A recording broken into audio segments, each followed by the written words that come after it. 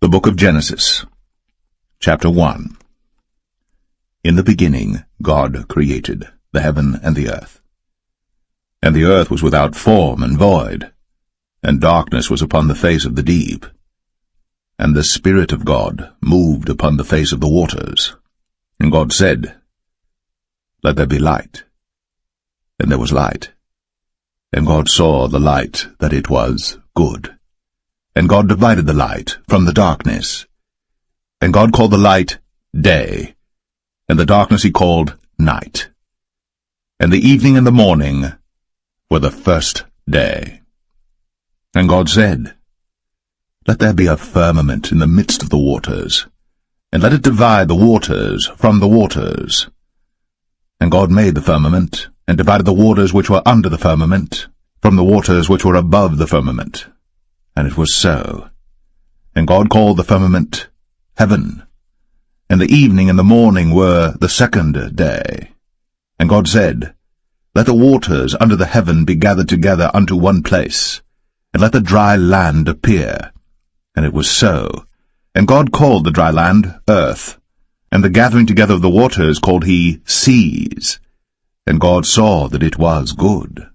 And God said, Let the earth bring forth grass, the herb yielding seed, and the fruit tree yielding fruit after his kind, whose seed is in itself upon the earth. And it was so. And the earth brought forth grass, an herb yielding seed after his kind, and the tree yielding fruit, whose seed was in itself after his kind. And God saw that it was good. And the evening and the morning were the third day. And God said, Let there be lights in the firmament of the heaven to divide the day from the night. And let them be for signs, and for seasons, and for days and years. And let them be for lights in the firmament of the heaven, to give light upon the earth. And it was so. And God made two great lights, the greater light to rule the day, and the lesser light to rule the night. He made the stars also. And God set them in the firmament of the heaven to give light upon the earth, and to rule over the day and over the night, and to divide the light from the darkness. And God saw that it was good. And the evening and the morning were the fourth day. And God said, Let the waters bring forth abundantly the moving creature that hath life, and fowl that may fly above the earth in the open firmament of heaven. And God created great whales, and every living creature that moveth, which the waters brought forth abundantly after their kind, and every winged fowl after his kind. And God saw that it was good.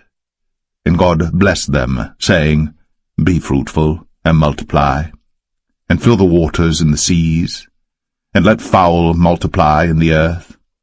And the evening and the morning were the fifth day. And God said, Let the earth bring forth the living creature after his kind, cattle and creeping thing, and beast of the earth after his kind. And it was so. And God made the beast of the earth after his kind, and cattle after their kind, and everything that creepeth upon the earth after his kind. And God saw that it was good. And God said, Let us make man in our image, after our likeness, and let them have dominion over the fish of the sea, and over the fowl of the air, and over the cattle, and over all the earth, and over every creeping thing that creepeth upon the earth. So God created man in his own image. In the image of God created he him, male and female created he them. And God blessed them, and God said unto them, Be fruitful, and multiply, and replenish the earth, and subdue it, and have dominion over the fish of the sea, and over the fowl of the air, and over every living thing that moveth upon the earth. And God said, Behold, I have given you every herb-bearing seed which is upon the face of all the earth, and every tree in the which is the fruit of a tree yielding seed. To you it shall be for meat. And to every beast of the earth, and to every fowl of the air, and to everything that creepeth upon the earth, wherein there is life, I have given every green herb for meat. And it was so. And God saw everything that he had made, and behold, it was very good. And the evening and the morning were the 6th day.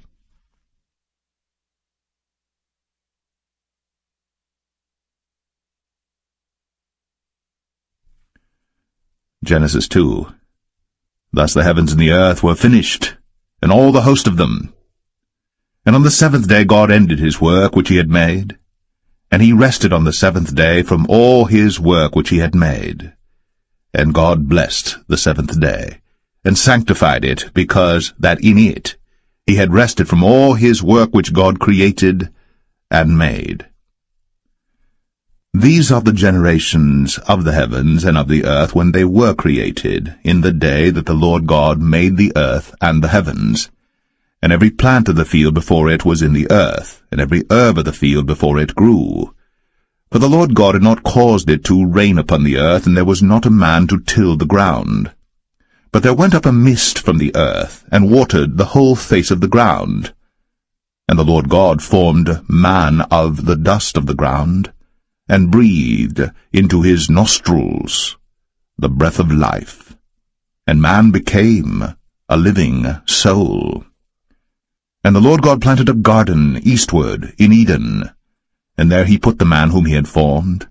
And out of the ground made the Lord God to grow every tree that is pleasant to the sight, and good for food, the tree of life also in the midst of the garden, and the tree of knowledge of good and evil.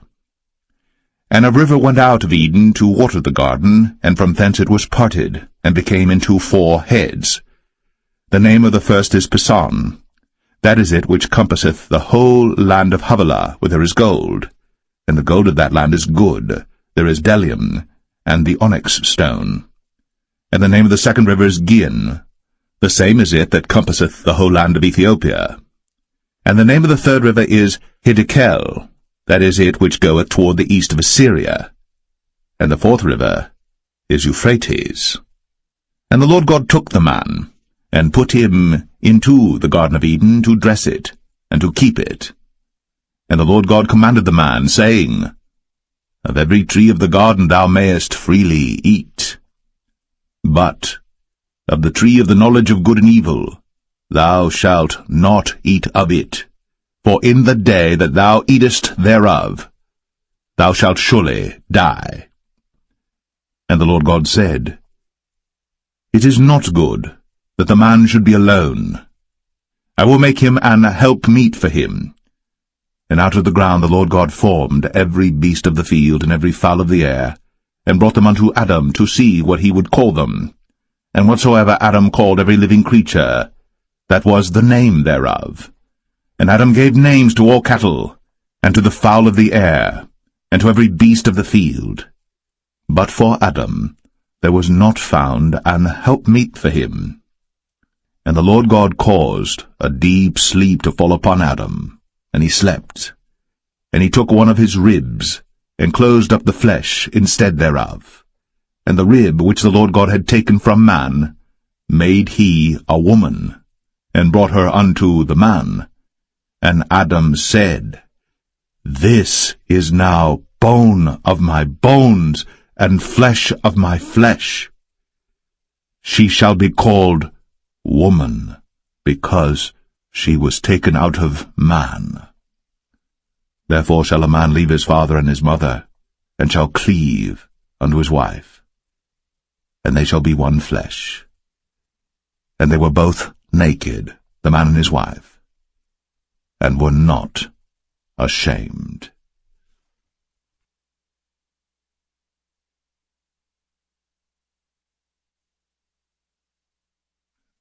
Genesis 3.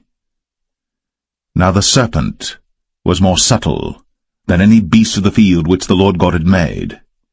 And he said unto the woman, Yea, hath God said, Ye shall not eat of every tree of the garden? And the woman said unto the serpent, We may eat of the fruit of the trees of the garden. But of the fruit of the tree which is in the midst of the garden, God hath said, Ye shall not eat of it, neither shall ye touch it, lest ye die. And the serpent said unto the woman, Ye shall not surely die. For God doth know that in the day ye eat thereof, then your eyes shall be opened, and ye shall be as gods, knowing good and evil. And when the woman saw that the tree was good for food, and that it was pleasant to the eyes, and a tree to be desired to make one wise, she took of the fruit thereof, and did eat, and gave also unto her husband with her, and he did eat. And the eyes of them both were opened, and they knew that they were naked. And they sewed fig leaves together, and made themselves aprons. And they heard the voice of the Lord God walking in the garden in the cool of the day. And Adam and his wife hid themselves from the presence of the Lord God amongst the trees of the garden. And the Lord God called unto Adam, and said unto him, Where art thou? And he said, I heard thy voice in the garden, and I was afraid, because I was naked, and I hid myself. And he said, Who told thee that thou wast naked? Hast thou eaten of the tree whereof I commanded thee that thou shouldest not eat? And the man said, The woman, whom thou gavest to be with me, she gave me of the tree, and I did eat. And the Lord God said unto the woman, What is this that thou hast done? And the woman said, The serpent beguiled me, and I did eat. And the Lord God said unto the serpent, Because thou hast done this, thou art cursed above all cattle, and above every beast of the field. Upon thy belly shalt thou go, and dust shalt thou eat all the days of thy life. And I will put enmity between thee and the woman, and between thy seed and her seed. It shall bruise thy head, and thou shalt bruise his heel. Unto the woman he said, I will greatly multiply thy sorrow, and thy conception. In sorrow thou shalt bring forth children, and thy desire shall be to thy husband, and he shall rule over thee. And unto Adam he said, Because thou hast hearkened unto the voice of thy wife, and hast eaten of the tree of which I commanded thee, saying, Thou shalt not eat of it, cursed is the ground for thy sake. In sorrow shalt thou eat of it all the days of thy life. Thorns also, and thistles shall it bring forth to thee, and thou shalt eat the herb of the field. In the sweat of thy face shalt thou eat bread, till thou return unto the ground.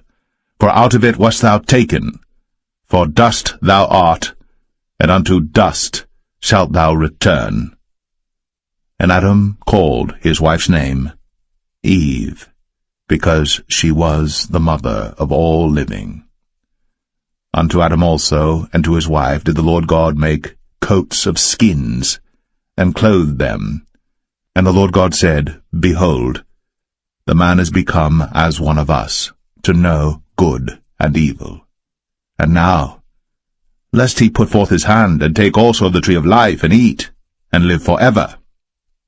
Therefore the Lord God sent him forth from the Garden of Eden, to till the ground from whence he was taken.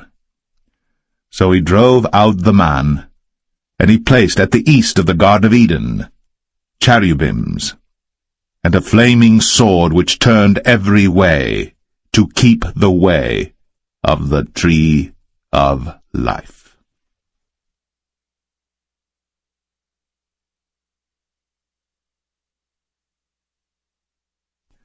Genesis 4. And Adam knew Eve his wife, and she conceived and bare Cain, and said, I have gotten a man from the Lord. And she again bare his brother Abel, and Abel was a keeper of sheep, but Cain was a tiller of the ground. And in process of time it came to pass that Cain brought of the fruit of the ground an offering unto the Lord. And Abel he also brought of the firstlings of his flock, and of the fat thereof. And the Lord had respect unto Abel and to his offering. But unto Cain and to his offering he had not respect. And Cain was very wroth, and his countenance fell.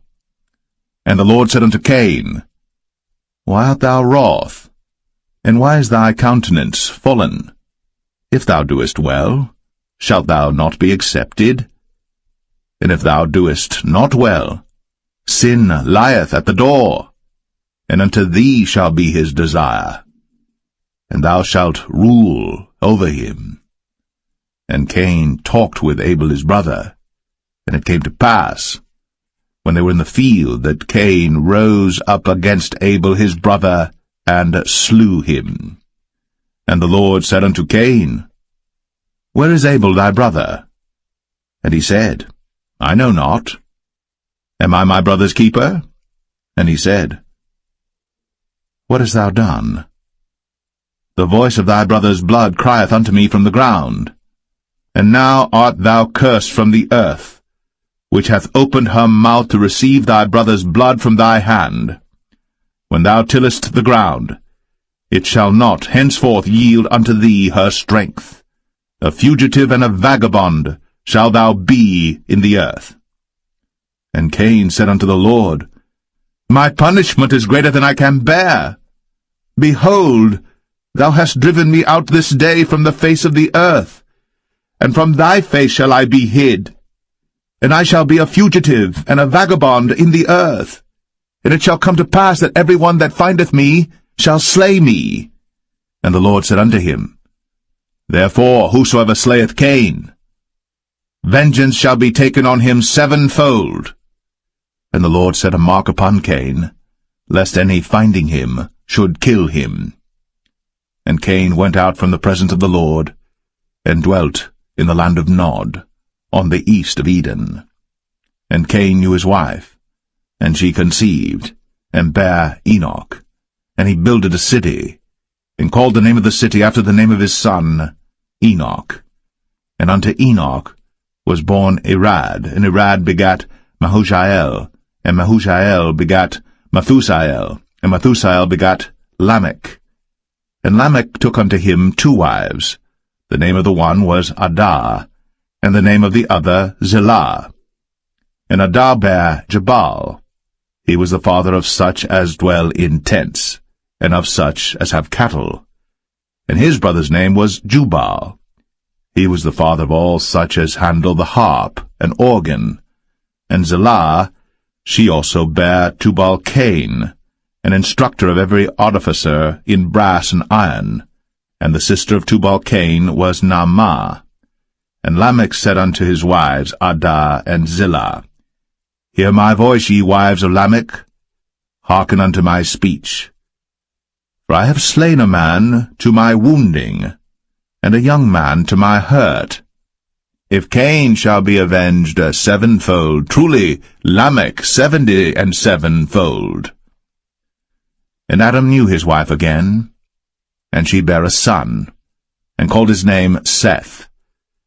For God, said she, hath appointed me another seed instead of Abel, whom Cain slew. And to Seth, to him also there was born a son, and he called his name Enos.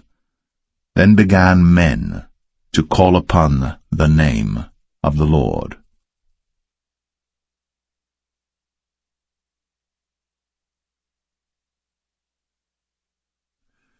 Genesis 5. This is the book of the generations of Adam. In the day that God created man, in the likeness of God made he him. Male and female created he them, and blessed them, and called their name Adam, in the day when they were created. And Adam lived 130 years, and begat a son in his own likeness, after his image, and called his name Seth. And the days of Adam after he had begotten Seth were 800 years, and he begat sons and daughters. And all the days that Adam lived were 930 years, and he died. And Seth lived 105 years, and begat Enos. And Seth lived after he begat Enos 807 years, and begat sons and daughters. And all the days of Seth were 912 years, and he died. And Enos lived 90 years, and begat Canaan.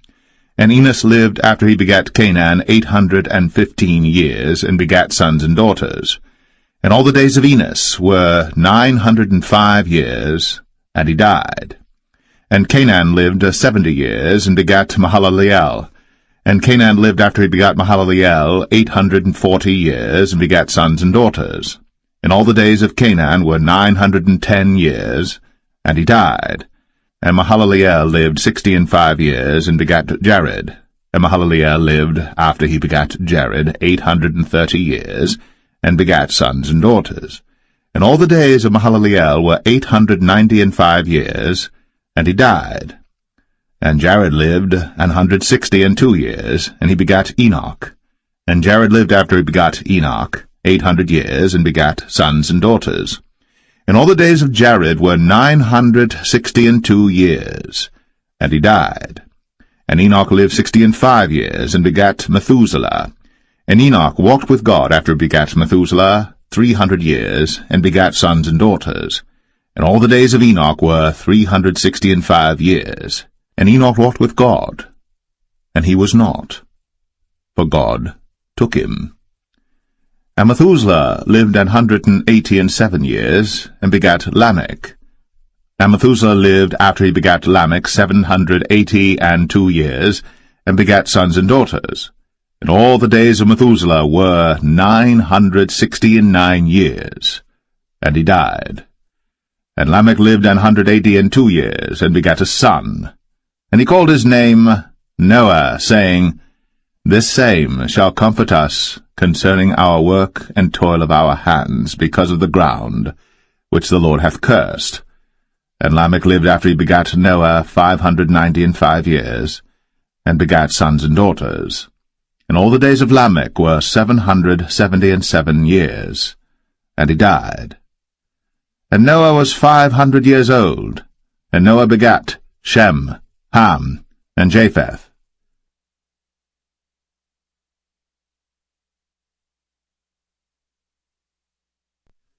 Genesis 6. And it came to pass, when men began to multiply on the face of the earth, and daughters were born unto them, that the sons of God saw the daughters of men that they were fair, and they took them wives of all which they chose. And the Lord said, My spirit shall not always strive with man, for that he also is flesh, yet his days shall be 120 years. There were giants in the earth in those days, and also after that, when the sons of God came in unto the daughters of men, and they bare children to them, the same became mighty men which were of old, men of renown. And God saw that the wickedness of man was great in the earth, and that every imagination of the thoughts of his heart was only evil continually. And it repented the Lord that he had made man on the earth, and it grieved him at his heart.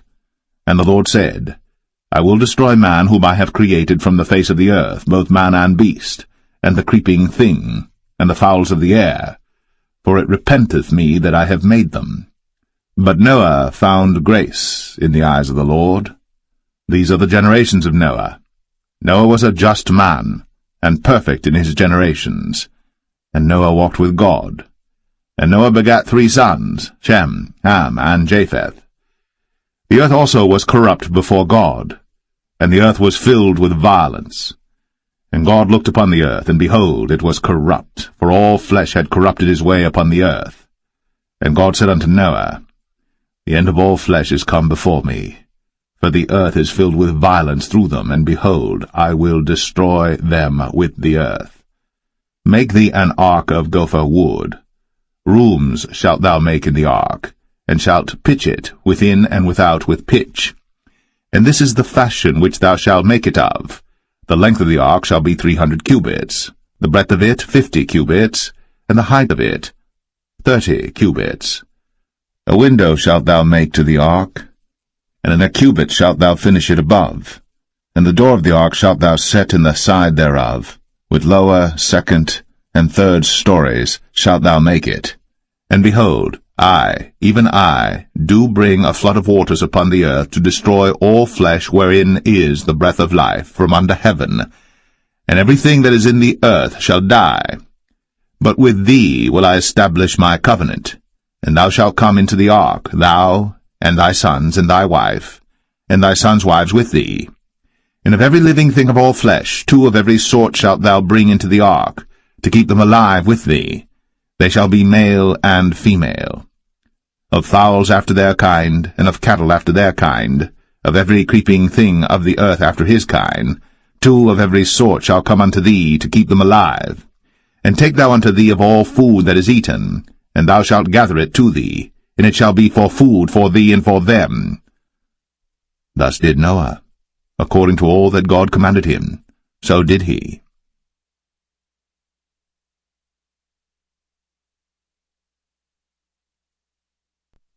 Genesis 7. And the Lord said unto Noah, Come thou and all thy house into the ark, for thee have I seen righteous before me in this generation. Of every clean beast thou shalt take to thee by 7s, the male and his female, and of beasts that are not clean by 2, the male and his female. Of fowls also of the air by 7s, the male and the female, to keep seed alive upon the face of all the earth. For yet 7 days, and I will cause it to rain upon the earth 40 days and 14 nights. And every living substance that I have made will I destroy from off the face of the earth. And Noah did according unto all that the Lord commanded him.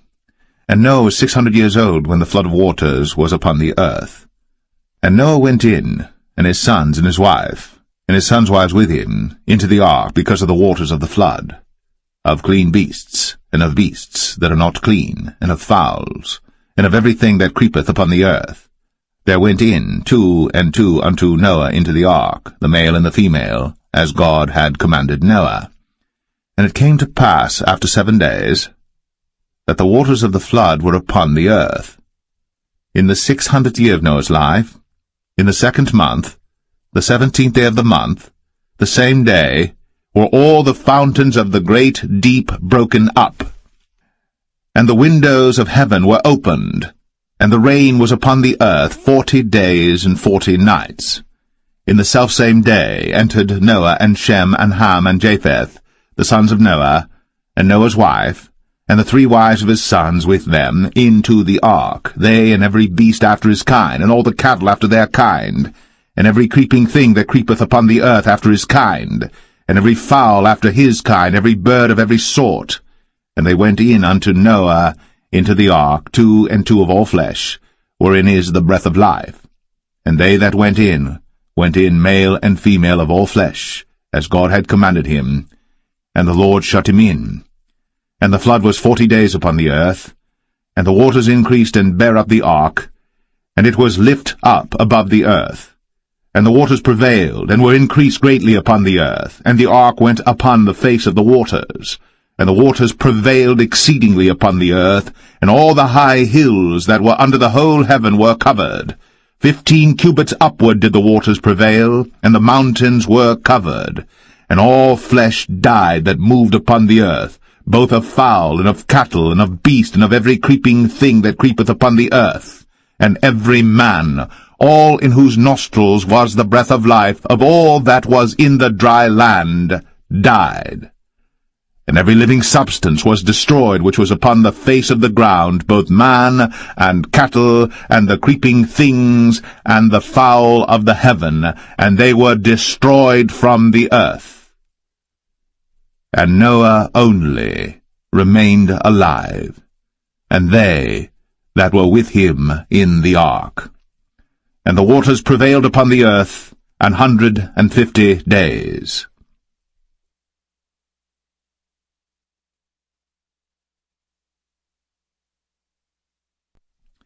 Genesis 8.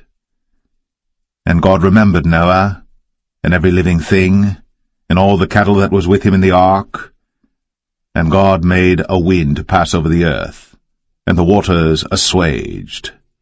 The fountains also of the deep, and the windows of heaven were stopped, and the rain from heaven was restrained. And the waters returned from off the earth continually. And after the end of the 150 days the waters were abated. And the ark rested in the 7th month, on the 17th day of the month, upon the mountains of Ararat. And the waters decreased continually until the 10th month. In the 10th month, on the 1st day of the month, were the tops of the mountains seen.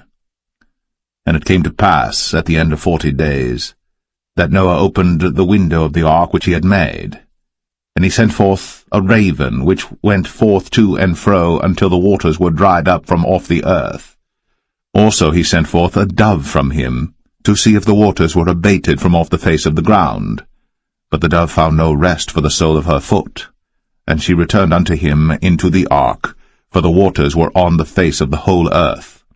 Then he put forth his hand, and took her, and pulled her in unto him into the ark. And he stayed yet other 7 days, and again he sent forth the dove out of the ark. And the dove came in to him in the evening, and lo, in her mouth was an olive leaf plucked off. So Noah knew that the waters were abated from off the earth.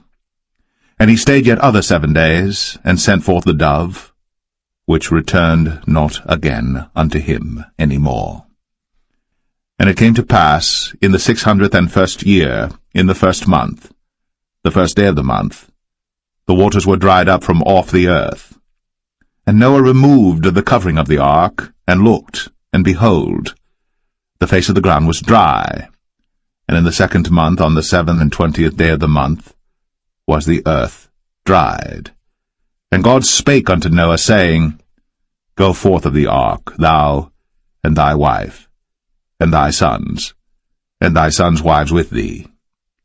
Bring forth with thee every living thing that is with thee of all flesh, both of fowl, and of cattle, and of every creeping thing that creepeth upon the earth, that they may breed abundantly in the earth, and be fruitful and multiply upon the earth. And Noah went forth, and his sons and his wife, and his sons' wives with him, every beast, every creeping thing, and every fowl, and whatsoever creepeth upon the earth, after their kinds, went forth out of the ark. And Noah builded an altar unto the Lord, and took of every clean beast, and of every clean fowl, and offered burnt offerings on the altar. And the Lord smelled a sweet savour.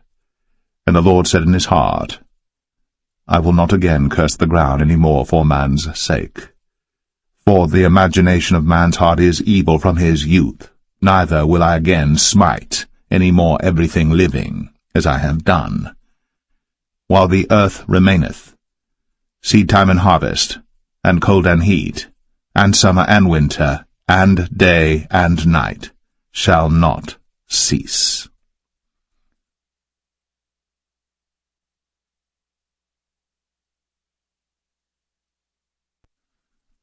Genesis 9. And God blessed Noah and his sons, and said unto them, Be fruitful, and multiply, and replenish the earth.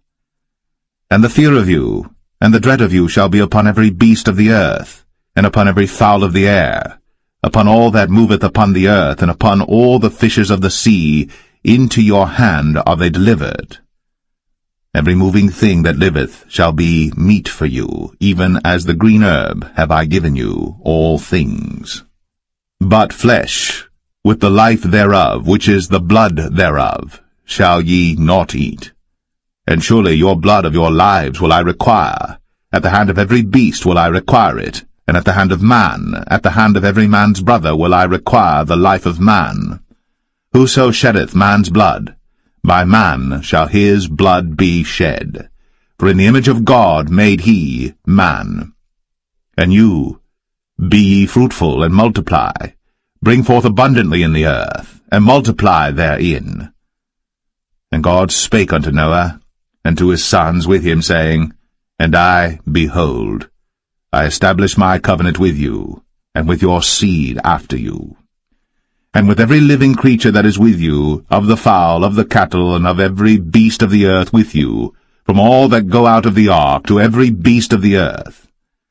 And I will establish my covenant with you. Neither shall all flesh be cut off any more by the waters of a flood, neither shall there any more be a flood to destroy the earth.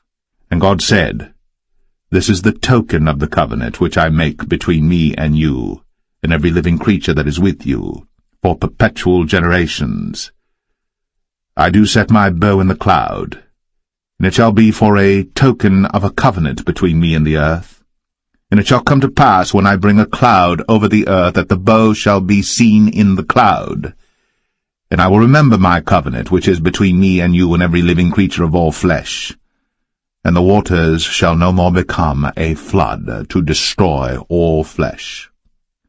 And the bow shall be in the cloud, and I will look upon it, that I may remember the everlasting covenant between God and every living creature of all flesh that is upon the earth. And God said unto Noah, This is the token of the covenant, which I have established between me and all flesh that is upon the earth. And the sons of Noah that went forth of the ark were Shem, and Ham, and Japheth. And Ham is the father of Canaan. These are the 3 sons of Noah, and of them was the whole earth overspread. And Noah began to be an husbandman, and he planted a vineyard. And he drank of the wine, and was drunken, and he was uncovered within his tent. And Ham, the father of Canaan, saw the nakedness of his father, and told his 2 brethren without. And Shem and Japheth took a garment, and laid it upon both their shoulders, and went backward, and covered the nakedness of their father. And their faces were backward, and they saw not their father's nakedness. And Noah awoke from his wine, and knew what his younger son had done unto him. And he said, Cursed be Canaan! A servant of servants shall he be unto his brethren. And he said, Blessed be the Lord God of Shem, and Canaan shall be his servant. God shall enlarge Japheth, and he shall dwell in the tents of Shem, and Canaan shall be his servant. And Noah lived after the flood 350 years, and all the days of Noah were 950 years. And he died.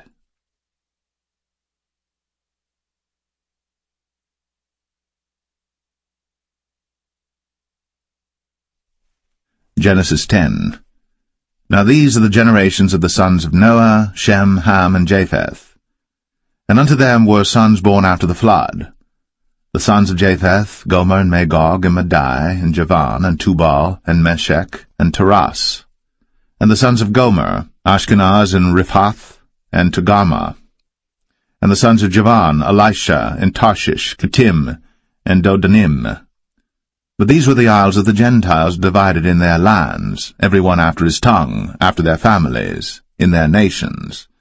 And the sons of Ham, Cush, and Mizraim, and Phut, and Canaan. And the sons of Cush, Seba, and Havilah, and Sabta, and Ramah, and Sabteka. And the sons of Ramah, Sheba, and Dedan. And Cush begat Nimrod. He began to be a mighty one in the earth. He was a mighty hunter before the Lord. Wherefore it is said, Even as Nimrod the mighty hunter before the Lord. And the beginning of his kingdom was Babel, and Erech, and Akkad, and Calneh in the land of Shinar. Out of that land went forth Ashur, and builded Nineveh, and the city Rehoboth, and Calah. And Rezin between Nineveh and Calah, the same is a great city.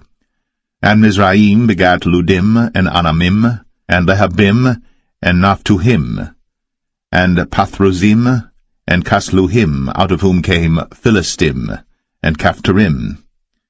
And Canaan begat Sidon his firstborn, and Heth, and the Jebusite, and the Amorite, and the Girgashite, and the Hivite, and the Archite, and the Sinite, and the Arvadite, and the Zemarite, and the Hamathite. And afterward were the families of the Canaanites spread abroad. And the border of the Canaanites was from Sidon, as thou comest to Gerar, unto Gaza, as thou goest unto Sodom and Gomorrah, and Admah, and Zeboim, even unto Lasha. These are the sons of Ham, after their families, after their tongues, in their countries, and in their nations. Unto Shem also, the father of all the children of Eber, the brother of Japheth, the elder, even to him were children born, the children of Shem, Elam, and Ashur, and Arphaxad, and Lud, and Aram. And the children of Aram, Uz, and Hul, and Gether, and Mash. And Arphaxad begat Salah, and Salah begat Eber. And unto Eber were born 2 sons. The name of one was Peleg, for in his days was the earth divided, and his brother's name was Joktan. And Joktan begat Almadad, and Shalef, and Hazarmaveth, and Jerah, and Hadoram, and Uzal, and Diklah, and Obal, and Abimael, and Sheba, and Ophir, and Havilah, and Jobab. All these were the sons of Joktan. And their dwelling was from Mesha, as thou goest unto Sephar, a mount of the east. These are the sons of Shem, after their families, after their tongues, in their lands, after their nations. These are the families of the sons of Noah, after their generations, in their nations, and by these were the nations divided in the earth after the flood.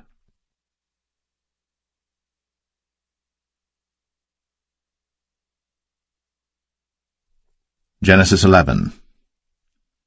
And the whole earth was of one language, and of one speech. And it came to pass, as they journeyed from the east, that they found a plain in the land of Shinar, and they dwelt there. And they said one to another, Go to, let us make brick, and burn them thoroughly. And they had brick for stone, and slime had they for mortar. And they said, Go to, let us build us a city and a tower, whose top may reach unto heaven. And let us make us a name, lest we be scattered abroad upon the face of the whole earth. And the Lord came down to see the city and the tower, which the children of men builded. And the Lord said, Behold, the people is one, and they have all one language, and this they begin to do? And now nothing will be restrained from them, which they have imagined to do. Go to, let us go down, and there confound their language, that they may not understand one another's speech. So the Lord scattered them abroad from thence upon the face of all the earth, and they left off to build the city. Therefore is the name of it called Babel, because the Lord did there confound the language of all the earth, and from thence did the Lord scatter them abroad upon the face of all the earth. These are the generations of Shem. Shem was 100 years old, and begat Arphaxad 2 years after the flood. And Shem lived after he begat Arphaxad 500 years, and begat sons and daughters. And Arphaxad lived 35 years, and begat Salah. And Arphaxad lived after he begat Salah 403 years, and begat sons and daughters. And Salah lived 30 years, and begat Eber. And Salah lived after he begat Eber 403 years, and begat sons and daughters. And Eber lived 34 years, and begat Peleg. And Eber lived after he begat Peleg 430 years, and begat sons and daughters. And Peleg lived 30 years, and begat Reu. And Peleg lived after he begat Reu 209 years, and begat sons and daughters. And Reu lived 32 years, and begat Serug. And Reu lived after he begat Serug 207 years, and begat sons and daughters. And Serug lived 30 years, and begat Nahor. And Serug lived after he begat Nahor 200 years, and begat sons and daughters. And Nahor lived 29 years, and begat Terah. And Nahor lived after he begat Terah 119 years, and begat sons and daughters. And Terah lived 70 years, and begat Abram, Nahor, and Haran. Now these are the generations of Terah. Terah begat Abram, Nahor, and Haran begat Lot. And Haran died before his father Terah in the land of his nativity, in Ur of the Chaldees. And Abram and Nahor took them wives. The name of Abram's wife was Sarai, and the name of Nahor's wife, Milcah, the daughter of Haran, the father of Milcah, and the father of Iscah. But Sarai was barren, she had no child. And Terah took Abram his son, and Lot the son of Haran his son's son, and Sarai his daughter-in-law his son Abram's wife. And they went forth with them from Ur of the Chaldees, to go into the land of Canaan. And they came unto Haran, and dwelt there. And the days of Terah were 205 years, and Terah died in Haran.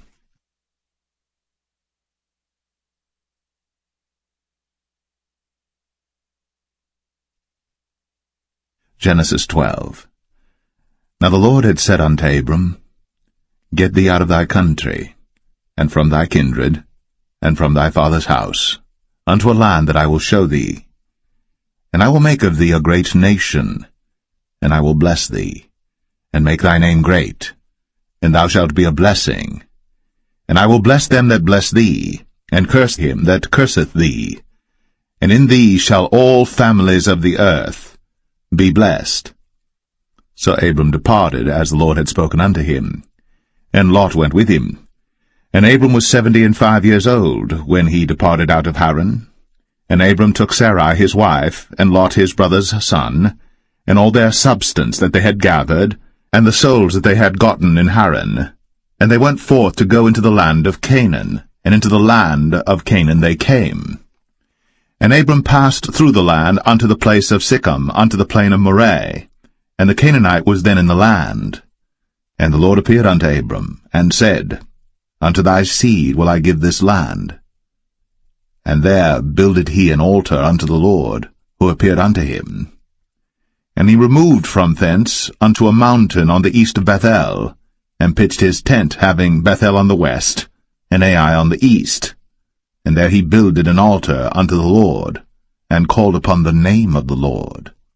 And Abram journeyed, going on still toward the south. And there was a famine in the land, and Abram went down into Egypt to sojourn there, for the famine was grievous in the land.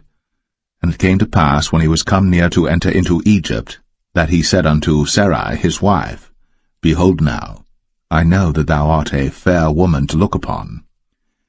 Therefore it shall come to pass, when the Egyptians shall see thee, that they shall say, This is his wife, and they will kill me, but they will save thee alive. Say, I pray thee, Thou art my sister, that it may be well with me for thy sake, and my soul shall live because of thee. And it came to pass, that when Abram was come into Egypt, the Egyptians beheld the woman that she was very fair. The princes also of Pharaoh saw her, and commended her before Pharaoh. And the woman was taken into Pharaoh's house. And he entreated Abram well for her sake. And he had sheep, and oxen, and he-asses, and menservants, and maidservants, and she-asses, and camels. And the Lord plagued Pharaoh, and his house with great plagues because of Sarai, Abram's wife. And Pharaoh called Abram, and said, What is this that thou hast done unto me? Why didst thou not tell me that she was thy wife? Why saidst thou, She is my sister, so I might have taken her to be my wife? Now therefore behold thy wife, take her, and go thy way. And Pharaoh commanded his men concerning him, and they sent him away, and his wife, and all that he had.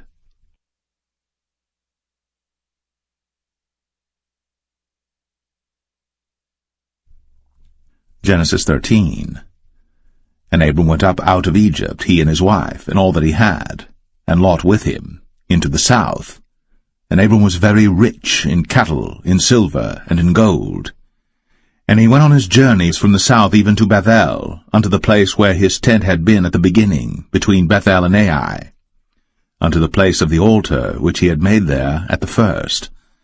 And there Abram called on the name of the Lord. And Lot also, which went with Abram, had flocks and herds and tents. And the land was not able to bear them, that they might dwell together, for their substance was great, so that they could not dwell together. And there was a strife between the herdmen of Abram's cattle and the herdmen of Lot's cattle. And the Canaanite and the Perizzite dwelled then in the land. And Abram said unto Lot, Let there be no strife, I pray thee, between me and thee, and between my herdmen and thy herdmen, for we be brethren. Is not the whole land before thee? Separate thyself, I pray thee, from me. If thou wilt take the left hand, then I will go to the right. Or if thou depart to the right hand, then I will go to the left. And Lot lifted up his eyes, and beheld all the plain of Jordan, that it was well watered everywhere, before the Lord destroyed Sodom and Gomorrah, even as the garden of the Lord, like the land of Egypt, as thou comest unto Zoar. Then Lot chose him all the plain of Jordan, and Lot journeyed east. And they separated themselves the one from the other. Abram dwelled in the land of Canaan, and Lot dwelled in the cities of the plain, and pitched his tent toward Sodom. But the men of Sodom were wicked and sinners before the Lord exceedingly. And the Lord said unto Abram after that Lot was separated from him, Lift up now thine eyes, and look from the place where thou art, northward and southward, and eastward and westward. For all the land which thou seest, to thee will I give it, and to thy seed for ever. And I will make thy seed as the dust of the earth, so that if a man can number the dust of the earth, then shall thy seed also be numbered. Arise, walk through the land in the length of it, and in the breadth of it, for I will give it unto thee. Then Abram removed his tent, and came and dwelt in the plain of Mamre, which is in Hebron, and built there an altar unto the Lord.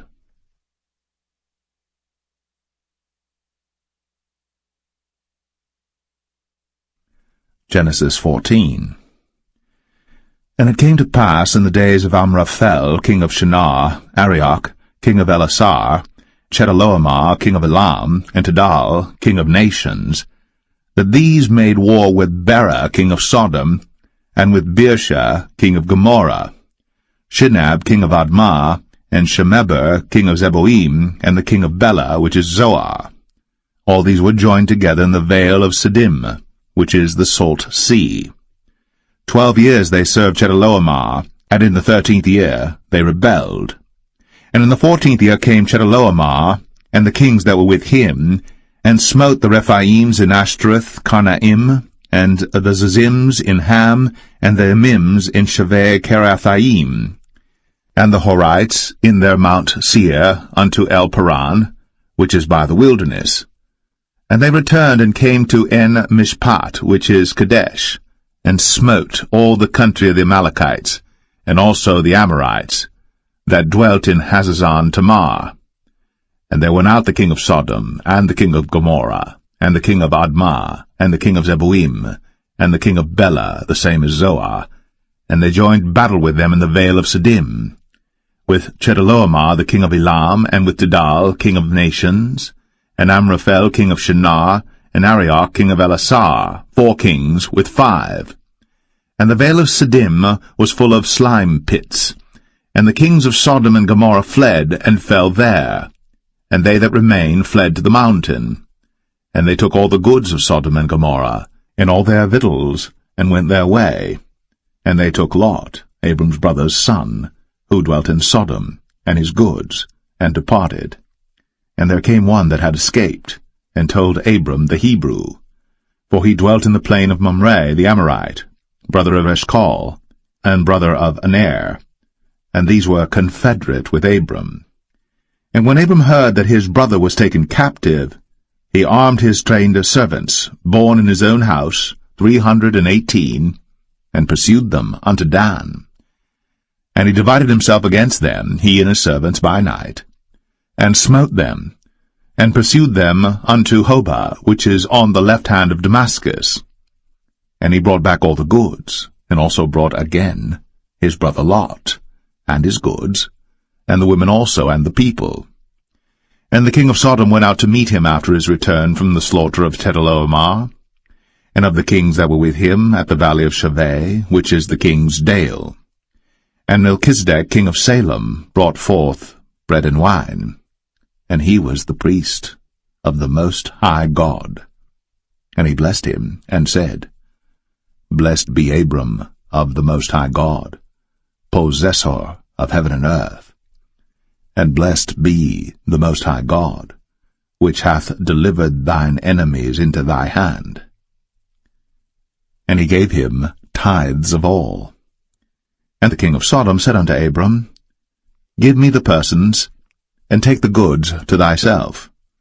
And Abram said to the king of Sodom, I have lifted up mine hand unto the Lord, the Most High God, the possessor of heaven and earth, that I will not take from a thread, even to a shoe latchet, and that I will not take anything that is thine, lest thou shouldst say, I have made Abram rich.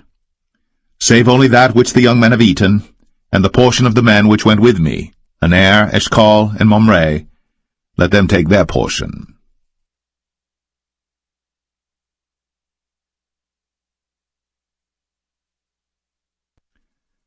Genesis 15. After these things, the word of the Lord came unto Abram in a vision, saying, Fear not, Abram, I am thy shield, and thy exceeding great reward. And Abram said, Lord God, what wilt thou give me, seeing I go childless? And the steward of my house is this Eliezer of Damascus. And Abram said, Behold, to me thou hast given no seed, and lo, one born in my house is mine heir. And behold, the word of the Lord came unto him, saying, This shall not be thine heir, but he that shall come forth out of thine own bowels shall be thine heir. And he brought him forth abroad, and said, Look now toward heaven, and tell the stars, if thou be able to number them. And he said unto him, So shall thy seed be. And he believed in the Lord, and he counted it to him for righteousness. And he said unto him, I am the Lord that brought thee out of Ur of the Chaldees, to give thee this land to inherit it. And he said, Lord God, whereby shall I know that I shall inherit it? And he said unto him, Take me an heifer of 3 years old, and a she-goat of 3 years old, and a ram of 3 years old, and a turtle dove, and a young pigeon. And he took unto him all these, and divided them in the midst, and laid each piece one against another. But the birds divided he not. And when the fowls came down upon the carcasses, Abram drove them away.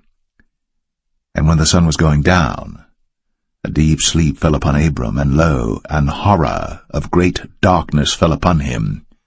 And he said unto Abram, Know of a surety that thy seed shall be a stranger in a land that is not theirs, and shall serve them, and they shall afflict them 400 years.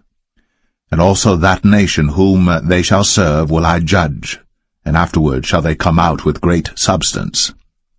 And thou shalt go to thy fathers in peace. Thou shalt be buried in a good old age. But in the 4th generation they shall come hither again, for the iniquity of the Amorites is not yet full.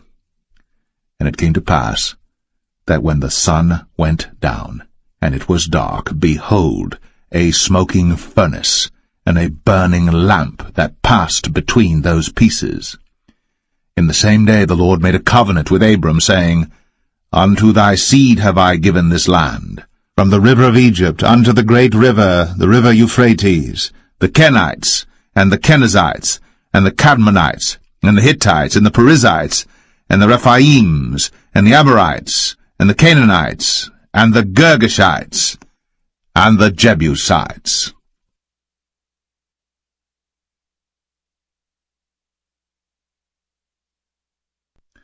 Genesis 16. Now Sarai, Abram's wife, bare him no children. And she had an handmaid, an Egyptian, whose name was Hagar. And Sarai said unto Abram, Behold now, the Lord hath restrained me from bearing. I pray thee, go in unto my maid. It may be that I may obtain children by her. And Abram hearkened to the voice of Sarai. And Sarai, Abram's wife, took Hagar her maid, the Egyptian, after Abram had dwelt 10 years in the land of Canaan, and gave her to her husband Abram to be his wife. And he went in unto Hagar, and she conceived. And when she saw that she had conceived, her mistress was despised in her eyes. And Sarai said unto Abram, My wrong be upon thee. I have given my maid into thy bosom, and when she saw that she had conceived, I was despised in her eyes. The Lord judge between me and thee. But Abram said unto Sarai, Behold, thy maid is in thy hand.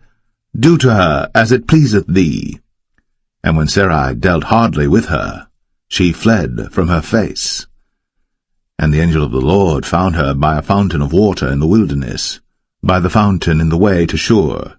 And he said, Hagar, Sarai's maid, whence camest thou? And whither wilt thou go? And she said, I flee from the face of my mistress Sarai. And the angel of the Lord said unto her, Return to thy mistress, and submit thyself unto her hands.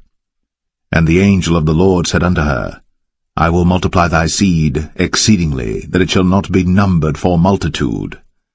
And the angel of the Lord said unto her, Behold, thou art with child, and shalt bear a son, and shalt call his name Ishmael, because the Lord hath heard thy affliction. And he will be a wild man, his hand will be against every man, and every man's hand against him. And he shall dwell in the presence of all his brethren. And she called the name of the Lord that spake unto her, Thou God seest me. For she said, Have I also here looked after him that seeth me? Wherefore the well was called Beer-Lahai Roi. Behold, it is between Kadesh and Bered. And Hagar bare Abram a son, and Abram called his son's name, which Hagar bare, Ishmael. And Abram was 86 years old, when Hagar bare Ishmael to Abram.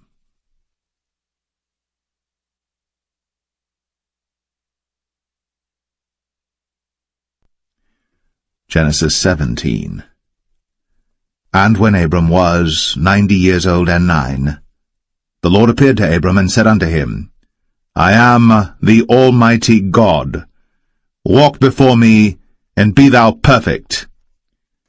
And I will make my covenant between me and thee, and will multiply thee exceedingly. And Abram fell on his face. And God talked with him, saying, As for me, behold, my covenant is with thee, and thou shalt be a father of many nations. Neither shall thy name any more be called Abram, but thy name shall be Abraham. For a father of many nations have I made thee. And I will make thee exceeding fruitful, and I will make nations of thee, and kings shall come out of thee. And I will establish my covenant between me and thee and thy seed after thee in their generations for an everlasting covenant, to be a God unto thee, and to thy seed after thee. And I will give unto thee, and to thy seed after thee, the land wherein thou art a stranger, all the land of Canaan, for an everlasting possession, and I will be their God. And God said unto Abraham, Thou shalt keep my covenant therefore, thou and thy seed after thee in their generations. This is my covenant, which ye shall keep, between me and you and thy seed after thee. Every man-child among you shall be circumcised, and ye shall circumcise the flesh of your foreskin, and it shall be a token of the covenant betwixt me and you. And he that is 8 days old shall be circumcised among you, every man-child in your generations, he that is born in the house, or bought with money of any stranger, which is not of thy seed. He that is born in thy house, and he that is bought with thy money, must needs be circumcised. And my covenant shall be in your flesh, for an everlasting covenant. And the uncircumcised man-child, whose flesh of his foreskin is not circumcised, that soul shall be cut off from his people. He hath broken my covenant. And God said unto Abraham, As for Sarai thy wife, thou shalt not call her name Sarai, but Sarah shall her name be. And I will bless her, and give thee a son also of her. Yea, I will bless her, and she shall be a mother of nations. Kings of people shall be of her. Then Abram fell upon his face, and laughed, and said in his heart, Shall a child be born unto him that is 100 years old? And shall Sarah that is 90 years old bear? And Abraham said unto God, Oh, that Ishmael might live before thee. And God said, Sarah thy wife shall bear thee a son indeed, and thou shalt call his name Isaac. And I will establish my covenant with him for an everlasting covenant, and with his seed after him. And as for Ishmael, I have heard thee. Behold, I have blessed him, and will make him fruitful, and will multiply him exceedingly. 12 princes shall he beget, and I will make him a great nation. But my covenant will I establish with Isaac, which Sarah shall bear unto thee, at this set time in the next year. And he left off talking with him, and God went up from Abraham. And Abraham took Ishmael his son, and all that were born in his house, and all that were bought with his money, every male among the men of Abraham's house, and circumcised the flesh of their foreskin in the selfsame day, as God had said unto him. And Abraham was 90 years old and 9, when he was circumcised in the flesh of his foreskin. And Ishmael his son was 13 years old, when he was circumcised in the flesh of his foreskin. In the selfsame day was Abraham circumcised, and Ishmael his son. And all the men of his house, born in the house, and bought with money of the stranger, were circumcised with him.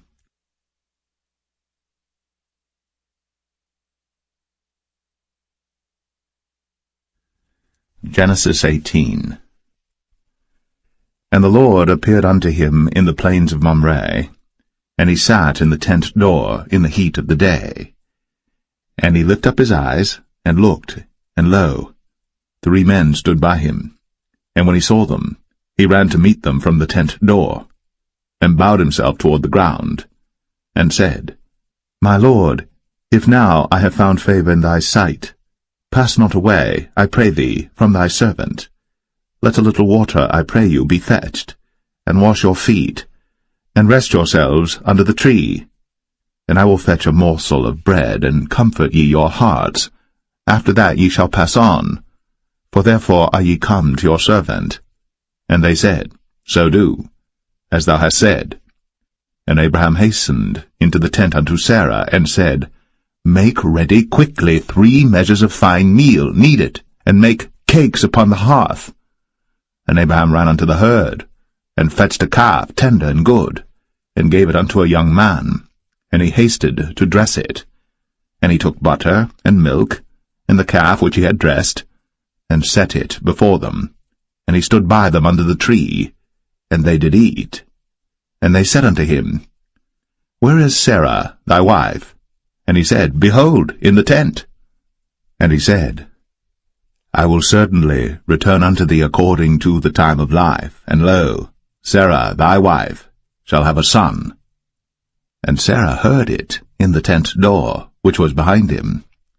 Now Abraham and Sarah were old, and well stricken in age, and it ceased to be with Sarah, after the manner of women. Therefore Sarah laughed within herself, saying, After I am waxed old shall I have pleasure, my Lord being old also?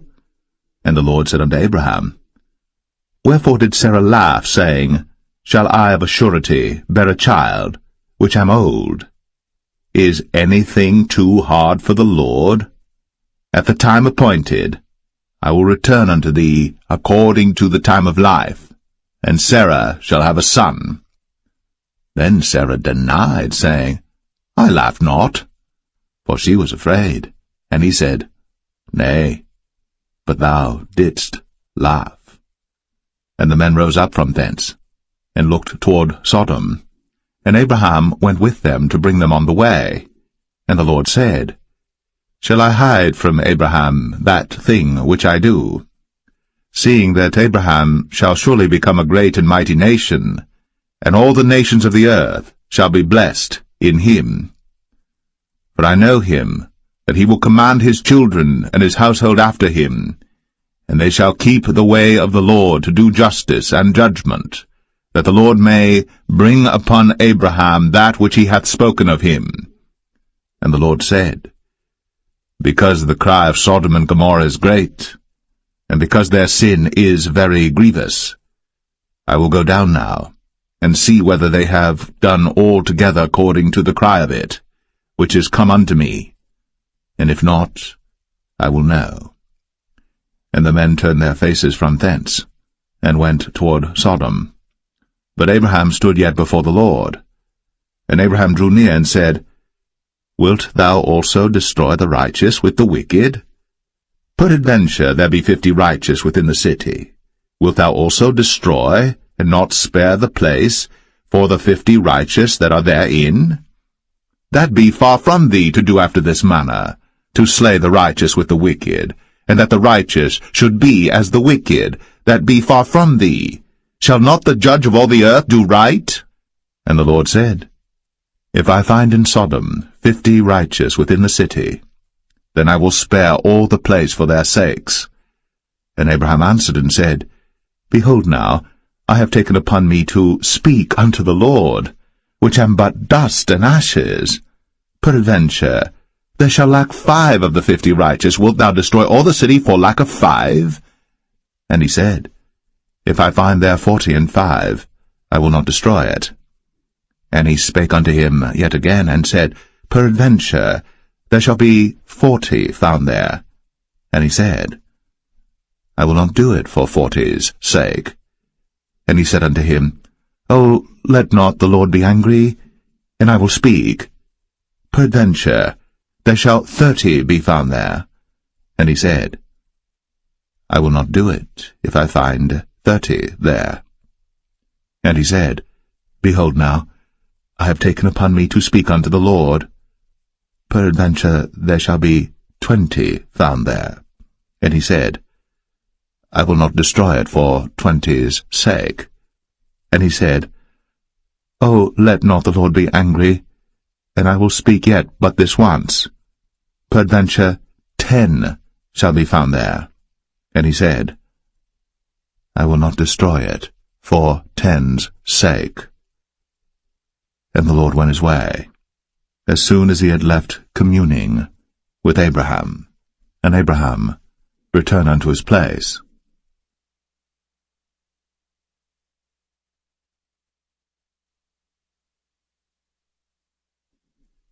Genesis 19. And there came 2 angels to Sodom at even, and Lot sat in the gate of Sodom. And Lot, seeing them, rose up to meet them, and he bowed himself with his face toward the ground. And he said, Behold now, my lords, turn in, I pray you, into your servant's house, and tarry all night, and wash your feet, and ye shall rise up early and go on your ways. And they said, Nay, but we will abide in the street all night. And he pressed upon them greatly. And they turned in unto him, and entered into his house.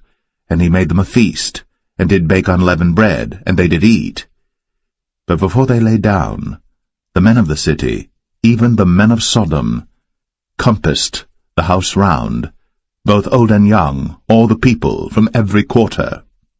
And they called unto Lot, and said unto him, Where are the men which came into thee this night? Bring them out unto us, that we may know them. And Lot went out at the door unto them, and shut the door after him, and said, I pray you, brethren, do not so wickedly. Behold now, I have 2 daughters which have not known man. Let me, I pray you, bring them out unto you, and do ye to them as is good in your eyes. Only unto these men do nothing, for therefore came they under the shadow of my roof. And they said, Stand back. And they said again, This one fellow came in to sojourn, and he will needs be a judge. Now will we deal worse with thee than with them. And they pressed sore upon the man, even Lot, and came near to break the door. But the men put forth their hand, and pulled Lot into the house to them, and shut to the door. And they smote the men that were at the door of the house with blindness, both small and great, so that they wearied themselves to find the door. And the men said unto Lot, Hast thou here any besides, son-in-law, and thy sons and thy daughters, and whatsoever thou hast in the city, bring them out of this place? For we will destroy this place, because the cry of them is waxen great before the face of the Lord, and the Lord hath sent us to destroy it. And Lot went out, and spake unto his sons-in-law, which married his daughters, and said, Up, get you out of this place, for the Lord will destroy this city. But he seemed as one that mocked unto his sons-in-law. And when the morning arose, then the angels hastened Lot, saying, Arise, take thy wife and thy 2 daughters, which are here, lest thou be consumed in the iniquity of the city. And while he lingered, the man laid hold upon his hand, and upon the hand of his wife, and upon the hand of his 2 daughters, the Lord being merciful unto him, and they brought him forth, and set him without the city. And it came to pass, when they had brought them forth abroad, that he said, Escape for thy life, look not behind thee, neither stay thou in all the plain, escape to the mountain, lest thou be consumed. And Lot said unto them, "Oh, not so, my lord. Behold now, thy servant hath found grace in thy sight, and thou hast magnified thy mercy which thou hast shown unto me in saving my life. And I cannot escape to the mountain, lest some evil take me and I die. Behold now, this city is near to flee unto, and it is a little one. Oh, let me escape thither. Is it not a little one, and my soul shall live?" And he said unto him, "See, I have accepted thee concerning this thing also, that I will not overthrow this city, for the which thou hast spoken. Haste thee, escape thither, for I cannot do anything till thou be come thither." Therefore the name of the city was called Zoar. The sun was risen upon the earth, when Lot entered into Zoar. Then the Lord rained upon Sodom and upon Gomorrah brimstone and fire from the Lord out of heaven. And he overthrew those cities, and all the plain, and all the inhabitants of the cities, and that which grew upon the ground. But his wife looked back from behind him, and she became a pillar of salt. And Abraham got up early in the morning to the place where he stood before the Lord. And he looked toward Sodom and Gomorrah, and toward all the land of the plain, and beheld, and lo, the smoke of the country went up as the smoke of a furnace. And it came to pass, when God destroyed the cities of the plain, that God remembered Abraham, and sent Lot out of the midst of the overthrow, when he overthrew the cities in the which Lot dwelt. And Lot went up out of Zoar, and dwelt in the mountain, and his 2 daughters with him, for he feared to dwell in Zoar, and he dwelt in a cave, he and his 2 daughters. And the firstborn said unto the younger, Our father is old, and there is not a man in the earth to come in unto us after the manner of all the earth. Come, let us make our father drink wine, and we will lie with him, that we may preserve seed of our father. And they made their father drink wine that night. And the firstborn went in, and lay with her father.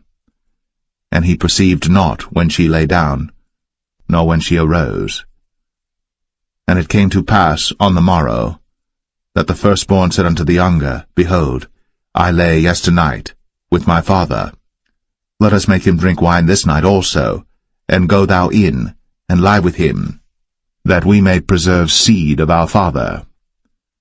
And they made their father drink wine that night also. And the younger arose, and lay with him.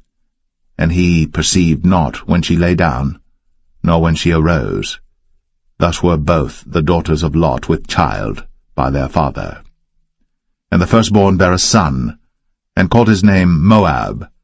The same is the father of the Moabites unto this day. And the younger, she also bare a son, and called his name Ben-Ami. The same is the father of the children of Ammon unto this day.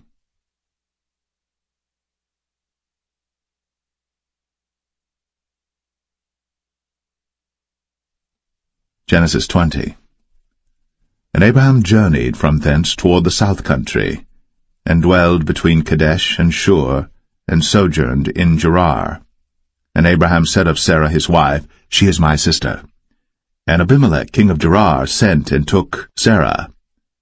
But God came to Abimelech in a dream by night, and said to him, Behold, thou art but a dead man, for the woman which thou hast taken, for she is a man's wife. But Abimelech had not come near her, and he said, Lord, wilt thou slay also a righteous nation? Said he not unto me, She is my sister? And she, even she herself, said, He is my brother? In the integrity of my heart, and innocency of my hands, have I done this. And God said unto him in a dream, Yea, I know that thou didst this in the integrity of thy heart. For I also withheld thee from sinning against me. Therefore suffered I thee not to touch her. Now therefore restore the man his wife, for he is a prophet, and he shall pray for thee, and thou shalt live.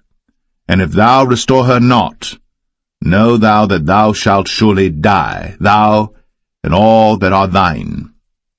Therefore Abimelech rose early in the morning, and called all his servants, and told all these things in their ears.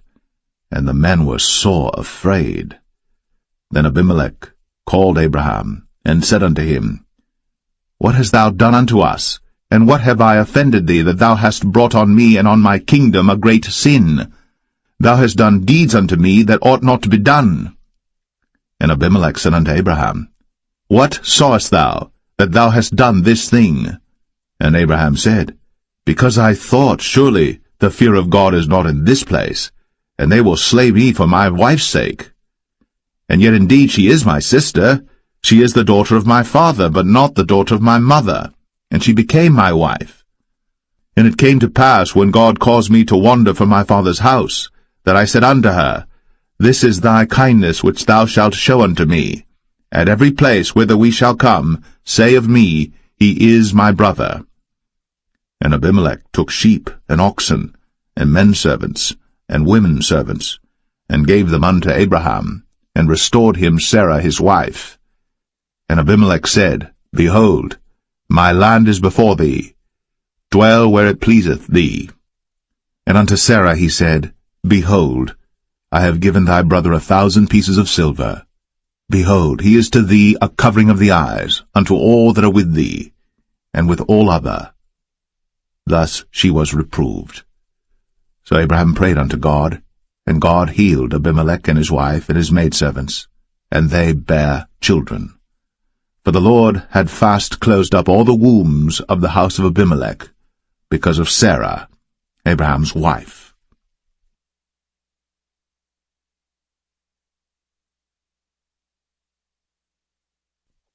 Genesis 21. And the Lord visited Sarah as he had said, and the Lord did unto Sarah as he had spoken. For Sarah conceived, and bare Abraham a son in his old age, at the set time of which God had spoken to him. And Abraham called the name of his son that was born unto him, whom Sarah bare to him, Isaac. And Abraham circumcised his son Isaac, being 8 days old, as God had commanded him. And Abraham was 100 years old when his son Isaac was born unto him. And Sarah said, God hath made me to laugh, so that all that hear will laugh with me. And she said, Who would have said unto Abraham, that Sarah should have given children suck? For I have borne him a son in his old age. And the child grew, and was weaned. And Abraham made a great feast, the same day that Isaac was weaned. And Sarah saw the son of Hagar the Egyptian, which she had borne unto Abraham, mocking. Wherefore she said unto Abraham, Cast out this bondwoman and her son, for the son of this bondwoman shall not be heir with my son, even with Isaac. And the thing was very grievous in Abraham's sight because of his son. And God said unto Abraham, Let it not be grievous in thy sight, because of the lad, and because of thy bondwoman. In all that Sarah hath said unto thee, hearken unto her voice. For in Isaac shall thy seed be called. And also of the son of the bondwoman will I make a nation, because he is thy seed. And Abraham rose up early in the morning, and took bread and a bottle of water, and gave it unto Hagar, putting it on her shoulder, and the child, and sent her away, and she departed and wandered in the wilderness of Beersheba.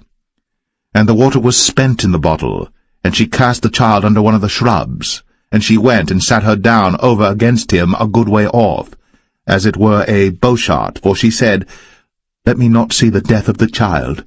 And she sat over against him, and lift up her voice, and wept. And God heard the voice of the lad. And the angel of God called to Hagar out of heaven, and said unto her, What aileth thee, Hagar? Fear not, for God hath heard the voice of the lad where he is.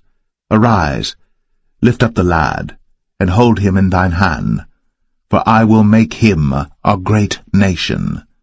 And God opened her eyes, and she saw a well of water, and she went and filled the bottle with water, and gave the lad drink. And God was with the lad, and he grew, and dwelt in the wilderness, and became an archer. And he dwelt in the wilderness of Paran, and his mother took him a wife out of the land of Egypt.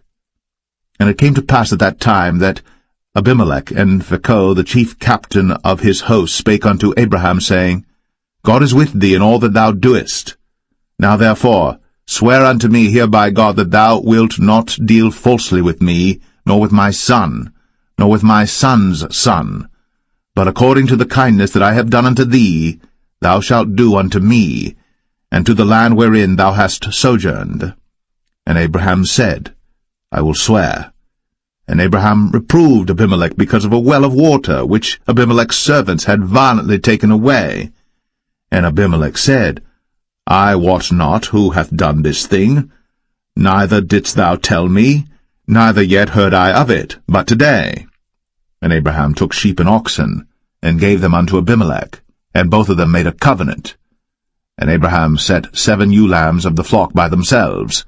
And Abimelech said unto Abraham, What mean these 7 ewe lambs which thou hast set by themselves? And he said, For these 7 ewe lambs shalt thou take of my hand, that they may be a witness unto me that I have digged this well. Wherefore he called that place Beersheba, because there they sware both of them. Thus they made a covenant at Beersheba. Then Abimelech rose up, and Phicol the chief captain of his host, and they returned into the land of the Philistines. And Abraham planted a grove in Beersheba, and called there on the name of the Lord, the everlasting God. And Abraham sojourned in the Philistines' land many days.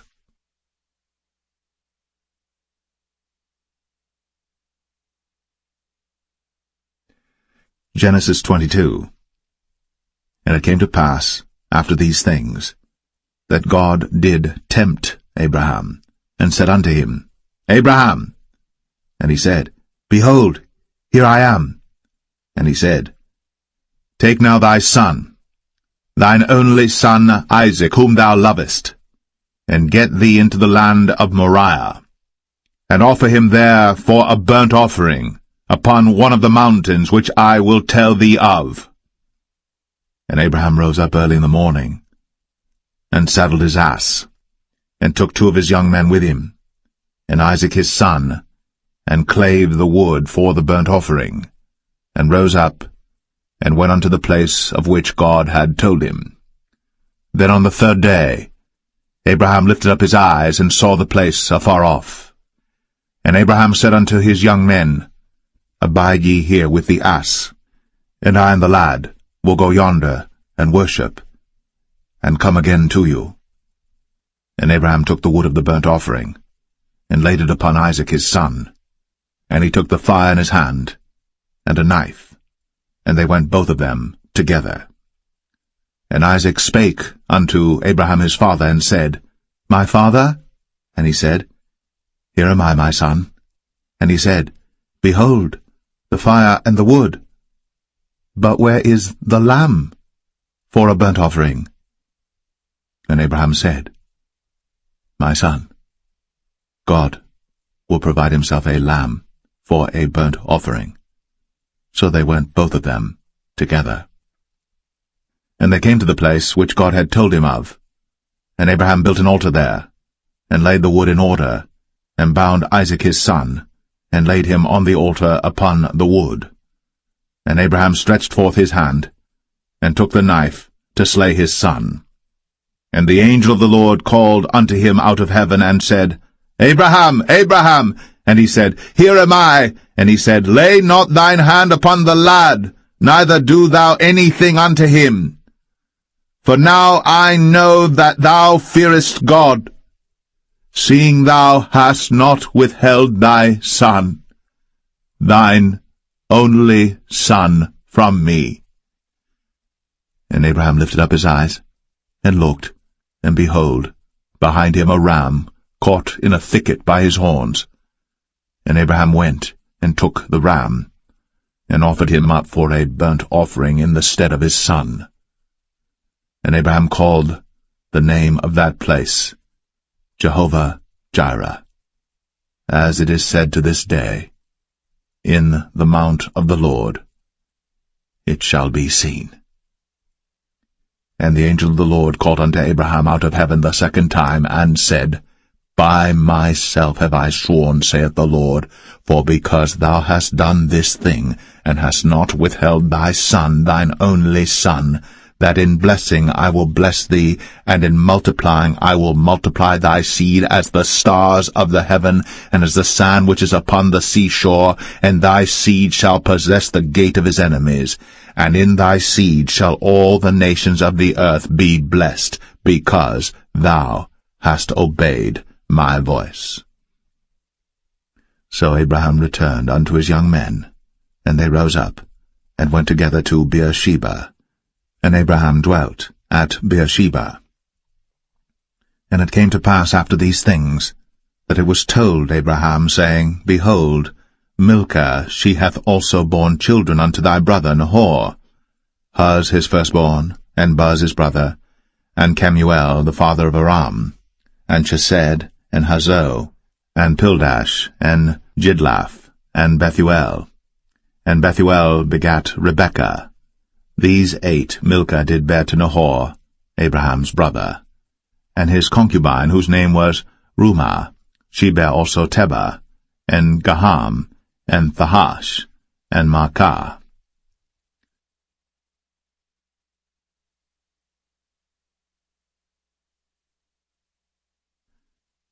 Genesis 23. And Sarah was 127 years old. These were the years of the life of Sarah. And Sarah died in Kirjath-Arba, the same as Hebron in the land of Canaan. And Abraham came to mourn for Sarah, and to weep for her. And Abraham stood up from before his dead, and spake unto the sons of Heth, saying, I am a stranger, and a sojourner with you. Give me a possession of a burying place with you, that I may bury my dead out of my sight. And the children of Heth answered Abraham, saying unto him, Hear us, my lord. Thou art a mighty prince among us. In the choice of our sepulchres bury thy dead. None of us shall withhold from thee his sepulchre, but that thou mayest bury thy dead. And Abraham stood up, and bowed himself to the people of the land, even to the children of Heth. And he communed with them, saying, If it be your mind that I should bury my dead out of my sight, hear me, and entreat for me to Ephron the son of Zoar, that he may give me the cave of Machpelah, which he hath, which is in the end of his field. For as much money as it is worth, he shall give it me, for a possession of a burying place amongst you. And Ephron dwelt among the children of Heth. And Ephron the Hittite answered Abraham in the audience of the children of Heth, even of all that went in at the gate of his city, saying, Nay, my lord, hear me. The field give I thee, and the cave that is therein I give it thee. In the presence of the sons of my people give I it thee. Bury thy dead. And Abraham bowed down himself before the people of the land.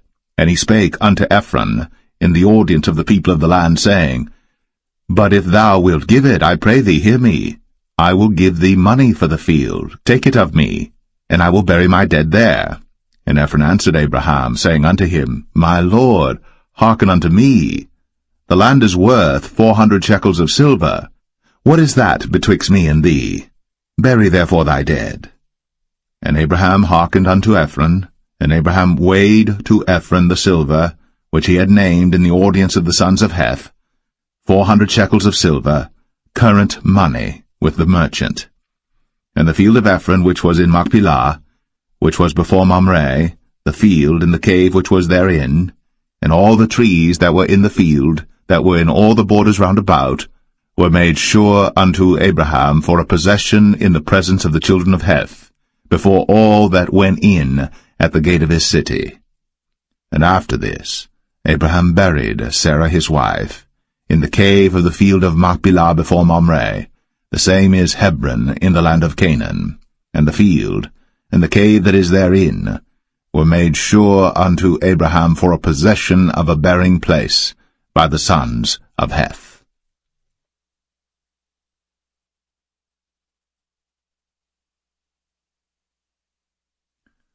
Genesis 24. And Abraham was old, and well stricken in age. And the Lord had blessed Abraham in all things, And Abraham said unto his eldest servant of his house, that ruled over all that he had, Put, I pray thee, thy hand under my thigh, and I will make thee swear by the Lord, the God of heaven, and the God of the earth, that thou shalt not take a wife unto my son of the daughters of the Canaanites, among whom I dwell.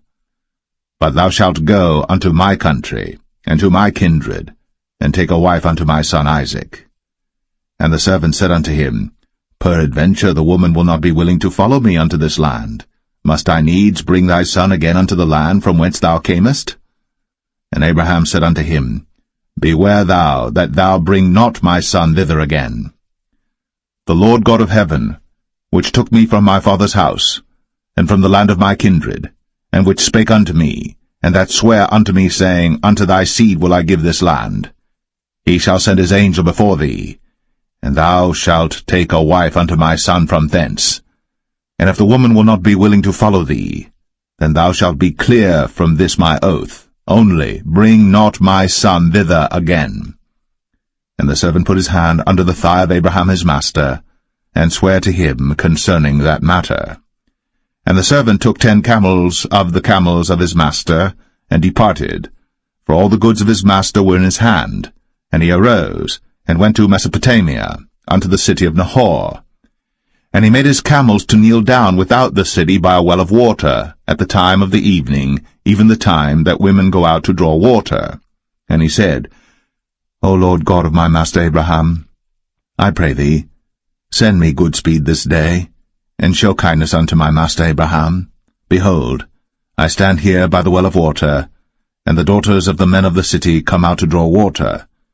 And let it come to pass, that the damsel to whom I shall say, Let down thy pitcher, I pray thee, that I may drink. And she shall say, Drink, and I will give thy camels drink also. Let the same be she that thou hast appointed for thy servant Isaac, and thereby shall I know that thou hast shown kindness unto my master. And it came to pass, before he had done speaking, that, behold, Rebekah came out, who was born to Bethuel, son of Milcah, the wife of Nahor, Abraham's brother, with her pitcher upon her shoulder. And the damsel was very fair to look upon, a virgin, neither had any man known her. And she went down to the well, and filled her pitcher, and came up. And the servant ran to meet her, and said, Let me, I pray thee, drink a little water of thy pitcher. And she said, Drink, my lord. And she hasted, and let down her pitcher upon her hand, and gave him drink. And when she had done giving him drink, she said, I will draw water for thy camels also, until they have done drinking. And she hasted, and emptied her pitcher into the trough, and ran again unto the well to draw water, and drew for all his camels. And the man, wondering at her, held his peace, to wit whether the Lord had made his journey prosperous or not. And it came to pass, as the camels had done drinking, that the man took a golden earring of 1/2 shekel weight, and 2 bracelets for her hands of 10 shekels weight of gold, and said, Whose daughter art thou? Tell me, I pray thee. Is there room in thy father's house for us to lodge in? And she said unto him, I am the daughter of Bethuel, the son of Milcah, which she bare unto Nahor. She said moreover unto him, We have both straw and provender enough, and room to lodge in. And the man bowed down his head, and worshipped the Lord. And he said, Blessed be the Lord God of my master Abraham, who hath not left destitute my master of his mercy and his truth. I being in the way, the Lord led me to the house of my master's brethren. And the damsel ran, and told them of her mother's house these things. And Rebekah had a brother, and his name was Laban. And Laban ran out unto the man, unto the well. And it came to pass, when he saw the earring and bracelets upon his sister's hands, and when he heard the words of Rebekah his sister, saying, Thus spake the man unto me, that he came unto the man, and behold, he stood by the camels at the well. And he said, Come in, thou blessed of the Lord. Wherefore standest thou without? For I have prepared the house and room for the camels. And the man came into the house, and he ungirded his camels, and gave straw and provender for the camels, and water to wash his feet, and the men's feet that were with him. And there was set meat before him to eat, but he said, I will not eat until I have told mine errand. And he said, Speak on. And he said, I am Abraham's servant. And the Lord hath blessed my master greatly, and he is become great, and he hath given him flocks, and herds, and silver, and gold, and menservants, and maidservants, and camels, and asses. And Sarah my master's wife bare a son to my master when she was old, and unto him hath he given all that he hath. And my master made me swear, saying, Thou shalt not take a wife to my son of the daughters of the Canaanites in whose land I dwell, but thou shalt go unto my father's house, and to my kindred, and take a wife unto my son. And I said unto my master, Peradventure the woman will not follow me. And he said unto me, The Lord before whom I walk will send his angel with thee, and prosper thy way. And thou shalt take a wife for my son of my kindred, and of my father's house. Then shalt thou be clear from this my oath, when thou comest to my kindred. And if they give not thee one, thou shalt be clear from my oath. And I came this day unto the well, and said, O Lord God of my master Abraham, if now thou do prosper my way which I go, behold, I stand by the well of water. And it shall come to pass that when the virgin cometh forth to draw water, and I say to her, Give me, I pray thee, a little water of thy pitcher to drink, and she say to me, Both drink thou, and I will also draw for thy camels, let the same be the woman whom the Lord hath appointed out for my master's son. And before I had done speaking in mine heart, behold, Rebekah came forth with her pitcher on her shoulder, and she went down unto the well, and drew water. And I said unto her, Let me drink, I pray thee. And she made haste, and let down her pitcher from her shoulder, and said, Drink, and I will give thy camels drink also. So I drank, and she made the camels drink also. And I asked her, and said, Whose daughter art thou? And she said, The daughter of Bethuel, Nahor's son, whom Milcah bare unto him. And I put the earring upon her face, and the bracelets upon her hands. And I bowed down my head, and worshipped the Lord, and blessed the Lord God of my master Abraham, which had led me in the right way to take my master's brother's daughter unto his son. And now, if ye will deal kindly and truly with my master, tell me, and if not, tell me, that I may turn to the right hand or to the left. Then Laban and Bethuel answered and said, The thing proceedeth from the Lord. We cannot speak unto thee bad or good. Behold, Rebekah is before thee. Take her and go, and let her be thy master's son's wife, as the Lord hath spoken. And it came to pass that when Abraham's servant heard their words, he worshipped the Lord, bowing himself to the earth. And the servant brought forth jewels of silver and jewels of gold and raiment, and gave them to Rebekah. He gave also to her brother and to her mother precious things. And they did eat and drink, he and the men that were with him, and tarried all night. And they rose up in the morning, and he said, Send me away unto my master. And her brother and her mother said, Let the damsel abide with us a few days, at the least 10. After that she shall go. And he said unto them, Hinder me not, seeing the Lord hath prospered my way. Send me away that I may go to my master. And they said, We will call the damsel, and inquire at her mouth. And they called Rebekah, and said unto her, Wilt thou go with this man? And she said, I will go. And they sent away Rebekah, their sister, and her nurse, and Abraham's servant, and his men. And they blessed Rebekah, and said unto her, Thou art our sister. Be thou the mother of thousands of millions, and let thy seed possess the gate of those which hate them. And Rebekah arose, and her damsels, and they rode upon the camels, and followed the man.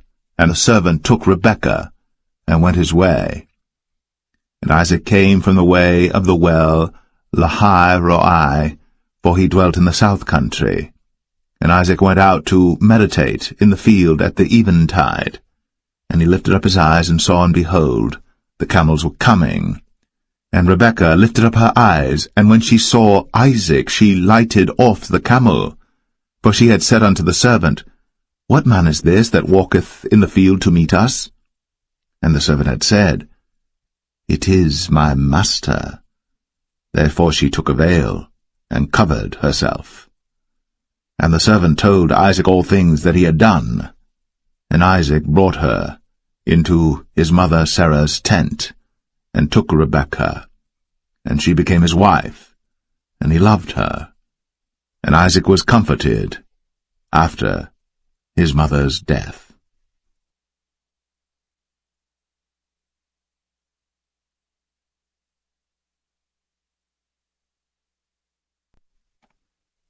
Genesis 25.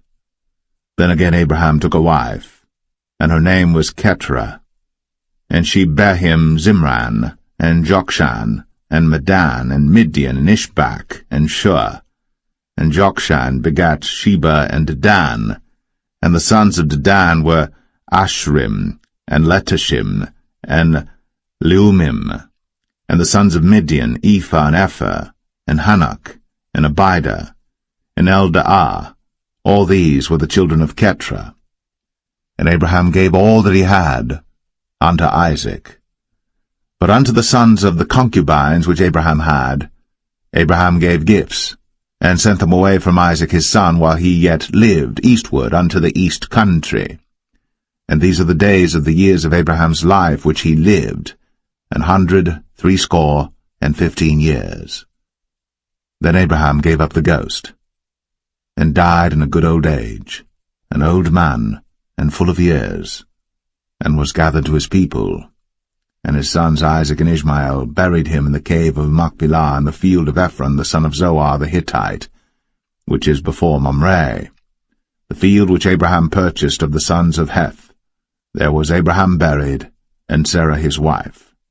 And it came to pass after the death of Abraham that God blessed his son Isaac, and Isaac dwelt by the well, Lahai Roi.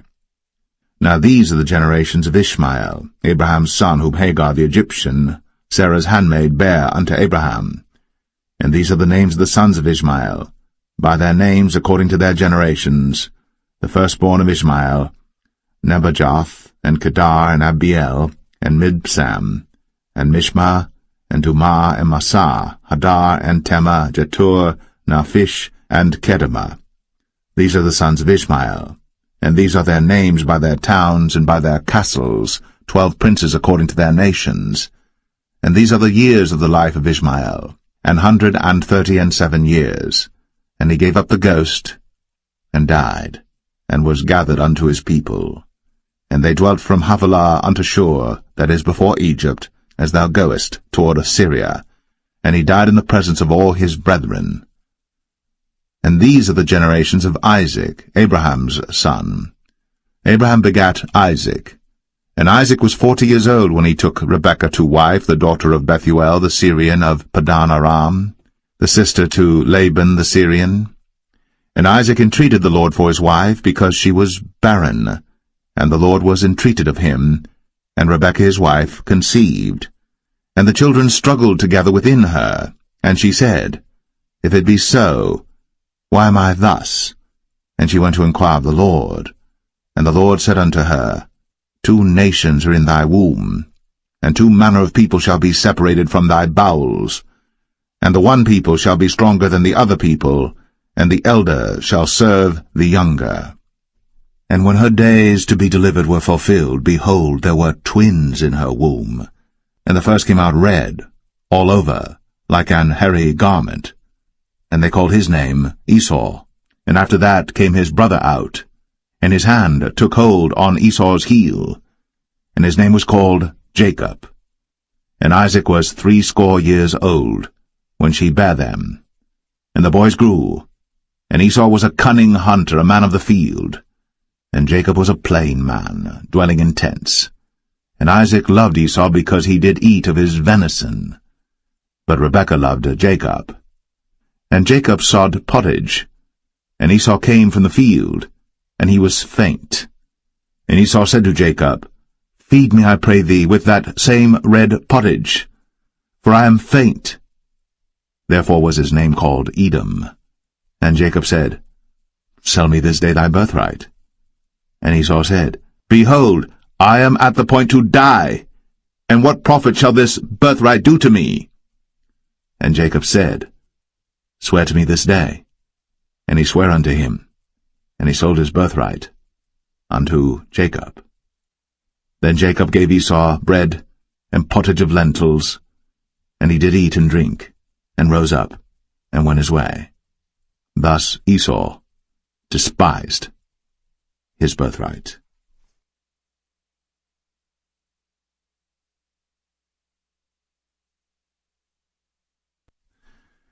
Genesis 26.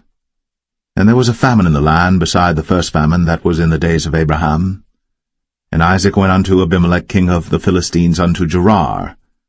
And the Lord appeared unto him, and said, Go not down into Egypt. Dwell in the land which I shall tell thee of. Sojourn in this land, and I will be with thee, and will bless thee. For unto thee and unto thy seed I will give all these countries, and I will perform the oath which I swear unto Abraham thy father. And I will make thy seed to multiply as the stars of heaven, and will give unto thy seed all these countries, and in thy seed shall all the nations of the earth be blessed, because that Abraham obeyed my voice, and kept my charge, my commandments, my statutes, and my laws. And Isaac dwelt in Gerar. And the men of the place asked him of his wife, and he said, She is my sister. For he feared to say, She is my wife, lest, said he, the men of the place should kill me for Rebekah, because she was fair to look upon. And it came to pass, when he had been there a long time, that Abimelech king of the Philistines looked out at a window, and saw, and behold, Isaac was sporting with Rebekah his wife. And Abimelech called Isaac, and said, Behold, of a surety she is thy wife. And how saidst thou, She is my sister? And Isaac said unto him, Because I said, Lest I die for her. And Abimelech said, What is this thou hast done unto us? One of the people might lightly have lain with thy wife, and thou shouldest have brought guiltiness upon us. And Abimelech charged all his people, saying, He that toucheth this man or his wife shall surely be put to death. Then Isaac sowed in that land, and received in the same year 100-fold, and the Lord blessed him. And the man waxed great, and went forward, and grew until he became very great. For he had possession of flocks, and possession of herds, and great store of servants, and the Philistines envied him. For all the wells which his father's servants had digged in the days of Abraham his father, the Philistines had stopped them, and filled them with earth. And Abimelech said unto Isaac, Go from us, for thou art much mightier than we. And Isaac departed thence, and pitched his tent in the valley of Gerar, and dwelt there. And Isaac digged again the wells of water, which they had digged in the days of Abraham his father, for the Philistines had stopped them after the death of Abraham, and he called their names after the names by which his father had called them. And Isaac's servants digged in the valley, and found there a well of springing water. And the herdmen of Gerar did strive with Isaac's herdmen, saying, The water is ours. And he called the name of the well Esek, because they strove with him. And they digged another well, and strove for that also. And he called the name of it Sitnah. And he removed from thence, and digged another well, and for that they strove not. And he called the name of it Rehoboth. And he said, For now the Lord hath made room for us, and we shall be fruitful in the land. And he went up from thence to Beersheba. And the Lord appeared unto him the same night, and said, I am the God of Abraham thy father. Fear not, for I am with thee, and will bless thee, and multiply thy seed for my servant Abraham's sake. And he builded an altar there, and called upon the name of the Lord, and pitched his tent there. And there Isaac's servants digged a well. Then Abimelech went to him from Gerar, and Ahuzzath one of his friends, and Phicol the chief captain of his army. And Isaac said unto them, Wherefore come ye to me, seeing ye hate me, and have sent me away from you?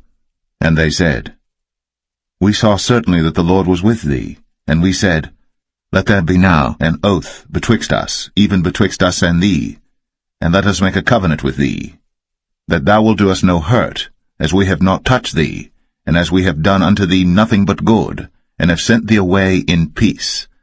Thou art now the blessed of the Lord. And he made them a feast, and they did eat and drink.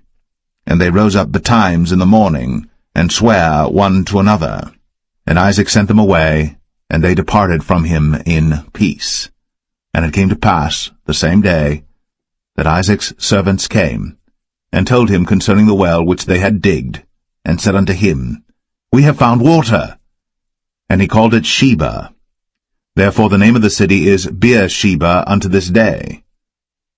And Esau was 40 years old when he took to wife Judith, the daughter of Beri the Hittite, and Bashemath, the daughter of Elon the Hittite, which were a grief of mind unto Isaac and to Rebekah.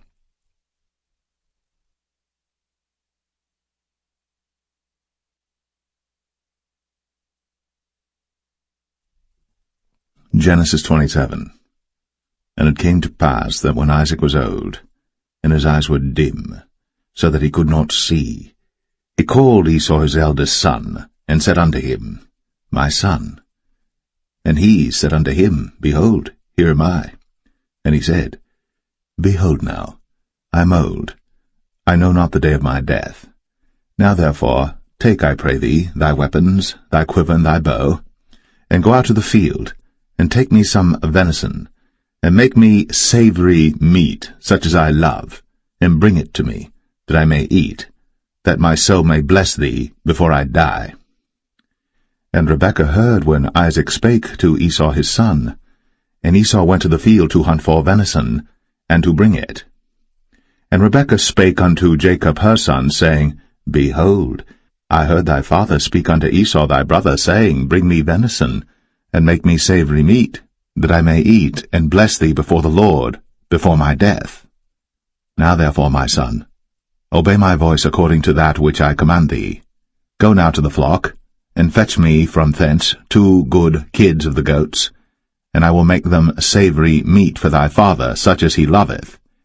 And thou shalt bring it to thy father, that he may eat, and that he may bless thee before his death. And Jacob said to Rebekah his mother, Behold, Esau my brother is a hairy man, and I am a smooth man. My father peradventure will feel me, and I shall seem to him as a deceiver, and I shall bring a curse upon me, and not a blessing. And his mother said unto him, Upon me be thy curse, my son, only obey my voice, and go fetch me them. And he went, and fetched, and brought them to his mother. And his mother made savory meat such as his father loved. And Rebekah took goodly raiment of her eldest son Esau, which were with her in the house, and put them upon Jacob her younger son. And she put the skins of the kids of the goats upon his hands, and upon the smooth of his neck. And she gave the savory meat, and the bread, which she had prepared, into the hand of her son Jacob. And he came unto his father, and said, My father. And he said, Here am I. Who art thou, my son? And Jacob said unto his father, I am Esau thy firstborn. I have done according as thou badest me. Arise, I pray thee, sit and eat of my venison, that thy soul may bless me. And Isaac said unto his son, How is it that thou hast found it so quickly, my son? And he said, Because the Lord thy God brought it to me. And Isaac said unto Jacob, Come near, I pray thee, that I may feel thee, my son, whether thou be my very son Esau, or not. And Jacob went near unto Isaac his father, and he felt him, and said, The voice is Jacob's voice, but the hands are the hands of Esau.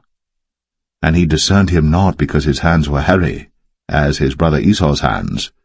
So he blessed him, and he said, Art thou my very son Esau? And he said, I am. And he said, Bring it near to me, and I will eat of my son's venison, that my soul may bless thee. And he brought it near to him, and he did eat, and he brought him wine, and he drank. And his father Isaac said unto him, Come near now, and kiss me, my son. And he came near, and kissed him. And he smelled the smell of his raiment, and blessed him, and said, See, the smell of my son is as the smell of a field which the Lord hath blessed. Therefore God give thee of the dew of heaven, and the fatness of the earth, and plenty of corn and wine. Let people serve thee, and nations bow down to thee. Be Lord over thy brethren, and let thy mother's sons bow down to thee. Cursed be every one that curseth thee, and blessed be he that blesseth thee. And it came to pass, as soon as Isaac had made an end of blessing Jacob, and Jacob was yet scarce gone out from the presence of Isaac his father, that Esau his brother came in from his hunting. And he also had made savory meat, and brought it unto his father, and said unto his father, Let my father arise, and eat of his son's venison, that thy soul may bless me. And Isaac his father said unto him, Who art thou? And he said, I am thy son, thy firstborn, Esau. And Isaac trembled very exceedingly, and said, Who? Where is he that hath taken venison and brought it me? And I have eaten of all before thou camest, and have blessed him, yea, and he shall be blessed. And when Esau heard the words of his father, he cried with a great and exceeding bitter cry, and said unto his father, Bless me, even me also, O my father. And he said, Thy brother came with subtlety, and hath taken away thy blessing. And he said, Is not he rightly named Jacob? For he hath supplanted me these 2 times. He took away my birthright, and behold, now he hath taken away my blessing. And he said, Hast thou not reserved a blessing for me?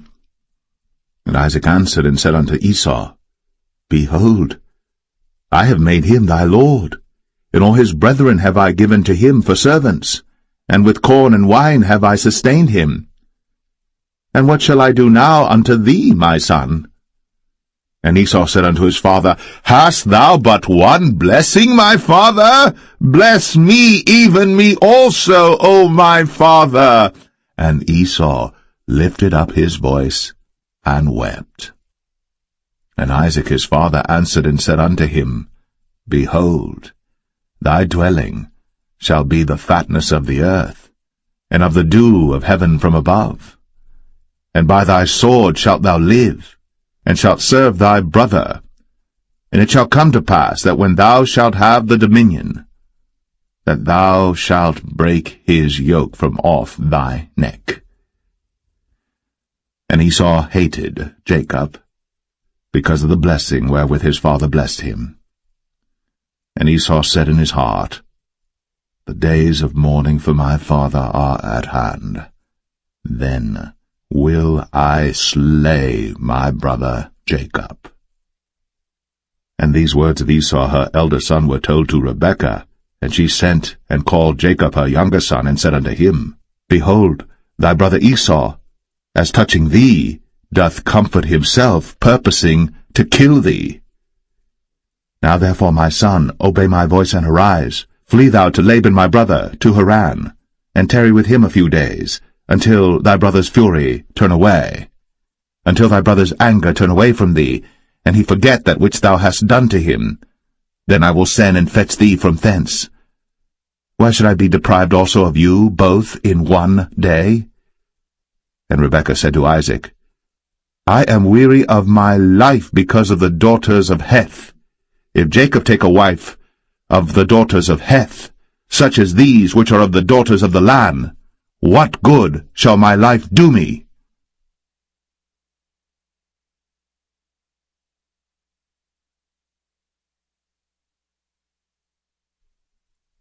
Genesis 28. And Isaac called Jacob, and blessed him, and charged him, and said unto him, Thou shalt not take a wife of the daughters of Canaan. Arise, go to Padan Aram, to the house of Bethuel thy mother's father, and take thee a wife from thence of the daughters of Laban thy mother's brother. And God Almighty bless thee, and make thee fruitful, and multiply thee, that thou mayest be a multitude of people, and give thee the blessing of Abraham to thee, and to thy seed with thee, that thou mayest inherit the land wherein thou art a stranger, which God gave unto Abraham. And Isaac sent away Jacob, And he went to Padan Aram unto Laban, son of Bethuel the Syrian, the brother of Rebekah, Jacob's and Esau's mother. When Esau saw that Isaac had blessed Jacob, and sent him away to Padan Aram, to take him a wife from thence, and that as he blessed him he gave him a charge, saying, Thou shalt not take a wife of the daughters of Canaan, and that Jacob obeyed his father and his mother, and was gone to Padan Aram. And Esau, seeing that the daughters of Canaan pleased not Isaac his father, then went Esau unto Ishmael, and took unto the wives which he had Mahalath, the daughter of Ishmael, Abraham's son, the sister of Nebajoth, to be his wife. And Jacob went out from Beersheba, and went toward Haran. And he lighted upon a certain place, and tarried there all night, because the sun was set. And he took of the stones of that place, and put them for his pillows, and lay down in that place to sleep. And he dreamed, and behold, a ladder set up on the earth, and the top of it reached to heaven, and behold, the angels of God ascending and descending on it. And behold, the Lord stood above it, and said, I am the Lord God of Abraham thy father, and the God of Isaac. The land whereon thou liest, to thee will I give it, and to thy seed. And thy seed shall be as the dust of the earth, and thou shalt spread abroad to the west, and to the east, and to the north, and to the south. And in thee and in thy seed shall all the families of the earth be blessed. And behold, I am with thee, and will keep thee in all places whither thou goest, and will bring thee again to this land. For I will not leave thee, until I have done that which I have spoken to thee of. And Jacob awaked out of his sleep, and he said, Surely the Lord is in this place, and I knew it not. And he was afraid, and said, How dreadful is this place! This is none other but the house of God, and this is the gate of heaven. And Jacob rose up early in the morning, and took the stone that he had put for his pillows, and set it up for a pillar, and poured oil upon the top of it. And he called the name of that place Bethel, but the name of that city was called Luz at the first. And Jacob vowed a vow, saying, If God will be with me, and will keep me in this way that I go, and will give me bread to eat, and raiment to put on, so that I come again to my father's house in peace, then shall the Lord be my God. And this stone which I have set up for a pillar shall be God's house. And of all that thou shalt give me, I will surely give the 10th unto thee.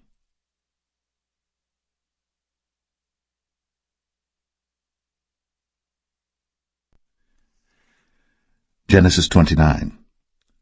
Then Jacob went on his journey, and came into the land of the people of the east. And he looked, and behold, a well in the field, and lo, there were 3 flocks of sheep lying by it. For out of that well they watered the flocks, and a great stone was upon the well's mouth. And thither were all the flocks gathered. And they rolled the stone from the well's mouth, and watered the sheep, and put the stone again upon the well's mouth in his place. And Jacob said unto them, My brethren, whence be ye? And they said, Of Haran are we. And he said unto them, Know ye Laban the son of Nahor? And they said, We know him. And he said unto them, Is he well? And they said, He is well. And behold, Rachel his daughter cometh with the sheep.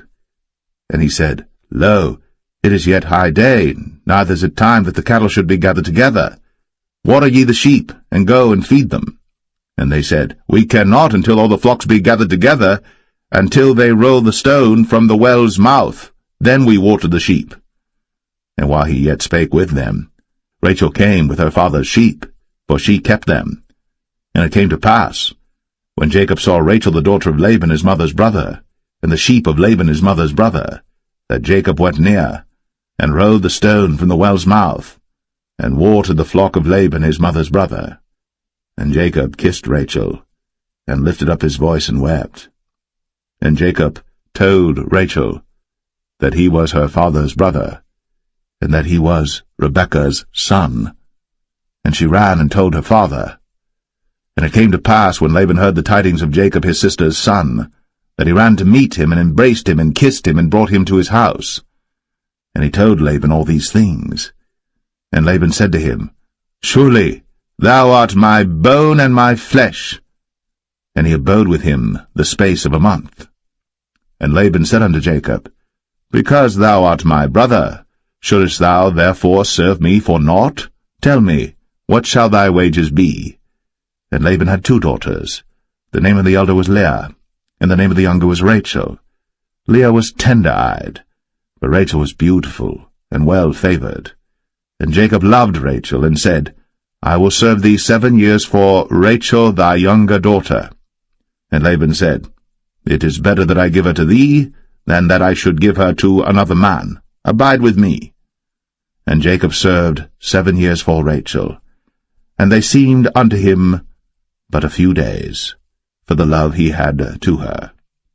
And Jacob said unto Laban, Give me my wife, for my days are fulfilled, that I may go in unto her. And Laban gathered together all the men of the place, and made a feast. And it came to pass in the evening, that he took Leah his daughter, and brought her to him, and he went in unto her. And Laban gave unto his daughter Leah Zilpah his maid for an handmaid. And it came to pass, that in the morning, behold, it was Leah. And he said to Laban, What is this thou hast done unto me? Did not I serve with thee for Rachel? Wherefore then hast thou beguiled me? And Laban said, It must not be so done in our country to give the younger before the firstborn. Fulfill her week, and we will give thee this also for the service which thou shalt serve with me yet 7 other years. And Jacob did so, and fulfilled her week, and he gave him Rachel his daughter to wife also. And Laban gave to Rachel his daughter Bilhah his handmaid to be her maid. And he went in also unto Rachel. And he loved also Rachel more than Leah, and served with him yet 7 other years. And when the Lord saw that Leah was hated, he opened her womb. But Rachel was barren, and Leah conceived, and bare a son. And she called his name Reuben, for she said, Surely the Lord hath looked upon my affliction, now therefore my husband will love me. And she conceived again, and bare a son, and said, Because the Lord hath heard that I was hated, he hath therefore given me this son also. And she called his name Simeon. And she conceived again, and bare a son, and said, Now this time will my husband be joined unto me, because I have borne him 3 sons. Therefore was his name called Levi. And she conceived again, and bare a son, and she said, Now will I praise the Lord. Therefore she called his name Judah, and left bearing.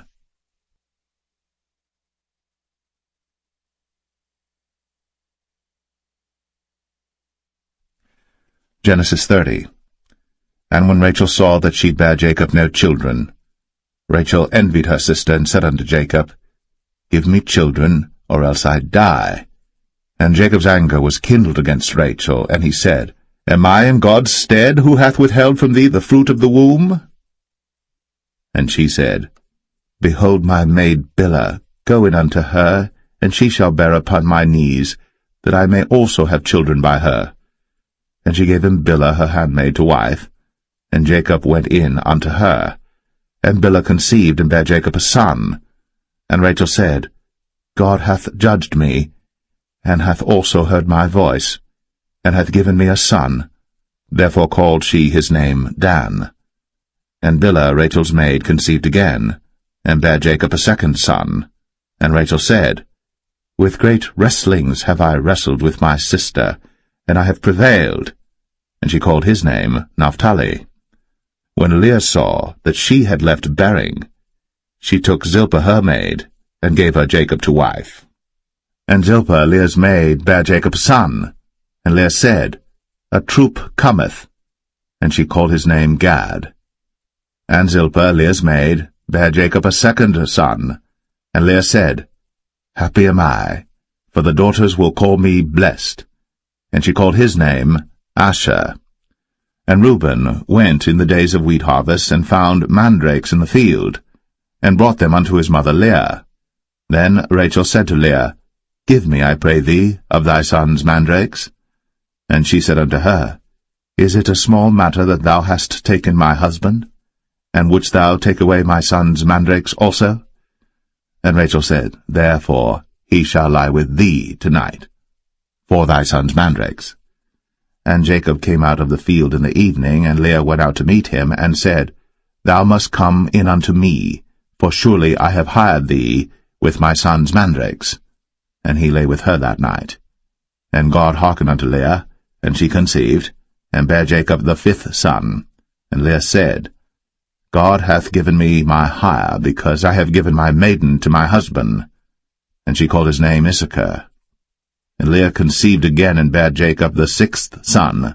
And Leah said, God hath endued me with a good dowry. Now will my husband dwell with me, because I have borne him 6 sons. And she called his name Zebulun. And afterwards she bare a daughter, and called her name Dinah. And God remembered Rachel, and God hearkened to her, and opened her womb. And she conceived, and bare a son, and said, God hath taken away my reproach.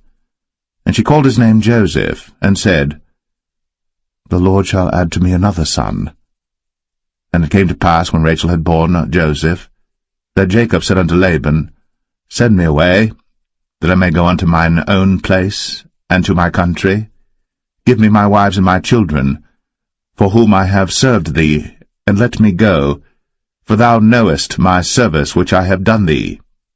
And Laban said unto him, I pray thee, if I have found favor in thine eyes, tarry, for I have learned by experience that the Lord hath blessed me for thy sake. And he said, Appoint me thy wages, and I will give it. And he said unto him, Thou knowest how I have served thee, and how thy cattle was with me.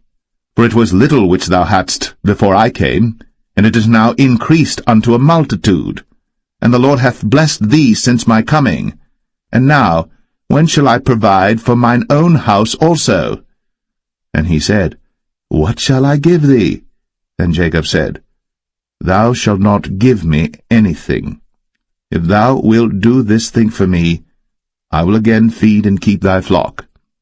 I will pass through all thy flock today, removing from thence all the speckled and spotted cattle, and all the brown cattle among the sheep, and the spotted and speckled among the goats, and of such shall be my hire. So shall my righteousness answer for me in time to come, when it shall come for my hire before thy face, every one that is not speckled and spotted among the goats, and brown among the sheep, that shall be counted stolen with me. And Laban said, Behold, I would it might be according to thy word. And he removed that day the he-goats that were ring-straked and spotted, and all the she-goats that were speckled and spotted, and every one that had some white in it, and all the brown among the sheep, and gave them into the hand of his sons. And he set 3 days' journey betwixt himself and Jacob fed the rest of Laban's flocks. And Jacob took him rods of green poplar, and of the hazel and chestnut tree, and pilled white strakes in them, and made the white appear which was in the rods. And he set the rods which he had pilled before the flocks in the gutters, in the watering troughs, when the flocks came to drink, that they should conceive when they came to drink. And the flocks conceived before the rods, and brought forth cattle, ring-straked, speckled, and spotted. And Jacob did separate the lambs, and set the faces of the flocks toward the ring-straked, and all the brown in the flock of Laban. And he put his own flocks by themselves, and put them not unto Laban's cattle. And it came to pass, whensoever the stronger cattle did conceive, that Jacob laid the rods before the eyes of the cattle in the gutters, that they might conceive among the rods. But when the cattle were feeble, he put them not in. So the feebler were Laban's, and the stronger Jacob's. And the man increased exceedingly, and had much cattle, and maidservants, and menservants, and camels, and asses.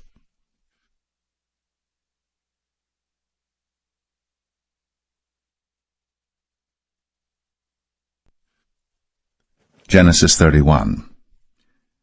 And he heard the words of Laban's sons, saying, Jacob hath taken away all that was our father's, and of that which was our father's hath he gotten all this glory. And Jacob beheld the countenance of Laban, and behold, it was not toward him as before. And the Lord said unto Jacob, Return unto the land of thy fathers, and to thy kindred, and I will be with thee. And Jacob sent and called Rachel and Leah to the field unto his flock, and said unto them, I see your father's countenance, that it is not toward me as before, but the God of my father hath been with me. And ye know that with all my power I have served your father. And your father hath deceived me, and changed my wages 10 times. But God suffered him not to hurt me. If he said thus, The speckled shall be thy wages, then all the cattle bear speckled. And if he said thus, The ring-straked shall be thy hire, then bear all the cattle ring-straked. Thus God hath taken away the cattle of your father, and given them to me. And it came to pass at the time that the cattle conceived, that I lifted up mine eyes, and saw in a dream, and behold, the rams which leaped upon the cattle were ring-straked, speckled, and grizzled. And the angel of God spake unto me in a dream, saying, Jacob. And I said, Here am I. And he said, Lift up now thine eyes, and see all the rams which leap upon the cattle are ring-straked, speckled, and grizzled. For I have seen all that Laban doeth unto thee. I am the God of Bethel, where thou anointest the pillar, and where thou vowest a vow unto me. Now arise, get thee out from this land, and return unto the land of thy kindred. And Rachel and Leah answered and said unto him, Is there yet any portion or inheritance for us in our father's house? Are we not counted of him strangers? For he hath sold us, and hath quite devoured also our money. For all the riches which God hath taken from our father, that is ours and our children's. Now then, whatsoever God hath said unto thee, do. Then Jacob rose up, and set his sons and his wives upon camels. And he carried away all his cattle, and all his goods which he had gotten, the cattle of his getting which he had gotten in Padan Aram, for to go to Isaac his father in the land of Canaan. And Laban went to shear his sheep, and Rachel had stolen the images that were her father's. And Jacob stole away unawares to Laban the Syrian, in that he told him not that he fled. So he fled with all that he had, and he rose up and passed over the river, and set his face toward the Mount Gilead. And it was told Laban on the 3rd day that Jacob was fled.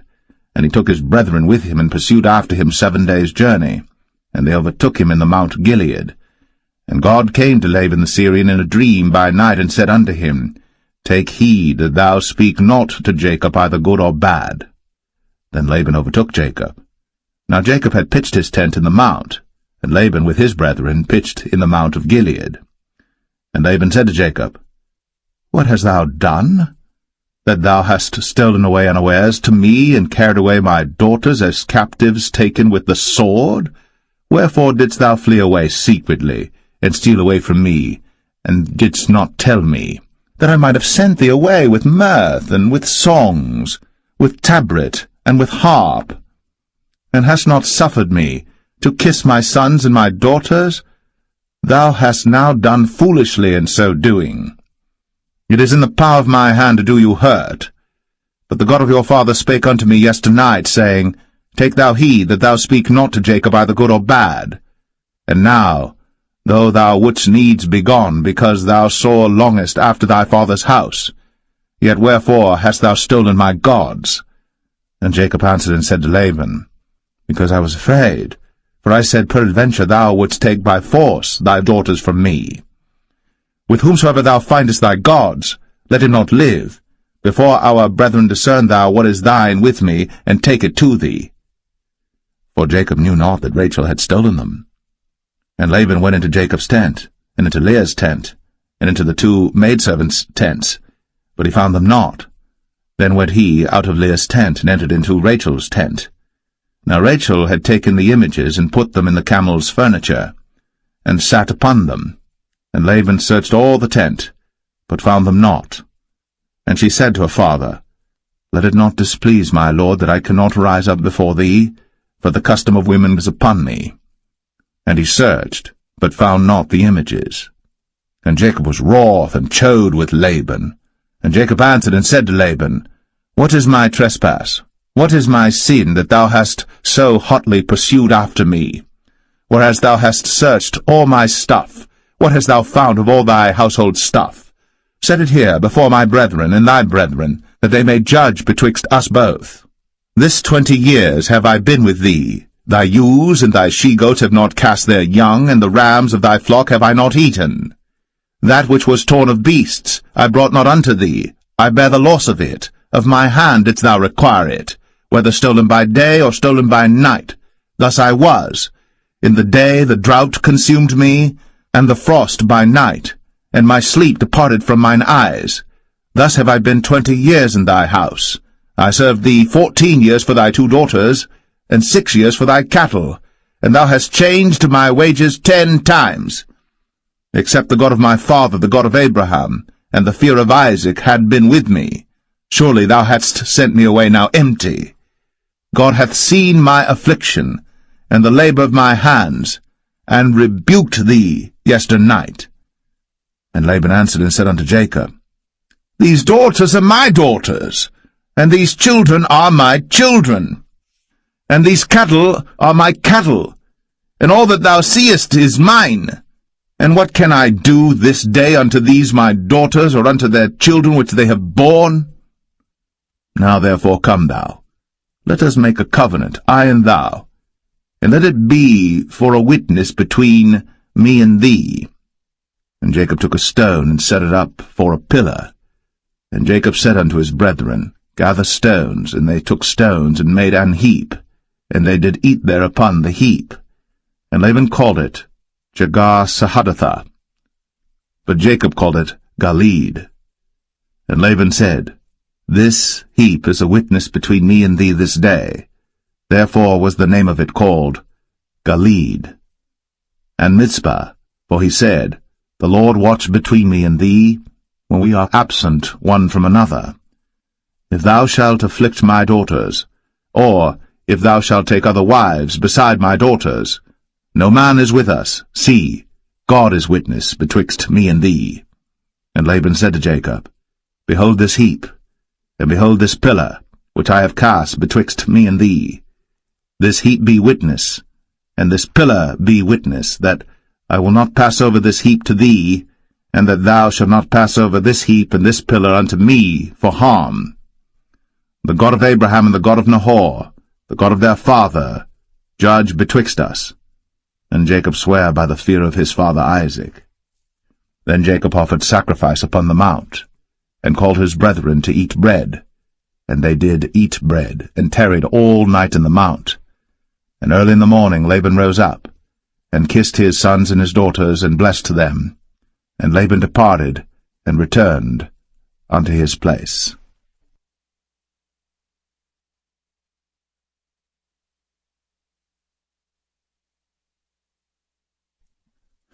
Genesis 32.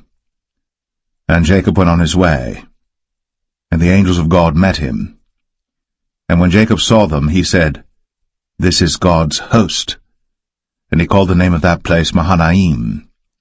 And Jacob sent messengers before him to Esau his brother unto the land of Seir, the country of Edom.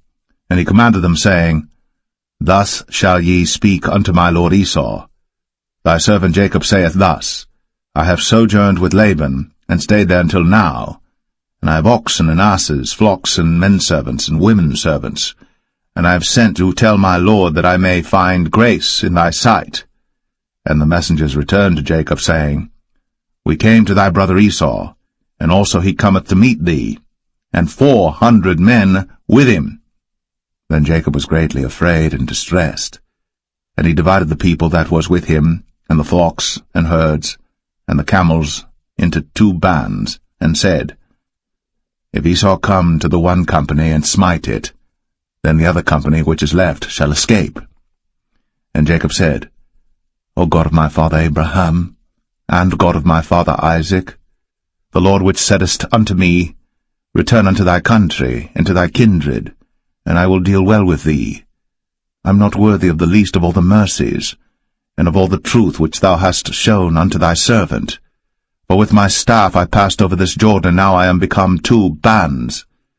Deliver me, I pray thee, from the hand of my brother, from the hand of Esau, for I fear him, lest he will come and smite me, and the mother with the children. And thou saidest, I will surely do thee good, and make thy seed as the sand of the sea, which cannot be numbered for multitude. And he lodged there that same night, and took of that which came to his hand a present for Esau his brother, 200 she-goats, and 20 he-goats, 200 ewes, and 20 rams, 30 milch camels with their coats, 40 kine, and 10 bulls, 20 she-asses, and 10 foals. And he delivered them into the hand of his servants, every drove by themselves, and said unto his servants, Pass over before me, and put a space betwixt drove and drove. And he commanded the foremost, saying, When Esau my brother meeteth thee, and asketh thee, saying, Whose art thou? And whither goest thou? And whose are these before thee? Then thou shalt say, They be thy servant Jacob's. It is a present sent unto my lord Esau, and behold, also he is behind us. And so commanded he the second and the third, and all that followed the drove, saying, On this manner shall ye speak unto Esau, when ye find him. And say ye moreover, Behold, thy servant Jacob is behind us. For he said, I will appease him with the present that goeth before me, and afterward I will see his face. Peradventure he will accept of me. So went the present over before him, and himself lodged that night in the company. And he rose up that night, and took his 2 wives, and his 2 women servants, and his 11 sons, and passed over the ford Jabbok. And he took them, and sent them over the brook, and sent over that he had. And Jacob was left alone. And there wrestled a man with him until the breaking of the day. And when he saw that he prevailed not against him, he touched the hollow of his thigh, and the hollow of Jacob's thigh was out of joint as he wrestled with him. And he said, Let me go, for the day breaketh. And he said, I will not let thee go, except thou bless me. And he said unto him, What is thy name? And he said, Jacob. And he said, Thy name shall be called no more Jacob, but Israel. For as a prince hast thou power with God and with men, and hast prevailed. And Jacob asked him, and said, Tell me, I pray thee, thy name. And he said, Wherefore is it that thou dost ask after my name? And he blessed him there. And Jacob called the name of the place Peniel, for I have seen God face to face, and my life is preserved. And as he passed over Penuel, the sun rose upon him, and he halted upon his thigh. Therefore the children of Israel eat not of the sinew which shrank, which is upon the hollow of the thigh, unto this day, because he touched the hollow of Jacob's thigh in the sinew that shrank.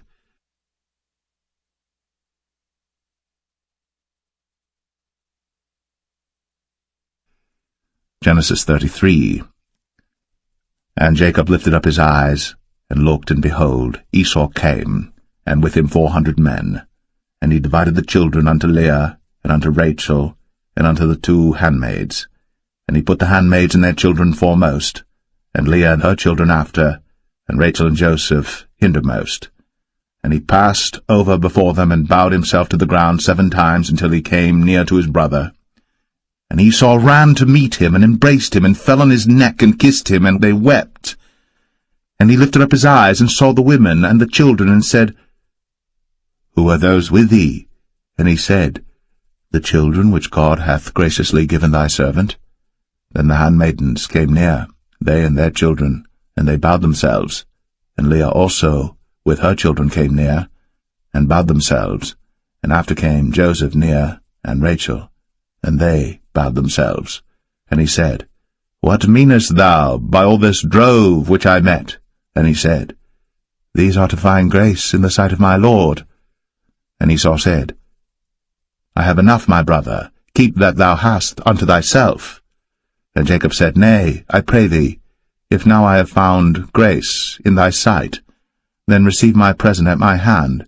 For therefore I have seen thy face as though I had seen the face of God, and thou wast pleased with me. Take, I pray thee, my blessing that is brought to thee, because God hath dealt graciously with me, and because I have enough. And he urged him, and he took it.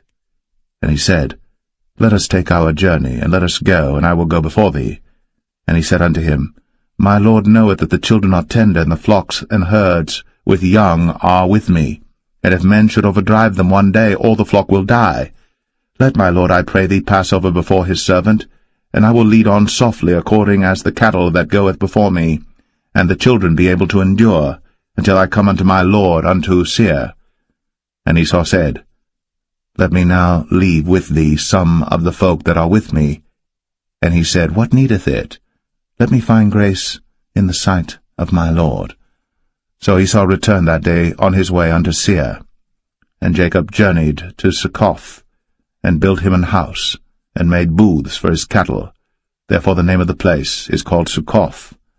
And Jacob came to Shalem, a city of Shechem, which is in the land of Canaan, when he came from Padan Aram, and pitched his tent before the city.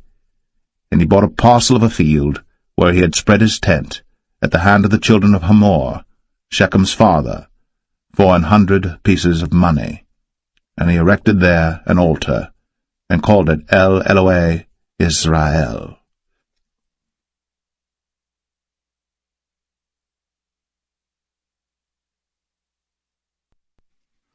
Genesis 34.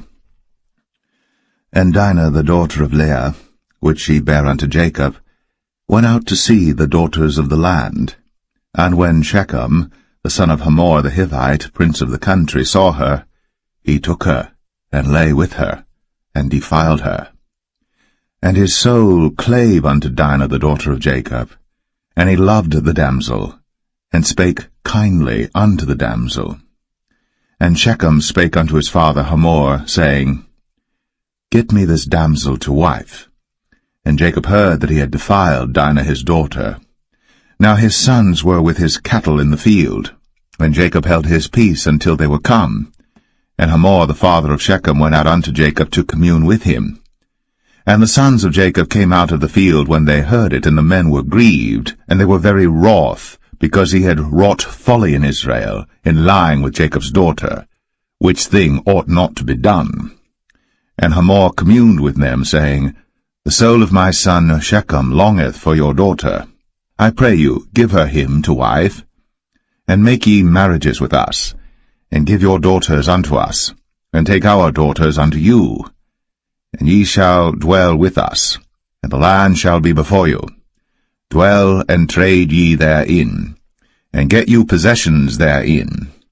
And Shechem said unto her father and unto her brethren, Let me find grace in your eyes, and what ye shall say unto me I will give.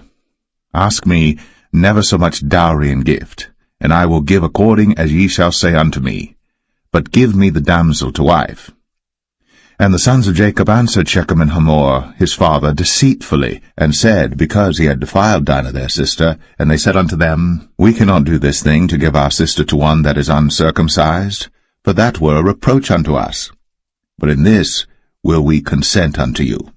If ye will be as we be, that every male of you be circumcised, then will we give our daughters unto you, and we will take your daughters to us, and we will dwell with you, and we will become one people.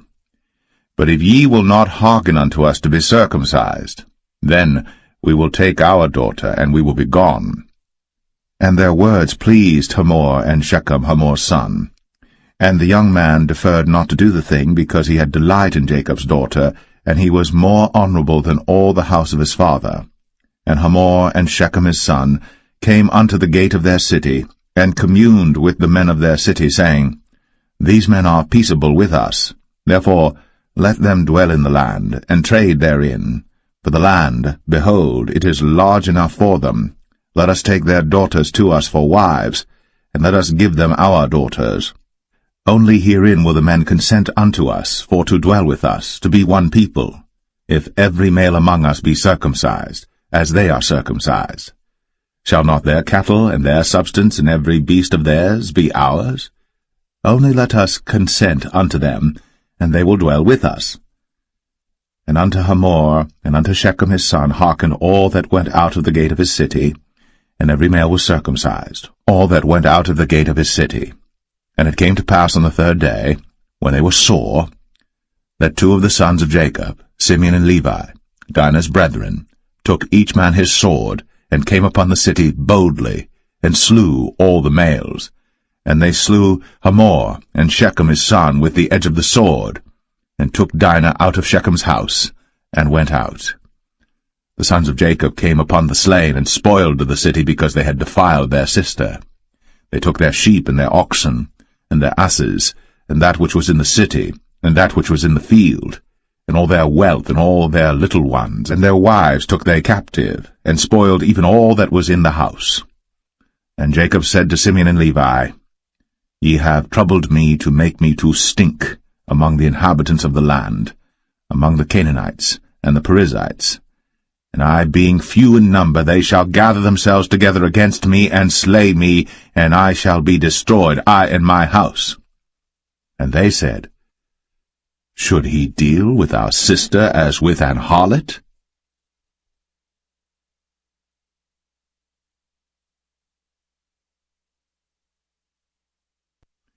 Genesis 35. And God said unto Jacob, Arise, go up to Bethel, and dwell there, and make there an altar unto God, that appeared unto thee when thou fleddest from the face of Esau thy brother. Then Jacob said unto his household, and to all that were with him, Put away the strange gods that are among you, and be clean, and change your garments, and let us arise, and go up to Bethel, and I will make there an altar unto God, who answered me in the day of my distress, and was with me in the way which I went. And they gave unto Jacob all the strange gods which were in their hand, and all their earrings which were in their ears. And Jacob hid them under the oak which was by Shechem. And they journeyed, and the terror of God was upon the cities that were round about them, and they did not pursue after the sons of Jacob. So Jacob came to Luz, which is in the land of Canaan, that is Bethel, he and all the people that were with him. And he built there an altar, and called the place El Bethel, because there God appeared unto him, when he fled from the face of his brother. But Deborah, Rebekah's nurse, died, and she was buried beneath Bethel, under an oak. And the name of it was called Allon Bar-Koth. And God appeared unto Jacob again when he came out of Padan Aram, and blessed him. And God said unto him, Thy name is Jacob. Thy name shall not be called any more Jacob, but Israel shall be thy name. And he called his name Israel. And God said unto him, I am God Almighty. Be fruitful and multiply. A nation and a company of nations shall be of thee, and kings shall come out of thy loins. And the land which I gave Abraham and Isaac, to thee I will give it, and to thy seed after thee will I give the land. And God went up from him in the place where he talked with him. And Jacob set up a pillar in the place where he talked with him, even a pillar of stone. And he poured a drink offering thereon, and he poured oil thereon. And Jacob called the name of the place where God spake with him, Bethel. And they journeyed from Bethel. And there was but a little way to come to Ephrath. And Rachel travailed, and she had hard labor. And it came to pass, when she was in hard labor, that the midwife said unto her, Fear not, thou shalt have this son also. And it came to pass, as her soul was in departing, for she died, that she called his name Ben-Oni, but his father called him Benjamin. And Rachel died, and was buried, in the way to Ephrath, which is Bethlehem. And Jacob set a pillar upon her grave, that is, the pillar of Rachel's grave, unto this day. And Israel journeyed, and spread his tent beyond the tower of Adar. And it came to pass, when Israel dwelt in that land, that Reuben went and lay with Bilhah his father's concubine, and Israel heard it. Now the sons of Jacob were 12, the sons of Leah, Reuben, Jacob's firstborn, and Simeon, and Levi, and Judah, and Issachar, and Zebulun. The sons of Rachel, Joseph and Benjamin. And the sons of Bilhah, Rachel's handmaid, Dan and Naphtali. And the sons of Zilpah, Leah's handmaid, Gad and Asher. These are the sons of Jacob, which were born to him in Padan Aram. And Jacob came unto Isaac his father unto Mamre, unto the city of Arba, which is Hebron, where Abraham and Isaac sojourned. And the days of Isaac were 180 years. And Isaac gave up the ghost, and died, and was gathered unto his people, being old and full of days. And his sons Esau and Jacob buried him.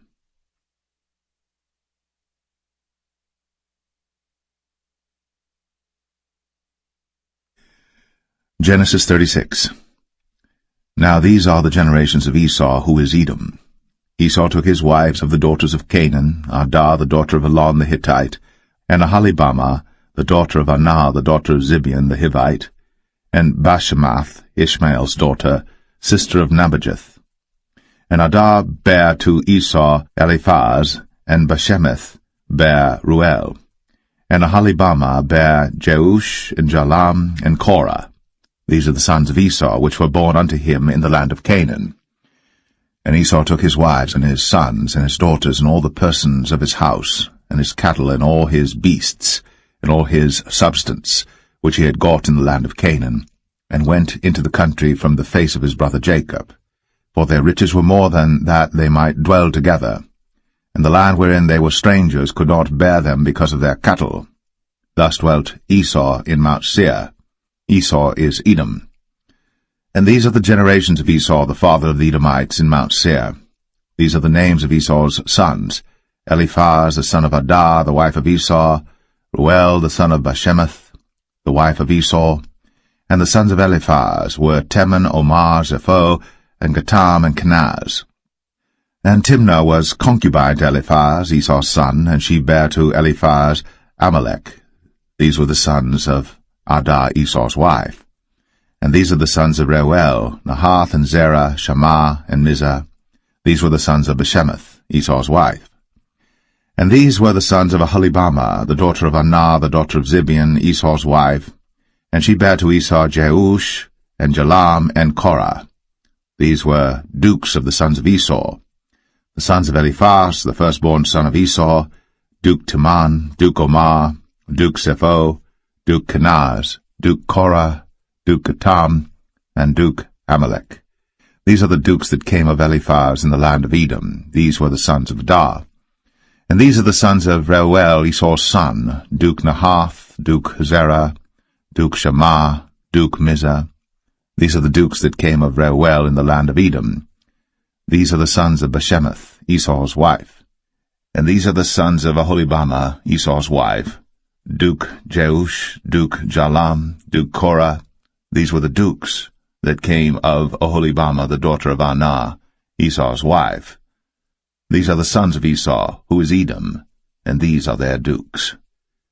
These are the sons of Seir the Horite, who inhabited the land: Lotan, and Shobal, and Zibeon, and Anah, and Dishon, and Ezer, and Dishan. These are the dukes of the Horites, the children of Seir in the land of Edom. And the children of Lotan were Hori and Hemam, and Lotan's sister was Timnah. And the children of Shobal were these: Alvan, and Manahath, and Ebal, Shapho, and Onam. And these are the children of Zibeon, both Ajah and Anah. This was that Anah that found the mules in the wilderness, as he fed the asses of Zibeon his father. And the children of Anah were these: Dishon, and Aholibamah the daughter of Anah. And these are the children of Dishon: Hemdan, and Eshban, and Ithran, and Cheran. The children of Ezer are these: Bilhan, and Zavan, and Akan. The children of Dishan are these: Uz and Aran. These are the dukes that came of the Horites: Duke Lotan, Duke Shobal, Duke Zibeon, Duke Anah, Duke Dishon, Duke Ezer, Duke Dishan. These are the dukes that came of Hori among their dukes in the land of Seir. And these are the kings that reigned in the land of Edom, before there reigned any king over the children of Israel. And Bela the son of Beor reigned in Edom, and the name of his city was Dinhabah. And Bela died, and Jobab the son of Zerah of Bozrah reigned in his stead. And Jobab died, and Husham of the land of Temani reigned in his stead. And Husham died, and Hadad the son of Bedad, who smote Midian in the field of Moab, reigned in his stead. And the name of his city was Avith. And Hadad died, and Samlah of Masrekah reigned in his stead. And Samlah died, and Saul of Rehoboth by the river reigned in his stead. And Saul died, and Baal-Hanan the son of Achbor reigned in his stead. And Baal-Hanan the son of Achbor died, and Hadar reigned in his stead. And the name of his city was Pau, and his wife's name was Mehetabel, and the daughter of Matred, the daughter of Mezahab. And these are the names of the dukes that came of Esau, according to their families after their places by their names: Duke Timnah, Duke Alvah, Duke Jetheth, Duke Aholibama, Duke Elah, Duke Pinon, Duke Kenaz, Duke Taman, Duke Mibsar, Duke Magdiel, Duke Aram. These be the dukes of Edom, according to their habitations in the land of their possession. He is Esau, the father of the Edomites.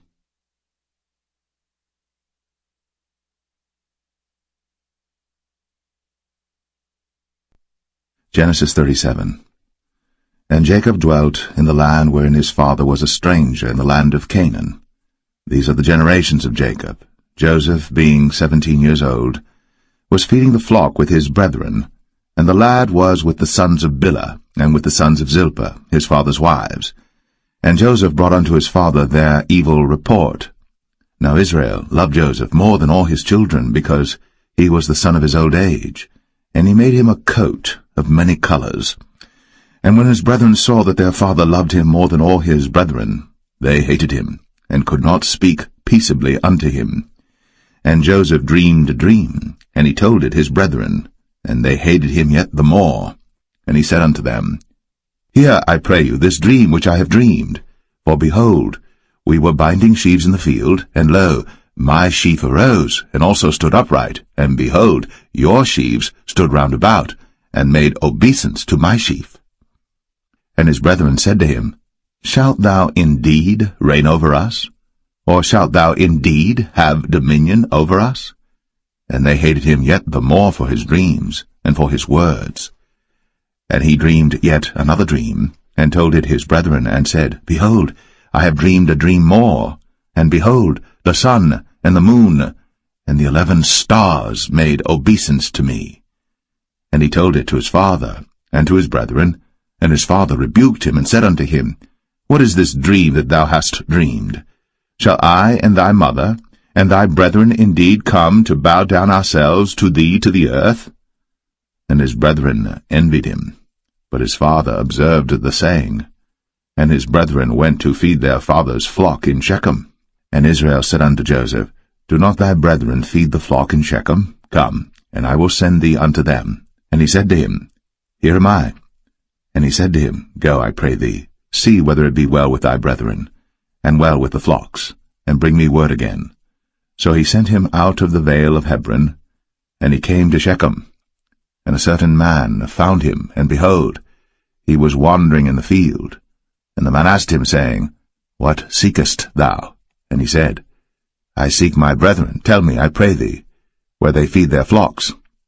And the man said, They are departed hence, for I heard them say, Let us go to Dothan. And Joseph went after his brethren, and found them in Dothan. And when they saw him afar off, even before he came near unto them, they conspired against him to slay him. And they said one to another, Behold, this dreamer cometh. Come now, therefore, and let us slay him, and cast him into some pit. And we will say, Some evil beast hath devoured him, and we shall see what will become of his dreams. And Reuben heard it, and he delivered him out of their hands, and said, Let us not kill him. And Reuben said unto them, Shed no blood, but cast him into this pit that is in the wilderness, and lay no hand upon him, that he might rid him out of their hands, to deliver him to his father again. And it came to pass, when Joseph was come unto his brethren, that they stripped Joseph out of his coat of many colors that was on him, And they took him, and cast him into a pit, and the pit was empty, there was no water in it. And they sat down to eat bread, and they lifted up their eyes and looked, and behold, a company of Ishmaelites came from Gilead with their camels bearing spicery and balm and myrrh, going to carry it down to Egypt. And Judah said unto his brethren, What profit is it if we slay our brother, and conceal his blood? Come, and let us sell him to the Ishmaelites, and let not our hand be upon him, for he is our brother, and our flesh. And his brethren were content. Then there passed by Midianites, merchantmen, and they drew and lifted up Joseph out of the pit, and sold Joseph to the Ishmaelites for 20 pieces of silver, and they brought Joseph into Egypt. And Reuben returned unto the pit, and behold, Joseph was not in the pit. And he rent his clothes. And he returned unto his brethren, and said, The child is not, and I, whither shall I go? And they took Joseph's coat, and killed a kid of the goats, and dipped the coat in the blood. And they sent the coat of many colors, and they brought it to their father, and said, This have we found. Know now whether it be thy son's coat or no. And he knew it, and said, It is my son's coat. An evil beast hath devoured him. Joseph is without doubt rent in pieces. And Jacob rent his clothes, and put sackcloth upon his loins, and mourned for his son many days. And all his sons and all his daughters rose up to comfort him. But he refused to be comforted, and he said, For I will go down into the grave unto my son mourning. Thus his father wept for him. And the Midianites sold him into Egypt unto Potiphar, an officer of Pharaoh's, and captain of the guard.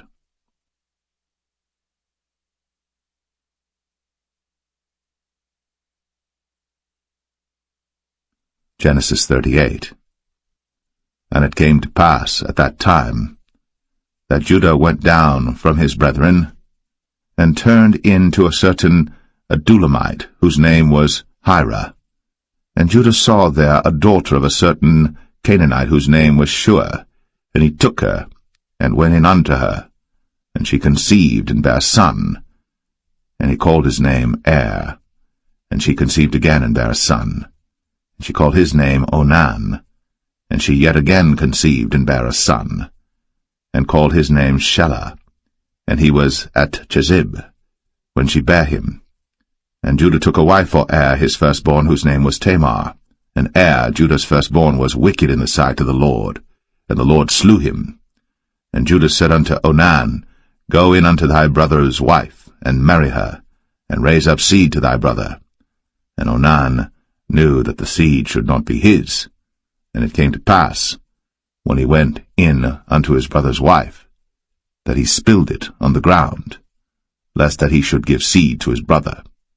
And the thing which he did displeased the Lord, wherefore he slew him also. Then said Judah to Tamar his daughter-in-law, Remain a widow at thy father's house, till Shelah my son be grown. For he said, Lest peradventure he die also, as his brethren did. And Tamar went and dwelt in her father's house. And in process of time the daughter of Shua, Judah's wife, died. And Judah was comforted, and went up unto his sheep-shearers to Timnath, he and his friend Hira, the Adulamite. And it was told Tamar, saying, Behold, thy father-in-law goeth up to Timnath to shear his sheep. And she put her widow's garments off from her, and covered her with a veil, and wrapped herself, and sat in an open place, which is by the way to Timnath. For she saw that Shelah was grown, and she was not given unto him to wife.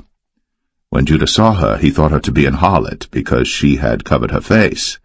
And he turned unto her by the way, and said, Go to, I pray thee, let me come in unto thee. For he knew not that she was his daughter-in-law. And she said, What wilt thou give me, that thou mayest come in unto me? And he said, I will send thee a kid from the flock. And she said, Wilt thou give me a pledge, till thou send it? And he said, What pledge shall I give thee? And she said, Thy signet, and thy bracelets, and thy staff that is in thine hand. And he gave it her, and came in unto her. And she conceived by him. And she arose and went away, and laid by her veil from her, and put on the garments of her widowhood.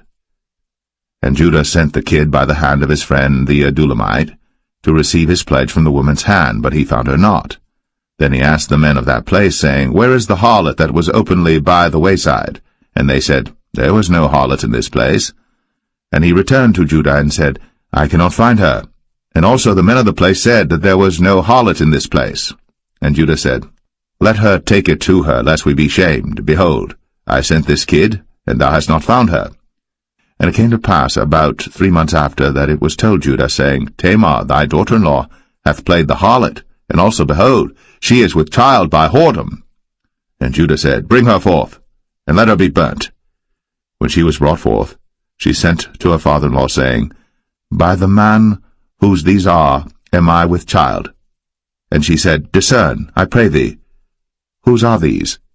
The signet, and bracelets, and staff. And Judah acknowledged them, and said, She hath been more righteous than I, because that I gave her not to Shelah my son. And he knew her again no more. And it came to pass in the time of her travail, that, behold, twins were in her womb. And it came to pass, when she travailed, that the one put out his hand, and the midwife took and bound upon his hand a scarlet thread, saying, This came out first. And it came to pass, as he drew back his hand, that, behold, his brother came out. And she said, How hast thou broken forth? This breach be upon thee. Therefore his name was called Pharez. And afterward came out his brother, that had the scarlet thread upon his hand, and his name was called Zerah.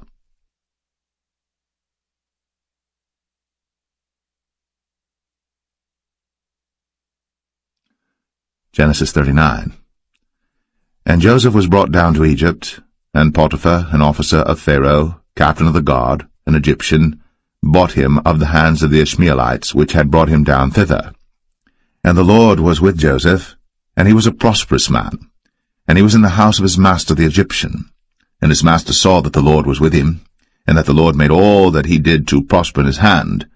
And Joseph found grace in his sight, and he served him, and he made him overseer over his house.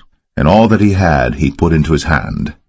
And it came to pass from the time that he had made him overseer in his house, and over all that he had, that the Lord blessed the Egyptian's house for Joseph's sake.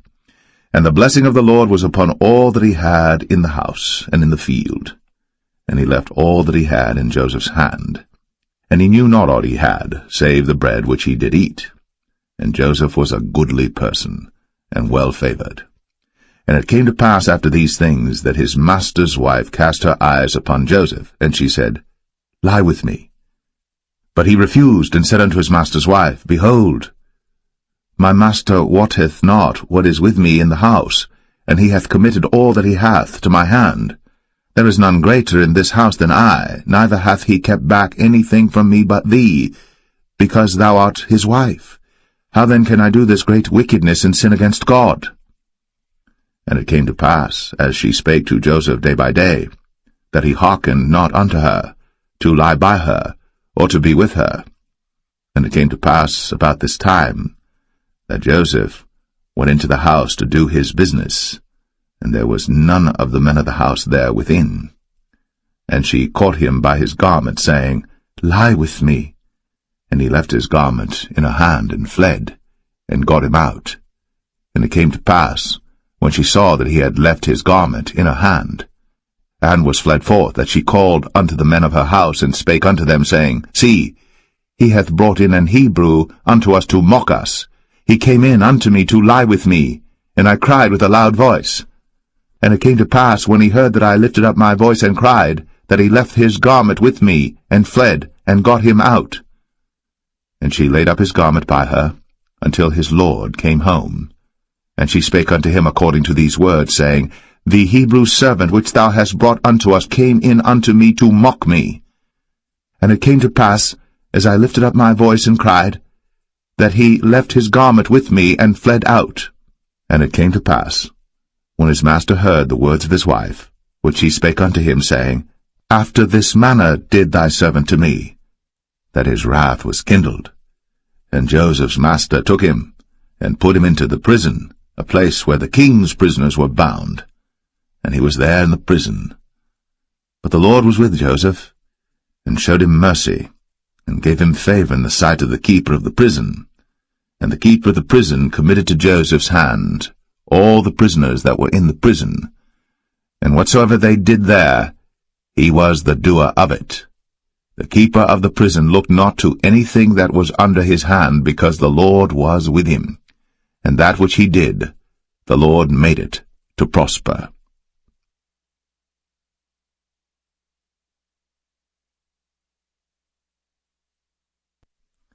Genesis 40.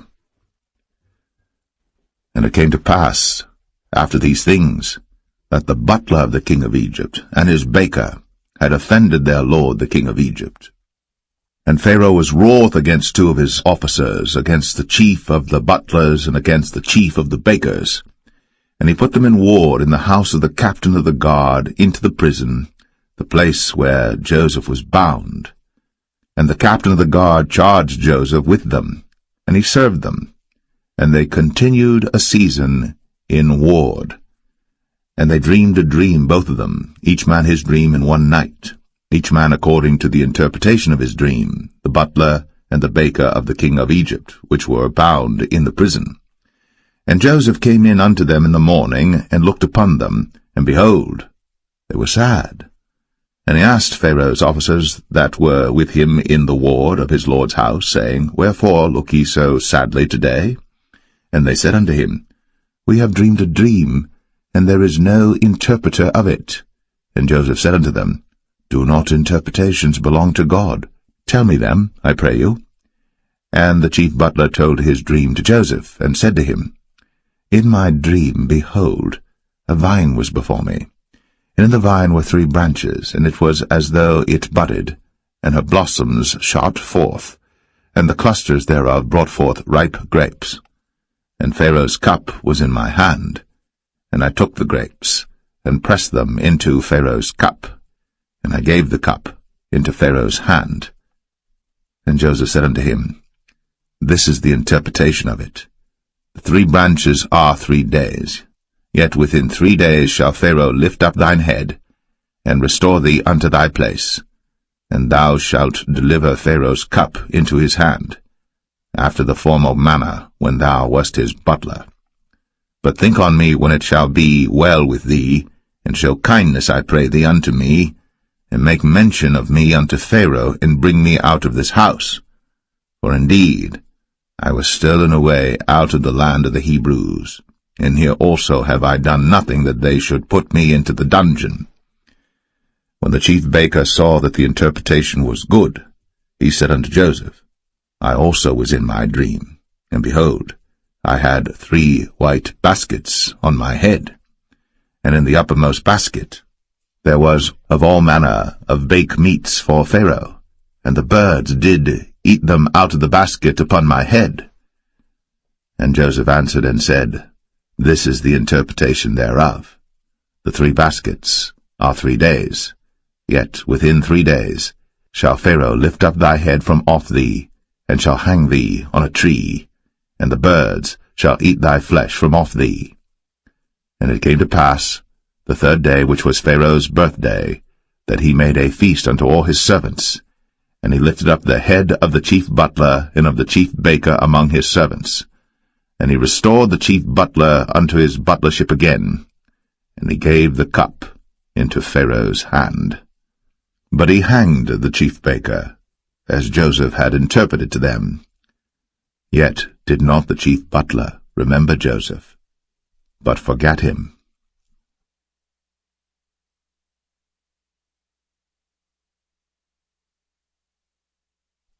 Genesis 41. And it came to pass at the end of 2 full years, that Pharaoh dreamed, and behold, he stood by the river. And behold, there came up out of the river 7 well-favored kine, and fat-fleshed, and they fed in a meadow. And behold, 7 other kine came up after them out of the river, ill-favored, and lean-fleshed, and stood by the other kine upon the brink of the river. and the ill-favored and lean-fleshed kine did eat up the 7 well-favored and fat kine. So Pharaoh awoke. And he slept and dreamed the second time, and behold, 7 ears of corn came up upon one stalk, rank and good.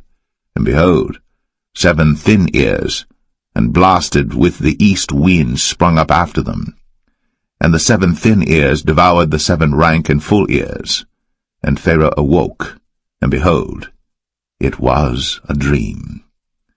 And it came to pass in the morning that his spirit was troubled, and he sent and called for all the magicians of Egypt, and all the wise men thereof. And Pharaoh told them his dream, for there was none that could interpret them unto Pharaoh. Then spake the chief butler unto Pharaoh, saying, I do remember my faults this day. Pharaoh was wroth with his servants, and put me in ward of the captain of the guard's house, both me and the chief baker. And we dreamed a dream in one night, I and he. We dreamed each man according to the interpretation of his dream. And there was there with us a young man, an Hebrew, servant to the captain of the guard.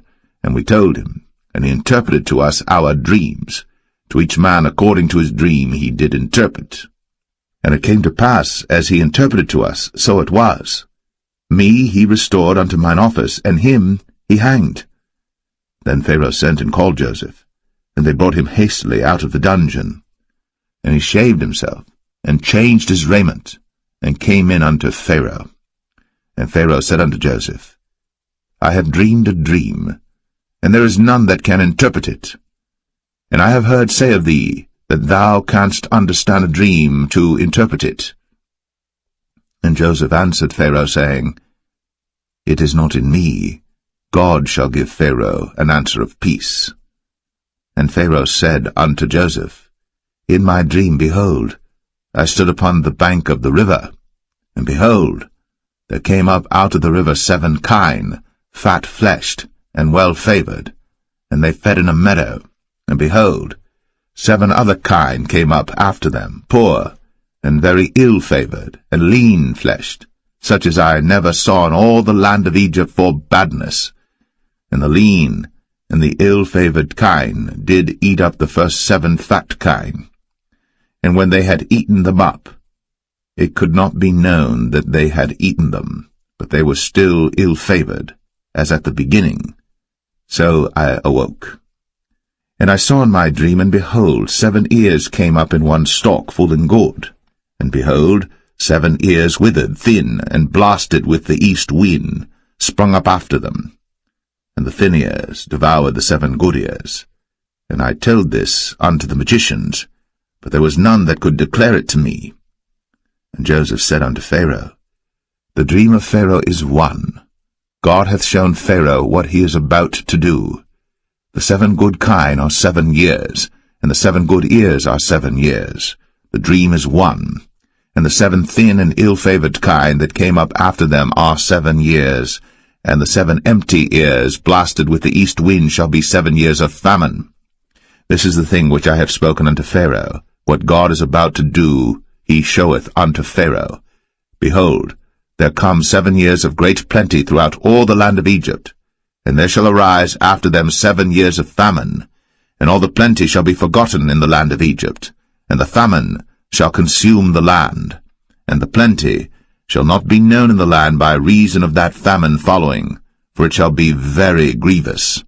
And for that the dream was doubled unto Pharaoh twice. It is because the thing is established by God, and God will shortly bring it to pass.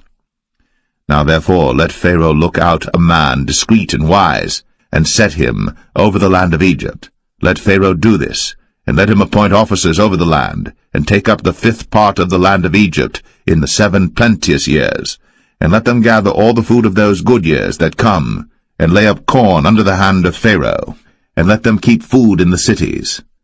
And that food shall be for store to the land against the 7 years of famine, which shall be in the land of Egypt, that the land perish not through the famine. And the thing was good in the eyes of Pharaoh, and in the eyes of all his servants.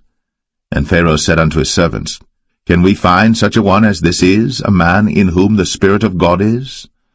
And Pharaoh said unto Joseph, Forasmuch as God hath shown thee all this, there is none so discreet and wise as thou art. Thou shalt be over my house, and according unto thy word shall all my people be ruled. Only in the throne will I be greater than thou. And Pharaoh said unto Joseph, See, I have set thee over all the land of Egypt. And Pharaoh took off his ring from his hand, and put it upon Joseph's hand, and arrayed him in vestures of fine linen, and put a gold chain about his neck. And he made him to ride in the second chariot which he had. And they cried before him, Bow the knee. And he made him ruler over all the land of Egypt. And Pharaoh said unto Joseph, I am Pharaoh, and without thee shall no man lift up his hand or foot in all the land of Egypt. And Pharaoh called Joseph's name Zaphnath-Paneah, and he gave him to wife Asenath, the daughter of Potipharah, priest of On.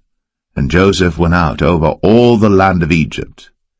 And Joseph was 30 years old when he stood before Pharaoh, king of Egypt. And Joseph went out from the presence of Pharaoh, and went throughout all the land of Egypt. And in the 7 plenteous years the earth brought forth by handfuls.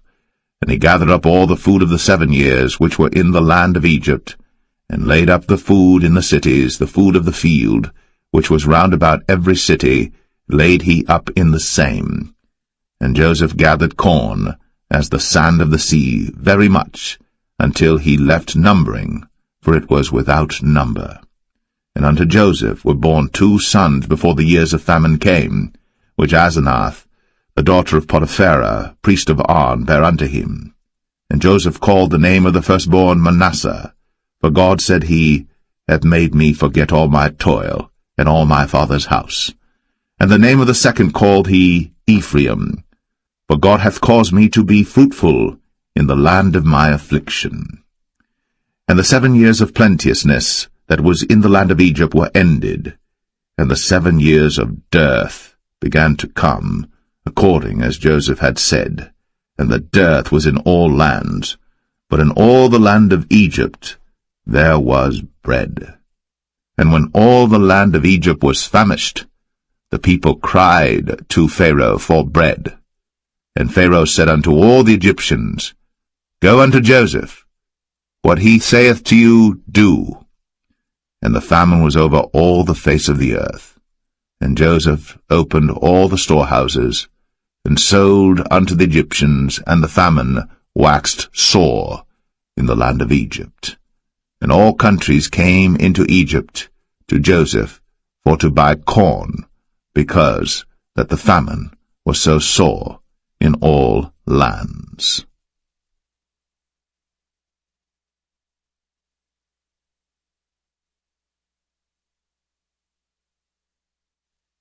Genesis 42. Now when Jacob saw that there was corn in Egypt, Jacob said unto his sons, Why do you look one upon another? And he said, Behold, I have heard that there is corn in Egypt. Get you down thither, and buy for us from thence, that we may live and not die. And Joseph's 10 brethren went down to buy corn in Egypt. But Benjamin, Joseph's brother, Jacob sent not with his brethren, for he said, Lest peradventure mischief befall him. And the sons of Israel came to buy corn among those that came, for the famine was in the land of Canaan. And Joseph was the governor over the land, and he it was that sold to all the people of the land. And Joseph's brethren came, and bowed down themselves before him with their faces to the earth. And Joseph saw his brethren, and he knew them, but made himself strange unto them, and spake roughly unto them. And he said unto them, Whence come ye? And they said, From the land of Canaan to buy food. And Joseph knew his brethren, but they knew not him. And Joseph remembered the dreams which he dreamed of them, and said unto them, Ye are spies, to see the nakedness of the land ye are come. And they said unto him, Nay, my lord, but to buy food are thy servants come. We are all one man's sons, we are true men, thy servants are no spies. And he said unto them, Nay, but to see the nakedness of the land ye are come. And they said, Thy servants are 12 brethren, the sons of one man in the land of Canaan. And behold, The youngest is this day with our father, and one is not. And Joseph said unto them, That is it that I spake unto you, saying, Ye are spies. Hereby ye shall be proved. By the life of Pharaoh ye shall not go forth hence, except your youngest brother come hither. Send one of you, and let him fetch your brother, and ye shall be kept in prison, that your words may be proved, whether there be any truth in you, or else by the life of Pharaoh surely ye are spies. And he put them all together into ward 3 days. And Joseph said unto them the 3rd day, This do and live, for I fear God. If ye be true men, let one of your brethren be bound in the house of your prison. Go ye, carry corn for the famine of your houses. But bring your youngest brother unto me. So shall your words be verified, and ye shall not die. And they did so. And they said one to another, We are verily guilty concerning our brother, in that we saw the anguish of his soul when he besought us, and we would not hear. Therefore is this distress come upon us. And Reuben answered them, saying, Spake I not unto you, saying, Do not sin against the child? And ye would not hear. Therefore, behold, also his blood is required.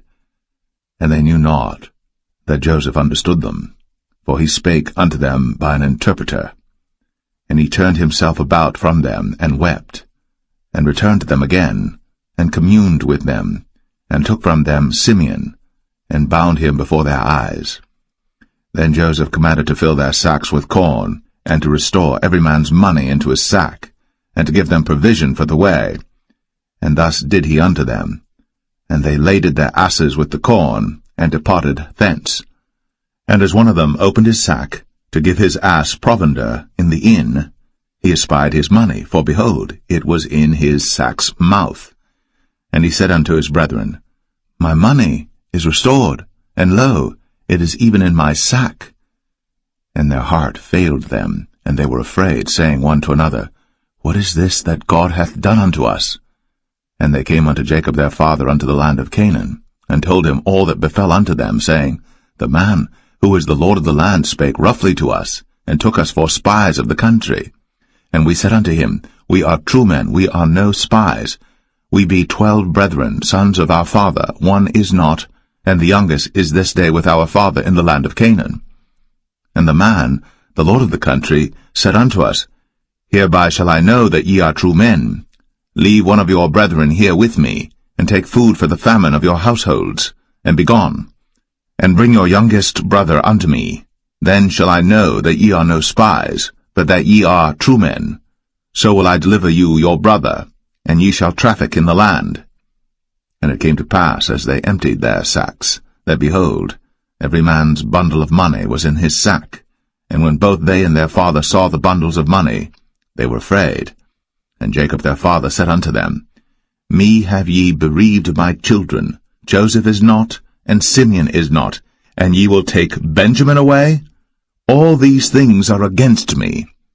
And Reuben spake unto his father, saying, Slay my 2 sons, if I bring him not to thee. Deliver him into my hand, and I will bring him to thee again.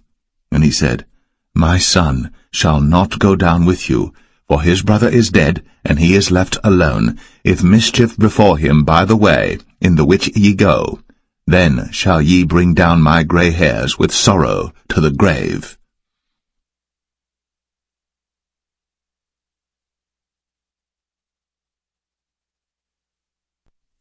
Genesis 43.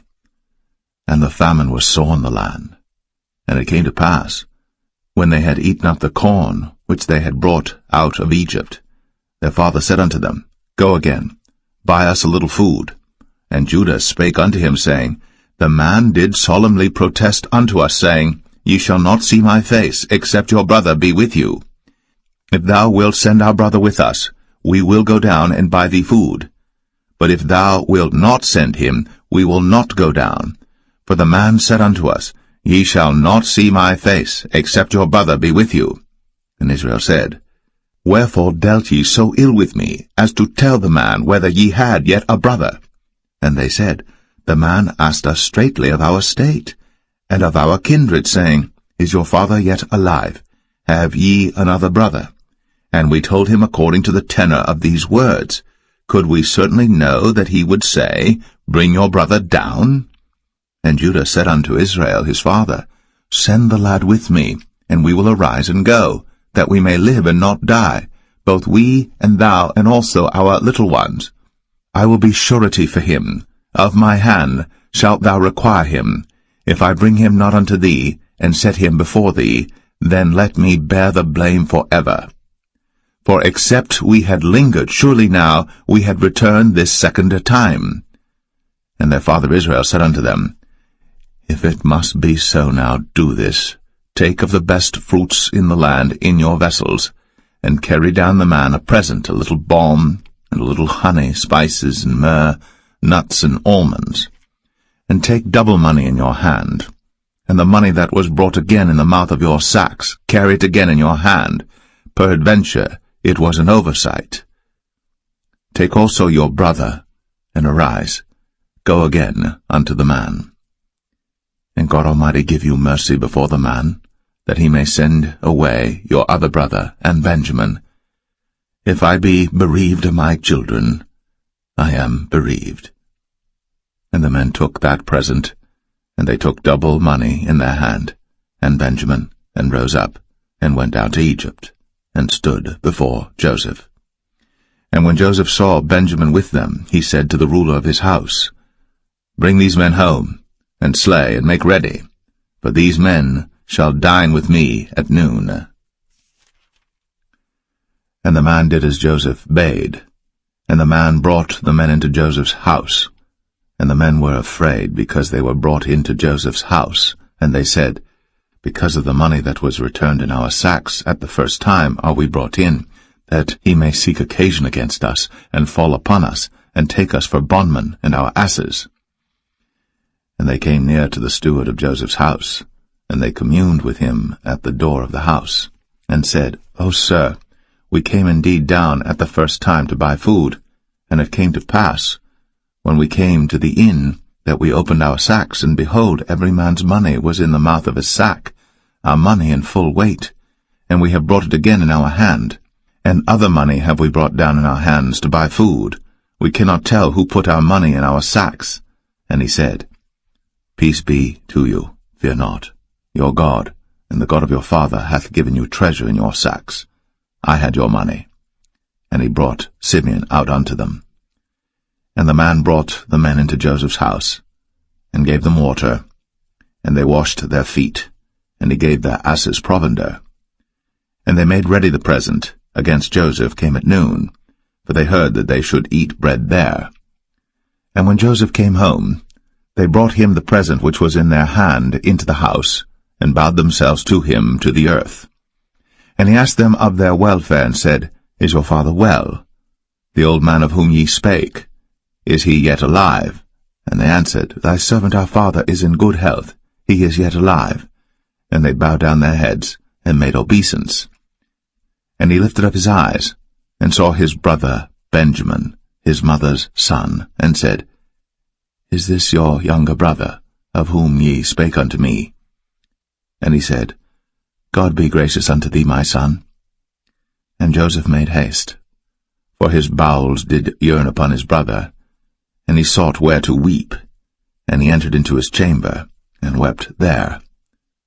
And he washed his face, and went out, and refrained himself, and said, Set on bread. And they set on for him by himself, and for them by themselves, and for the Egyptians which did eat with him by themselves, because the Egyptians might not eat bread with the Hebrews, for that is an abomination unto the Egyptians. And they sat before him, the firstborn according to his birthright, and the youngest according to his youth. And the men marveled one at another. And he took and sent messes unto them from before him. But Benjamin's mess was 5 times so much as any of theirs. And they drank, and were merry with him.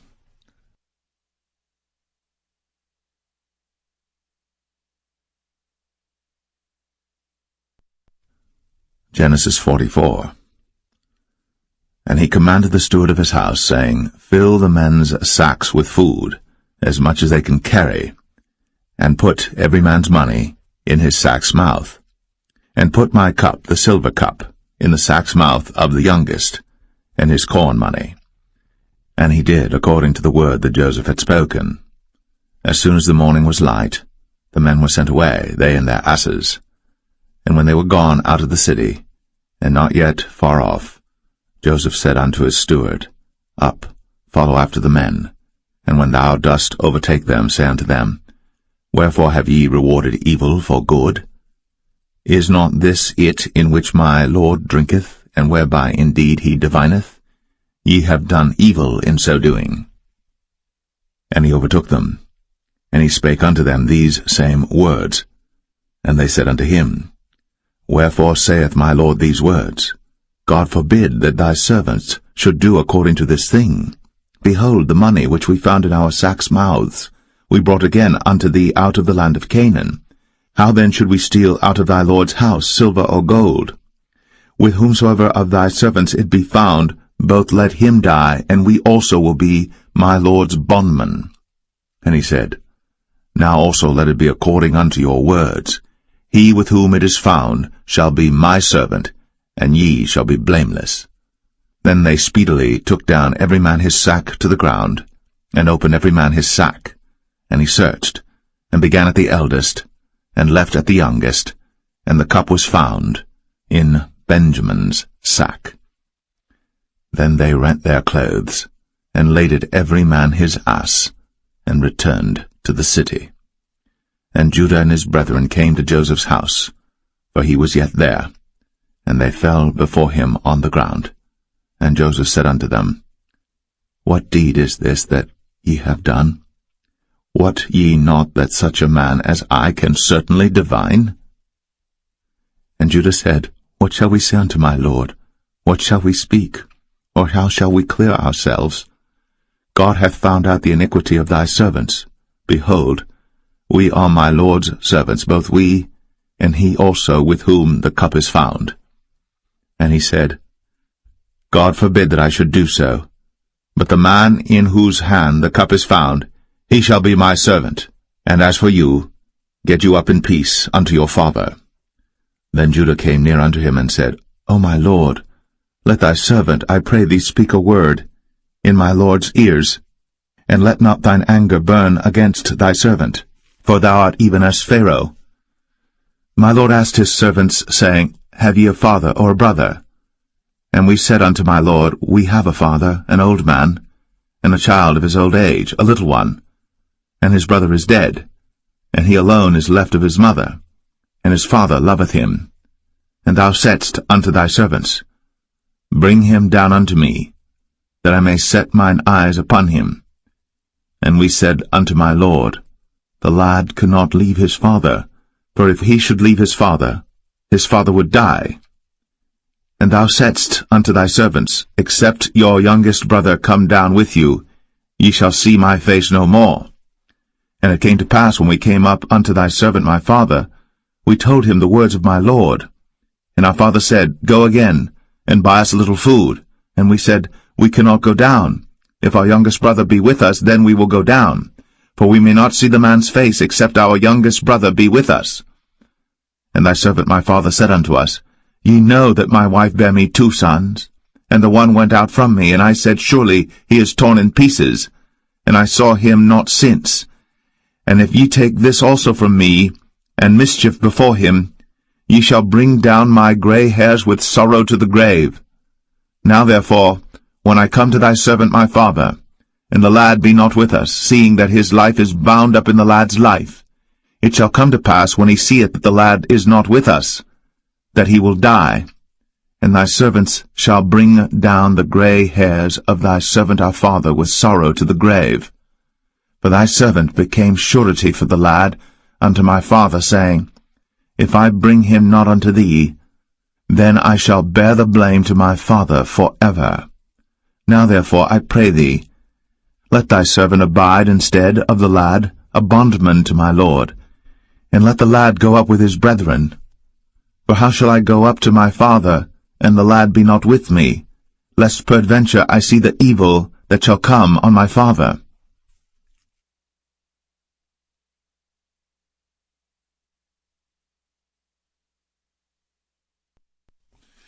Genesis 45.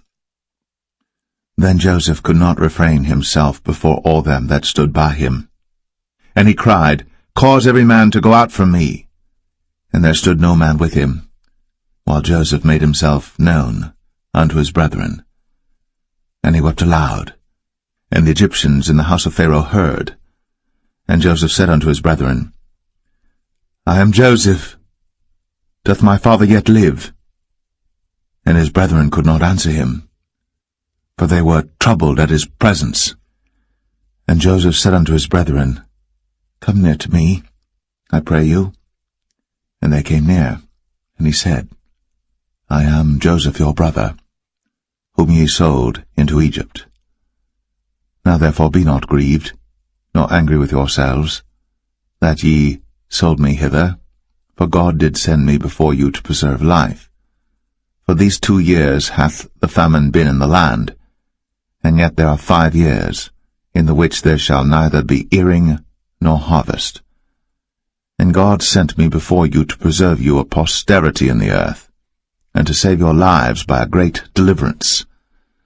So now it was not you that sent me hither, but God. And he hath made me a father to Pharaoh, and lord of all his house, and a ruler throughout all the land of Egypt. Haste ye, and go up to my father, and say unto him, Thus saith thy son Joseph, God hath made me lord of all Egypt. Come down unto me, tarry not. And thou shalt dwell in the land of Goshen, and thou shalt be near unto me, thou and thy children, and thy children's children, and thy flocks and thy herds, and all that thou hast, and there will I nourish thee. For yet there are 5 years of famine, lest thou and thy household, and all that thou hast, come to poverty. And behold, your eyes see, in the eyes of my brother Benjamin, that it is my mouth that speaketh unto you. And ye shall tell my father of all my glory in Egypt, and of all that ye have seen, and ye shall haste and bring down my father hither. And he fell upon his brother Benjamin's neck, and wept. And Benjamin wept upon his neck. Moreover he kissed all his brethren, and wept upon them, and after that his brethren talked with him. And the fame thereof was heard in Pharaoh's house, saying, Joseph's brethren are come. And it pleased Pharaoh well, and his servants. And Pharaoh said unto Joseph, Say unto thy brethren, This do ye, lade your beasts, and go, get you unto the land of Canaan. And take your father and your households, and come unto me, and I will give you the good of the land of Egypt, and ye shall eat the fat of the land.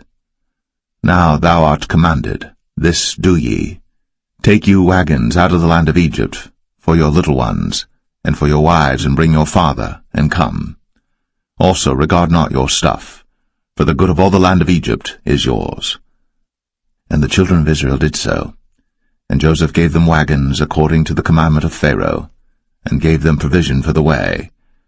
To all of them he gave each man changes of raiment, but to Benjamin he gave 300 pieces of silver, and 5 changes of raiment. And to his father he sent after this manner, 10 asses laden with the good things of Egypt, and 10 she-asses laden with corn and bread and meat for his father by the way. So he sent his brethren away, and they departed. And he said unto them, See that ye fall not out by the way. And they went up out of Egypt, and came into the land of Canaan unto Jacob their father, and told him, saying, Joseph is yet alive, and he is governor over all the land of Egypt. And Jacob's heart fainted, for he believed them not. And they told him all the words of Joseph, which he had said unto them. And when he saw the wagons which Joseph had sent to carry him, the spirit of Jacob their father revived. And Israel said, It is enough. Joseph my son is yet alive. I will go and see him before I die.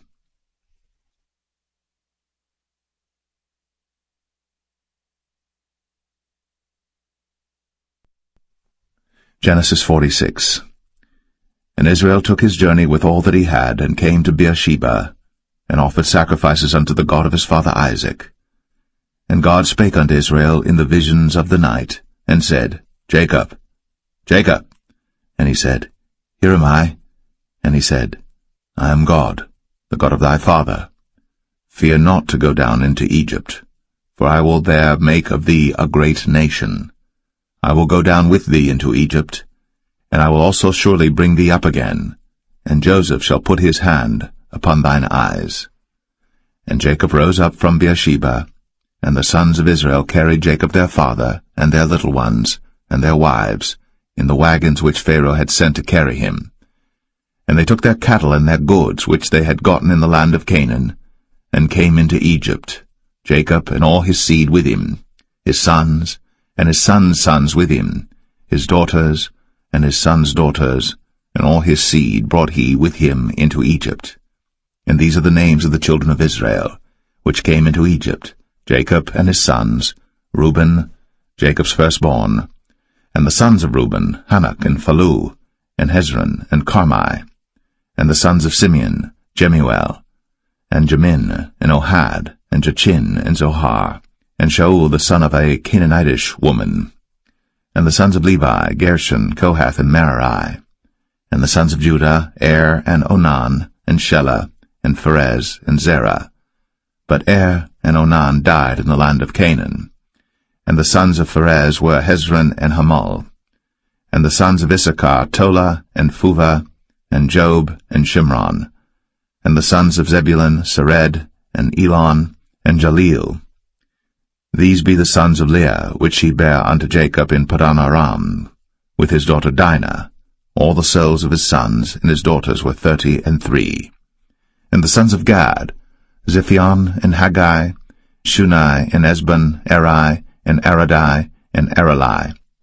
And the sons of Asher, Jimnah, and Ishua, and Isui, and Beriah, and Sarah their sister, and the sons of Beriah, Heber, and Malchiel. These are the sons of Zilpah, whom Laban gave to Leah his daughter, and these she bare unto Jacob, even 16 souls. The sons of Rachel, Jacob's wife, Joseph and Benjamin. And unto Joseph in the land of Egypt were born Manasseh and Ephraim, which Asenath, the daughter of Potipharah, priest of On, bare unto him. And the sons of Benjamin were Bela, and Becher, and Ashbel, Gera, and Naaman, Ehi, and Rosh, Mupim, and Hupim, and Ard. These are the sons of Rachel, which were born to Jacob. All the souls were 14. And the sons of Dan, Hushim. And the sons of Naphtali, Jaziel, and Gunai, and Jezer, and Shillem. These are the sons of Bilhah, which Laban gave unto Rachel his daughter, and she bare these unto Jacob. All the souls were 7. All the souls that came with Jacob into Egypt, which came out of his loins, besides Jacob's sons' wives, all the souls were 66. And the sons of Joseph, which were born him in Egypt, were 2 souls. All the souls of the house of Jacob, which came into Egypt, were 70. And he sent Judah before him unto Joseph, to direct his face unto Goshen. And they came into the land of Goshen. And Joseph made ready his chariot, and went up to meet Israel his father to Goshen, and presented himself unto him. And he fell on his neck, and wept on his neck a good while. And Israel said unto Joseph, Now let me die, since I have seen thy face, because thou art yet alive. And Joseph said unto his brethren, and unto his father's house, I will go up and show Pharaoh, and say unto him, My brethren, and my father's house, which were in the land of Canaan, are come unto me. And the men are shepherds, for their trade hath been to feed cattle, and they have brought their flocks, and their herds, and all that they have. And it shall come to pass, when Pharaoh shall call you, and shall say, What is your occupation? That ye shall say, Thy servant's trade hath been about cattle from our youth, even until now, both we and also our fathers, that ye may dwell in the land of Goshen. For every shepherd is an abomination unto the Egyptians.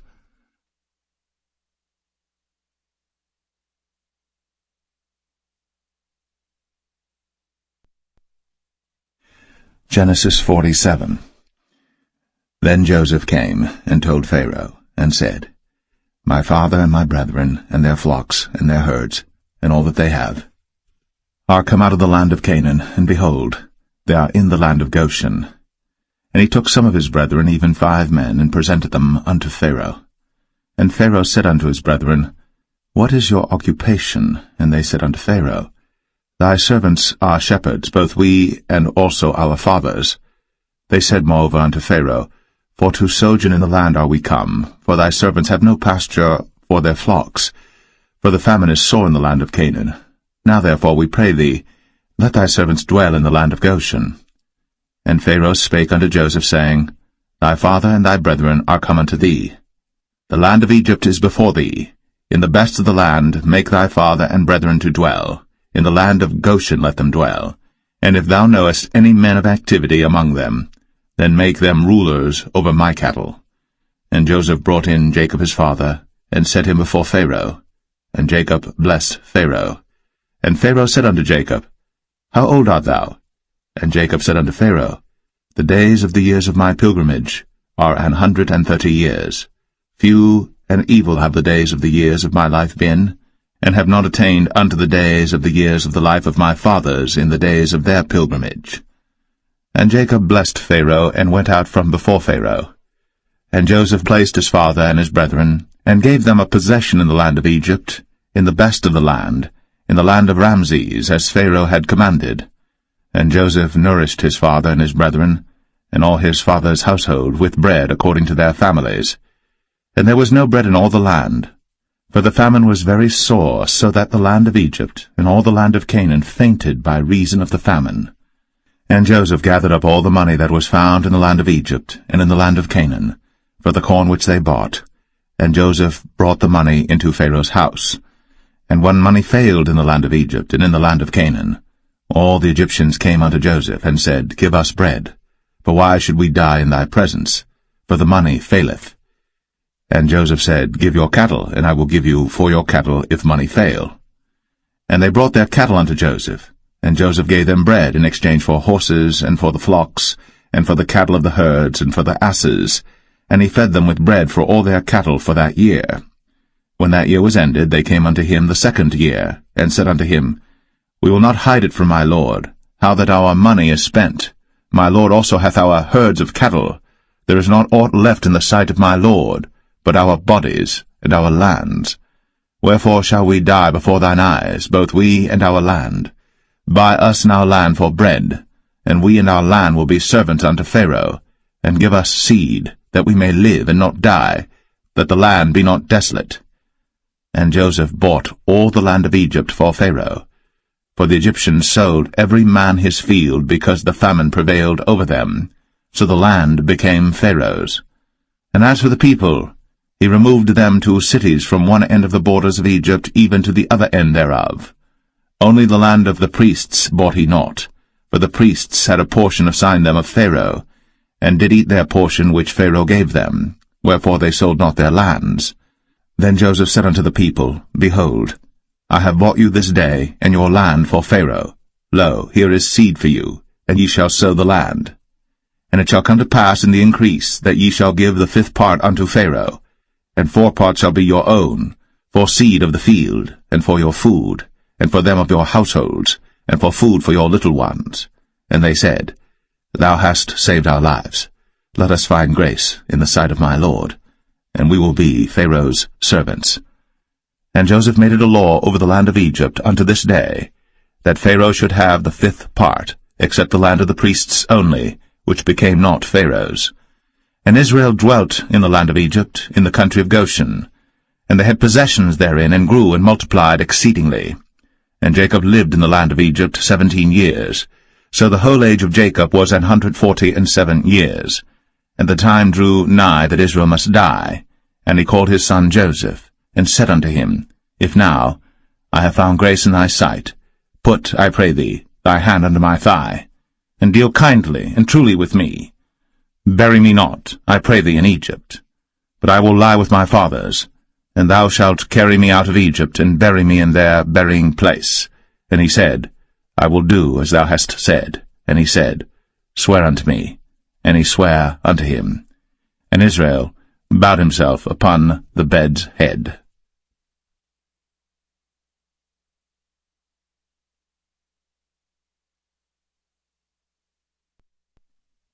Genesis 48. And it came to pass after these things, that one told Joseph, Behold, thy father is sick. And he took with him his 2 sons, Manasseh and Ephraim.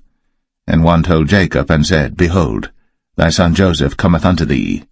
And Israel strengthened himself, and sat upon the bed. And Jacob said unto Joseph, God Almighty appeared unto me at Luz in the land of Canaan, and blessed me. And said unto me, Behold, I will make thee fruitful, and multiply thee, and I will make of thee a multitude of people, and will give this land to thy seed after thee for an everlasting possession. And now thy 2 sons, Ephraim and Manasseh, which were born unto thee in the land of Egypt before I came unto thee into Egypt, are mine. As Reuben and Simeon they shall be mine. And thy issue which thou begettest after them shall be thine, and shall be called after the name of their brethren in their inheritance. And as for me, when I came from Padan, Rachel died by me in the land of Canaan in the way, when yet there was but a little way to come unto Ephrath. And I buried her there in the way of Ephrath, the same as Bethlehem. And Israel beheld Joseph's sons, and said, Who are these? And Joseph said unto his father, They are my sons, whom God hath given me in this place. And he said, Bring them, I pray thee, unto me, and I will bless them. Now the eyes of Israel were dim for age, so that he could not see. And he brought them near unto him. And he kissed them, and embraced them. And Israel said unto Joseph, I had not thought to see thy face, and lo, God hath shown me also thy seed. And Joseph brought them out from between his knees, and he bowed himself with his face to the earth. And Joseph took them both, Ephraim in his right hand toward Israel's left hand, and Manasseh in his left hand toward Israel's right hand, and brought them near unto him. And Israel stretched out his right hand, and laid it upon Ephraim's head, who was the younger, and his left hand upon Manasseh's head, guiding his hands wittingly, for Manasseh was the firstborn. And he blessed Joseph, and said, God, before whom my fathers Abraham and Isaac did walk, the God which fed me all my life long unto this day, the angel which redeemed me from all evil, bless the lads, and let my name be named on them, and the name of my fathers Abraham and Isaac, and let them grow into a multitude in the midst of the earth. And when Joseph saw that his father laid his right hand upon the head of Ephraim, it displeased him, and he held up his father's hand to remove it from Ephraim's head unto Manasseh's head. And Joseph said unto his father, Not so, my father, for this is the firstborn, put thy right hand upon his head. And his father refused, and said, I know it, my son, I know it. He also shall become a people, and he also shall be great. But truly his younger brother shall be greater than he, and his seed shall become a multitude of nations. And he blessed them that day, saying, In thee shall Israel bless, saying, God make thee as Ephraim and as Manasseh. And he set Ephraim before Manasseh. And Israel said unto Joseph, Behold, I die, but God shall be with you, and bring you again unto the land of your fathers. Moreover, I have given to thee one portion above thy brethren, which I took out of the hand of the Amorite with my sword and with my bow.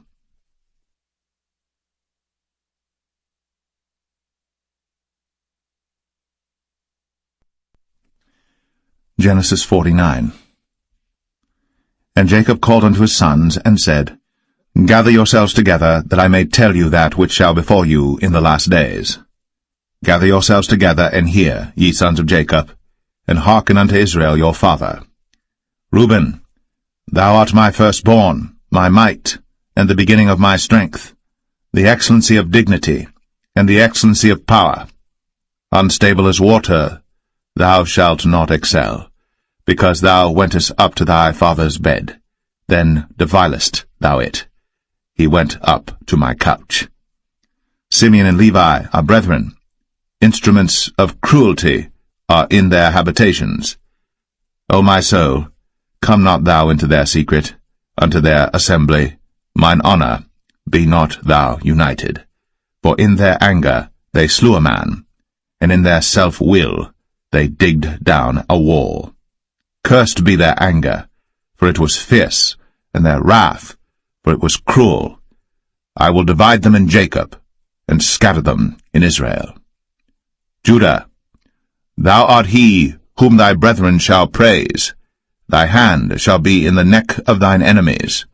Thy father's children shall bow down before thee. Judah is a lion's whelp. From the prey, my son, thou art gone up. He stooped down. He couched as a lion, and as an old lion, who shall rouse him up? The scepter shall not depart from Judah, nor a lawgiver from between his feet, until Shiloh come, and unto him shall the gathering of the people be. Binding his foal unto the vine, and his ass's colt unto the choice vine, he washed his garments in wine, and his clothes in the blood of grapes. His eyes shall be red with wine, and his teeth white with milk. Zebulun shall dwell at the haven of the sea, and he shall be for an haven of ships, and his border shall be unto Zidon. Issachar is a strong ass couching down between two burdens, and he saw that rest was good, and the land that it was pleasant, and bowed his shoulder to bear, and became a servant unto tribute. Dan shall judge his people, as one of the tribes of Israel. Dan shall be a serpent by the way, an adder in the path, that biteth the horse heels, so that his rider shall fall backward. I have waited for thy salvation, O Lord. Gad, a troop shall overcome him, but he shall overcome at the last. Out of Asher his bread shall be fat, and he shall yield royal dainties. Naphtali is a hind let loose, he giveth goodly words. Joseph is a fruitful bough, even a fruitful bough by a well, whose branches run over the wall. The archers have sorely grieved him, and shot at him, and hated him. But his bow abode in strength, and the arms of his hands were made strong by the hands of the mighty God of Jacob. From thence is the shepherd, the stone of Israel. Even by the God of thy father, who shall help thee, and by the Almighty, who shall bless thee with blessings of heaven above, blessings of the deep that lieth under, blessings of the breasts, and of the womb. The blessings of thy father have prevailed above the blessings of my progenitors, unto the utmost bound of the everlasting hills. They shall be on the head of Joseph, and on the crown of the head of him that was separate from his brethren. Benjamin shall raven as a wolf. In the morning he shall devour the prey, and at night he shall divide the spoil. All these are the 12 tribes of Israel. And this is it that their father spake unto them, and blessed them, every one, according to his blessing, he blessed them. And he charged them, and said unto them, I am to be gathered unto my people. Bury me with my fathers in the cave that is in the field of Ephron the Hittite, in the cave that is in the field of Machpelah, which is before Mamre, in the land of Canaan, which Abraham bought with the field of Ephron the Hittite, for a possession of a burying place. There they buried Abraham and Sarah his wife.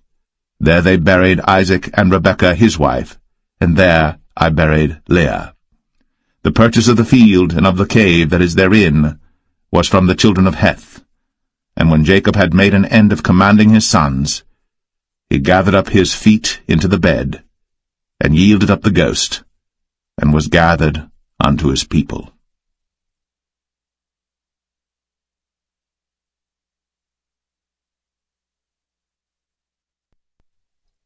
Genesis 50. And Joseph fell upon his father's face, and wept upon him, and kissed him. And Joseph commanded his servants, the physicians, to embalm his father, and the physicians embalmed Israel. And 40 days were fulfilled for him, for so are fulfilled the days of those which are embalmed. And the Egyptians mourned for him 60 days. And when the days of his mourning were past, Joseph spake unto the house of Pharaoh, saying, If now I have found grace in your eyes, speak, I pray you, in the ears of Pharaoh, saying, My father made me swear, saying, Lo, I die, in my grave which I have digged for me in the land of Canaan. There shalt thou bury me. Now therefore let me go up, I pray thee, and bury my father, and I will come again. And Pharaoh said, Go up, and bury thy father, according as he made thee swear. And Joseph went up to bury his father, and with him went up all the servants of Pharaoh, the elders of his house, and all the elders of the land of Egypt, and all the house of Joseph, and his brethren, and his father's house, only their little ones, and their flocks, and their herds. they left in the land of Goshen. And there went up with him both chariots and horsemen, and it was a very great company. And they came to the threshing floor of Atad, which is beyond Jordan, and there they mourned with a great and very sore lamentation. And he made a mourning for his father 7 days. And when the inhabitants of the land, the Canaanites, saw the mourning in the floor of Atad, they said, This is a grievous mourning to the Egyptians. Wherefore the name of it was called Abel Mizraim, which is beyond Jordan. And his sons did unto him according as he commanded them. For his sons carried him into the land of Canaan, and buried him in the cave of the field of Machpelah, which Abraham bought with the field for possession of a burying place of Ephron the Hittite before Mamre. And Joseph returned into Egypt, he and his brethren, and all that went up with him to bury his father, after he had buried his father. And when Joseph's brethren saw that their father was dead, they said, Joseph will peradventure hate us, and will certainly requite us all the evil which we did unto him. And they sent a messenger unto Joseph, saying, Thy father did command before he died, saying, So shall ye say unto Joseph, Forgive, I pray thee now, the trespass of thy brethren, and their sin. For they did unto thee evil, and now, we pray thee, forgive the trespass of the servants of the God of thy father. And Joseph wept, when they spake unto him. And his brethren also went and fell down before his face, and they said, Behold, we be thy servants. And Joseph said unto them, Fear not, for am I in the place of God? But as for you, ye thought evil against me, but God meant it unto good, to bring to pass, as it is this day, to save much people alive. Now therefore fear ye not, I will nourish you, and your little ones. And he comforted them, and spake kindly unto them. And Joseph dwelt in Egypt, he and his father's house. And Joseph lived 110 years. And Joseph saw Ephraim's children of the 3rd generation. The children also of Machir, the son of Manasseh, were brought up upon Joseph's knees. And Joseph said unto his brethren, I die, and God will surely visit you, and bring you out of this land unto the land which he sware to Abraham, to Isaac, and to Jacob. And Joseph took an oath of the children of Israel, saying, God will surely visit you, and ye shall carry up my bones from hence. So Joseph died, being 110 years old, and they embalmed him, and he was put in a coffin in Egypt.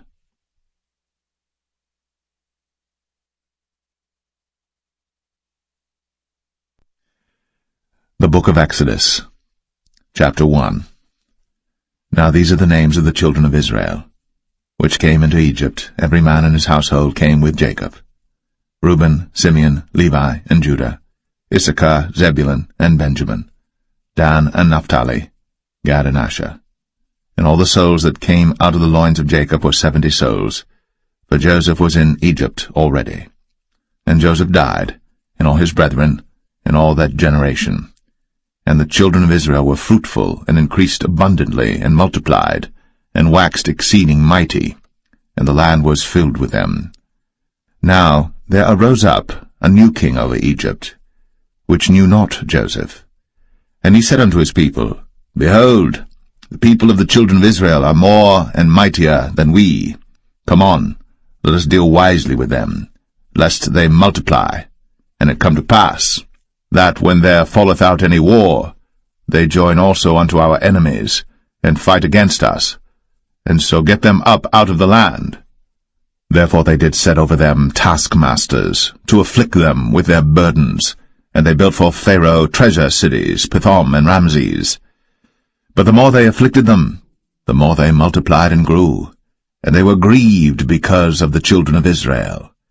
And the Egyptians made the children of Israel to serve with rigor, and they made their lives bitter with hard bondage in mortar and in brick and in all manner of service in the field. All their service wherein they made them serve was with rigor.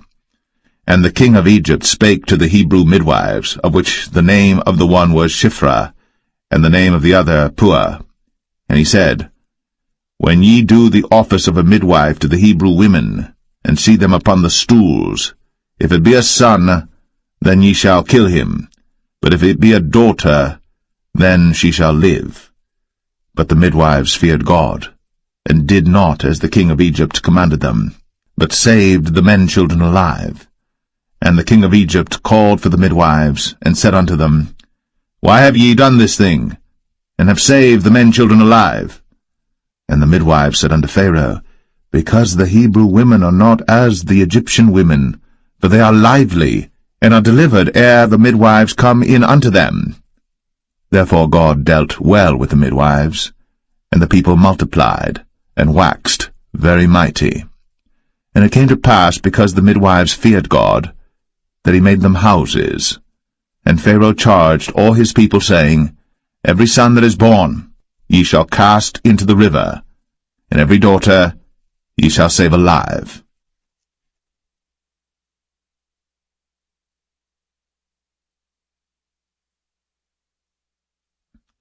Exodus 2. And there went a man of the house of Levi, and took to wife a daughter of Levi. And the woman conceived, and bare a son. And when she saw him that he was a goodly child, she hid him 3 months. And when she could not longer hide him, she took for him an ark of bulrushes, and daubed it with slime, and with pitch, and put the child therein, and she laid it in the flags by the river's brink. And his sister stood afar off to wit what would be done to him. And the daughter of Pharaoh came down to wash herself at the river, and her maidens walked along by the river's side. And when she saw the ark among the flags, she sent her maid to fetch it. And when she had opened it, she saw the child, and behold, the babe wept. And she had compassion on him, and said, This is one of the Hebrews' children. Then said his sister to Pharaoh's daughter, Shall I go and call to thee a nurse of the Hebrew women, that she may nurse the child for thee? And Pharaoh's daughter said to her, Go. And the maid went, and called the child's mother. And Pharaoh's daughter said unto her, Take this child away, and nurse it for me, and I will give thee thy wages. And the woman took the child, and nursed it. And the child grew, and she brought him unto Pharaoh's daughter, and he became her son. And she called his name Moses. And she said, Because I drew him out of the water. And it came to pass in those days, when Moses was grown, that he went out unto his brethren, and looked on their burdens. And he spied an Egyptian smiting an Hebrew, one of his brethren. And he looked this way and that way. And when he saw that there was no man, he slew the Egyptian, and hid him in the sand. And when he went out the second day, behold, 2 men of the Hebrews strove together.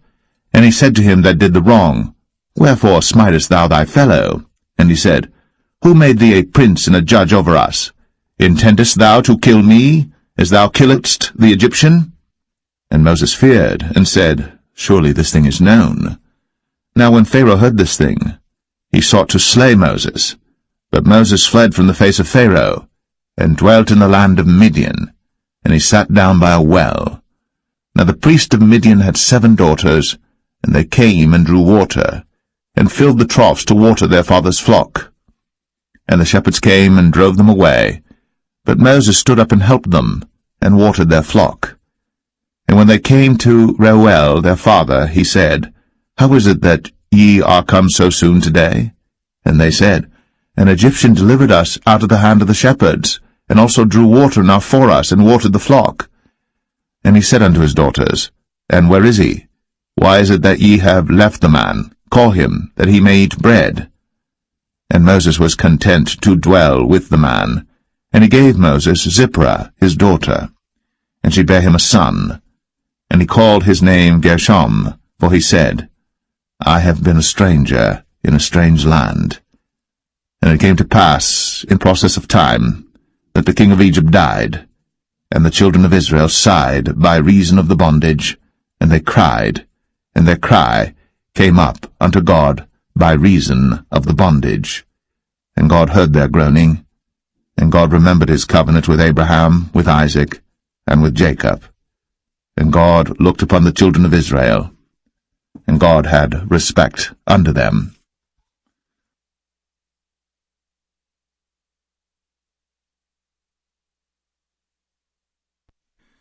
Exodus 3. Now Moses kept the flock of Jethro, his father-in-law, the priest of Midian. And he led the flock to the backside of the desert, and came to the mountain of God, even to Horeb. And the angel of the Lord appeared unto him in a flame of fire out of the midst of a bush. And he looked, and behold, the bush burned with fire, and the bush was not consumed. And Moses said, I will now turn aside and see this great sight, why the bush is not burnt. And when the Lord saw that he turned aside to see, God called unto him out of the midst of the bush, and said, Moses, Moses. And he said, Here am I. And he said, Draw not nigh hither. Put off thy shoes from off thy feet, for the place whereon thou standest is holy ground. Moreover, he said, I am the God of thy father, the God of Abraham, the God of Isaac, and the God of Jacob. And Moses hid his face, for he was afraid to look upon God. And the Lord said, I have surely seen the affliction of my people which are in Egypt, and have heard their cry by reason of their taskmasters. For I know their sorrows, and I am come down to deliver them out of the hand of the Egyptians, and to bring them up out of that land unto a good land, and a large, unto a land flowing with milk and honey, unto the place of the Canaanites, and the Hittites, and the Amorites, and the Perizzites, and the Hivites, and the Jebusites. Now therefore, behold, the cry of the children of Israel is come unto me, and I have also seen the oppression wherewith the Egyptians oppress them. Come now therefore, and I will send thee unto Pharaoh, that thou mayest bring forth my people, the children of Israel, out of Egypt. And Moses said unto God, Who am I, that I should go unto Pharaoh, and that I should bring forth the children of Israel out of Egypt? And he said, Certainly I will be with thee, and this shall be a token unto thee, that I have sent thee. When thou hast brought forth the people out of Egypt, ye shall serve God upon this mountain. And Moses said unto God, Behold, when I come unto the children of Israel, and shall say unto them, The God of your fathers has sent me unto you, and they shall say to me, What is his name? What shall I say unto them? And God said unto Moses, I am that I am. And he said, Thus shalt thou say unto the children of Israel, I am hath sent me unto you. And God said moreover unto Moses, Thus shalt thou say unto the children of Israel, The Lord God of your fathers, the God of Abraham, the God of Isaac, and the God of Jacob, hath sent me unto you. This is my name for ever, and this is my memorial unto all generations. Go and gather the elders of Israel together, and say unto them, The Lord God of your fathers, the God of Abraham, of Isaac, and of Jacob, appeared unto me, saying, I have surely visited you, and seen that which is done to you in Egypt. And I have said, I will bring you up out of the affliction of Egypt, unto the land of the Canaanites, and the Hittites, and the Amorites, and the Perizzites, and the Hivites, and the Jebusites, unto a land flowing with milk and honey. And they shall hearken to thy voice, and thou shalt come, thou and the elders of Israel, unto the king of Egypt, and ye shall say unto him, The Lord God of the Hebrews hath met with us. And now let us go, we beseech thee, 3 days' journey into the wilderness, that we may sacrifice to the Lord our God. And I am sure that the king of Egypt will not let you go, no, not by a mighty hand. And I will stretch out my hand, and smite Egypt with all my wonders which I will do in the midst thereof, and after that he will let you go. And I will give this people favor in the sight of the Egyptians, and it shall come to pass that, when ye go, ye shall not go empty. But every woman shall borrow of her neighbor, and of her that sojourneth in her house, jewels of silver, and jewels of gold, and raiment, and ye shall put them upon your sons, and upon your daughters, and ye shall spoil the Egyptians.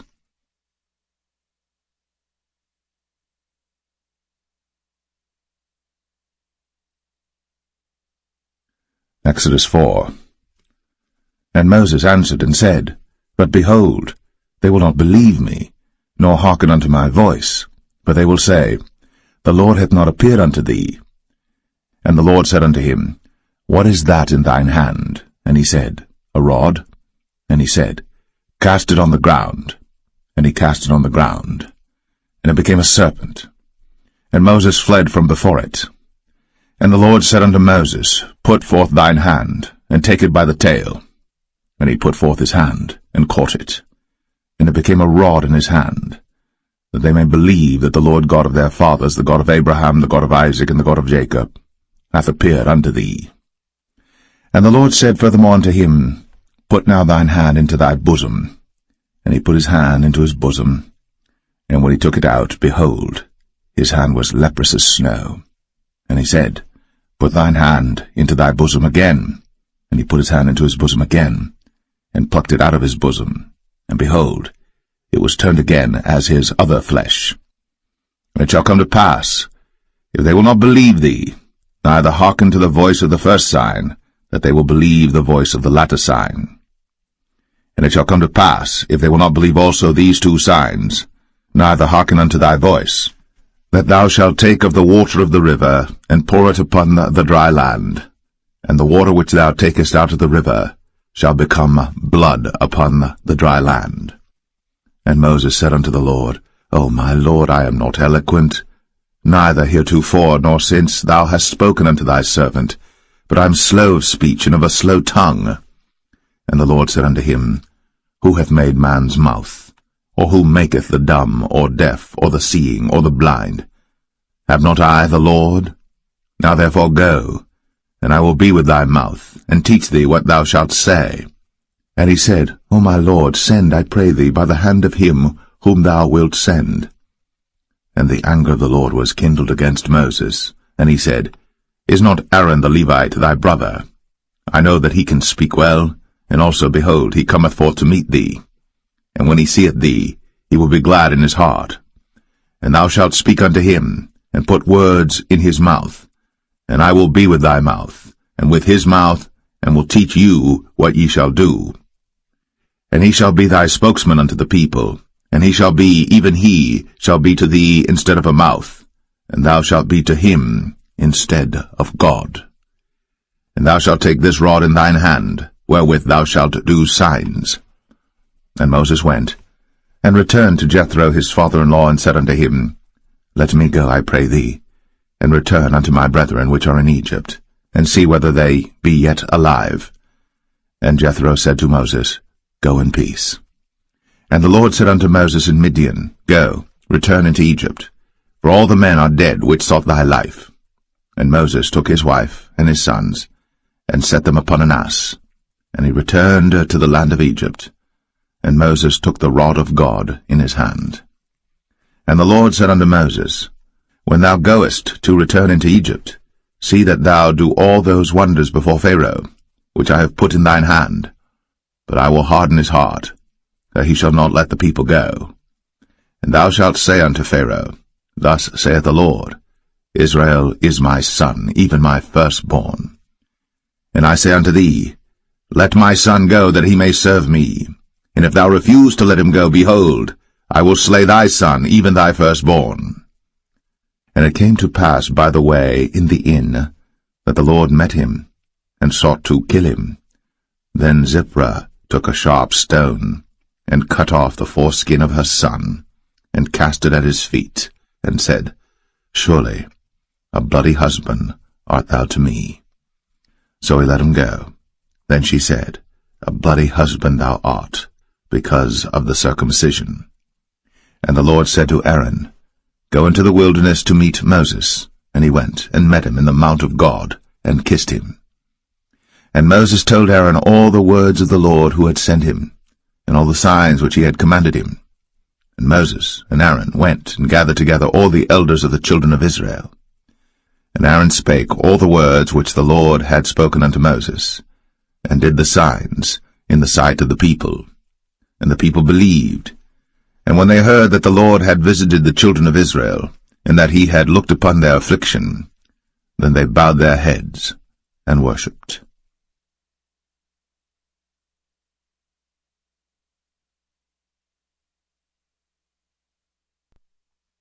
Exodus 5. And afterward Moses and Aaron went in, and told Pharaoh, Thus saith the Lord God of Israel, Let my people go, that they may hold a feast unto me in the wilderness. And Pharaoh said, Who is the Lord that I should obey his voice to let Israel go? I know not the Lord, neither will I let Israel go. And they said, The God of the Hebrews hath met with us. Let us go, we pray thee, 3 days' journey into the desert, and sacrifice unto the Lord our God, lest he fall upon us with pestilence, or with the sword. And the king of Egypt said unto them, Wherefore do ye, Moses and Aaron, let the people from their works get you unto your burdens. And Pharaoh said, Behold, the people of the land now are many, and ye make them rest from their burdens. And Pharaoh commanded the same day the taskmasters of the people and their officers, saying, Ye shall no more give the people straw to make brick, as heretofore. Let them go and gather straw for themselves. And the tale of the bricks which they did make heretofore ye shall lay upon them. Ye shall not diminish aught thereof. For they be idle. Therefore they cry, saying, Let us go and sacrifice to our God. Let their more work be laid upon the men, that they may labor therein, and let them not regard vain words. And the taskmasters of the people went out, and their officers, and they spake to the people, saying, Thus saith Pharaoh, I will not give you straw. Go ye, get you straw where you can find it, yet not aught of your work shall be diminished. So the people were scattered abroad throughout all the land of Egypt to gather stubble instead of straw. And the taskmasters hasted them, saying, Fulfill your works, your daily tasks, as when there was straw. And the officers of the children of Israel, which Pharaoh's taskmasters had set over them, were beaten, and demanded, Wherefore have ye not fulfilled your task in making brick both yesterday and today as heretofore? Then the officers of the children of Israel came and cried unto Pharaoh, saying, Wherefore dealest thou thus with thy servants? There is no straw given unto thy servants. And they say to us, Make brick. And behold, thy servants are beaten, but the fault is in thine own people. But he said, Ye are idle, ye are idle. Therefore ye say, Let us go and do sacrifice to the Lord. Go therefore now and work, for there shall no straw be given you. Yet shall ye deliver the tale of bricks. And the officers of the children of Israel did see that they were in evil case, after it was said, Ye shall not minish aught from your bricks of your daily task. And they met Moses and Aaron, who stood in the way, as they came forth from Pharaoh. And they said unto them, The Lord look upon you and judge, because ye have made our savour to be abhorred in the eyes of Pharaoh, and in the eyes of his servants, to put a sword in their hand to slay us. And Moses returned unto the Lord, and said, Lord, wherefore hast thou so evil entreated this people? Why is it that thou hast sent me? For since I came to Pharaoh to speak in thy name, he hath done evil to this people, neither hast thou delivered thy people at all.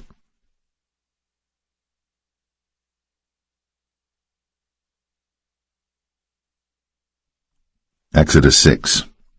Then the Lord said unto Moses, Now shalt thou see what I will do to Pharaoh.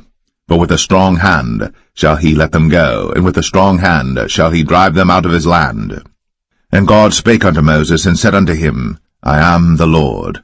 And I appeared unto Abraham, unto Isaac, and unto Jacob, by the name of God Almighty, but by my name Jehovah was I not known to them. And I have also established my covenant with them, to give them the land of Canaan, the land of their pilgrimage, wherein they were strangers. And I have also heard the groaning of the children of Israel, whom the Egyptians keep in bondage, and I have remembered my covenant. Wherefore say unto the children of Israel, I am the Lord, and I will bring you out from under the burdens of the Egyptians, and I will rid you out of their bondage, and I will redeem you with a stretched out arm and with great judgments. And I will take you to me for a people, and I will be to you a God, and ye shall know that I am the Lord your God, which bringeth you out from under the burdens of the Egyptians. And I will bring you in unto the land, concerning the which I did swear to give it to Abraham, to Isaac, and to Jacob, and I will give it you for an heritage. I am the Lord. And Moses spake so unto the children of Israel, but they hearkened not unto Moses for anguish of spirit, and for cruel bondage. And the Lord spake unto Moses, saying, Go in, speak unto Pharaoh king of Egypt, that he let the children of Israel go out of his land. And Moses spake before the Lord, saying, Behold, the children of Israel have not hearkened unto me. How then shall Pharaoh hear me, who am of uncircumcised lips? And the Lord spake unto Moses and unto Aaron, and gave them a charge unto the children of Israel, and unto Pharaoh king of Egypt, to bring the children of Israel out of the land of Egypt. These be the heads of their fathers' houses, the sons of Reuben, the firstborn of Israel, Hanok and Palu, Hezron and Carmi. These be the families of Reuben. And the sons of Simeon, Jemuel and Jamin, and Ohad and Jachin, and Zohar and Shaul the son of a Canaanitish woman. These are the families of Simeon. And these are the names of the sons of Levi according to their generations, Gershon and Kohath and Merari. And the years of the life of Levi were 137 years. The sons of Gershon, Libni and Shimei, according to their families. And the sons of Kohath, Amram and Izhar, and Hebron and Uzziel. And the years of the life of Kohath were 133 years. And the sons of Merari, Mahalai and Mushai. These are the families of Levi according to their generations. And Amram took him Jochebed, his father's sister, to wife, and she bare him, Aaron and Moses. And the years of the life of Amram were 137 years. And the sons of Izhar, Korah and Nepheg and Zichri. And the sons of Uzziel, Mishael and Elzaphan and Zithri. And Aaron took him Elisheba, daughter of Aminadab, sister of Nahshon, to wife, and she bare him Nadab and Abihu, Eleazar and Ithamar. And the sons of Korah, Asir and Elkanah and Abiasaph. These are the families of the Korhites. And Eleazar, Aaron's son, took him one of the daughters of Putiel to wife, and she bare him Phinehas. These are the heads of the fathers of the Levites according to their families. These are that Aaron and Moses, to whom the Lord said, Bring out the children of Israel from the land of Egypt, according to their armies. These are they which spake to Pharaoh king of Egypt, to bring out the children of Israel from Egypt. These are that Moses and Aaron. And it came to pass on the day when the Lord spake unto Moses in the land of Egypt, that the Lord spake unto Moses, saying, I am the Lord. Speak thou unto Pharaoh king of Egypt all that I say unto thee. And Moses said before the Lord, Behold, I am of uncircumcised lips, and how shall Pharaoh hearken unto me?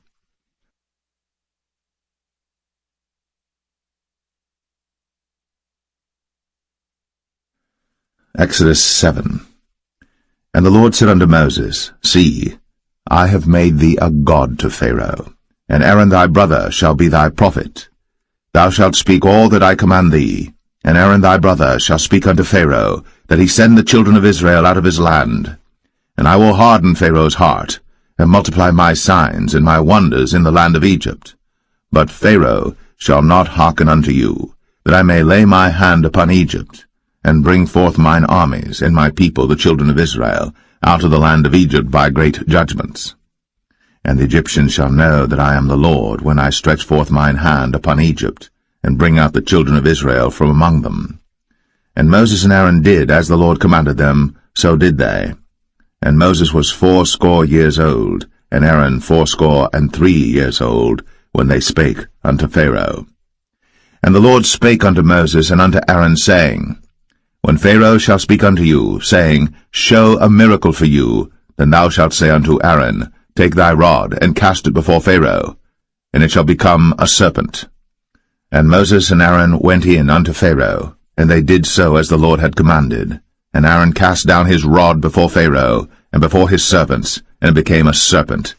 Then Pharaoh also called the wise men and the sorcerers. Now the magicians of Egypt they also did in like manner with their enchantments.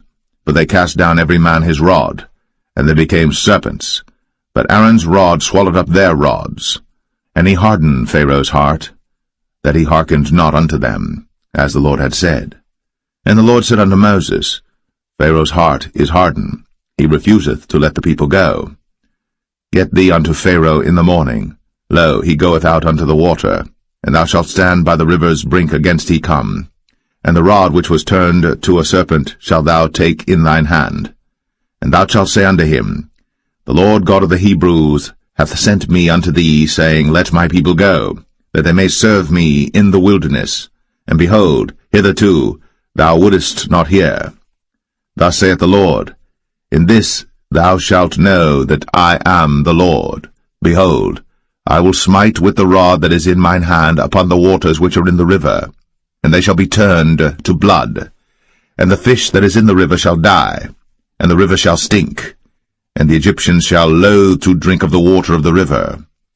And the Lord spake unto Moses, Say unto Aaron, Take thy rod, and stretch out thine hand upon the waters of Egypt, upon their streams, upon their rivers, and upon their ponds, and upon all their pools of water, that they may become blood, and that there may be blood throughout all the land of Egypt, both in vessels of wood and in vessels of stone.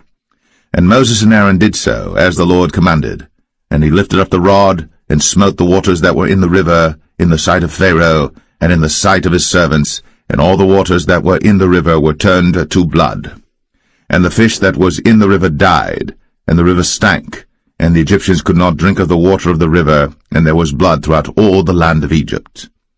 And the magicians of Egypt did so with their enchantments, and Pharaoh's heart was hardened, neither did he hearken unto them, as the Lord had said. And Pharaoh turned and went into his house, neither did he set his heart to this also. And all the Egyptians digged around about the river for water to drink, for they could not drink of the water of the river. And 7 days were fulfilled. After that the Lord had smitten the river.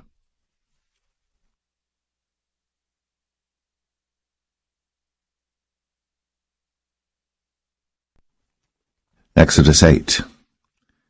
And the Lord spake unto Moses, Go unto Pharaoh, and say unto him, Thus saith the Lord, Let my people go, that they may serve me. And if thou refuse to let them go, behold, I will smite all thy borders with frogs, and the river shall bring forth frogs abundantly, which shall go up and come into thine house, and into thy bedchamber, and upon thy bed, and into the house of thy servants, and upon thy people, and into thine ovens, and into thy kneading troughs. And the frogs shall come up both on thee, and upon thy people, and upon all thy servants. And the Lord spake unto Moses, Say unto Aaron, Stretch forth thine hand with thy rod over the streams, over the rivers, and over the ponds, and cause frogs to come up upon the land of Egypt. And Aaron stretched out his hand over the waters of Egypt, and the frogs came up, and covered the land of Egypt. And the magicians did so with their enchantments, and brought up frogs upon the land of Egypt.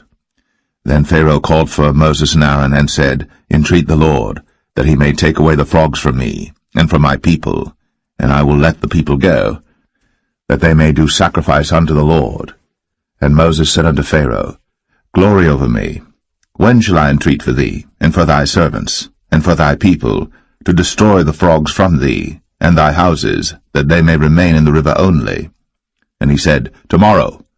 And he said, Be it according to thy word, that thou mayest know that there is none like unto the Lord our God. And the frogs shall depart from thee, and from thy houses, and from thy servants, and from thy people, they shall remain in the river only. And Moses and Aaron went out from Pharaoh, and Moses cried unto the Lord because of the frogs, which he had brought against Pharaoh. And the Lord did according to the word of Moses, and the frogs died out of the houses, out of the villages, and out of the fields. And they gathered them together upon heaps, and the land stank. But when Pharaoh saw that there was respite, he hardened his heart, and hearkened not unto them, as the Lord had said.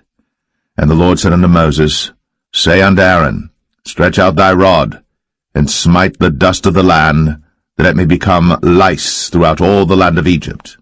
And they did so.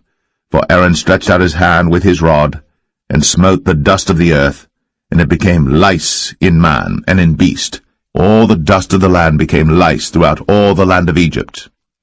And the magicians did so with their enchantments to bring forth lice, but they could not, so there were lice upon man and upon beast. Then the magicians said unto Pharaoh, This is the finger of God. And Pharaoh's heart was hardened, and he hearkened not unto them, as the Lord had said. And the Lord said unto Moses, Rise up early in the morning, and stand before Pharaoh. Lo, he cometh forth to the water. And say unto him, Thus saith the Lord, Let my people go, that they may serve me. Else, if thou wilt not let my people go, behold, I will send swarms of flies upon thee, and upon thy servants, and upon thy people, and into thy houses, and the houses of the Egyptians shall be full of swarms of flies, and also the ground whereon they are.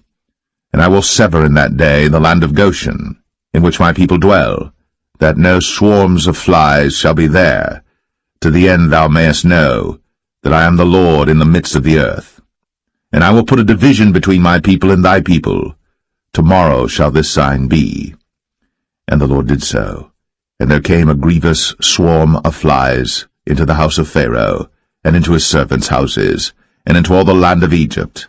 The land was corrupted by reason of the swarm of flies. And Pharaoh called for Moses and for Aaron, and said, Go ye, sacrifice to your God in the land. And Moses said, It is not meet so to do, for we shall sacrifice the abomination of the Egyptians to the Lord our God. Lo, shall we sacrifice the abomination of the Egyptians before their eyes? And will they not stone us? We will go 3 days' journey into the wilderness, and sacrifice to the Lord our God, as he shall command us. And Pharaoh said, I will let you go, that ye may sacrifice to the Lord your God in the wilderness. Only ye shall not go very far away. Entreat for me. And Moses said, Behold, I go out from thee, and I will entreat the Lord that the swarms of flies may depart from Pharaoh, from his servants, and from his people tomorrow. But let not Pharaoh deal deceitfully any more, not letting the people go to sacrifice to the Lord. And Moses went out from Pharaoh, and entreated the Lord. And the Lord did according to the word of Moses, and he removed the swarms of flies from Pharaoh, from his servants, and from his people. There remained not one. And Pharaoh hardened his heart at this time also, neither would he let the people go.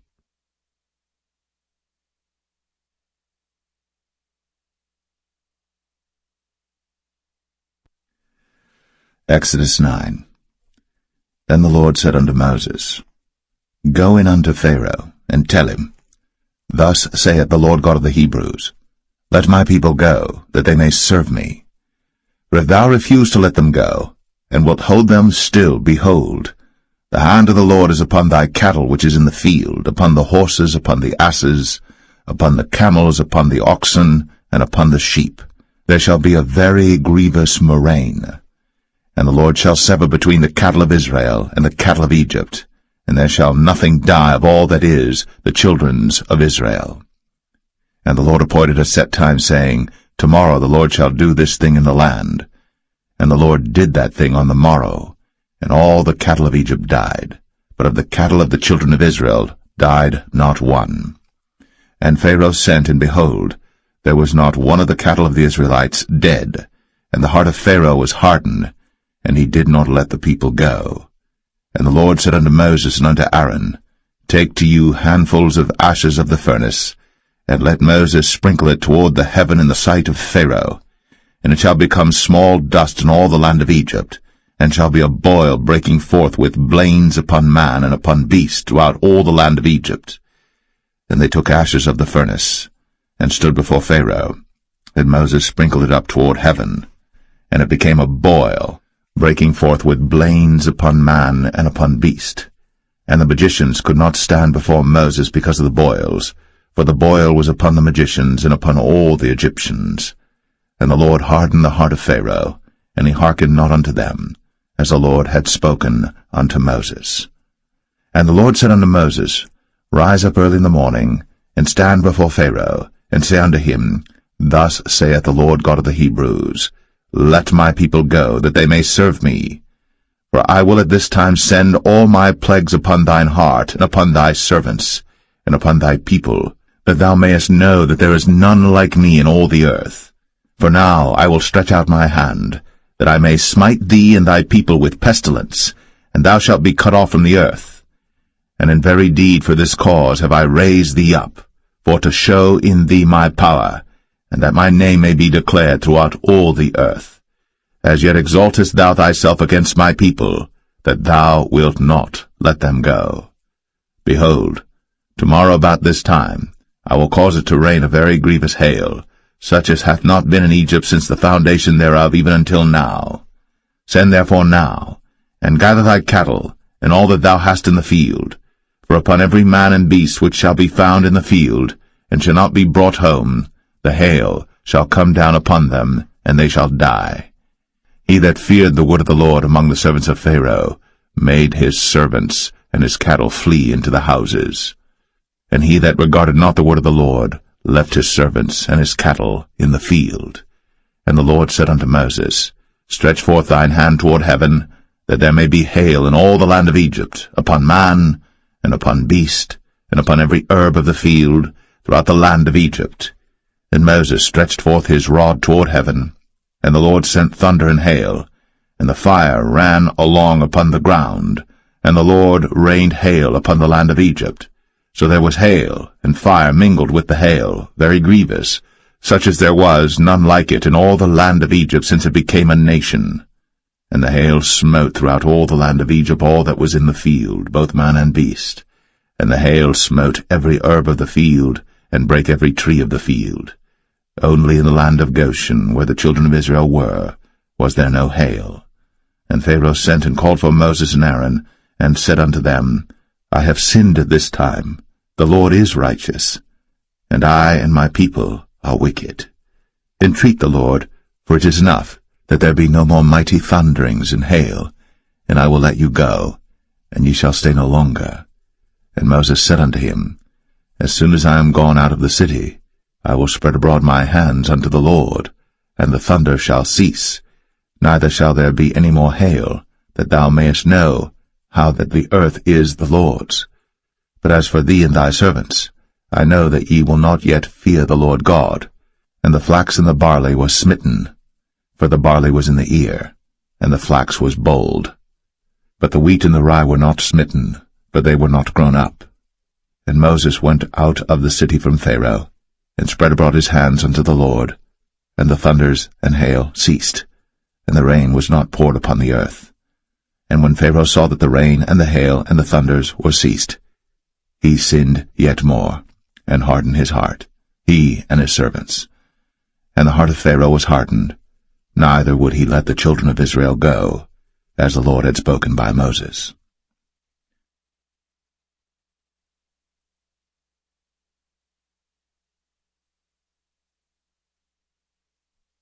Exodus 10. And the Lord said unto Moses, Go in unto Pharaoh, for I have hardened his heart, and the heart of his servants, that I might show these my signs before him, and that thou mayest tell in the ears of thy son, and of thy son's son, what things I have wrought in Egypt, and my signs which I have done among them, that ye may know how that I am the Lord. And Moses and Aaron came in unto Pharaoh, and said unto him, Thus saith the Lord God of the Hebrews, How long wilt thou refuse to humble thyself before me? Let my people go, that they may serve me. Else, if thou refuse to let my people go, behold, tomorrow will I bring the locusts into thy coast. And they shall cover the face of the earth, that one cannot be able to see the earth. And they shall eat the residue of that which is escaped, which remaineth unto you from the hail, and shall eat every tree which groweth for you out of the field. And they shall fill thy houses, and the houses of all thy servants, and the houses of all the Egyptians, which neither thy fathers nor thy fathers' fathers have seen, since the day that they were upon the earth unto this day. And he turned himself, and went out from Pharaoh. And Pharaoh's servants said unto him, How long shall this man be a snare unto us? Let the men go, that they may serve the Lord their God. Knowest thou not yet that Egypt is destroyed? And Moses and Aaron were brought again unto Pharaoh, and he said unto them, Go, serve the Lord your God. But who are they that shall go? And Moses said, We will go with our young and with our old, with our sons and with our daughters, with our flocks and with our herds will we go, for we must hold a feast unto the Lord. And he said unto them, Let the Lord be so with you, as I will let you go, and your little ones. Look to it, for evil is before you. Not so. Go now, ye that are men, and serve the Lord, for that ye did desire. And they were driven out from Pharaoh's presence. And the Lord said unto Moses, Stretch out thine hand over the land of Egypt for the locusts, that they may come up upon the land of Egypt, and eat every herb of the land, even all that the hail hath left. And Moses stretched forth his rod over the land of Egypt, and the Lord brought an east wind upon the land all that day, and all that night. And when it was morning, the east wind brought the locusts. And the locusts went up over all the land of Egypt, and rested in all the coasts of Egypt. Very grievous were they. Before them there were no such locusts as they, neither after them shall be such. For they covered the face of the whole earth, so that the land was darkened. And they did eat every herb of the land, and all the fruit of the trees which the hail had left. And there remained not any green thing in the trees, or in the herbs of the field, through all the land of Egypt. Then Pharaoh called for Moses and Aaron in haste, and he said, I have sinned against the Lord your God and against you. Now therefore forgive, I pray thee, my sin only this once, and entreat the Lord your God, that he may take away from me this death only. And he went out from Pharaoh, and entreated the Lord. And the Lord turned a mighty strong west wind, which took away the locusts, and cast them into the Red Sea. There remained not one locust in all the coasts of Egypt. But the Lord hardened Pharaoh's heart, so that he would not let the children of Israel go. And the Lord said unto Moses, Stretch out thine hand toward heaven, that there may be darkness over the land of Egypt, even darkness which may be felt. And Moses stretched forth his hand toward heaven, and there was a thick darkness in all the land of Egypt 3 days. They saw not one another, neither rose any from his place for 3 days. But all the children of Israel had light in their dwellings. And Pharaoh called unto Moses, and said, Go ye, serve the Lord. Only let your flocks and your herds be stayed. Let your little ones also go with you. And Moses said, Thou must give us also sacrifices and burnt offerings, that we may sacrifice unto the Lord our God. Our cattle also shall go with us. There shall not an hoof be left behind, for thereof must we take to serve the Lord our God, and we know not with what we must serve the Lord until we come thither. But the Lord hardened Pharaoh's heart, and he would not let them go. And Pharaoh said unto him, Get thee from me, take heed to thyself, see my face no more, for in that day thou seest my face, thou shalt die. And Moses said, Thou hast spoken well. I will see thy face again no more.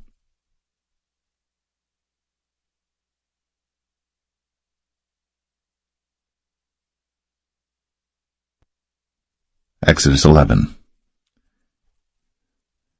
And the Lord said unto Moses, Yet will I bring one plague more upon Pharaoh and upon Egypt. Afterwards he will let you go hence. When he shall let you go, he shall surely thrust you out hence altogether. Speak now in the ears of the people, and let every man borrow of his neighbor, and every woman of her neighbor, jewels of silver and jewels of gold. And the Lord gave the people favor in the sight of the Egyptians. Moreover, the man Moses was very great in the land of Egypt, in the sight of Pharaoh's servants, and in the sight of the people. And Moses said, Thus saith the Lord, About midnight will I go out into the midst of Egypt, and all the firstborn in the land of Egypt shall die, from the firstborn of Pharaoh that sitteth upon his throne, even unto the firstborn of the maidservant that is behind the mill, and all the firstborn of beasts. And there shall be a great cry throughout all the land of Egypt, such as there was none like it, nor shall be like it any more. But against any of the children of Israel shall not a dog move his tongue, against man or beast, that ye may know how that the Lord doth put a difference between the Egyptians and Israel. And all these thy servants shall come down unto me, and bow down themselves unto me, saying, Get thee out, and all the people that follow thee, and after that I will go out. And he went out from Pharaoh in a great anger. And the Lord said unto Moses, Pharaoh shall not hearken unto you, that my wonders may be multiplied in the land of Egypt. And Moses and Aaron did all these wonders before Pharaoh. And the Lord hardened Pharaoh's heart, so that he would not let the children of Israel go out of his land.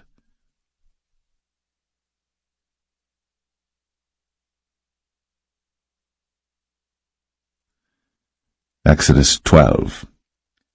And the Lord spake unto Moses and Aaron in the land of Egypt, saying, This month shall be unto you the beginning of months. It shall be the first month of the year to you. Speak ye unto all the congregation of Israel, saying, In the 10th day of this month they shall take to them every man a lamb, according to the house of their fathers, a lamb for an house. And if the household be too little for the lamb, let him and his neighbor next unto his house take it according to the number of the souls. Every man according to his eating shall make your count for the lamb. Your lamb shall be without blemish, a male of the first year. Ye shall take it out from the sheep or from the goats. And ye shall keep it up until the 14th day of the same month. And the whole assembly of the congregation of Israel shall kill it in the evening. And they shall take of the blood, and strike it on the 2 side posts, and on the upper door post of the houses wherein they shall eat it. And they shall eat the flesh in that night, roast with fire, and unleavened bread, and with bitter herbs they shall eat it. Eat not of it raw, nor sodden it all with water, but roast with fire, his head with his legs, and with the purtenance thereof. And ye shall let nothing of it remain until the morning. And that which remaineth of it until the morning ye shall burn with fire. And thus shall ye eat it, with your loins girded, your shoes on your feet, and your staff in your hand, and ye shall eat it in haste. It is the Lord's Passover. For I will pass through the land of Egypt this night, and will smite all the firstborn in the land of Egypt, both man and beast, and against all the gods of Egypt I will execute judgment. I am the Lord. And the blood shall be to you for a token upon the houses where ye are. And when I see the blood, I will pass over you, and the plague shall not be upon you to destroy you, when I smite the land of Egypt. And this day shall be unto you for a memorial, and ye shall keep it a feast to the Lord throughout your generations. Ye shall keep it a feast by an ordinance forever. 7 days shall ye eat unleavened bread. Even the first day ye shall put away leaven out of your houses. For whosoever eateth leavened bread from the first day until the 7th day, that soul shall be cut off from Israel. And in the first day there shall be an holy convocation, and in the 7th day there shall be an holy convocation to you.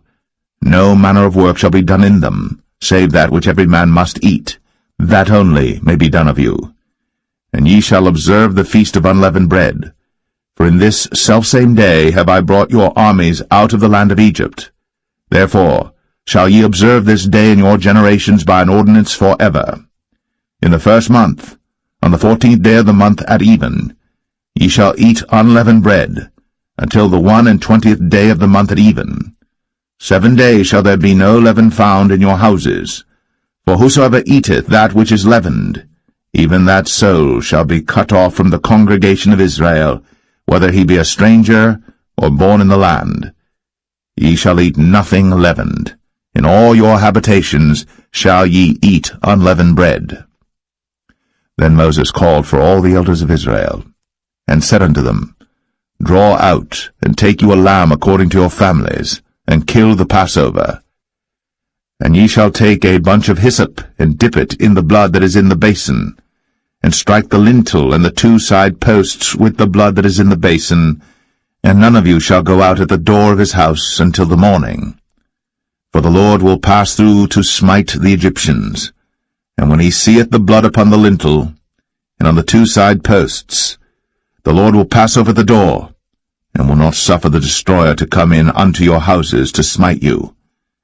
And ye shall observe this thing for an ordinance to thee, and to thy sons, forever. And it shall come to pass, when ye be come to the land which the Lord will give you, according as he hath promised, that ye shall keep this service. And it shall come to pass, when your children shall say unto you, What mean ye by this service? That ye shall say, It is the sacrifice of the Lord's Passover, who passed over the houses of the children of Israel in Egypt, when he smote the Egyptians, and delivered our houses. And the people bowed the head, and worshipped. And the children of Israel went away, and did, as the Lord had commanded Moses and Aaron, so did they. And it came to pass that at midnight the Lord smote all the firstborn in the land of Egypt, from the firstborn of Pharaoh that sat on his throne unto the firstborn of the captive that was in the dungeon, and all the firstborn of cattle. And Pharaoh rose up in the night, he and all his servants and all the Egyptians, and there was a great cry in Egypt, for there was not a house where there was not one dead. And he called for Moses and Aaron by night, and said, Rise up, and get you forth from among my people, both ye and the children of Israel, and go, serve the Lord, as ye have said. Also take your flocks and your herds, as ye have said, and be gone, and bless me also. And the Egyptians were urgent upon the people, that they might send them out of the land in haste, for they said, We be all dead men. And the people took their dough before it was leavened, their kneading troughs being bound up in their clothes upon their shoulders. And the children of Israel did according to the word of Moses, and they borrowed of the Egyptians jewels of silver, and jewels of gold and raiment. And the Lord gave the people favor in the sight of the Egyptians, so that they lent unto them such things as they required, and they spoiled the Egyptians. And the children of Israel journeyed from Ramses to Succoth, about 600,000 on foot, that were men, beside children. And a mixed multitude went up also with them, and flocks and herds, even very much cattle. And they baked unleavened cakes of the dough which they brought forth out of Egypt, for it was not leavened, because they were thrust out of Egypt, and could not tarry, neither had they prepared for themselves any victual. Now the sojourning of the children of Israel, who dwelt in Egypt, was 430 years. And it came to pass, at the end of the 430 years, even the selfsame day it came to pass, that all the hosts of the Lord went out from the land of Egypt. It is a night to be much observed unto the Lord for bringing them out from the land of Egypt. This is that night of the Lord to be observed of all the children of Israel in their generations. And the Lord said unto Moses and Aaron, This is the ordinance of the Passover. There shall no stranger eat thereof. But every man's servant that is bought for money, when thou hast circumcised him, then shall he eat thereof. A foreigner and an hired servant shall not eat thereof. In one house shall it be eaten. Thou shalt not carry forth aught of the flesh abroad out of the house, neither shall ye break a bone thereof. All the congregation of Israel shall keep it. And when a stranger shall sojourn with thee, and will keep the Passover to the Lord, let all his males be circumcised, and then let him come near and keep it. And he shall be as one that is born in the land. For no uncircumcised person shall eat thereof. One law shall be to him that is homeborn, and unto the stranger that sojourneth among you. Thus did all the children of Israel. As the Lord commanded Moses and Aaron, so did they. And it came to pass the selfsame day, that the Lord did bring the children of Israel out of the land of Egypt by their armies.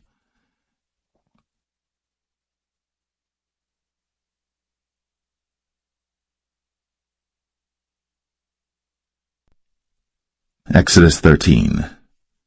And the Lord spake unto Moses, saying, Sanctify unto me all the firstborn, whatsoever openeth the womb among the children of Israel, both of man and of beast, it is mine. And Moses said unto the people, Remember this day in which ye came out from Egypt, out of the house of bondage, for by strength of hand the Lord brought you out from this place. There shall no leavened bread be eaten. This day came ye out in the month Abib. And it shall be, when the Lord shall bring thee into the land of the Canaanites, and the Hittites, and the Amorites, and the Hivites, and the Jebusites, which he sware unto thy fathers to give thee, a land flowing with milk and honey, that thou shalt keep this service in this month. 7 days thou shalt eat unleavened bread, and in the 7th day shall be a feast to the Lord. Unleavened bread shall be eaten 7 days, and there shall no leavened bread be seen with thee, neither shall there be leaven seen with thee in all thy quarters. And thou shalt show thy son in that day, saying, This is done, because of that which the Lord did unto me, when I came forth out of Egypt. And it shall be for a sign unto thee upon thine hand, and for a memorial between thine eyes, that the Lord's law may be in thy mouth, For with a strong hand hath the Lord brought thee out of Egypt. Thou shalt therefore keep this ordinance in his season from year to year. And it shall be, when the Lord shall bring thee into the land of the Canaanites, as he sware unto thee and to thy fathers, and shall give it thee, that thou shalt set apart unto the Lord all that openeth the matrix, and every firstling that cometh of a beast which thou hast, the males shall be the Lord's. And every firstling of an ass thou shalt redeem with a lamb, and if thou wilt not redeem it, then thou shalt break his neck. And all the firstborn of man among thy children shalt thou redeem. And it shall be, when thy son asketh thee in time to come, saying, What is this? That thou shalt say unto him, By strength of hand the Lord brought us out from Egypt, from the house of bondage. And it came to pass, when Pharaoh would hardly let us go, that the Lord slew all the firstborn in the land of Egypt, both the firstborn of man and the firstborn of beast. Therefore I sacrifice to the Lord all that openeth the matrix, being males, but all the firstborn of my children I redeem. And it shall be for a token upon thine hand, and for frontlets between thine eyes, for by strength of hand the Lord brought us forth out of Egypt.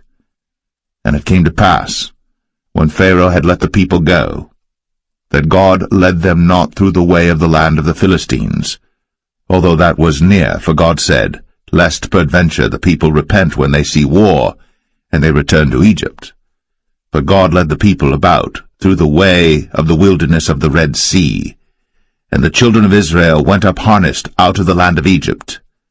And Moses took the bones of Joseph with him, for he had straitly sworn the children of Israel, saying, God will surely visit you, and ye shall carry up my bones away hence with you. And they took their journey from Succoth, and encamped in Etham, in the edge of the wilderness.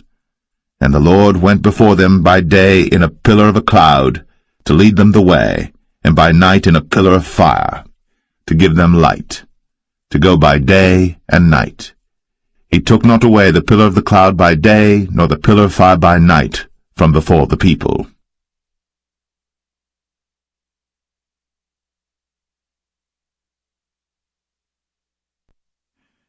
Exodus 14. And the Lord spake unto Moses, saying, Speak unto the children of Israel, that they turn and encamp before Pi-hahiroth, between Migdol and the sea, over against Baal-zephon. Before it shall ye encamp by the sea. For Pharaoh will say of the children of Israel, They are entangled in the land, the wilderness hath shut them in, and I will harden Pharaoh's heart, that he shall follow after them, and I will be honored upon Pharaoh, and upon all his host, that the Egyptians may know that I am the Lord. And they did so. And it was told the king of Egypt that the people fled, and the heart of Pharaoh and of his servants was turned against the people, and they said, Why have we done this, that we have let Israel go from serving us? And he made ready his chariot, and took his people with him. And he took 600 chosen chariots, and all the chariots of Egypt, and captains over every one of them. And the Lord hardened the heart of Pharaoh king of Egypt, and he pursued after the children of Israel. And the children of Israel went out with an high hand. But the Egyptians pursued after them all the horses and chariots of Pharaoh, and his horsemen and his army, and overtook them encamping by the sea, beside Pi-hahiroth, before Baal-zephon. And when Pharaoh drew nigh, the children of Israel lifted up their eyes, and behold, the Egyptians marched after them, and they were sore afraid. And the children of Israel cried out unto the Lord, and they said unto Moses, Because there were no graves in Egypt, hast thou taken us away to die in the wilderness? Wherefore hast thou dealt thus with us, to carry us forth out of Egypt? Is not this the word that we did tell thee in Egypt, saying, Let us alone, that we may serve the Egyptians?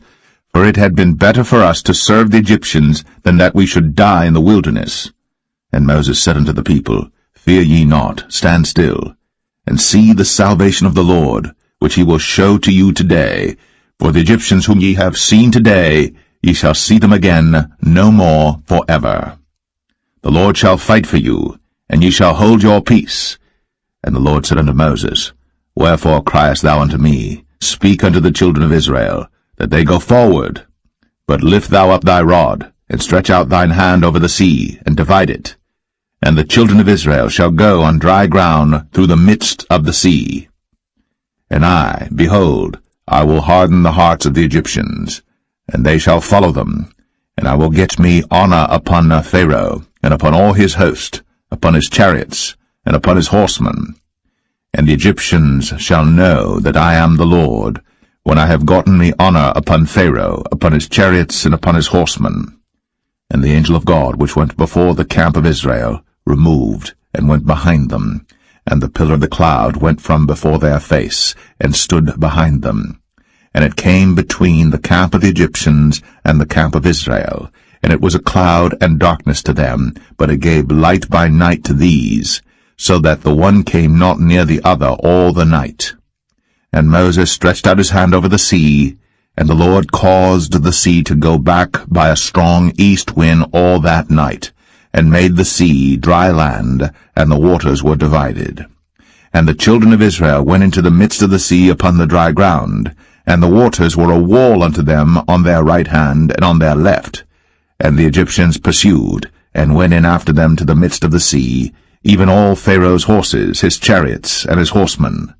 And it came to pass that in the morning watch the Lord looked unto the host of the Egyptians through the pillar of fire and of the cloud, and troubled the host of the Egyptians, and took off their chariot wheels, that they drave them heavily, so that the Egyptians said, Let us flee from the face of Israel, for the Lord fighteth for them against the Egyptians.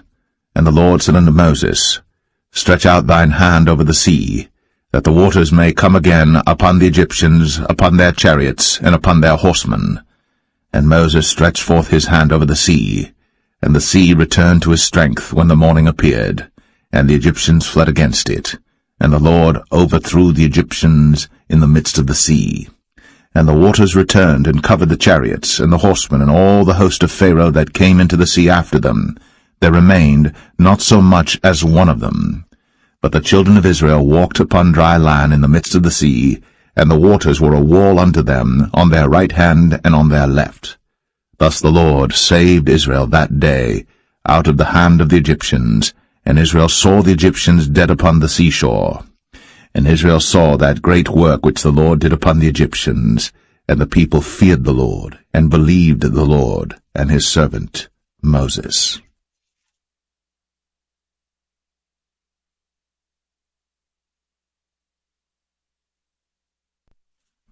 Exodus 15. Then sang Moses and the children of Israel this song unto the Lord, and spake, saying, I will sing unto the Lord, for he hath triumphed gloriously.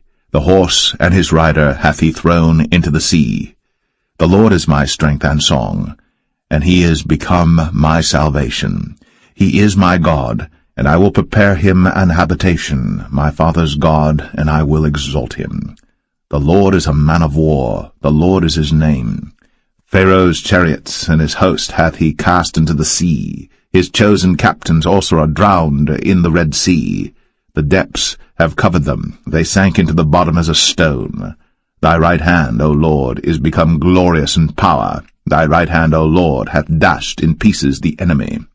And in the greatness of thine excellency thou hast overthrown them that rose up against thee.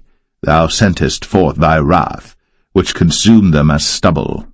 And with the blast of thy nostrils the waters were gathered together. The floods stood upright as an heap, and the depths were congealed in the heart of the sea. The enemy said, I will pursue, I will overtake, I will divide the spoil. My lust shall be satisfied upon them. I will draw my sword, my hand shall destroy them. Thou didst blow with thy wind, the sea covered them. They sank as lead in the mighty waters. Who is like unto thee, O Lord, among the gods? Who is like thee, glorious in holiness, fearful in praises, doing wonders? Thou stretchest out thy right hand, the earth swallowed them. Thou in thy mercy hast led forth the people which thou hast redeemed. Thou hast guided them in thy strength unto thy holy habitation. The people shall hear and be afraid. Sorrow shall take hold on the inhabitants of Palestina. Then the dukes of Edom shall be amazed. The mighty men of Moab, trembling, shall take hold upon them. All the inhabitants of Canaan shall melt away. Fear and dread shall fall upon them. By the greatness of thine arm they shall be as still as a stone, till thy people pass over, O Lord, till the people pass over, which thou hast purchased. Thou shalt bring them in, and plant them in the mountain of thine inheritance, in the place, O Lord, which thou hast made for thee to dwell in the sanctuary, O Lord, which thy hands have established. The Lord shall reign for ever and ever. For the horse of Pharaoh went in with his chariots and with his horsemen into the sea, and the Lord brought again the waters of the sea upon them. But the children of Israel went on dry land in the midst of the sea. And Miriam the prophetess, the sister of Aaron, took a timbrel in her hand, and all the women went out after her with timbrels and with dances.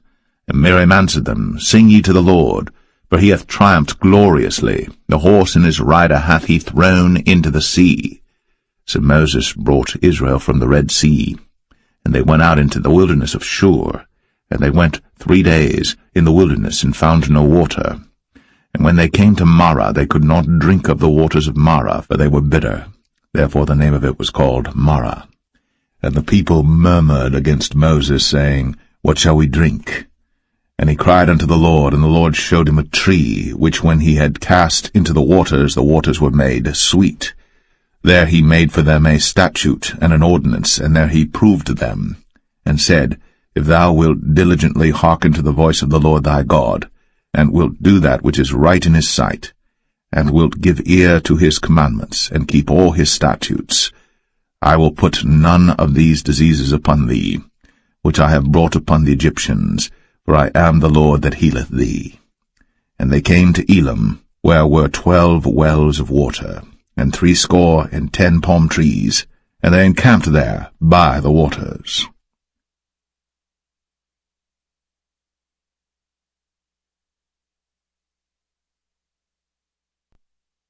Exodus 16. And they took their journey from Elim, and all the congregation of the children of Israel came unto the wilderness of Sin, which is between Elim and Sinai, on the 15th day of the 2nd month, after their departing out of the land of Egypt. And the whole congregation of the children of Israel murmured against Moses and Aaron in the wilderness. And the children of Israel said unto them, Would to God we had died by the hand of the Lord in the land of Egypt, when we sat by the flesh pots, and when we did eat bread to the full. For ye have brought us forth into this wilderness to kill this whole assembly with hunger. Then said the Lord unto Moses, Behold, I will rain bread from heaven for you, and the people shall go out and gather a certain rate every day, that I may prove them, whether they will walk in my law or no. And it shall come to pass that on the 6th day they shall prepare that which they bring in, and it shall be twice as much as they gather daily. And Moses and Aaron said unto all the children of Israel, At even then ye shall know that the Lord hath brought you out from the land of Egypt. And in the morning then ye shall see the glory of the Lord, for that he heareth your murmurings against the Lord. And what are we that ye murmur against us? And Moses said, This shall be when the Lord shall give you in the evening flesh to eat, and in the morning bread to the full, for that the Lord heareth your murmurings, which ye murmur against him. And what are we? Your murmurings are not against us, but against the Lord. And Moses spake unto Aaron, Say unto all the congregation of the children of Israel, Come near before the Lord, for he hath heard your murmurings. And it came to pass, as Aaron spake unto the whole congregation of the children of Israel, that they looked toward the wilderness, and behold, the glory of the Lord appeared in the cloud. And the Lord spake unto Moses, saying, I have heard the murmurings of the children of Israel. Speak unto them, saying, At even ye shall eat flesh, and in the morning ye shall be filled with bread, and ye shall know that I am the Lord your God. And it came to pass, that at even the quails came up, and covered the camp, and in the morning the dew lay round about the host. And when the dew that lay was gone up, behold, upon the face of the wilderness there lay a small round thing, as small as the hoarfrost on the ground. And when the children of Israel saw it, they said one to another, It is manna, for they wist not what it was. And Moses said unto them, This is the bread which the Lord hath given you to eat. This is the thing which the Lord hath commanded. Gather of it, every man according to his eating, an omer for every man, according to the number of your persons. Take ye every man for them which are in his tents. And the children of Israel did so, and gathered some more, some less. And when they did meet it with an omer, he that gathered much had nothing over, and he that gathered little had no lack. They gathered every man according to his eating. And Moses said, Let no man leave of it till the morning. Notwithstanding they hearkened not unto Moses, but some of them left of it until the morning, and it bred worms, and stank. And Moses was wroth with them. And they gathered it every morning, every man according to his eating. And when the sun waxed hot, it melted. And it came to pass that on the 6th day they gathered twice as much bread, 2 omers for one man. And all the rulers of the congregation came and told Moses. And he said unto them, This is that which the Lord hath said. Tomorrow is the rest of the holy Sabbath unto the Lord. Bake that which ye shall bake today, and seethe that ye will seethe, and that which remaineth over lay up for you to be kept until the morning. And they laid it up till the morning, as Moses bade, and it did not stink, neither was there any worm therein. And Moses said, Eat that today. For today is a Sabbath unto the Lord. Today ye shall not find it in the field. 6 days ye shall gather it, but on the 7th day, which is the Sabbath, in it there shall be none. And it came to pass that there went out some of the people on the 7th day for to gather, and they found none. And the Lord said unto Moses, How long refuse ye to keep my commandments and my laws? See, for that the Lord hath given you the Sabbath. Therefore he giveth you on the 6th day the bread of 2 days.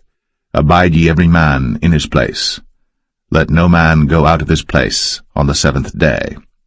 So the people rested on the 7th day. And the house of Israel called the name thereof manna. And it was like coriander seed, white, and the taste of it was like wafers made with honey. And Moses said, This is the thing which the Lord commandeth. Fill an omer of it to be kept for your generations, that they may see the bread wherewith I have fed you in the wilderness, when I brought you forth from the land of Egypt. And Moses said unto Aaron, Take a pot, and put an omer full of manna therein, and lay it up before the Lord, to be kept for your generations. As the Lord commanded Moses, so Aaron laid it up before the testimony to be kept. And the children of Israel did eat manna 40 years, until they came to a land inhabited. They did eat manna until they came unto the borders of the land of Canaan. Now an omer is the 10th part of an ephah.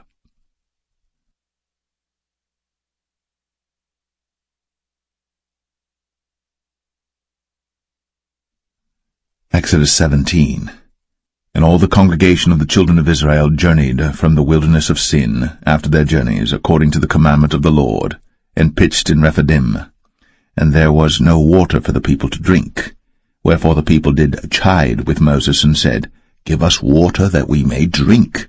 And Moses said unto them, Why chide ye with me? Wherefore do ye tempt the Lord? And the people thirsted there for water. And the people murmured against Moses, and said, Wherefore is this that thou hast brought us up out of Egypt, to kill us, and our children, and our cattle with thirst? And Moses cried unto the Lord, saying, What shall I do unto this people? They be almost ready to stone me. And the Lord said unto Moses, Go on before the people, and take with thee of the elders of Israel, and thy rod wherewith thou smotest the river, take in thine hand, and go. Behold, I will stand before thee there upon the rock in Horeb, and thou shalt smite the rock. And there shall come water out of it, that the people may drink. And Moses did so in the sight of the elders of Israel. And he called the name of the place Massah, and Meribah, because of the chiding of the children of Israel, and because they tempted the Lord, saying, Is the Lord among us or not? Then came Amalek and fought with Israel in Rephidim. And Moses said unto Joshua, Choose us out men, and go out, fight with Amalek. Tomorrow I will stand on the top of the hill with the rod of God in mine hand. So Joshua did as Moses had said to him, and fought with Amalek. And Moses, Aaron, and Hur went up to the top of the hill. And it came to pass, when Moses held up his hand, that Israel prevailed, and when he let down his hand, Amalek prevailed. But Moses' hands were heavy, and they took a stone and put it under him, and he sat thereon, and Aaron and Hur stayed up his hands, the one on the one side, and the other on the other side, and his hands were steady until the going down of the sun. And Joshua discomfited Amalek and his people with the edge of the sword. And the Lord said unto Moses, Write this for a memorial in a book, and rehearse it in the ears of Joshua, for I will utterly put out the remembrance of Amalek from under heaven. And Moses built an altar, and called the name of it Jehovah Nissi. For he said, Because the Lord has sworn that the Lord will have war with Amalek from generation to generation.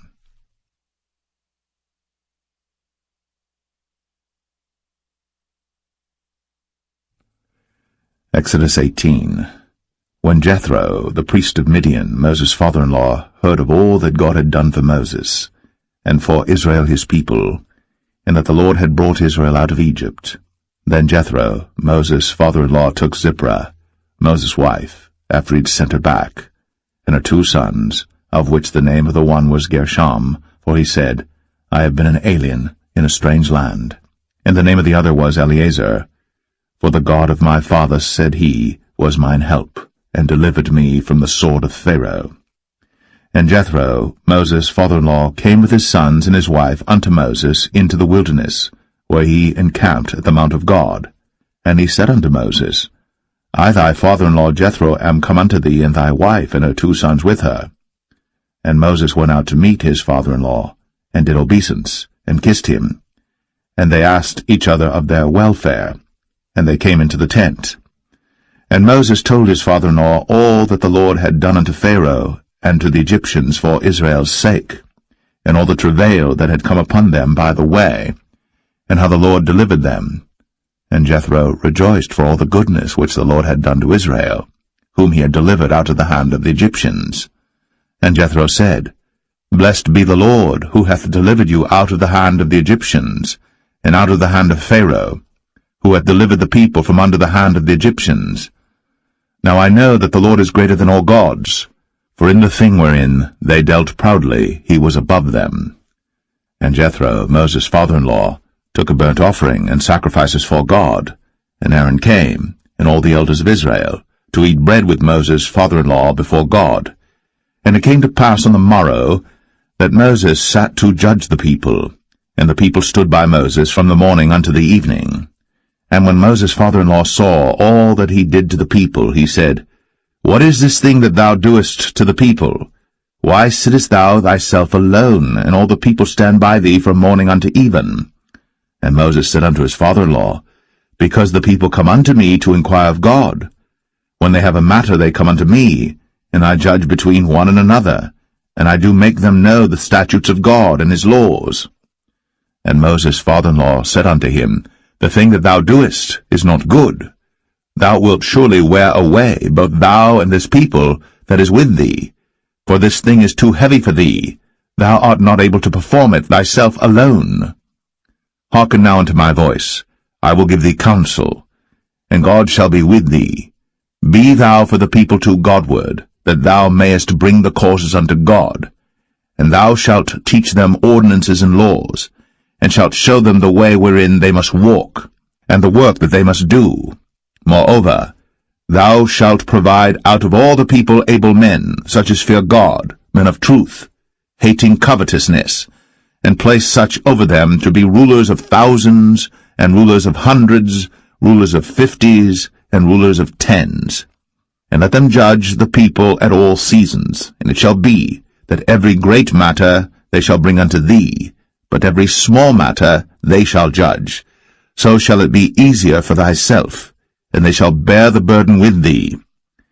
If thou shalt do this thing, and God command thee so, then thou shalt be able to endure, and all this people shall also go to their place in peace. So Moses hearkened to the voice of his father-in-law, and did all that he had said. And Moses chose able men out of all Israel, and made them heads over the people, rulers of thousands, rulers of hundreds, rulers of 50s, and rulers of 10s. And they judged the people at all seasons.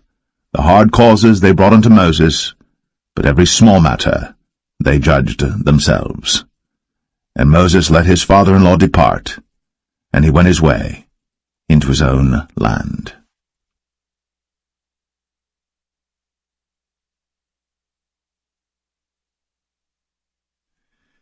Exodus 19. In the 3rd month, when the children of Israel were gone forth out of the land of Egypt, the same day came they into the wilderness of Sinai, but they were departed from Rephidim, and were come to the desert of Sinai, and had pitched in the wilderness, and there Israel camped before the mount.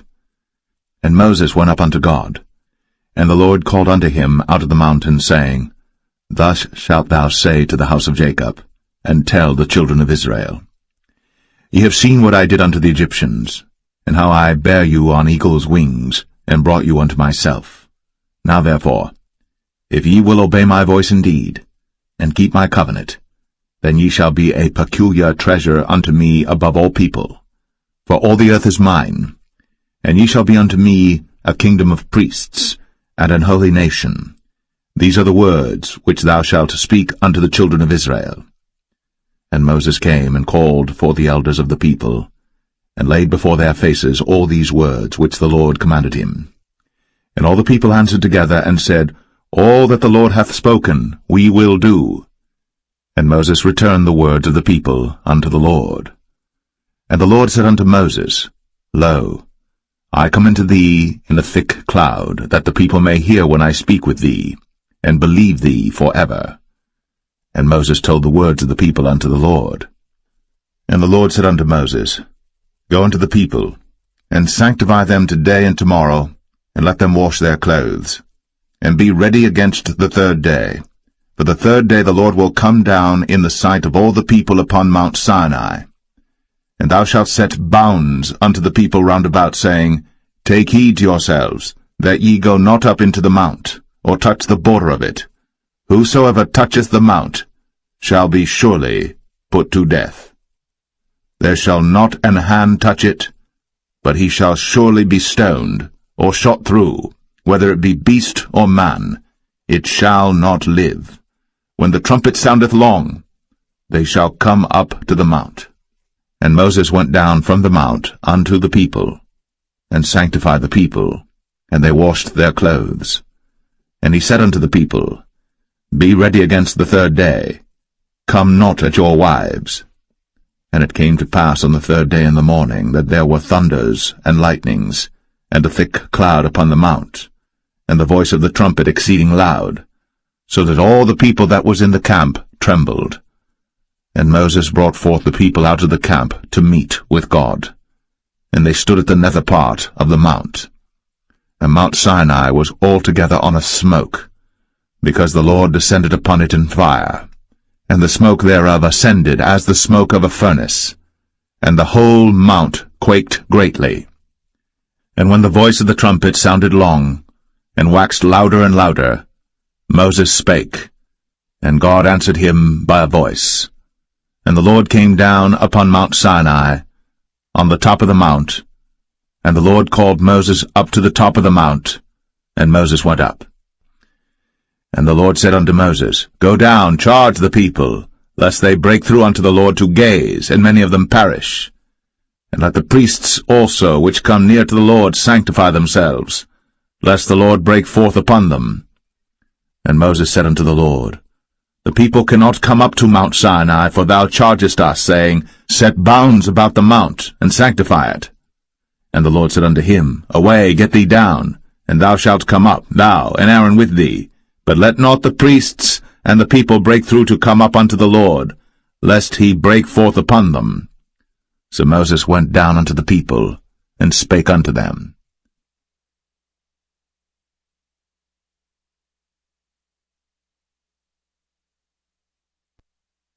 Exodus 20.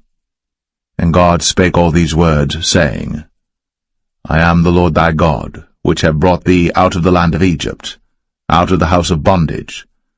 Thou shalt have no other gods before me. Thou shalt not make unto thee any graven image, or any likeness of any thing that is in heaven above, or that is in the earth beneath, or that is in the water under the earth. Thou shalt not bow down thyself to them, nor serve them. For I, the Lord thy God, am a jealous God, visiting the iniquity of the fathers upon the children unto the third and fourth generation of them that hate me, and showing mercy unto thousands of them that love me, and keep my commandments. Thou shalt not take the name of the Lord thy God in vain, for the Lord will not hold him guiltless that taketh his name in vain. Remember the Sabbath day, to keep it holy. 6 days shalt thou labor, and do all thy work. But the seventh day is the Sabbath of the Lord thy God. In it thou shalt not do any work, thou, nor thy son, nor thy daughter, thy manservant, nor thy maidservant, nor thy cattle, nor thy stranger that is within thy gates. For in 6 days the Lord made heaven and earth, the sea, and all that in them is, and rested the seventh day. Wherefore the Lord blessed the Sabbath day, and hallowed it. Honor thy father and thy mother, that thy days may be long upon the land which the Lord thy God giveth thee. Thou shalt not kill. Thou shalt not commit adultery. Thou shalt not steal. Thou shalt not bear false witness against thy neighbor. Thou shalt not covet thy neighbor's house. Thou shalt not covet thy neighbor's wife, nor his manservant, nor his maidservant, nor his ox, nor his ass, nor anything that is thy neighbor's. And all the people saw the thunderings, and the lightnings, and the noise of the trumpet, and the mountain smoking. And when the people saw it, they removed, and stood afar off. And they said unto Moses, Speak thou with us, and we will hear. But let not God speak with us, lest we die. And Moses said unto the people, Fear not, for God is come to prove you, and that his fear may be before your faces, that ye sin not. And the people stood afar off. And Moses drew near unto the thick darkness where God was. And the Lord said unto Moses, Thus thou shalt say unto the children of Israel, Ye have seen that I have talked with you from heaven. Ye shall not make with me gods of silver, neither shall ye make unto you gods of gold. An altar of earth thou shalt make unto me, and shalt sacrifice thereon thy burnt offerings, and thy peace offerings, thy sheep and thine oxen. In all places where I record my name I will come unto thee, and I will bless thee. And if thou wilt make me an altar of stone, thou shalt not build it of hewn stone, for if thou lift up thy tool upon it, thou hast polluted it. Neither shalt thou go up by steps unto mine altar, that thy nakedness be not discovered thereon.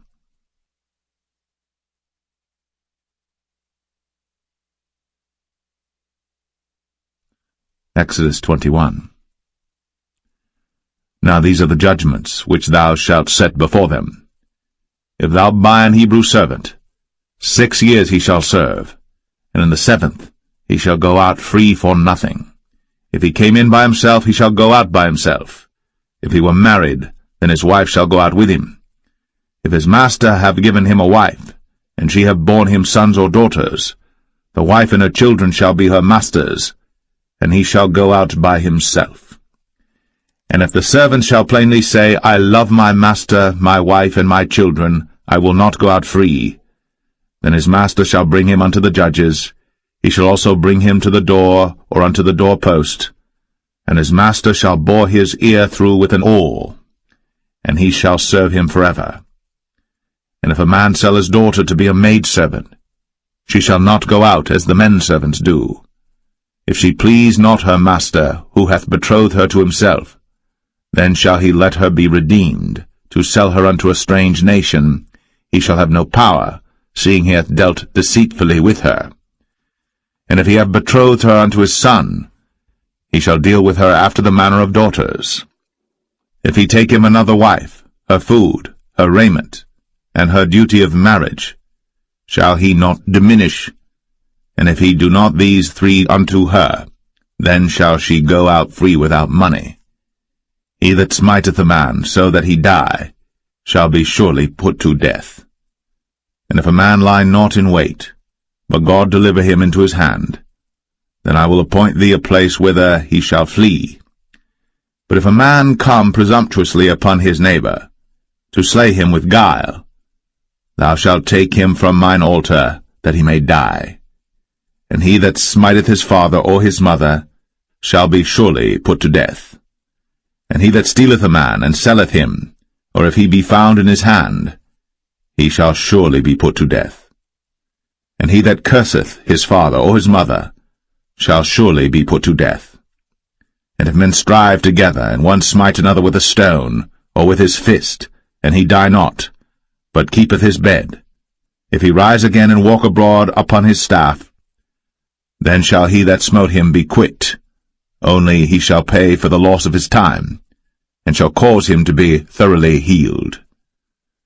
And if a man smite his servant or his maid with a rod, and he die under his hand, he shall be surely punished. Notwithstanding, if he continue a day or two, he shall not be punished, for he is his money. If men strive and hurt a woman with child, so that her fruit depart from her, and yet no mischief follow, he shall be surely punished, according as the woman's husband will lay upon him, and he shall pay as the judges determine. And if any mischief follow, then thou shalt give life for life, eye for eye, tooth for tooth, hand for hand, foot for foot, burning for burning, wound for wound, stripe for stripe. And if a man smite the eye of his servant, or the eye of his maid, that it perish, he shall let him go free for his eye's sake. And if he smite out his manservant's tooth, or his maidservant's tooth, he shall let him go free for his tooth's sake. If an ox gore a man or a woman, that they die, then the ox shall be surely stoned, and his flesh shall not be eaten, but the owner of the ox shall be quit. But if the ox were wont to push with his horn in time past, and hath been testified to his owner, and he hath not kept him in, but that he hath killed a man or a woman, the ox shall be stoned, and his owner also shall be put to death. If there be laid on him a sum of money, then he shall give for the ransom of his life whatsoever is laid upon him, whether he have gored a son, or have gored a daughter, according to this judgment shall it be done unto him. If the ox shall push a manservant or a maidservant, he shall give unto their master 30 shekels of silver, and the ox shall be stoned. And if a man shall open a pit, or if a man shall dig a pit, and not cover it, and an ox or an ass fall therein, the owner of the pit shall make it good, and give money unto the owner of them, and the dead beast shall be his. And if one man's ox hurt another's, that he die, then they shall sell the live ox, and divide the money of it, and the dead ox also they shall divide. For if it be known that the ox hath used to push in time past, and his owner hath not kept him in, he shall surely pay ox for ox, and the dead shall be his own.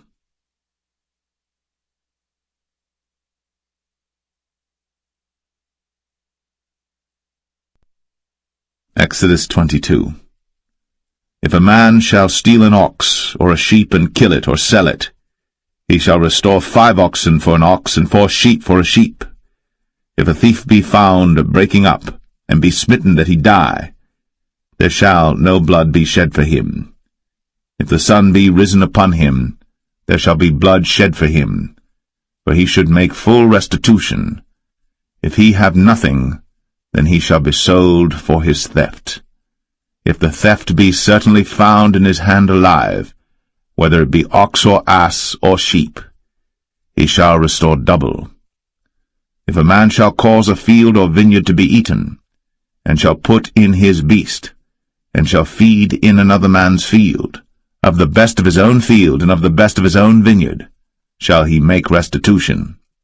If fire break out and catch in thorns, so that stacks of corn or the standing corn of the field be consumed therewith, he that kindled the fire shall surely make restitution. If a man shall deliver unto his neighbor money or stuff to keep, and it be stolen out of the man's house, if the thief be found, let him pay double. If the thief be not found, then the master of the house shall be brought unto the judges to see whether he have put his hand unto his neighbour's goods. For all manner of trespass, whether it be for ox, for ass, for sheep, for raiment, or for any manner of lost thing, which another challengeth to be his, the cause of both parties shall come before the judges, and whom the judges shall condemn, he shall pay double unto his neighbour. If a man deliver unto his neighbour an ass, or an ox, or a sheep, or any beast to keep, and it die, or be hurt, or driven away, no man seeing it, then shall an oath of the Lord be between them both, that he hath not put his hand unto his neighbour's goods, and the owner of it shall accept thereof, and he shall not make it good. And if it be stolen from him, he shall make restitution unto the owner thereof. If it be torn in pieces, then let him bring it for witness, and he shall not make good that which was torn. And if a man borrow aught of his neighbour, and it be hurt or die, the owner thereof being not with it, he shall surely make it good. But if the owner thereof be with it, he shall not make it good. If it be an hired thing, it came for his hire. And if a man entice a maid that is not betrothed, and lie with her, he shall surely endow her to be his wife. If her father utterly refuse to give her unto him, he shall pay money according to the dowry of virgins. Thou shalt not suffer a witch to live. Whosoever lieth with a beast shall surely be put to death. He that sacrificeth unto any god, save unto the Lord only, he shall be utterly destroyed. Thou shalt neither vex a stranger nor oppress him, for ye were strangers in the land of Egypt. Ye shall not afflict any widow or fatherless child. If thou afflict them in any wise, and they cry at all unto me, I will surely hear their cry, and my wrath shall wax hot, and I will kill you with the sword, and your wives shall be widows, and your children fatherless. If thou lend money to any of my people that is poor by thee, thou shalt not be to him as an usurer, neither shalt thou lay upon him usury.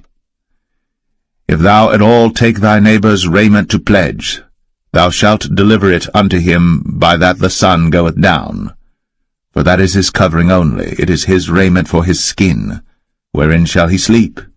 And it shall come to pass, when he crieth unto me, that I will hear, for I am gracious. Thou shalt not revile the gods, nor curse the ruler of thy people. Thou shalt not delay to offer the first of thy ripe fruits, and of thy liquors, the firstborn of thy sons shalt thou give unto me. Likewise shalt thou do with thine oxen, and with thy sheep. 7 days it shall be with his dam. On the 8th day thou shalt give it me. And ye shall be holy men unto me. Neither shall ye eat any flesh that is torn of beasts in the field. Ye shall cast it to the dogs.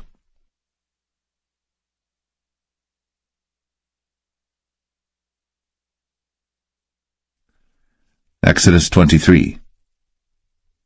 Thou shalt not raise a false report. Put not thine hand with the wicked to be an unrighteous witness. Thou shalt not follow a multitude to do evil. Neither shalt thou speak in a cause to decline after many to wrest judgment. Neither shalt thou countenance a poor man in his cause. If thou meet thine enemy's ox or his ass going astray, thou shalt surely bring it back to him again. If thou see the ass of him that hateth thee lying under his burden, and wouldest forbear to help him, thou shalt surely help with him. Thou shalt not wrest the judgment of thy poor in his cause. Keep thee far from a false matter, and the innocent and righteous slay thou not, for I will not justify the wicked. And thou shalt take no gift, for the gift blindeth the wise, and perverteth the words of the righteous. Also, thou shalt not oppress a stranger. For ye know the heart of a stranger, seeing ye were strangers in the land of Egypt. And 6 years thou shalt sow thy land, and shalt gather in the fruits thereof. But the 7th year thou shalt let it rest and lie still, that the poor of thy people may eat, and what they leave the beasts of the field shall eat. In like manner thou shalt deal with thy vineyard, and with thy oliveyard. 6 days thou shalt do thy work, and on the 7th day thou shalt rest, that thine ox and thine ass may rest, and the son of thy handmaid, and the stranger may be refreshed. And in all things that I have said unto you be circumspect, and make no mention of the name of other gods, neither let it be heard out of thy mouth. 3 times thou shalt keep a feast unto me in the year. Thou shalt keep the feast of unleavened bread. Thou shalt eat unleavened bread 7 days, as I commanded thee, in the time appointed of the month Abib. For in it thou camest out from Egypt, and none shall appear before me empty. And the feast of harvest, the firstfruits of thy labours, which thou hast sown in the field, and the feast of ingathering, which is in the end of the year, when thou hast gathered in thy labours out of the field. 3 times in the year all thy males shall appear before the Lord God. Thou shalt not offer the blood of my sacrifice with leavened bread, neither shall the fat of my sacrifice remain until the morning. The first of the firstfruits of thy land thou shalt bring into the house of the Lord thy God. Thou shalt not see the kid in his mother's milk. Behold, I send an angel before thee, to keep thee in the way, and to bring thee into the place which I have prepared. Beware of him, and obey his voice. Provoke him not, for he will not pardon your transgressions, for my name is in him. But if thou shalt indeed obey his voice, and do all that I speak, then I will be an enemy unto thine enemies, and an adversary unto thine adversaries. For mine angel shall go before thee, and bring thee in unto the Amorites, and the Hittites, and the Perizzites, and the Canaanites, the Hivites, and the Jebusites, and I will cut them off. Thou shalt not bow down to their gods, nor serve them, nor do after their works, but thou shalt utterly overthrow them, and quite break down their images. And ye shall serve the Lord your God, and he shall bless thy bread and thy water, and I will take sickness away from the midst of thee. There shall nothing cast their young, nor be barren in thy land. The number of thy days I will fulfill. I will send my fear before thee, and will destroy all the people to whom thou shalt come, and I will make all thine enemies turn their backs unto thee, and I will send hornets before thee, which shall drive out the Hivite, the Canaanite, and the Hittite from before thee. I will not drive them out from before thee in 1 year, lest the land become desolate, and the beasts of the field multiply against thee. By little and little I will drive them out from before thee, until thou be increased and inherit the land. And I will set thy bounds from the Red Sea even unto the sea of the Philistines, and from the desert unto the river. For I will deliver the inhabitants of the land into your hand, and thou shalt drive them out before thee. Thou shalt make no covenant with them, nor with their gods. They shall not dwell in thy land, lest they make thee sin against me. For if thou serve their gods, it will surely be a snare unto thee.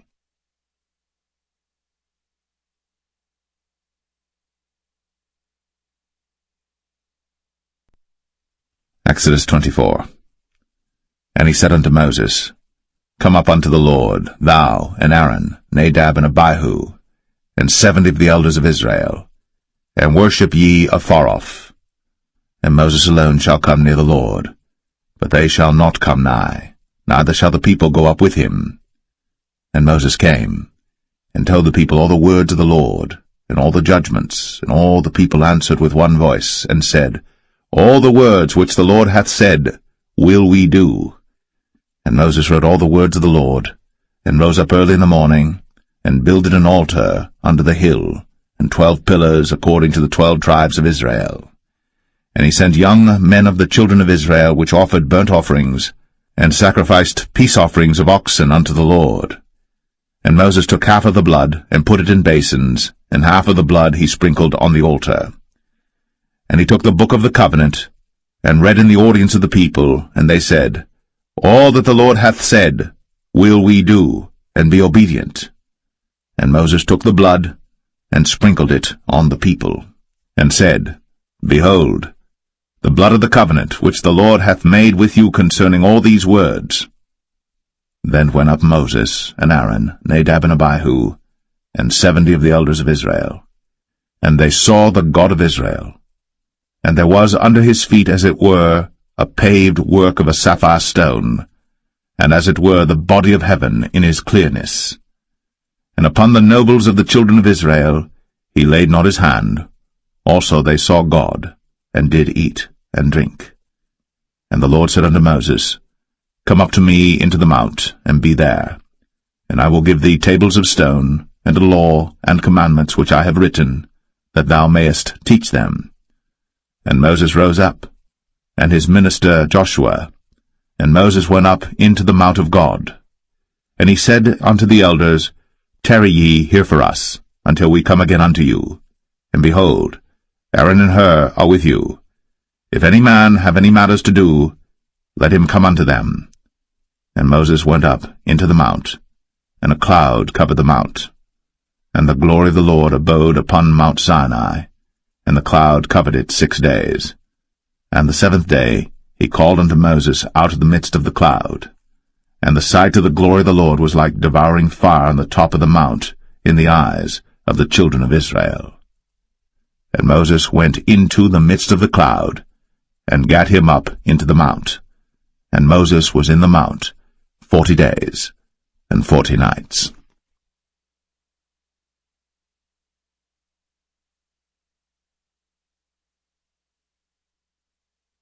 Exodus 25. And the Lord spake unto Moses, saying, Speak unto the children of Israel, that they bring me an offering of every man that giveth it willingly with his heart. Ye shall take my offering. And this is the offering which ye shall take of them, gold, and silver, and brass, and blue, and purple, and scarlet, and fine linen, and goat's hair, and rams' skins dyed red, and badgers' skins, and shittim wood, oil for the light, spices for anointing oil, and for sweet incense, onyx stones, and stones to be set in the ephod, and in the breastplate. And let them make me a sanctuary, that I may dwell among them, according to all that I show thee, after the pattern of the tabernacle, and the pattern of all the instruments thereof, even so shall ye make it. And they shall make an ark of shittim wood. 2 cubits and a half shall be the length thereof, and a cubit and a half the breadth thereof, and a cubit and a half the height thereof. And thou shalt overlay it with pure gold, within and without shalt thou overlay it, and shalt make upon it a crown of gold round about.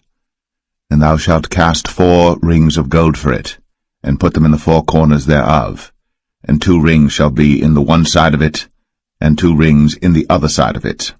And thou shalt make staves of shittim wood, and overlay them with gold. And thou shalt put the staves into the rings by the sides of the ark, that the ark may be borne with them. The staves shall be in the rings of the ark, they shall not be taken from it. And thou shalt put into the ark the testimony which I shall give thee. And thou shalt make a mercy seat of pure gold. 2 cubits and a half shall be the length thereof, and a cubit and a half the breadth thereof. And thou shalt make 2 cherubims of gold. Of beaten work shalt thou make them, in the 2 ends of the mercy seat. And make 1 cherub on the one end, and the other cherub on the other end. Even of the mercy seat shall ye make the cherubims on the 2 ends thereof. And the cherubims shall stretch forth their wings on high, covering the mercy seat with their wings, and their faces shall look one to another. Toward the mercy seat shall the faces of the cherubims be. And thou shalt put the mercy seat above upon the ark, and in the ark thou shalt put the testimony that I shall give thee. And there I will meet with thee, and I will commune with thee from above the mercy seat, from between the 2 cherubims which are upon the ark of the testimony, of all things which I will give thee in commandment unto the children of Israel. Thou shalt also make a table of shittim wood. 2 cubits shall be the length thereof, and a cubit the breadth thereof, and a cubit and a half the height thereof. And thou shalt overlay it with pure gold, and make thereto a crown of gold round about. And thou shalt make unto it a border of an handbreadth round about, and thou shalt make a golden crown to the border thereof round about. And thou shalt make for it 4 rings of gold, and put the rings in the 4 corners that are on the 4 feet thereof. Over against the border shall the rings be for places of the staves to bear the table. And thou shalt make the staves of shittim wood, and overlay them with gold, that the table may be borne with them. And thou shalt make the dishes thereof, and spoons thereof, and covers thereof, and bowls thereof, to cover withal. Of pure gold shalt thou make them. And thou shalt set upon the table showbread before me always. And thou shalt make a candlestick of pure gold. Of beaten work shall the candlestick be made. His shaft, and his branches, his bowls, his knobs and his flowers shall be of the same. And 6 branches shall come out of the sides of it, 3 branches of the candlestick out of the one side, and 3 branches of the candlestick out of the other side. 3 bowls made like unto almonds, with a knob and a flower in one branch, and 3 bowls made like almonds in the other branch, with a knob and a flower. So in the 6 branches that come out of the candlestick. And in the candlestick shall be 4 bowls made like unto almonds, with their knobs and their flowers. And there shall be a knob under 2 branches of the same, and a knob under 2 branches of the same, and a knob under 2 branches of the same, according to the 6 branches that proceed out of the candlestick. Their knobs and their branches shall be of the same. All it shall be one beaten work of pure gold. And thou shalt make the 7 lamps thereof, and they shall light the lamps thereof, that they may give light over against it. And the tongs thereof, and the snuff dishes thereof, shall be of pure gold. Of a talent of pure gold shall he make it with all these vessels. And look that thou make them after their pattern, which was shown thee in the mount.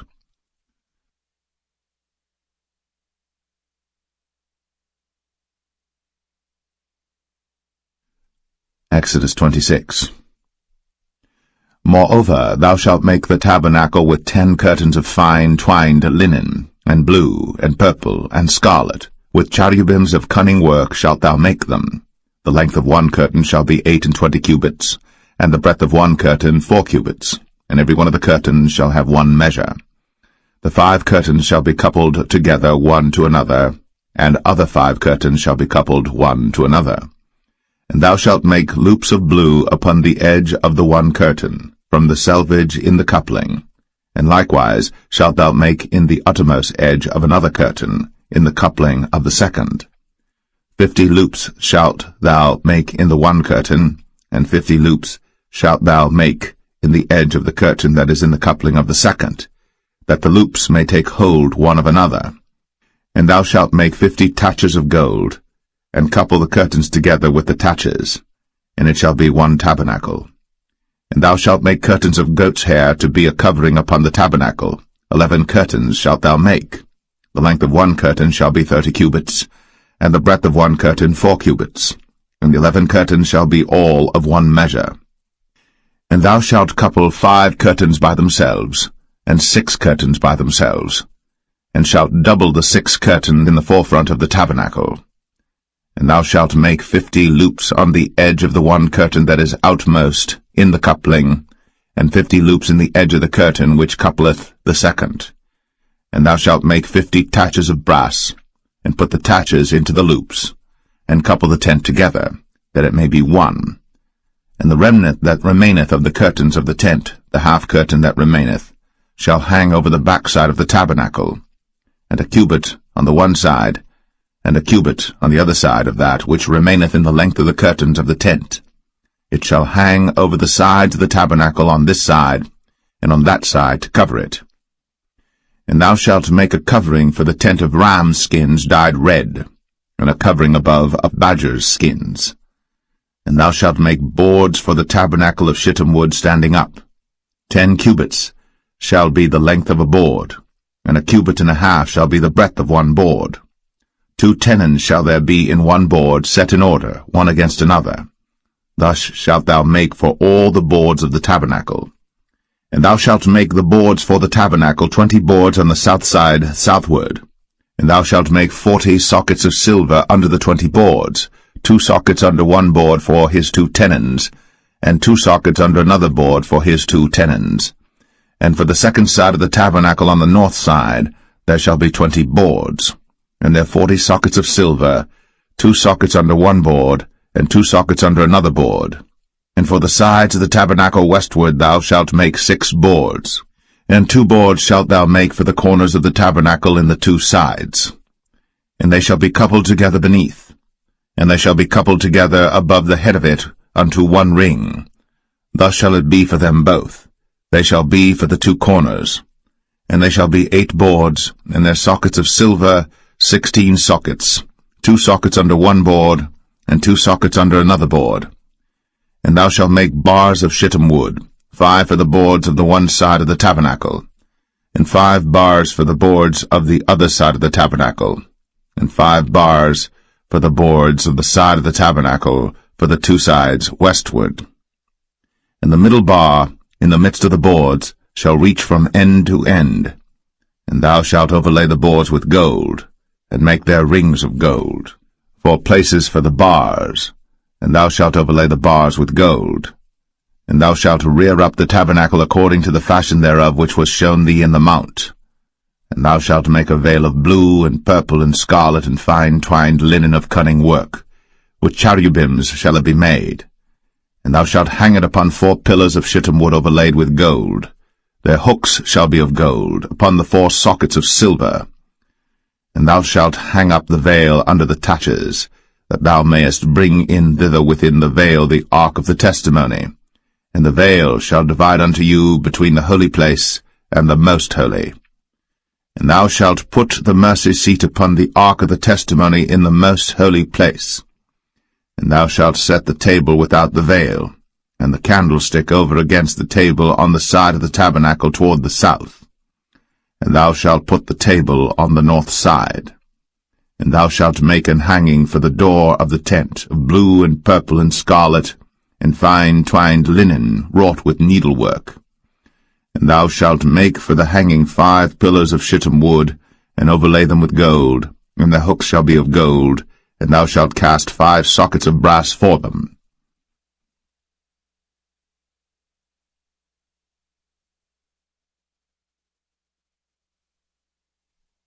Exodus 27. And thou shalt make an altar of shittim wood, 5 cubits long and 5 cubits broad. The altar shall be 4 square, and the height thereof shall be 3 cubits. And thou shalt make the horns of it upon the 4 corners thereof. His horns shall be of the same, and thou shalt overlay it with brass. And thou shalt make his pans to receive his ashes, and his shovels, and his basins, and his flesh hooks, and his fire pans. All the vessels thereof thou shalt make of brass. And thou shalt make for it a grate of network of brass, and upon the net shalt thou make 4 brazen rings in the 4 corners thereof. And thou shalt put it under the compass of the altar beneath, that the net may be even to the midst of the altar. And thou shalt make staves for the altar, staves of shittim wood, and overlay them with brass. And the staves shall be put into the rings, and the staves shall be upon the 2 sides of the altar to bear it. Hollow with boards shalt thou make it, as it was shown thee in the mount, so shall they make it. And thou shalt make the court of the tabernacle for the south side. Southward there shall be hangings for the court of fine twined linen, of 100 cubits long for one side. And the 20 pillars thereof, and their 20 sockets shall be of brass. The hooks of the pillars, and their fillets, shall be of silver. And likewise for the north side in length there shall be hangings of 100 cubits long, and his 20 pillars, and their 20 sockets of brass, the hooks of the pillars, and their fillets of silver. And for the breadth of the court on the west side shall be hangings of 50 cubits, their pillars 10, and their sockets 10. And the breadth of the court on the east side eastward shall be 50 cubits. The hangings of one side of the gate shall be 15 cubits, their pillars 3, and their sockets 3. And on the other side shall be hangings 15 cubits, their pillars 3, and their sockets 3. And for the gate of the court shall be an hanging of 20 cubits of blue, and purple, and scarlet, and fine twined linen, wrought with needlework, and their pillars shall be 4, and their sockets 4. All the pillars round about the court shall be filleted with silver. Their hooks shall be of silver, and their sockets of brass. The length of the court shall be 100 cubits, and the breadth 50 everywhere, and the height 5 cubits of fine twined linen, and their sockets of brass. All the vessels of the tabernacle, and all the service thereof, and all the pins thereof, and all the pins of the court shall be of brass.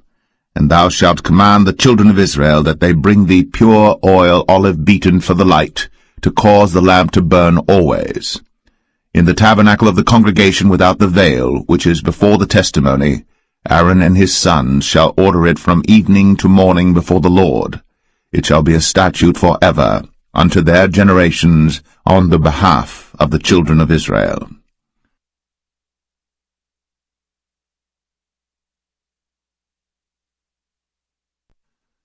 Exodus 28. And take thou unto thee Aaron thy brother, and his sons with him, from among the children of Israel, that he may minister unto me in the priest's office, even Aaron, Nadab, and Abihu, Eleazar, and Ithamar, Aaron's sons. And thou shalt make holy garments for Aaron thy brother, for glory and for beauty. And thou shalt speak unto all that are wise-hearted, whom I have filled with the spirit of wisdom, that they may make Aaron's garments to consecrate him, that he may minister unto me in the priest's office.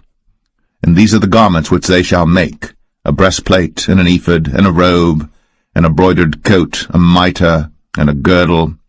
And they shall make holy garments for Aaron thy brother, and his sons, that he may minister unto me in the priest's office. And they shall take gold, and blue, and purple, and scarlet, and fine linen. And they shall make the ephod of gold, of blue, and of purple, of scarlet, and fine twined linen with cunning work. It shall have the 2 shoulder pieces thereof joined at the 2 edges thereof, and so it shall be joined together. And the curious girdle of the ephod which is upon it shall be of the same, according to the work thereof, even of gold, of blue, and purple, and scarlet, and fine twined linen. And thou shalt take 2 onyx stones, and grave on them the names of the children of Israel, 6 of their names on one stone, and the other 6 names of the rest on the other stone, according to their birth. With the work of an engraver in stone, like the engravings of a signet, shalt thou engrave the 2 stones with the names of the children of Israel. Thou shalt make them to be set in ouches of gold. And thou shalt put the 2 stones upon the shoulders of the ephod for stones of memorial unto the children of Israel. And Aaron shall bear their names before the Lord upon his 2 shoulders for a memorial. And thou shalt make ouches of gold, and 2 chains of pure gold at the ends. Of wreathen work shalt thou make them, and fasten the wreathen chains to the ouches.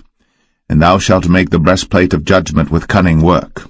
After the work of the ephod thou shalt make it, of gold, of blue, and of purple, and of scarlet, and of fine twined linen shalt thou make it. 4 square it shall be, being doubled. A span shall be the length thereof, and a span shall be the breadth thereof. And thou shalt set in it settings of stones, even 4 rows of stones. The first row shall be a sardius, a topaz, and a carbuncle. This shall be the first row. And the second row shall be an emerald, a sapphire, and a diamond. And the third row a ligure, an agate, and an amethyst. And the 4th row a beryl, and an onyx, and a jasper. They shall be set in gold in their enclosings. And the stone shall be with the names of the children of Israel, 12 according to their names, like the engravings of a signet. Every one with his name shall they be according to the 12 tribes. And thou shalt make upon the breastplate chains at the ends of wreathen work of pure gold. And thou shalt make upon the breastplate 2 rings of gold, and shalt put the 2 rings on the 2 ends of the breastplate. And thou shalt put the 2 wreathen chains of gold in the 2 rings which are on the ends of the breastplate. And the other 2 ends of the 2 wreathen chains thou shalt fasten in the 2 ouches, and put them on the shoulder pieces of the ephod before it. And thou shalt make 2 rings of gold, and thou shalt put them upon the 2 ends of the breastplate, in the border thereof, which is in the side of the ephod inward. And 2 other rings of gold thou shalt make, and shalt put them on the 2 sides of the ephod underneath, toward the forepart thereof, over against the other coupling thereof, above the curious girdle of the ephod. And they shall bind the breastplate by the rings thereof unto the rings of the ephod with a lace of blue, that it may be above the curious girdle of the ephod, and that the breastplate be not loosed from the ephod. And Aaron shall bear the names of the children of Israel in the breastplate of judgment upon his heart, when he goeth in unto the holy place for a memorial before the Lord continually. And thou shalt put in the breastplate of judgment the Urim and the Thummim, and they shall be upon Aaron's heart, when he goeth in before the Lord. And Aaron shall bear the judgment of the children of Israel upon his heart before the Lord continually. And thou shalt make the robe of the ephod all of blue. And there shall be an hole in the top of it, in the midst thereof. It shall have a binding of woven work round about the whole of it, as it were the hole of an habergeon, that it be not rent. And beneath upon the hem of it thou shalt make pomegranates of blue, and of purple, and of scarlet round about the hem thereof, and bells of gold between them round about, a golden bell and a pomegranate, a golden bell and a pomegranate, upon the hem of the robe round about. And it shall be upon Aaron to minister, and his sound shall be heard when he goeth in unto the holy place before the Lord, and when he cometh out, that he die not. And thou shalt make a plate of pure gold, and grave upon it, like the engravings of a signet, holiness to the Lord. And thou shalt put it on a blue lace, that it may be upon the mitre, upon the forefront of the mitre it shall be. And it shall be upon Aaron's forehead, that Aaron may bear the iniquity of the holy things, which the children of Israel shall hallow in all their holy gifts. And it shall be always upon his forehead, that they may be accepted before the Lord. And thou shalt embroider the coat of fine linen, and thou shalt make the mitre of fine linen, and thou shalt make the girdle of needlework. And for Aaron's sons thou shalt make coats, and thou shalt make for them girdles, and bonnets shalt thou make for them for glory and for beauty. And thou shalt put them upon Aaron thy brother, and his sons with him, and shalt anoint them, and consecrate them, and sanctify them, that they may minister unto me in the priest's office. And thou shalt make them linen breeches to cover their nakedness, from the loins even unto the thighs they shall reach. And they shall be upon Aaron and upon his sons when they come in unto the tabernacle of the congregation, or when they come near unto the altar to minister in the holy place, that they bear not iniquity and die. It shall be a statute for ever unto him and his seed after him.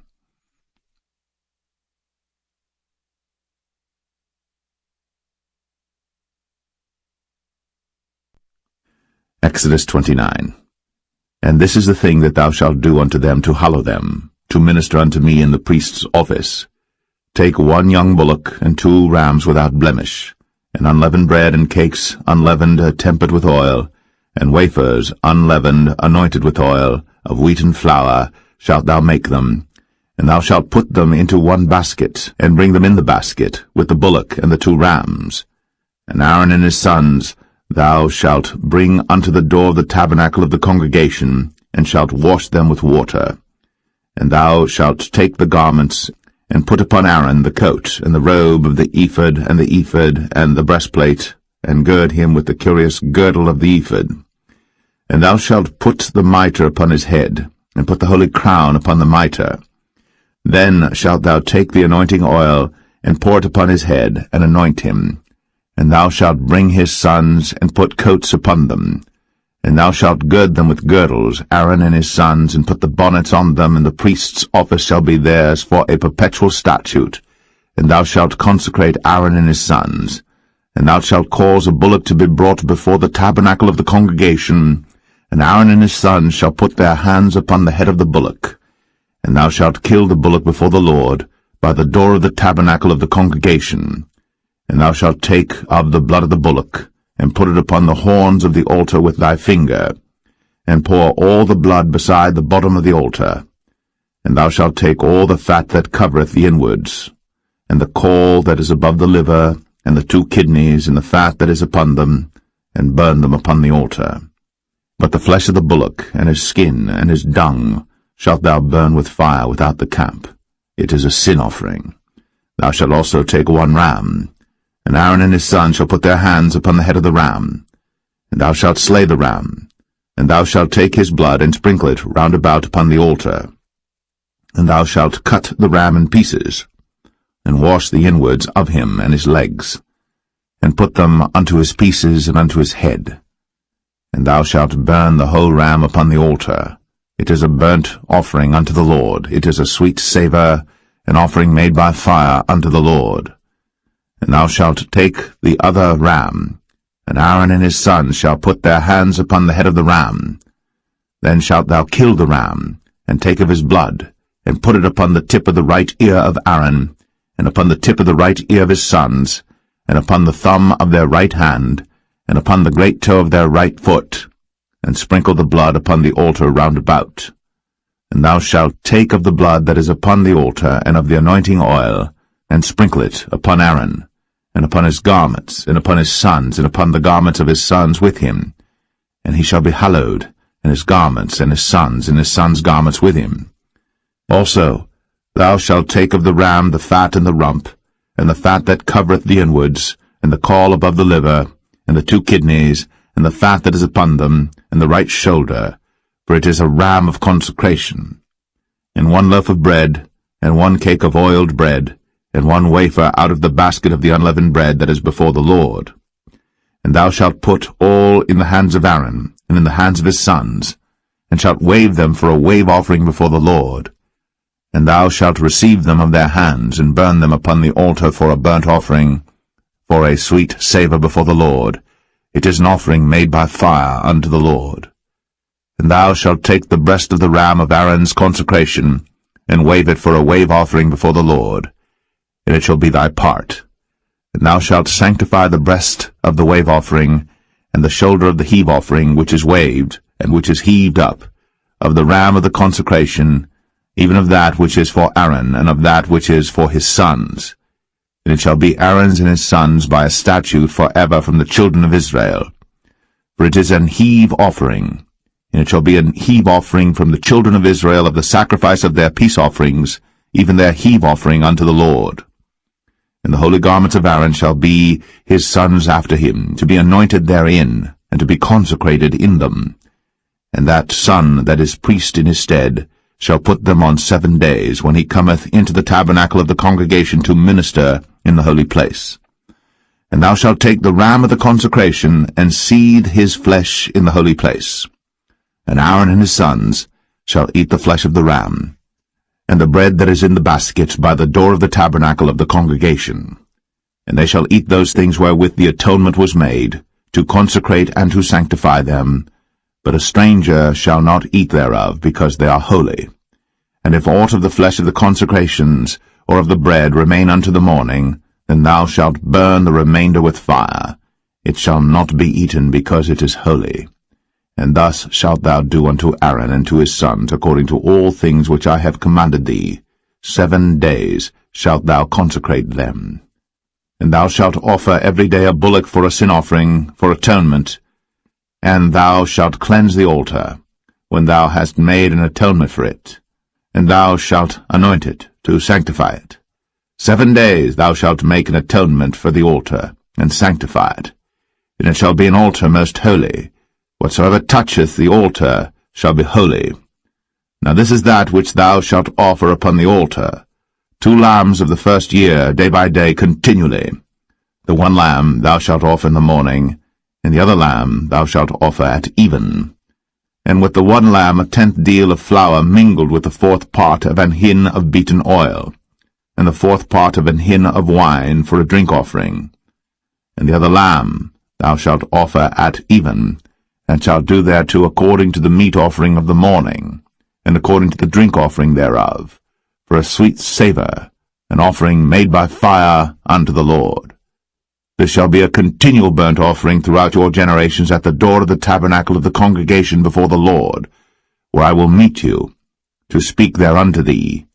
And there I will meet with the children of Israel, and the tabernacle shall be sanctified by my glory. And I will sanctify the tabernacle of the congregation and the altar. I will sanctify also both Aaron and his sons to minister to me in the priest's office.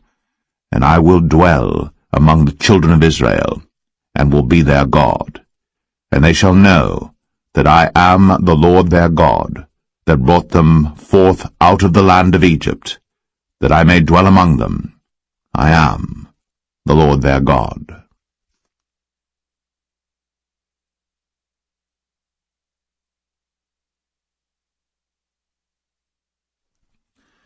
Exodus 30. And thou shalt make an altar to burn incense upon. Of shittim wood shalt thou make it. A cubit shall be the length thereof, and a cubit the breadth thereof. 4 square shall it be. And 2 cubits shall be the height thereof. The horns thereof shall be of the same. And thou shalt overlay it with pure gold, the top thereof and the sides thereof round about, and the horns thereof. And thou shalt make unto it a crown of gold round about. And 2 golden rings shalt thou make to it under the crown of it. By the 2 corners thereof upon the 2 sides of it shalt thou make it. And they shall be for places for the staves to bear it withal. And thou shalt make the staves of shittim wood, and overlay them with gold. And thou shalt put it before the veil that is by the ark of the testimony, before the mercy seat that is over the testimony, where I will meet with thee. And Aaron shall burn thereon sweet incense every morning. When he dresseth the lamps, he shall burn incense upon it. And when Aaron lighteth the lamps at even, he shall burn incense upon it, a perpetual incense before the Lord throughout your generations.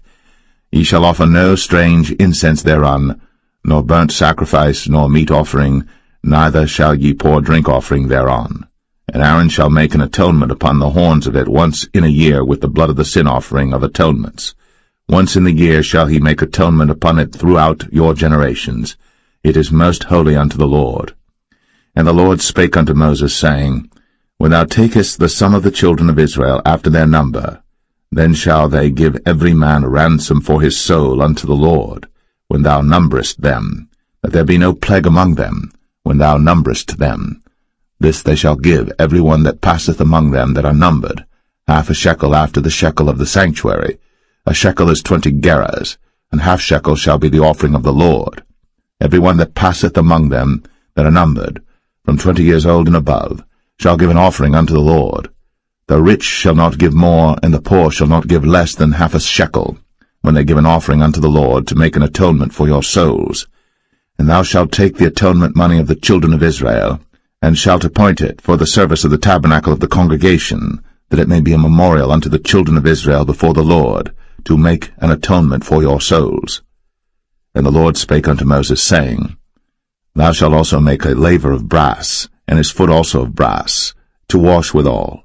And thou shalt put it between the tabernacle of the congregation and the altar, and thou shalt put water therein. For Aaron and his sons shall wash their hands and their feet thereat. When they go into the tabernacle of the congregation, they shall wash with water, that they die not, or when they come near to the altar to minister, to burn offering made by fire unto the Lord. So they shall wash their hands and their feet, that they die not. And it shall be a statute forever to them, even to him and to his seed throughout their generations. Moreover the Lord spake unto Moses, saying, Take thou also unto thee principal spices, of pure myrrh 500 shekels, and of sweet cinnamon half so much, even 250 shekels, and of sweet calamus 250 shekels, and of cassia 500 shekels after the shekel of the sanctuary, and of oil olive and hin. And thou shalt make it an oil of holy ointment, an ointment compound after the art of the apothecary. It shall be an holy anointing oil. And thou shalt anoint the tabernacle of the congregation therewith, and the ark of the testimony, and the table and all his vessels, and the candlestick and his vessels, and the altar of incense, and the altar of burnt offering with all his vessels, and the laver and his foot. And thou shalt sanctify them, that they may be most holy. Whatsoever toucheth them shall be holy. And thou shalt anoint Aaron and his sons, and consecrate them, that they may minister unto me in the priest's office. And thou shalt speak unto the children of Israel, saying, This shall be an holy anointing oil unto me throughout your generations. Upon man's flesh shall it not be poured, neither shall ye make any other like it, after the composition of it. It is holy, and it shall be holy unto you. Whosoever compoundeth any like it, or whosoever putteth any of it upon a stranger, shall even be cut off from his people. And the Lord said unto Moses, Take unto thee sweet spices, stacte, and onycha, and galbanum, these sweet spices with pure frankincense, of each shall there be a like weight. And thou shalt make it a perfume, a confection after the art of the apothecary, tempered together, pure and holy. And thou shalt beat some of it very small, and put of it before the testimony in the tabernacle of the congregation, where I will meet with thee. It shall be unto you most holy. And as for the perfume which thou shalt make, ye shall not make to yourselves according to the composition thereof. It shall be unto thee holy for the Lord. Whosoever shall make like unto that, to smell thereto, shall even be cut off from his people.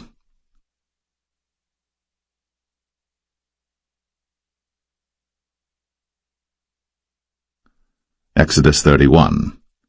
And the Lord spake unto Moses, saying, See, I have called by name Bezalel the son of Uri, the son of Hur, of the tribe of Judah, and I have filled him with the Spirit of God, in wisdom, and in understanding, and in knowledge, and in all manner of workmanship, to devise cunning works, to work in gold, and in silver, and in brass, and in cutting of stones, to set them, and in carving of timber, to work in all manner of workmanship. And I, behold, I have given with him Aholiab, the son of Ahisamach, of the tribe of Dan. And in the hearts of all that are wise-hearted I have put wisdom, that they may make all that I have commanded thee, the tabernacle of the congregation, and the ark of the testimony, and the mercy seat that is thereupon, and all the furniture of the tabernacle, and the table, and his furniture, and the pure candlestick with all his furniture, and the altar of incense, and the altar of burnt offering with all his furniture, and the laver and his foot, and the cloths of service, and the holy garments for Aaron the priest, and the garments of his sons to minister in the priest's office, and the anointing oil, and sweet incense for the holy place, according to all that I have commanded thee shall they do.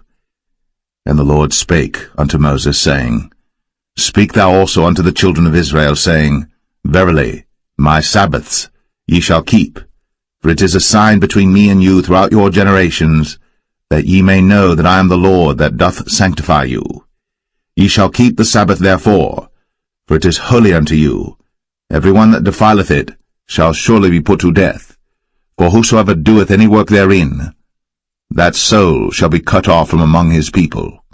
6 days may work be done, but in the 7th is the Sabbath of rest, holy to the Lord.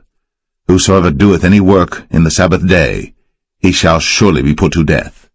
Wherefore the children of Israel shall keep the Sabbath, to observe the Sabbath throughout their generations, for a perpetual covenant. It is a sign between me and the children of Israel forever. For in 6 days the Lord made heaven and earth, and on the 7th day he rested and was refreshed. And he gave unto Moses, when he had made an end of communing with him upon Mount Sinai, 2 tables of testimony, tables of stone, written with the finger of God.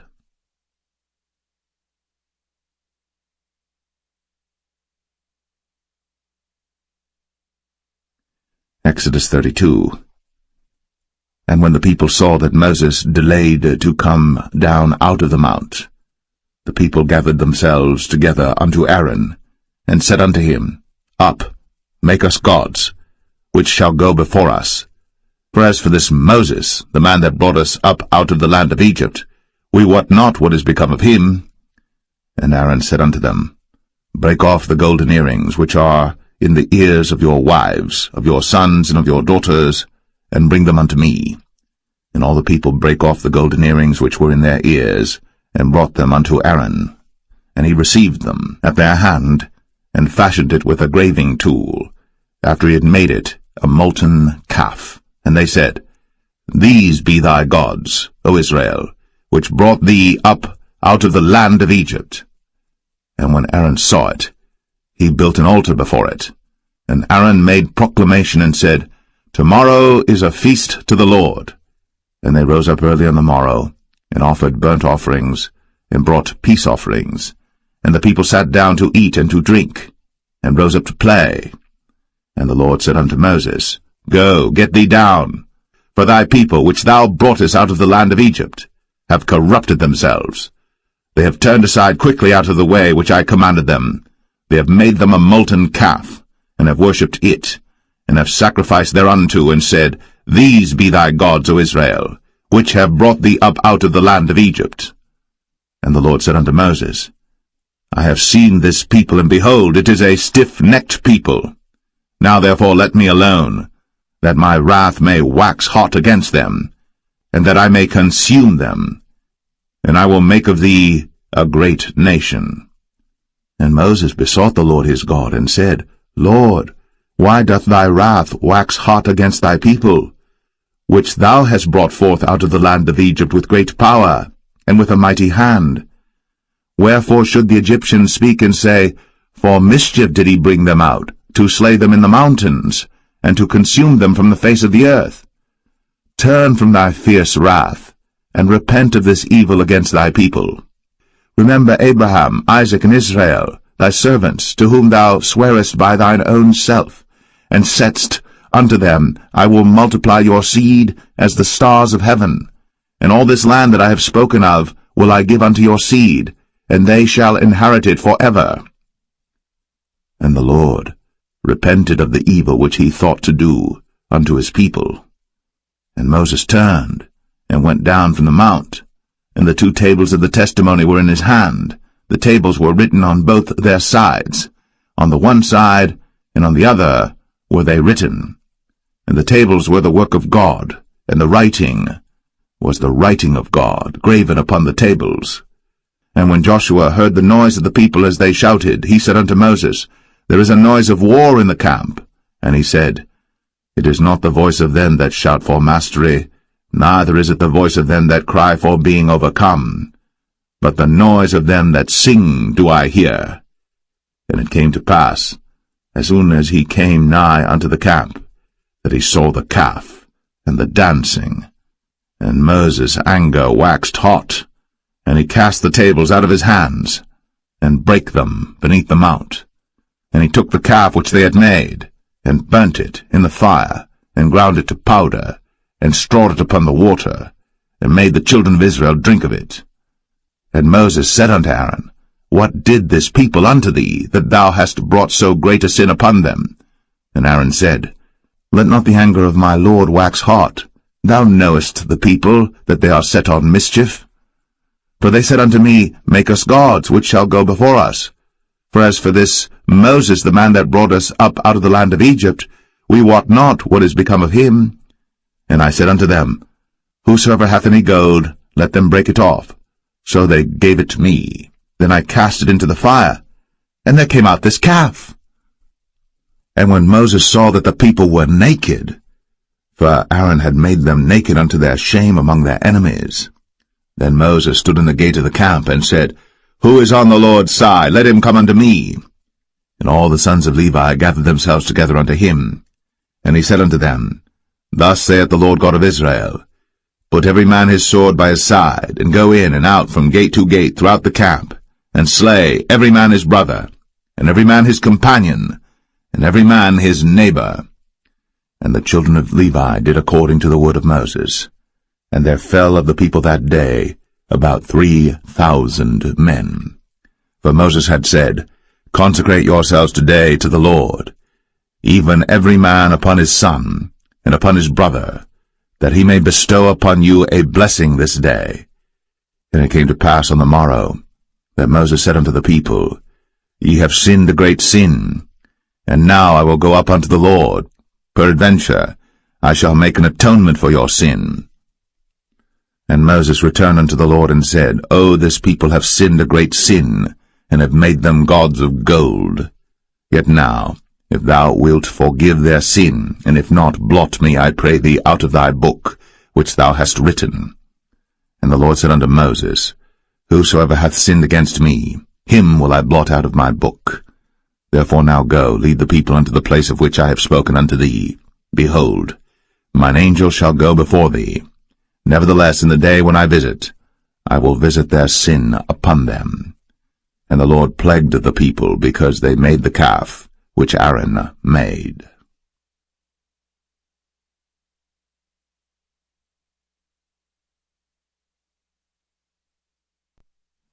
Exodus 33. And the Lord said unto Moses, Depart, and go up hence, thou, and the people which thou hast brought up out of the land of Egypt, unto the land which I swear unto Abraham, to Isaac, and to Jacob, saying, Unto thy seed will I give it. And I will send an angel before thee, and I will drive out the Canaanite, the Amorite, and the Hittite, and the Perizzite, the Hivite, and the Jebusite, unto a land flowing with milk and honey. For I will not go up in the midst of thee, for thou art a stiff-necked people, lest I consume thee in the way. And when the people heard these evil tidings, they mourned, and no man did put on him his ornaments. For the Lord had said unto Moses, Say unto the children of Israel, Ye are a stiff-necked people.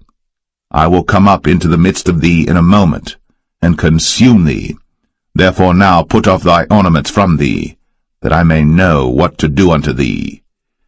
And the children of Israel stripped themselves of their ornaments by the mount Horeb. And Moses took the tabernacle, and pitched it without the camp, afar off from the camp, and called it the tabernacle of the congregation.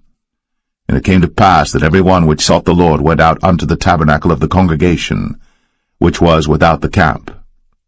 And it came to pass, when Moses went out unto the tabernacle, that all the people rose up, and stood every man at his tent door, and looked after Moses, until he was gone into the tabernacle.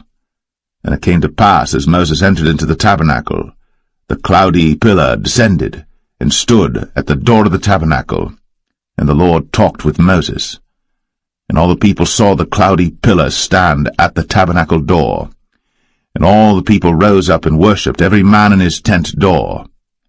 And the Lord spake unto Moses face to face, as a man speaketh unto his friend. And he turned again into the camp. But his servant Joshua the son of Nun, a young man, departed not out of the tabernacle. And Moses said unto the Lord, See, thou sayest unto me, Bring up this people, and thou hast not let me know whom thou wilt send with me. Yet thou hast said, I know thee by name, and thou hast also found grace in my sight.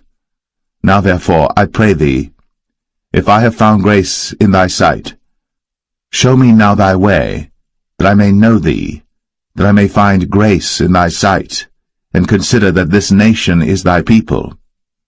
And he said, My presence shall go with thee, and I will give thee rest. And he said unto him, If thy presence go not with me, carry us not up hence. For wherein shall it be known here that I and thy people have found grace in thy sight? Is it not in that thou goest with us? So shall we be separated, I and thy people, from all the people that are upon the face of the earth. And the Lord said unto Moses, I will do this thing also that thou hast spoken, for thou hast found grace in my sight, and I know thee by name. And he said, I beseech thee, show me thy glory. And he said, I will make all my goodness pass before thee, and I will proclaim the name of the Lord before thee, and will be gracious to whom I will be gracious, and will show mercy on whom I will show mercy. And he said, Thou canst not see my face, for there shall no man see me and live. And the Lord said, Behold, there is a place by me, and thou shalt stand upon a rock. And it shall come to pass, while my glory passeth by, that I will put thee in a cleft of the rock, and will cover thee with my hand while I pass by. And I will take away mine hand, and thou shalt see my back parts, but my face shall not be seen.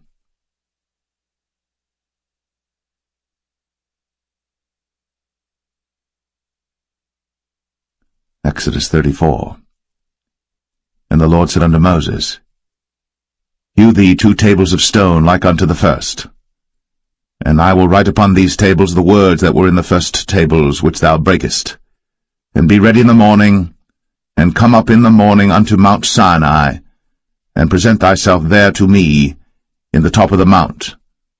And no man shall come up with thee, neither let any man be seen throughout all the mount, neither let the flocks nor herds feed before that mount. And he hewed 2 tables of stone like unto the first.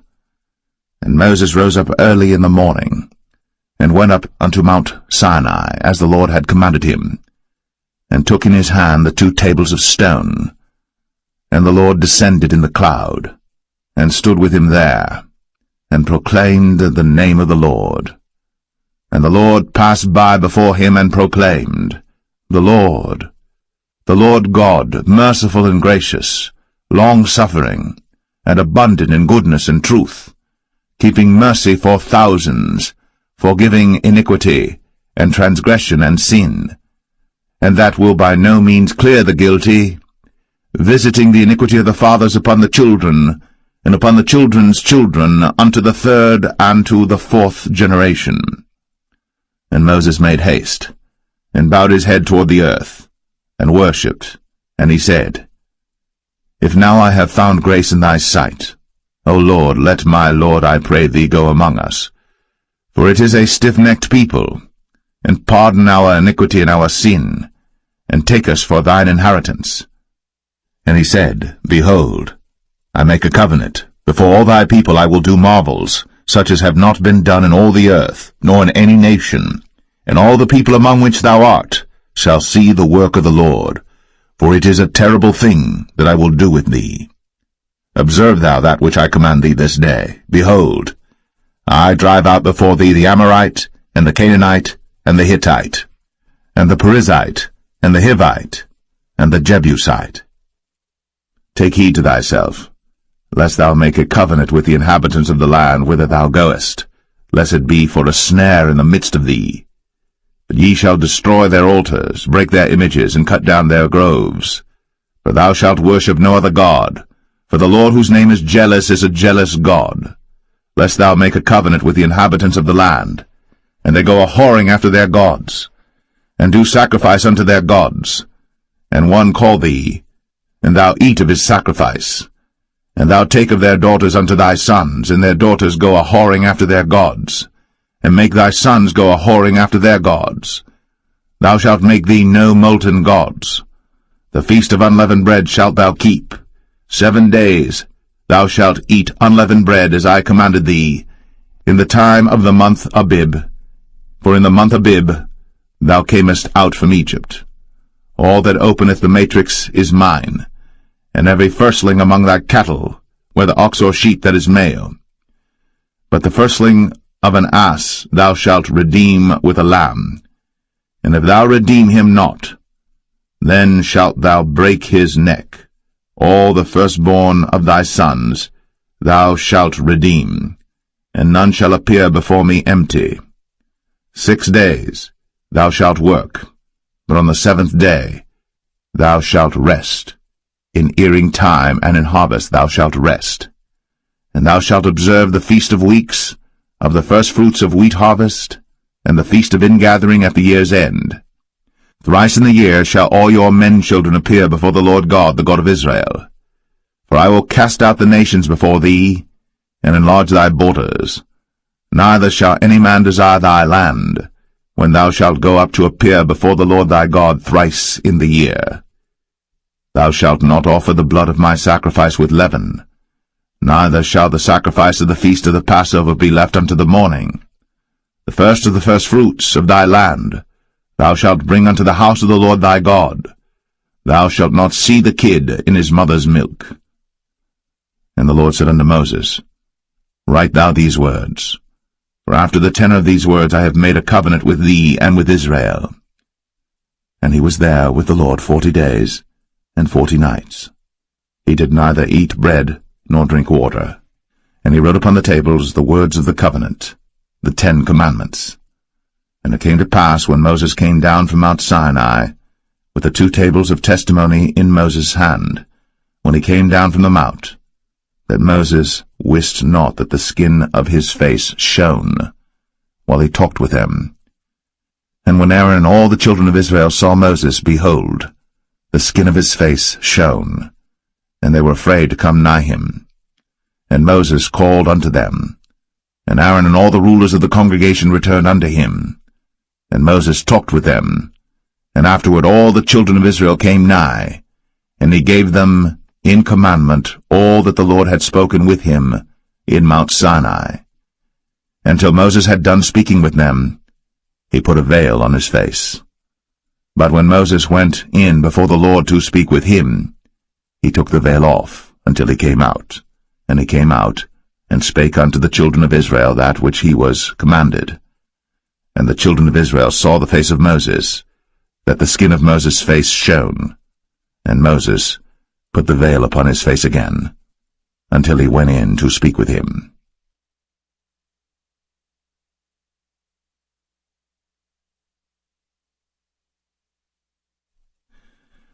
Exodus 35. And Moses gathered all the congregation of the children of Israel together, and said unto them, These are the words which the Lord hath commanded, that ye should do them. 6 days shall work be done, but on the 7th day there shall be to you an holy day, a Sabbath of rest to the Lord. Whosoever doeth work therein shall be put to death. Ye shall kindle no fire throughout your habitations upon the Sabbath day. And Moses spake unto all the congregation of the children of Israel, saying, This is the thing which the Lord commanded, saying, Take ye from among you an offering unto the Lord. Whosoever is of a willing heart, let him bring it, an offering of the Lord, gold and silver and brass, and blue and purple and scarlet and fine linen and goat's hair, and rams' skins dyed red, and badgers' skins, and shittim wood, and oil for the light, and spices for anointing oil, and for the sweet incense, and onyx stones, and stones to be set for the ephod and for the breastplate. And every wise-hearted among you shall come, and make all that the Lord hath commanded, the tabernacle, his tent, and his covering, his taches, and his boards, his bars, his pillars, and his sockets, the ark and the staves thereof, with the mercy seat and the veil of the covering, the table and his staves, and all his vessels, and the showbread, the candlestick also for the light, and his furniture, and his lamps, with the oil for the light, and the incense altar, and his staves, and the anointing oil, and the sweet incense, and the hanging for the door at the entering in of the tabernacle, the altar of burnt offering, with his brazen grate, his staves, and all his vessels, the laver and his foot, the hangings of the court, his pillars, and their sockets, and the hanging for the door of the court, the pins of the tabernacle, and the pins of the court, and their cords, the cloths of service, to do service in the holy place, the holy garments for Aaron the priest, and the garments of his sons to minister in the priest's office. And all the congregation of the children of Israel departed from the presence of Moses. And they came, every one whose heart stirred him up, and every one whom his spirit made willing. And they brought the Lord's offering to the work of the tabernacle of the congregation, and for all his service, and for the holy garments. And they came, both men and women, as many as were willing-hearted, and brought bracelets and earrings and rings and tablets, all jewels of gold. And every man that offered an offering of gold unto the Lord. And every man with whom was found blue and purple and scarlet and fine linen and goat's hair, and red skins of rams and badgers' skins brought them. Every one that did offer an offering of silver and brass brought the Lord's offering, and every man with whom was found shittim wood for any work of the service brought it. And all the women that were wise-hearted did spin with their hands, and brought that which they had spun, both of blue and of purple and of scarlet and of fine linen. And all the women whose heart stirred them up in wisdom spun goat's hair. And the rulers brought onyx stones, and stones to be set for the ephod and for the breastplate, and spice, and oil for the light, and for the anointing oil, and for the sweet incense. The children of Israel brought a willing offering unto the Lord, every man and woman whose heart made them willing to bring for all manner of work, which the Lord had commanded to be made by the hand of Moses. And Moses said unto the children of Israel, See, the Lord hath called by name Bezalel the son of Uri, the son of Hur, of the tribe of Judah. And he hath filled him with the Spirit of God in wisdom, in understanding, and in knowledge, and in all manner of workmanship, and to devise curious works, to work in gold, and in silver, and in brass, and in the cutting of stones, to set them, and in carving of wood, to make any manner of cunning work. And he hath put in his heart that he may teach, both he and Aholiab, the son of Ahisamach, of the tribe of Dan. Them hath he filled with wisdom of heart, to work all manner of work, of the engraver, and of the cunning workman, and of the embroiderer, in blue, and in purple, and scarlet, and in fine linen, and of the weaver, even of them that do any work, and of those that devise cunning work.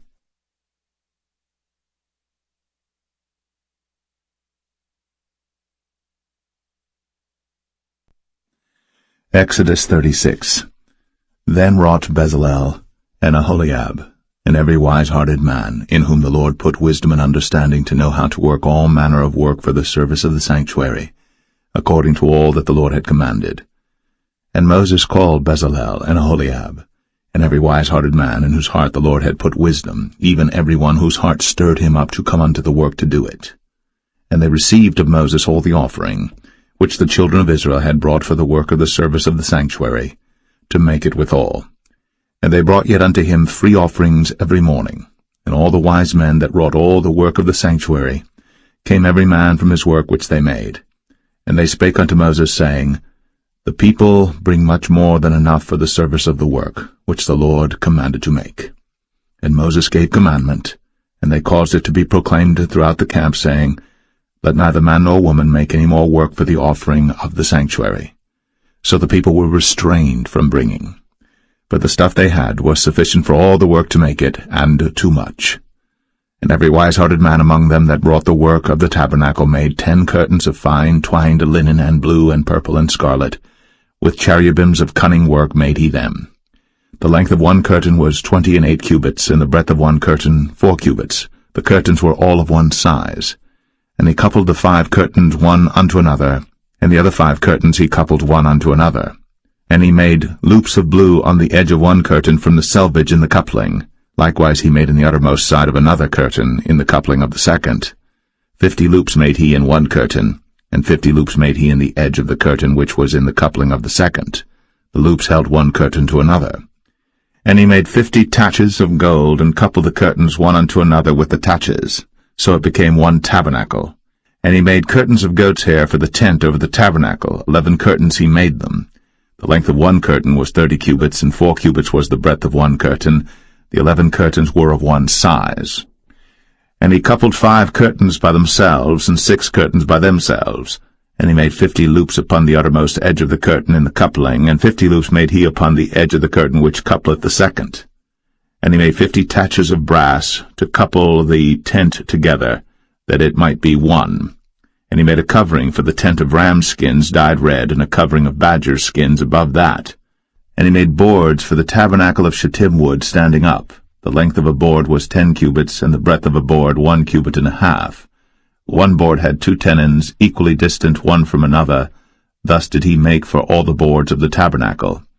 And he made boards for the tabernacle, 20 boards for the south side southward. And 40 sockets of silver he made under the 20 boards, 2 sockets under one board for his 2 tenons, and 2 sockets under another board for his 2 tenons. And for the other side of the tabernacle, which is toward the north corner, he made 20 boards, and there 40 sockets of silver, 2 sockets under one board, and 2 sockets under another board. And for the sides of the tabernacle westward he made 6 boards, and 2 boards made he for the corners of the tabernacle in the 2 sides, and they were coupled beneath and coupled together at the head thereof to one ring. Thus he did to both of them in both the corners. And there were 8 boards, and their sockets were 16 sockets of silver, under every board 2 sockets. And he made bars of shittim wood, 5 for the boards of the one side of the tabernacle, and 5 bars for the boards of the other side of the tabernacle, and 5 bars for the boards of the tabernacle for the sides westward. And he made the middle bar to shoot through the boards from the one end to the other. And he overlaid the boards with gold, and made their rings of gold to be places for the bars, and overlaid the bars with gold. And he made a veil of blue and purple and scarlet, and fine twined linen with cherubims made he it of cunning work. And he made thereunto 4 pillars of shittim wood, and overlaid them with gold. Their hooks were of gold, and he cast for them 4 sockets of silver. And he made an hanging for the tabernacle door of blue and purple and scarlet and fine twined linen of needlework. And the 5 pillars of it with their hooks, and he overlaid their chapiters and their fillets with gold, but their 5 sockets were of brass.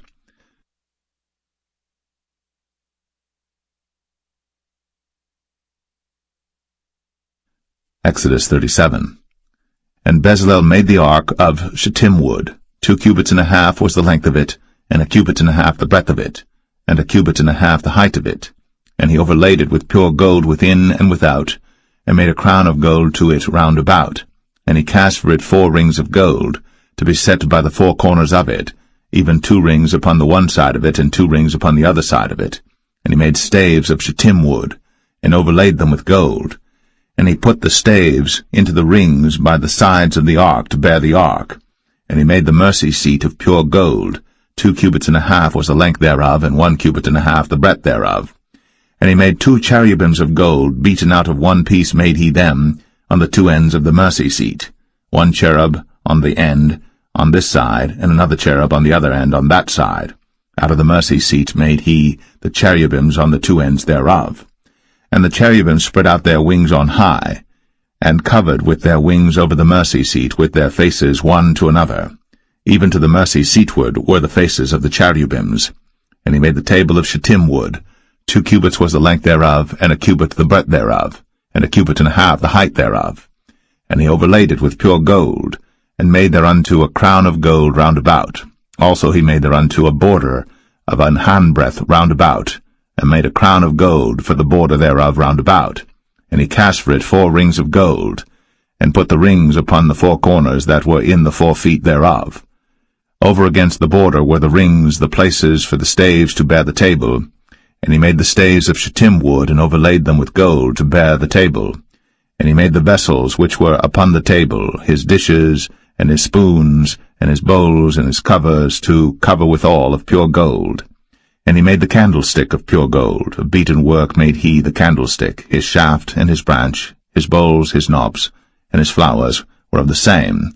And 6 branches going out of the sides thereof, 3 branches of the candlestick out of the one side thereof, and 3 branches of the candlestick out of the other side thereof. 3 bowls made after the fashion of almonds in one branch, a knob and a flower, and 3 bowls made like almonds in another branch, a knob and a flower. So throughout the 6 branches, going out of the candlestick. And in the candlestick were 4 bowls made like almonds, his knobs and his flowers, and a knob under 2 branches of the same, and a knob under 2 branches of the same, and a knob under 2 branches of the same, according to the 6 branches going out of it. Their knobs and their branches were of the same. All of it was one beaten work of pure gold. And he made his 7 lamps, and his snuffers, and his snuff dishes of pure gold.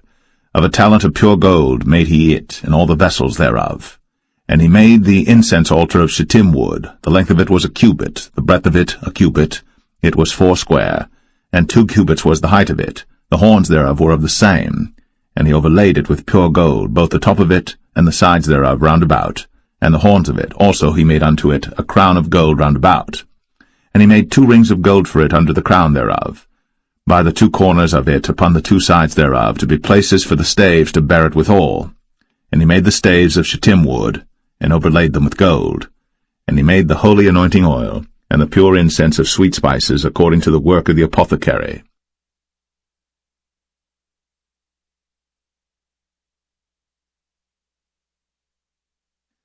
Exodus 38.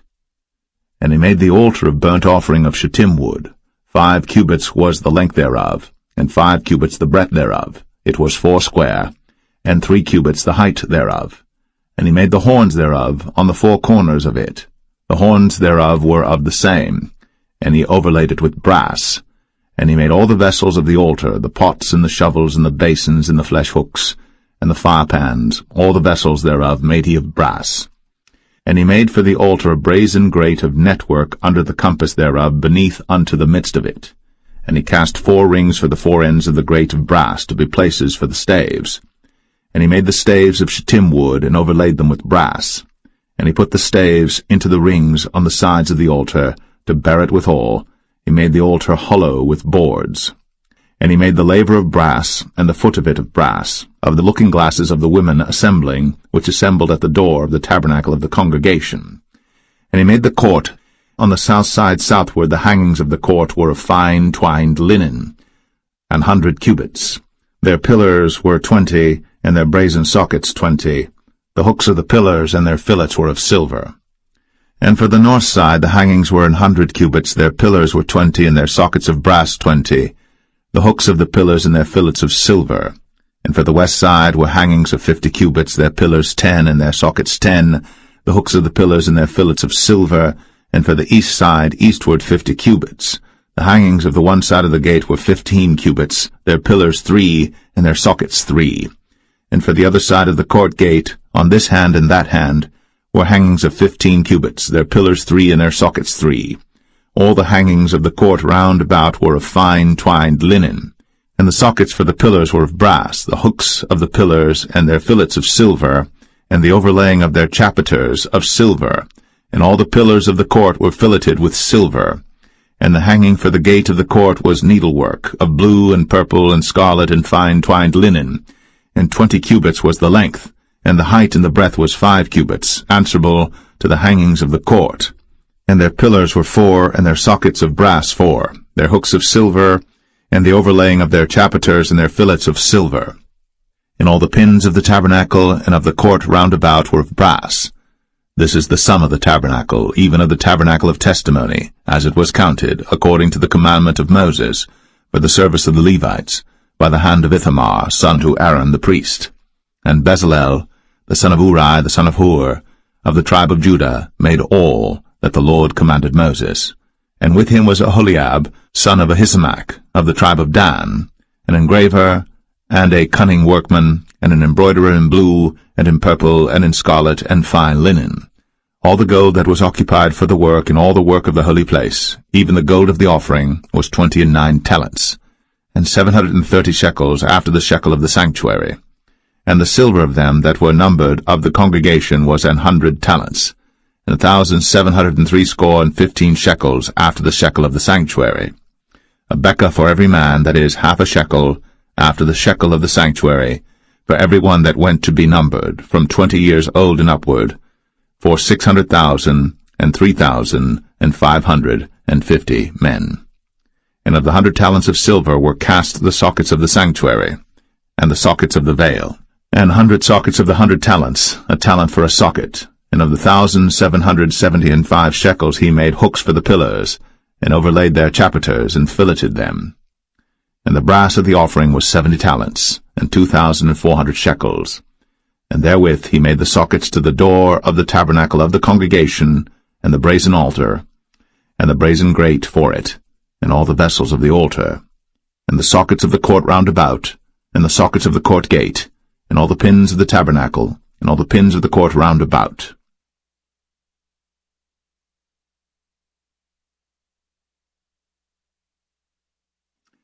Exodus 39. And of the blue, and purple, and scarlet they made cloths of service, to do service in the holy place, and made the holy garments for Aaron, as the Lord commanded Moses. And he made the ephod of gold, blue, and purple, and scarlet, and fine-twined linen. And they did beat the gold into thin plates, and cut it into wires, to work it in the blue, and in the purple, and in the scarlet, and in the fine linen, with cunning work. They made shoulder pieces for it, to couple it together. By the two edges was it coupled together.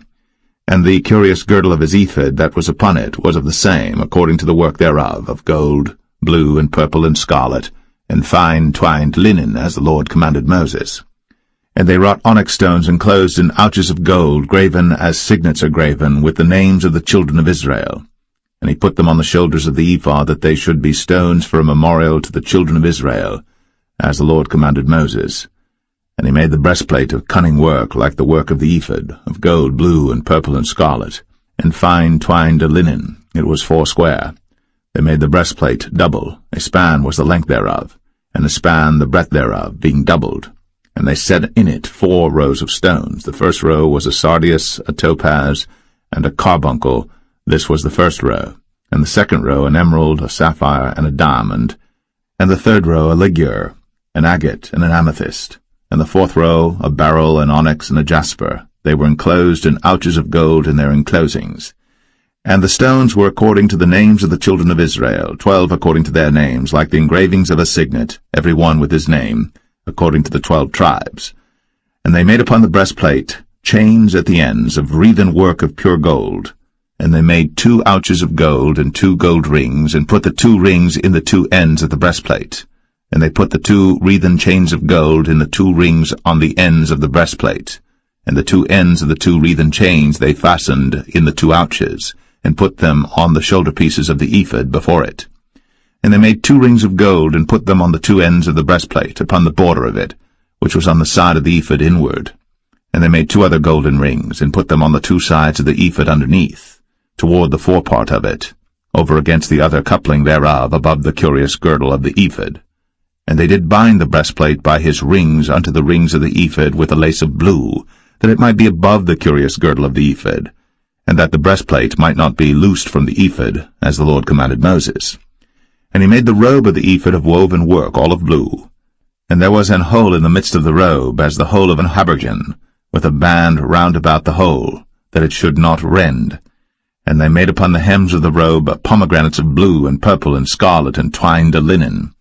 And they made bells of pure gold, and put the bells between the pomegranates upon the hem of the robe, round about between the pomegranates, a bell and a pomegranate, round about the hem of the robe to minister in. as the Lord commanded Moses. And they made coats of fine linen of woven work for Aaron and for his sons, and a mitre of fine linen, and goodly bonnets of fine linen, and linen breeches of fine twined linen, and a girdle of fine twined linen, and blue and purple and scarlet of needlework, as the Lord commanded Moses. And they made the plate of the holy crown of pure gold, and wrote upon it a writing like to the engravings of a signet, Holiness to the Lord. And they tied unto it a lace of blue to fasten it on high upon the mitre, as the Lord commanded Moses. Thus was all the work of the tabernacle of the tent of the congregation finished. And the children of Israel did according to all that the Lord commanded Moses, so did they. And they brought the tabernacle unto Moses, the tent, and all his furniture, his taches, his boards, his bars, and his pillars, and his sockets, and the covering of ram skins dyed red, and the covering of badger skins, and the veil of the covering, the ark of the testimony, and the staves thereof, and the mercy seat, the table and all the vessels thereof, and the showbread, the pure candlestick, with the lamps thereof, even with the lamps to be set in order, and all the vessels thereof, and the oil for light, and the golden altar, and the anointing oil, and the sweet incense, and the hanging for the tabernacle door, the brazen altar, and his grate of brass, his staves and all his vessels, the laver and his foot, the hangings of the court, his pillars and his sockets, and the hanging for the court gate, his cords, and his pins, and all the vessels of the service of the tabernacle for the tent of the congregation, the cloths of service to do service in the holy place, and the holy garments for Aaron the priest, and his sons' garments, to minister in the priest's office. According to all that the Lord commanded Moses, so the children of Israel made all the work. And Moses did look upon all the work, and behold, they had done it, as the Lord had commanded, even so had they done it. And Moses blessed them.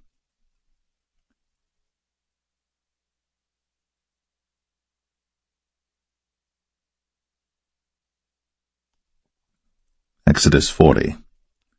And the Lord spake unto Moses, saying, On the first day of the first month shalt thou set up the tabernacle of the tent of the congregation, and thou shalt put therein the ark of the testimony, and cover the ark with a veil. And thou shalt bring in the table, and set in order the things that are to be set in order upon it. And thou shalt bring in the candlestick, and light the lamps thereof. And thou shalt set the altar of gold for the incense before the ark of the testimony, and put the hanging of the door to the tabernacle. And thou shalt set the altar of the burnt offering before the door of the tabernacle of the tent of the congregation. And thou shalt set the laver between the tent of the congregation and the altar, and shalt put water therein. And thou shalt set up the court round about, and hang up the hanging at the court gate. And thou shalt take the anointing oil, and anoint the tabernacle, and all that is therein, and shalt hallow it, and all the vessels thereof, and it shall be holy. And thou shalt anoint the altar of the burnt offering, and all his vessels, and sanctify the altar, and it shall be an altar most holy.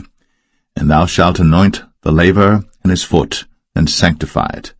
And thou shalt bring Aaron and his sons unto the door of the tabernacle of the congregation, and wash them with water.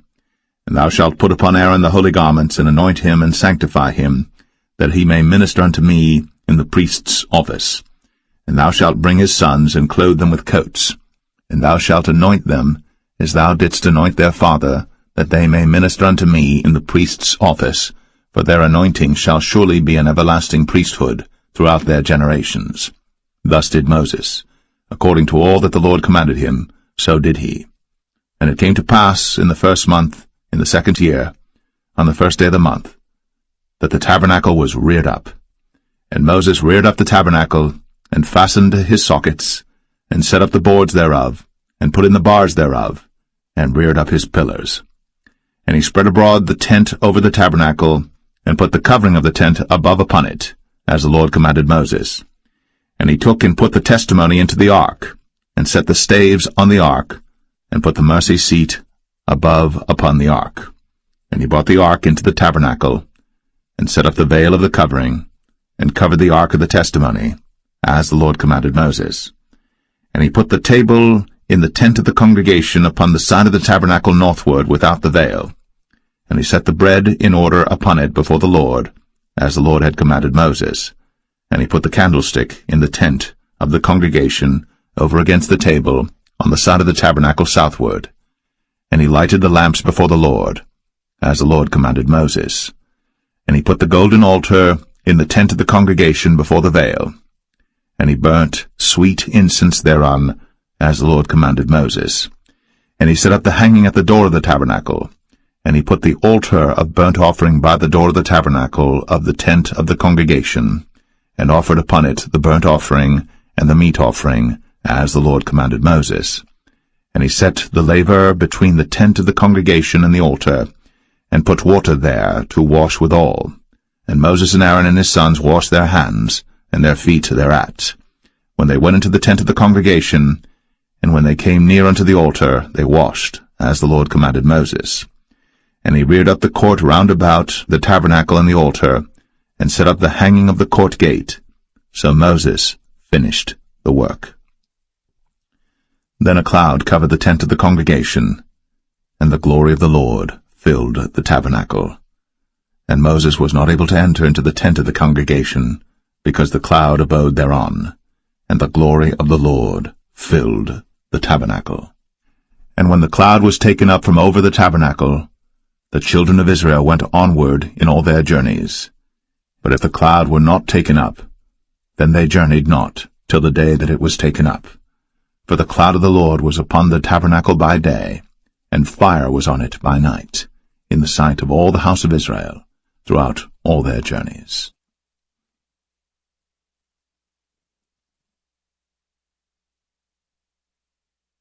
The Book of Leviticus, chapter 1.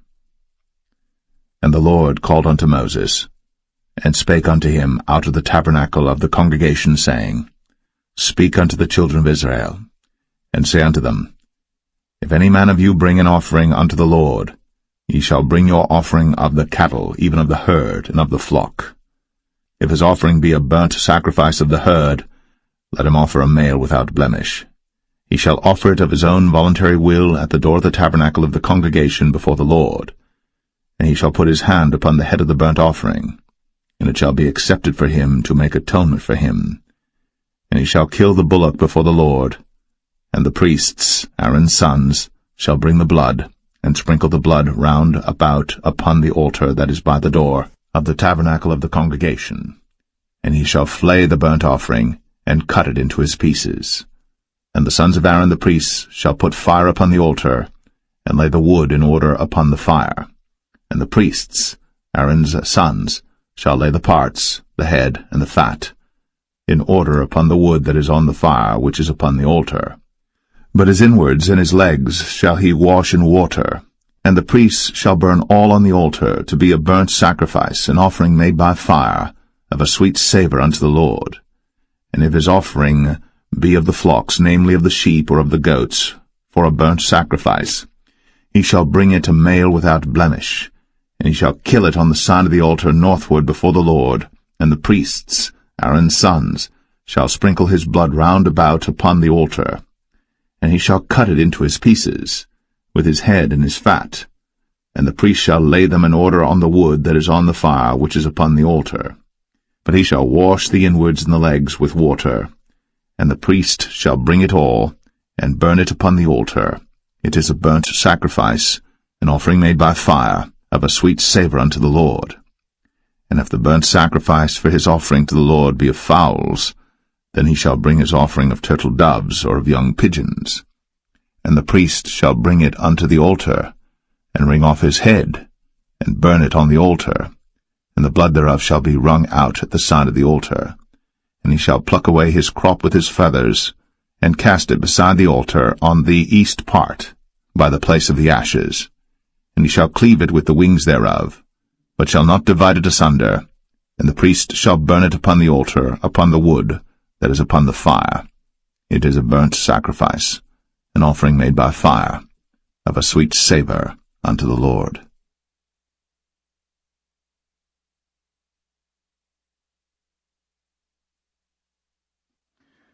Leviticus 2.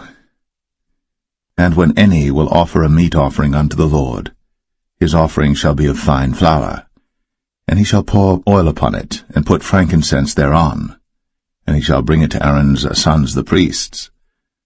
And he shall take thereout his handful of the flour thereof, and of the oil thereof, with all the frankincense thereof.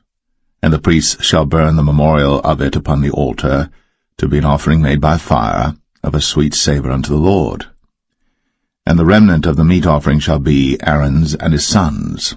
It is a thing most holy of the offerings of the Lord made by fire. And if thou bring an oblation of a meat offering baked in the oven, it shall be unleavened cakes of fine flour mingled with oil, or unleavened wafers anointed with oil. And if thy oblation be a meat offering baked in a pan, it shall be of fine flour, unleavened, mingled with oil. Thou shalt part it in pieces, and pour oil thereon. It is a meat offering. And if thy oblation be a meat offering baked in the frying pan, it shall be made of fine flour with oil. And thou shalt bring the meat offering that is made of these things unto the Lord. And when it is presented unto the priest, he shall bring it unto the altar. And the priest shall take from the meat offering a memorial thereof, and shall burn it upon the altar. It is an offering made by fire, of a sweet savour unto the Lord. And that which is left of the meat offering shall be Aaron's and his sons. It is a thing most holy of the offerings of the Lord made by fire. No meat offering which ye shall bring unto the Lord shall be made with leaven, for ye shall burn no leaven, nor any honey, in any offering of the Lord made by fire. As for the oblation of the firstfruits, ye shall offer them unto the Lord, but they shall not be burnt on the altar for a sweet savour. And every oblation of thy meat offering shalt thou season with salt, neither shalt thou suffer the salt of the covenant of thy God to be lacking from thy meat offering. With all thine offerings thou shalt offer salt. And if thou offer a meat offering of thy firstfruits unto the Lord, thou shalt offer for the meat offering of thy firstfruits green ears of corn dried by the fire, even corn beaten out of full ears. And thou shalt put oil upon it, and lay frankincense thereon. It is a meat offering. And the priest shall burn the memorial of it, part of the beaten corn thereof, and part of the oil thereof, with all the frankincense thereof. It is an offering made by fire unto the Lord.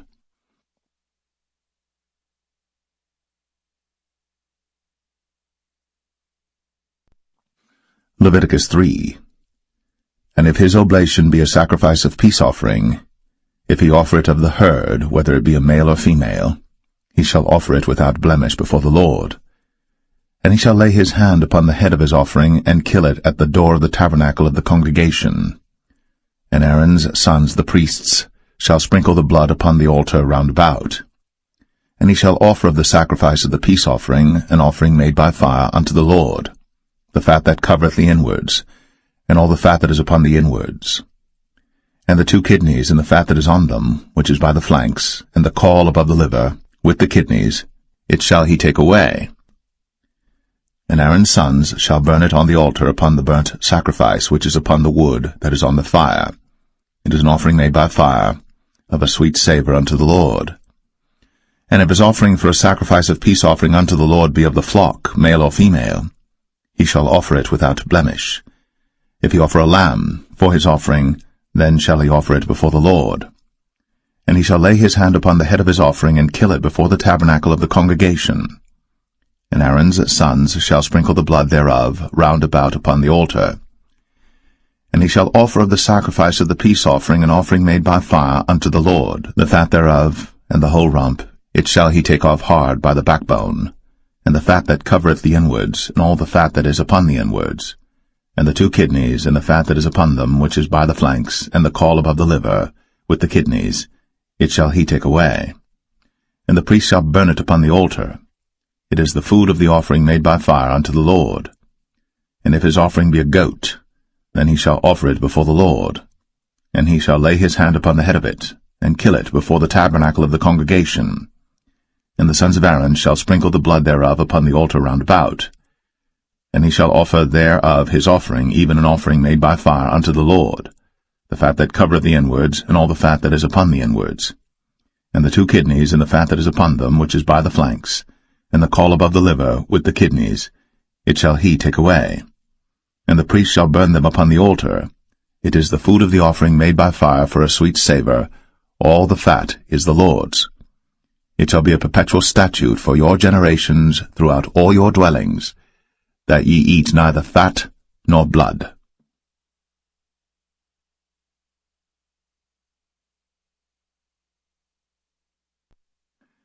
Leviticus 4. And the Lord spake unto Moses, saying, Speak unto the children of Israel, saying, If a soul shall sin through ignorance against any of the commandments of the Lord, concerning things which ought not to be done, and shall do against any of them, if the priest that is anointed do sin according to the sin of the people, then let him bring for his sin which he hath sinned a young bullock without blemish unto the Lord for a sin offering. And he shall bring the bullock unto the door of the tabernacle of the congregation before the Lord, and shall lay his hand upon the bullock's head, and kill the bullock before the Lord. And the priest that is anointed shall take of the bullock's blood, and bring it to the tabernacle of the congregation. And the priest shall dip his finger in the blood, and sprinkle of the blood 7 times before the Lord, before the veil of the sanctuary. And the priest shall put some of the blood upon the horns of the altar of sweet incense before the Lord, which is in the tabernacle of the congregation, and shall pour all the blood of the bullock at the bottom of the altar of the burnt offering, which is at the door of the tabernacle of the congregation. And he shall take off from it all the fat of the bullock for the sin offering, the fat that covereth the inwards, and all the fat that is upon the inwards, and the 2 kidneys, and the fat that is upon them, which is by the flanks, and the caul above the liver, with the kidneys, it shall he take away, as it was taken off from the bullock of the sacrifice of peace offerings. And the priest shall burn them upon the altar of the burnt offering. And the skin of the bullock, and all his flesh, with his head, and with his legs, and his inwards, and his dung, even the whole bullock shall he carry forth without the camp unto a clean place, where the ashes are poured out, and burn him on the wood with fire. Where the ashes are poured out shall he be burnt. And if the whole congregation of Israel sin through ignorance, and the thing be hid from the eyes of the assembly, and they have done somewhat against any of the commandments of the Lord concerning things which should not be done, and are guilty, when the sin which they have sinned against it is known, then the congregation shall offer a young bullock for the sin, and bring him before the tabernacle of the congregation. And the elders of the congregation shall lay their hands upon the head of the bullock before the Lord, and the bullock shall be killed before the Lord. And the priest that is anointed shall bring of the bullock's blood to the tabernacle of the congregation. And the priest shall dip his finger in some of the blood, and sprinkle it 7 times before the Lord, even before the veil. And he shall put some of the blood upon the horns of the altar which is before the Lord, that is, in the tabernacle of the congregation, and shall pour out all the blood at the bottom of the altar of the burnt offering, which is at the door of the tabernacle of the congregation. And he shall take all his fat from him, and burn it upon the altar. And he shall do with the bullock as he did with the bullock for a sin offering. So shall he do with this, and the priest shall make an atonement for them, and it shall be forgiven them. And he shall carry forth the bullock without the camp, and burn him as he burned the first bullock. It is a sin offering for the congregation. When a ruler hath sinned, and done somewhat through ignorance against any of the commandments of the Lord his God, concerning things which should not be done, and is guilty, or if his sin, wherein he hath sinned, come to his knowledge, he shall bring his offering, a kid of the goats, a male without blemish. And he shall lay his hand upon the head of the goat, and kill it in the place where they killed the burnt offering before the Lord. It is a sin offering. And the priest shall take of the blood of the sin offering with his finger, and put it upon the horns of the altar of burnt offering, and shall pour out his blood at the bottom of the altar of burnt offering. And he shall burn all his fat upon the altar, as the fat of the sacrifice of peace offerings. And the priest shall make an atonement for him as concerning his sin, and it shall be forgiven him. And if any one of the common people sin through ignorance, while he doeth somewhat against any of the commandments of the Lord concerning things which ought not to be done, and be guilty, or if his sin, which he hath sinned, come to his knowledge, then he shall bring his offering, a kid of the goats, a female without blemish, for his sin, which he hath sinned. And he shall lay his hand upon the head of the sin offering, and slay the sin offering in the place of the burnt offering. And the priest shall take of the blood thereof with his finger, and put it upon the horns of the altar of burnt offering, and shall pour out all the blood thereof at the bottom of the altar. And he shall take away all the fat thereof, as the fat is taken away from off the sacrifice of peace offerings. And the priest shall burn it upon the altar for a sweet savour unto the Lord. And the priest shall make an atonement for him, and it shall be forgiven him. And if he bring a lamb for a sin offering, he shall bring it a female without blemish. And he shall lay his hand upon the head of the sin offering, and slay it for a sin offering in the place where they kill the burnt offering. And the priest shall take of the blood of the sin offering with his finger, and put it upon the horns of the altar of burnt offering, and shall pour out all the blood thereof at the bottom of the altar. And he shall take away all the fat thereof, as the fat of the lamb is taken away from the sacrifice of the peace offerings. And the priest shall burn them upon the altar according to the offerings made by fire unto the Lord. And the priest shall make an atonement for his sin that he hath committed, and it shall be forgiven him.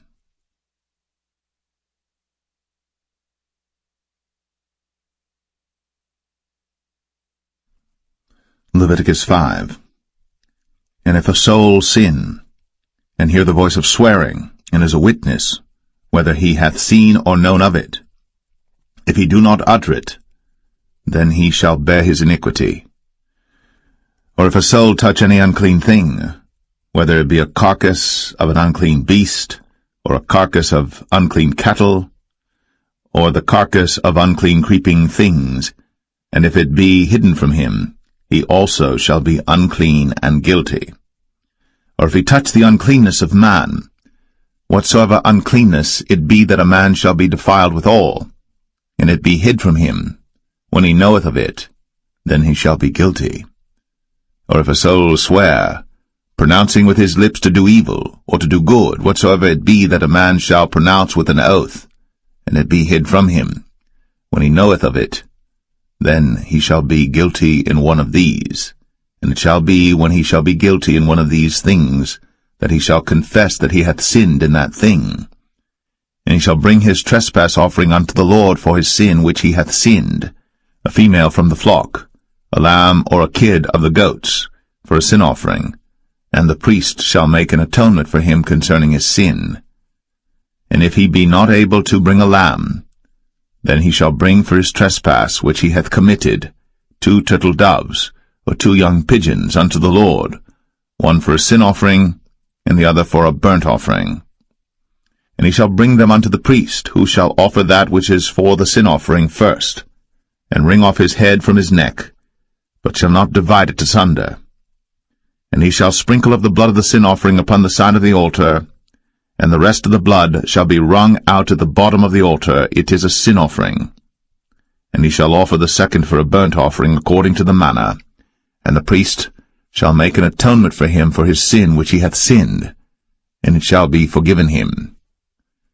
But if he be not able to bring 2 turtle doves or 2 young pigeons, then he that sinned shall bring for his offering the 10th part of an ephah of fine flour for a sin offering.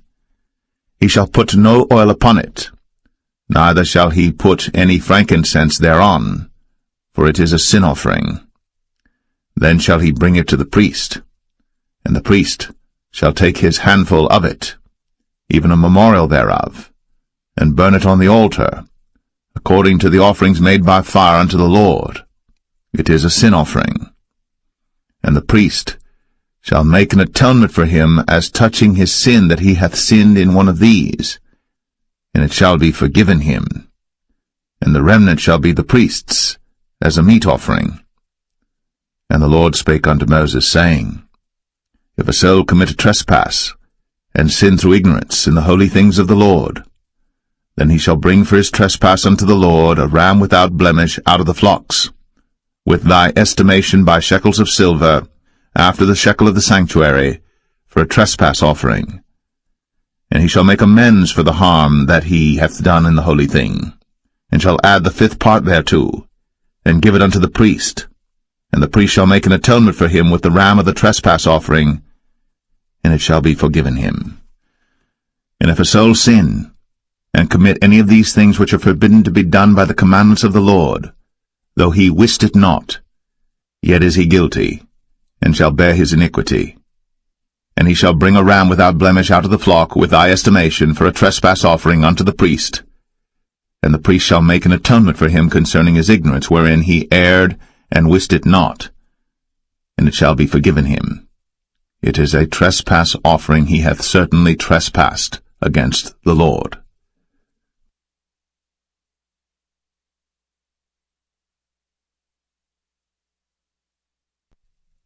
Leviticus 6.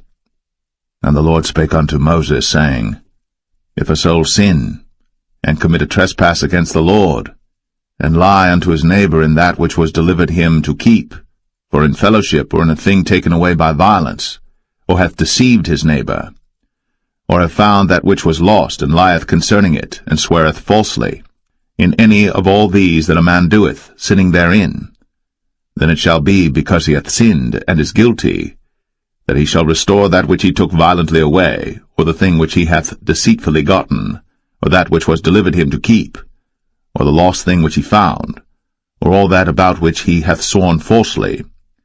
He shall even restore it in the principal, and shall add the 5th part more thereto, and give it unto him to whom it appertaineth in the day of his trespass offering. And he shall bring his trespass offering unto the Lord, a ram without blemish out of the flock, with thy estimation, for a trespass offering unto the priest. And the priest shall make an atonement for him before the Lord, and it shall be forgiven him for anything of all that he hath done in trespassing therein. And the Lord spake unto Moses, saying, Command Aaron and his sons, saying, This is the law of the burnt offering. It is the burnt offering because of the burning upon the altar all night unto the morning, and the fire of the altar shall be burning in it. And the priest shall put on his linen garment, and his linen breeches shall he put upon his flesh, and take up the ashes which the fire hath consumed with the burnt offering on the altar. And he shall put them beside the altar. And he shall put off his garments, and put on other garments, and carry forth the ashes without the camp unto a clean place. And the fire upon the altar shall be burning in it. It shall not be put out.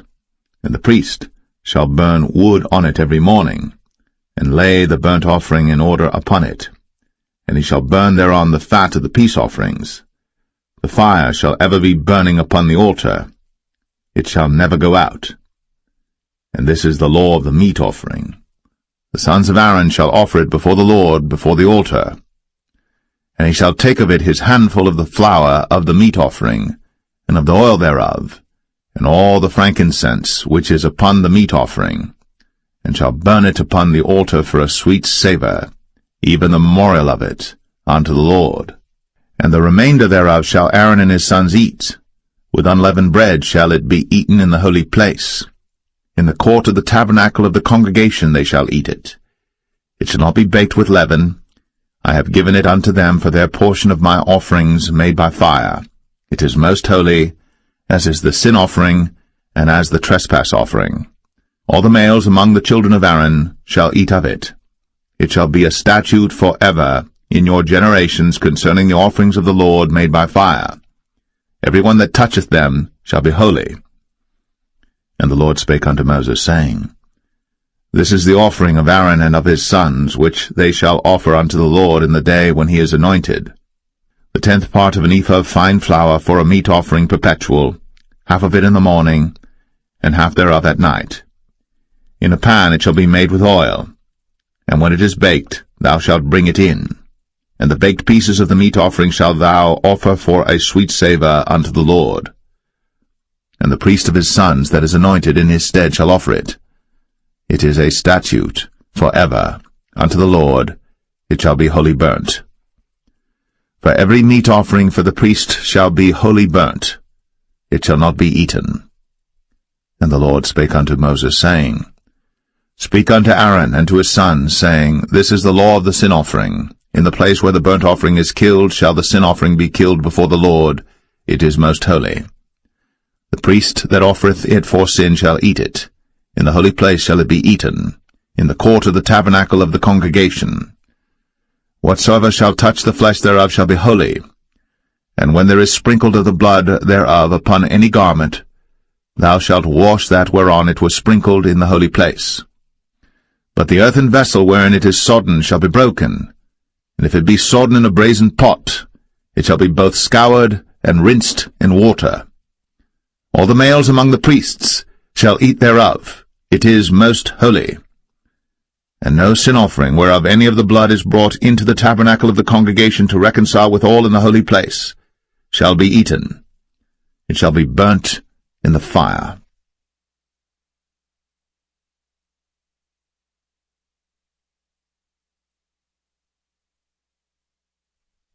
Leviticus 7.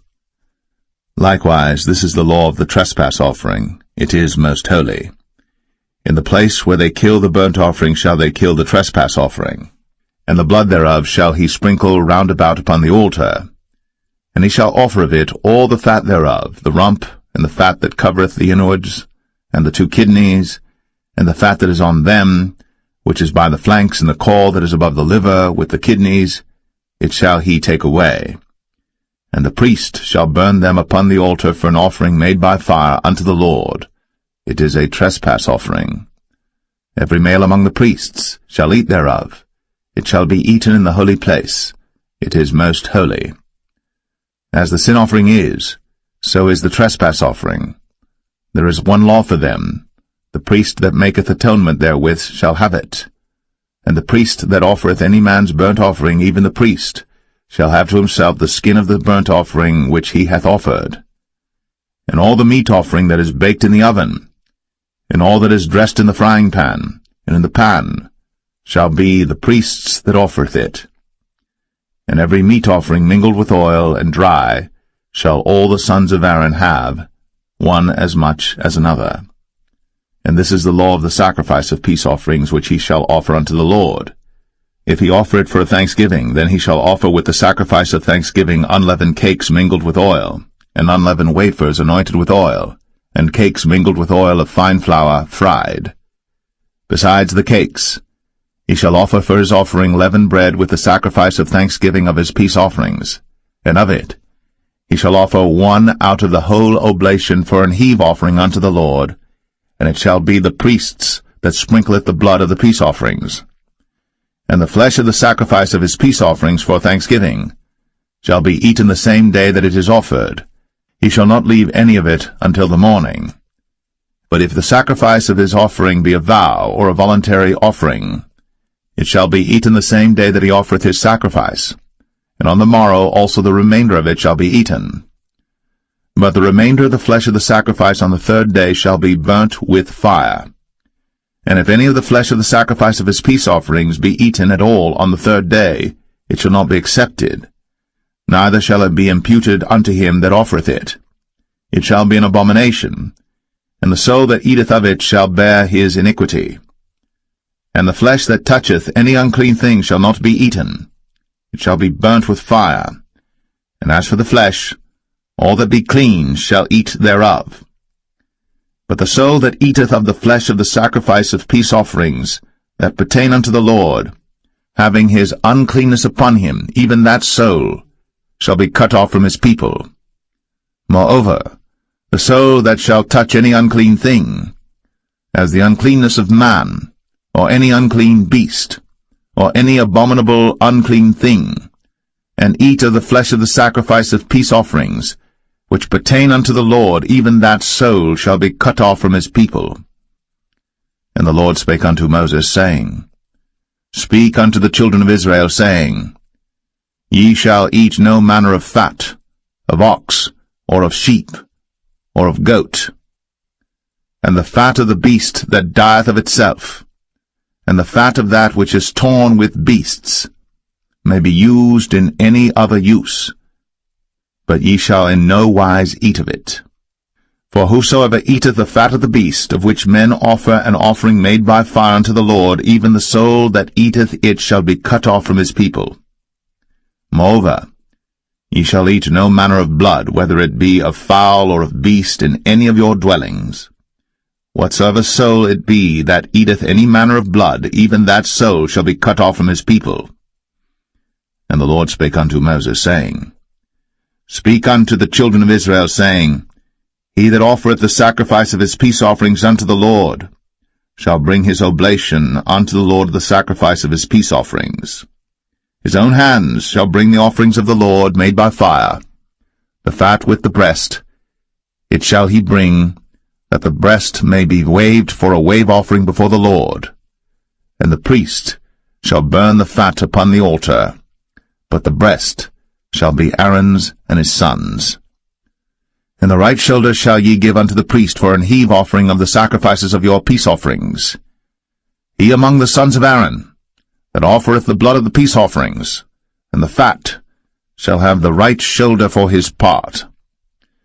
For the wave breast, and the heave shoulder, have I taken of the children of Israel, from off the sacrifices of their peace offerings, and have given them unto Aaron the priest, and unto his sons by a statute for ever, from among the children of Israel. This is the portion of the anointing of Aaron, and of the anointing of his sons, out of the offerings of the Lord made by fire, in the day, when he presented them to minister unto the Lord in the priest's office, which the Lord commanded to be given them of the children of Israel, in the day that he anointed them, by a statute for ever throughout their generations.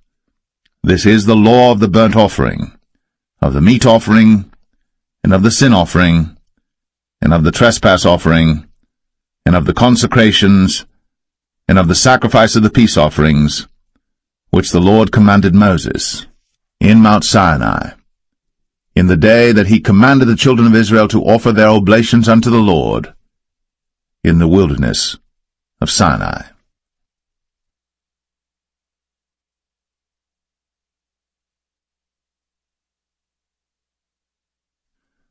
Leviticus 8. And the Lord spake unto Moses, saying, Take Aaron and his sons with him, and the garments and the anointing oil, and a bullock for the sin offering, and 2 rams, and a basket of unleavened bread. And gather thou all the congregation together unto the door of the tabernacle of the congregation. And Moses did as the Lord commanded him. And the assembly was gathered together unto the door of the tabernacle of the congregation. And Moses said unto the congregation, This is the thing which the Lord commanded to be done. And Moses brought Aaron and his sons, and washed them with water. And he put upon him the coat, and girded him with the girdle, and clothed him with the robe, and put the ephod upon him. And he girded him with the curious girdle of the ephod, and bound it unto him therewith. And he put the breastplate upon him. Also he put in the breastplate the Urim and the Thummim. And he put the mitre upon his head. Also upon the mitre, even upon his forefront, did he put the golden plate, the holy crown, as the Lord commanded Moses. And Moses took the anointing oil, and anointed the tabernacle and all that was therein, and sanctified them. And he sprinkled thereof upon the altar 7 times, and anointed the altar and all his vessels, both the laver and his foot, to sanctify them. And he poured of the anointing oil upon Aaron's head, and anointed him, to sanctify him. And Moses brought Aaron's sons, and put coats upon them, and girded them with girdles, and put bonnets upon them, as the Lord commanded Moses. And he brought the bullock for the sin offering, and Aaron and his sons laid their hands upon the head of the bullock for the sin offering, and he slew it. And Moses took the blood, and put it upon the horns of the altar round about with his finger, and purified the altar, and poured the blood at the bottom of the altar, and sanctified it, to make reconciliation upon it. And he took all the fat that was upon the inwards, and the caul above the liver, and the 2 kidneys, and their fat, and Moses burned it upon the altar. But the bullock and his hide, his flesh and his dung, he burnt with fire without the camp, as the Lord commanded Moses. And he brought the ram for the burnt offering, and Aaron and his sons laid their hands upon the head of the ram, and he killed it. And Moses sprinkled the blood upon the altar round about, and he cut the ram into pieces. And Moses burnt the head, and the pieces, and the fat. And he washed the inwards and the legs in water. And Moses burnt the whole ram upon the altar. It was a burnt sacrifice for a sweet savour, and an offering made by fire unto the Lord, as the Lord commanded Moses.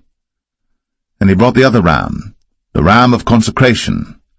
And Aaron and his sons laid their hands upon the head of the ram, and he slew it. And Moses took of the blood of it, and put it upon the tip of Aaron's right ear, and upon the thumb of his right hand, and upon the great toe of his right foot. And he brought Aaron's sons, and Moses put of the blood upon the tip of their right ear, and upon the thumbs of their right hands, and upon the great toes of their right feet. And Moses sprinkled the blood upon the altar round about. And he took the fat, and the rump, and all the fat that was upon the inwards, and the caul above the liver, and the 2 kidneys in their fat, and the right shoulder, and out of the basket of unleavened bread that was before the Lord, he took 1 unleavened cake, and a cake of oiled bread, and 1 wafer, and put them on the fat, and upon the right shoulder. And he put all upon Aaron's hands, and upon his sons' hands, and waved them for a wave offering before the Lord.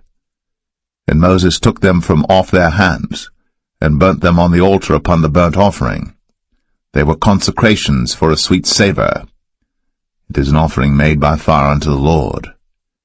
And Moses took the breast, and waved it for a wave offering before the Lord. For of the ram of consecration it was Moses' part, as the Lord commanded Moses. And Moses took of the anointing oil, and of the blood which was upon the altar, and sprinkled it upon Aaron, and upon his garments, and upon his sons, and upon his sons' garments with him, and sanctified Aaron, and his garments, and his sons' garments with him. And Moses said unto Aaron and to his sons, Boil the flesh at the door of the tabernacle of the congregation, and there eat it with the bread that is in the basket of consecrations, as I commanded, saying, Aaron and his sons shall eat it. And that which remaineth of the flesh and of the bread shall ye burn with fire. And ye shall not go out of the door of the tabernacle of the congregation in 7 days, until the days of your consecration be at an end. For 7 days shall he consecrate you. As he hath done this day, so the Lord hath commanded to do, to make an atonement for you. Therefore shall ye abide at the door of the tabernacle of the congregation day and night, 7 days, and keep the charge of the Lord, that ye die not, for so I am commanded. So Aaron and his sons did all things which the Lord commanded by the hand of Moses.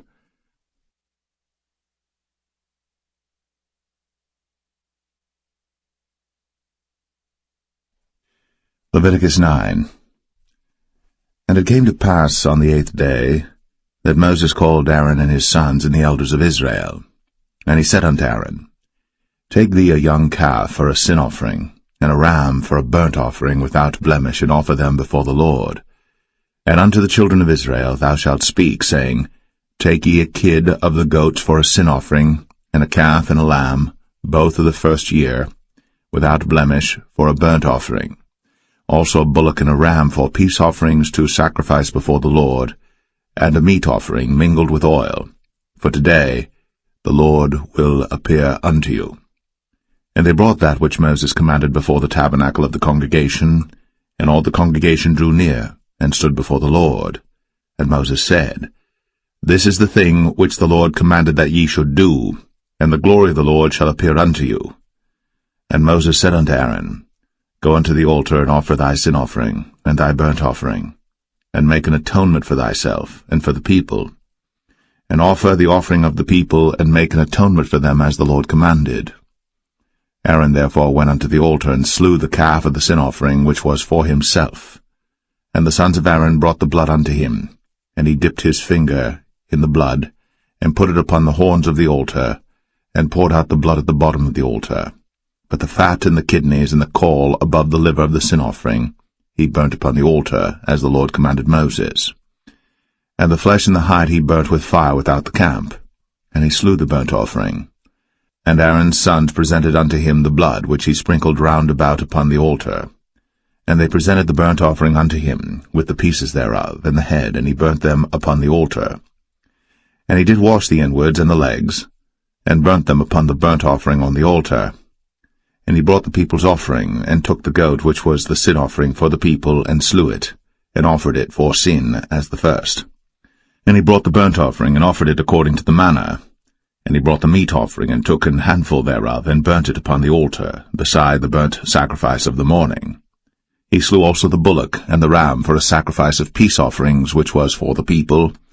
And Aaron's sons presented unto him the blood which he sprinkled upon the altar round about.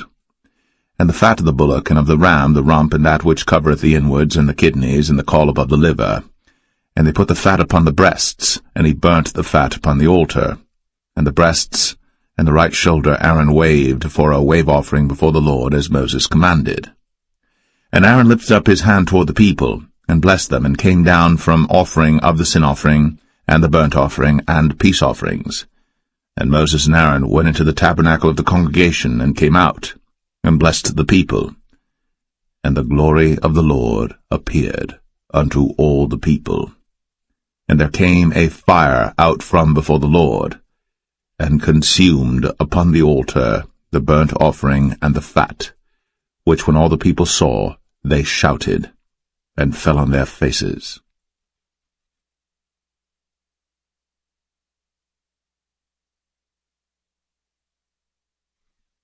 Leviticus 10. And Nadab and Abihu, the sons of Aaron, took either of them his censer, and put fire therein, and put incense thereon, and offered strange fire before the Lord, which he commanded them not. And there went out fire from the Lord, and devoured them, and they died before the Lord. Then Moses said unto Aaron, This is it that the Lord spake, saying, I will be sanctified in them that come nigh me, and before all the people I will be glorified. And Aaron held his peace. And Moses called Mishael and Elzaphan, the sons of Uzziel, the uncle of Aaron, and said unto them, Come near, carry your brethren from before the sanctuary out of the camp. So they went near, and carried them in their coats out of the camp, as Moses had said. And Moses said unto Aaron, and unto Eleazar, and unto Ithamar his sons, Uncover not your heads, neither rend your clothes, lest ye die, and lest wrath come upon all the people. But let your brethren, the whole house of Israel, bewail the burning which the Lord hath kindled. And ye shall not go out from the door of the tabernacle of the congregation, lest ye die. For the anointing oil of the Lord is upon you. And they did according to the word of Moses. And the Lord spake unto Aaron, saying, Do not drink wine nor strong drink, thou nor thy sons with thee, when ye go into the tabernacle of the congregation, lest ye die. It shall be a statute for ever throughout your generations. And that ye may put difference between holy and unholy, and between unclean and clean, and that ye may teach the children of Israel all the statutes which the Lord hath spoken unto them by the hand of Moses. And Moses spake unto Aaron, and unto Eleazar, and unto Ithamar, his sons that were left, Take the meat offering that remaineth of the offerings of the Lord made by fire, and eat it without leaven beside the altar, for it is most holy. And ye shall eat it in the holy place, because it is thy due, and thy son's due, of the sacrifices of the Lord made by fire, for so I am commanded.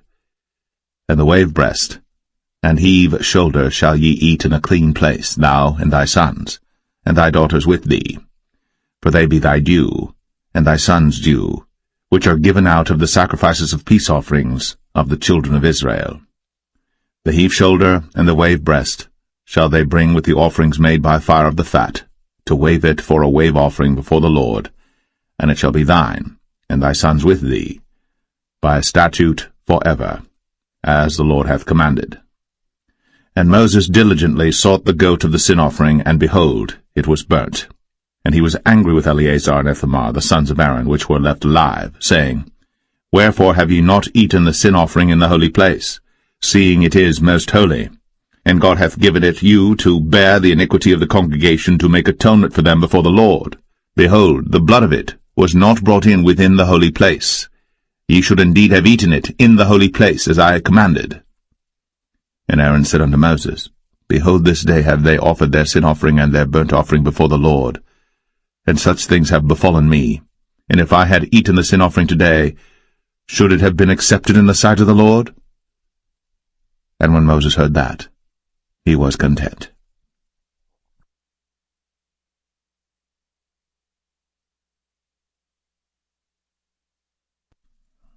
Leviticus 11. And the Lord spake unto Moses and to Aaron, saying unto them, Speak unto the children of Israel, saying, These are the beasts, which ye shall eat among all the beasts that are on the earth. Whatsoever parteth the hoof, and is cloven-footed, and cheweth the cud, among the beasts, that shall ye eat. Nevertheless these shall ye not eat of them that chew the cud, or of them that divide the hoof, as the camel, because he cheweth the cud, but divideth not the hoof, he is unclean unto you. And the coney, because he cheweth the cud, but divideth not the hoof, he is unclean unto you. And the hare, because he cheweth the cud, but divideth not the hoof, he is unclean unto you. And the swine, though he divide the hoof, and be cloven-footed, yet he cheweth not the cud, he is unclean to you. Of their flesh shall ye not eat, and their carcass shall ye not touch, they are unclean to you. These shall ye eat of all that are in the waters. Whatsoever hath fins and scales in the waters, in the seas, and in the rivers, them shall ye eat. And all that have not fins and scales in the seas, and in the rivers, of all that move in the waters, and of any living thing which is in the waters, they shall be an abomination unto you.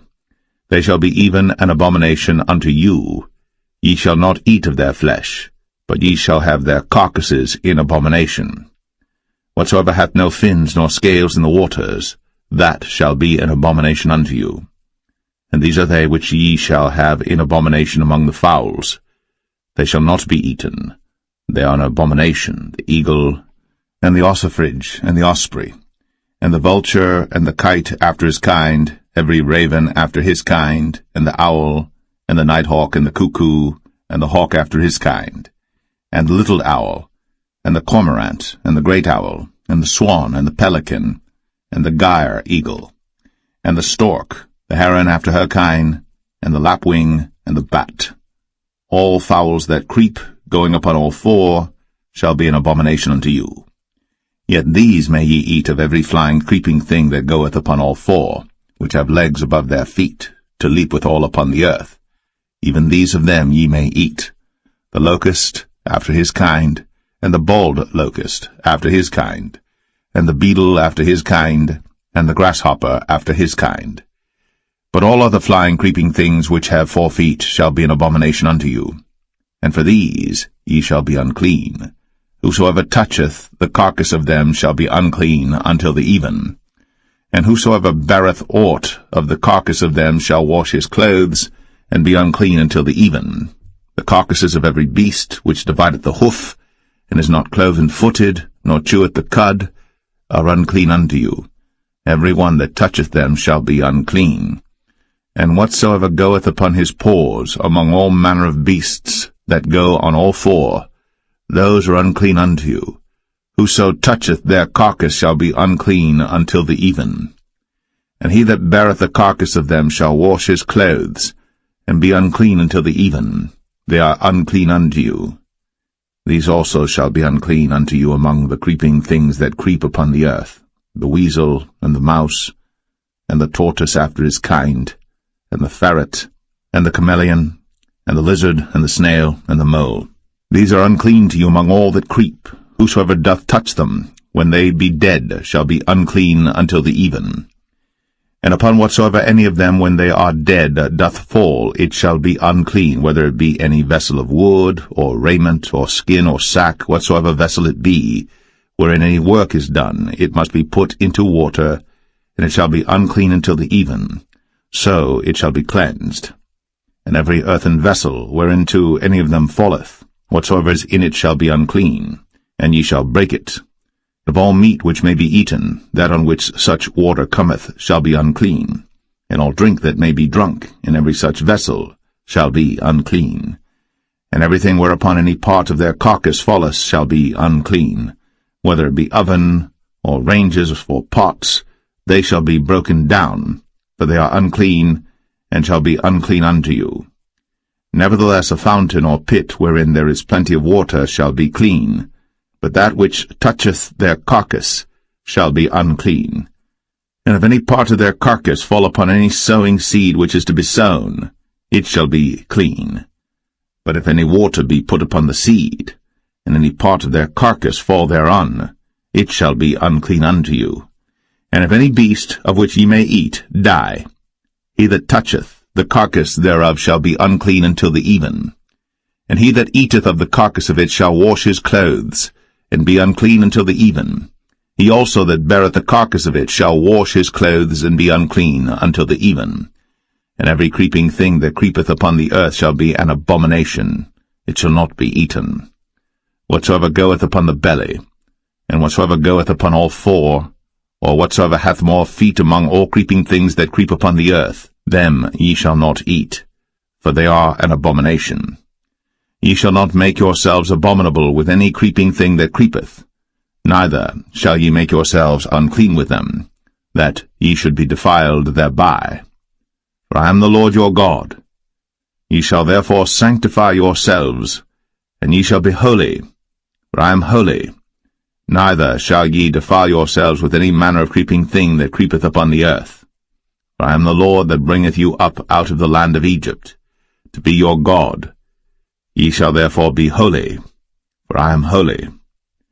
This is the law of the beasts, and of the fowl, and of every living creature that moveth in the waters, and of every creature that creepeth upon the earth, to make a difference between the unclean and the clean, and between the beast that may be eaten, and the beast that may not be eaten.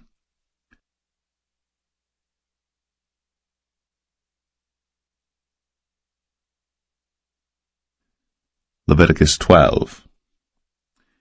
And the Lord spake unto Moses, saying, Speak unto the children of Israel, saying, If a woman have conceived seed, and born a man-child, then she shall be unclean 7 days, according to the days of the separation for her infirmity shall she be unclean.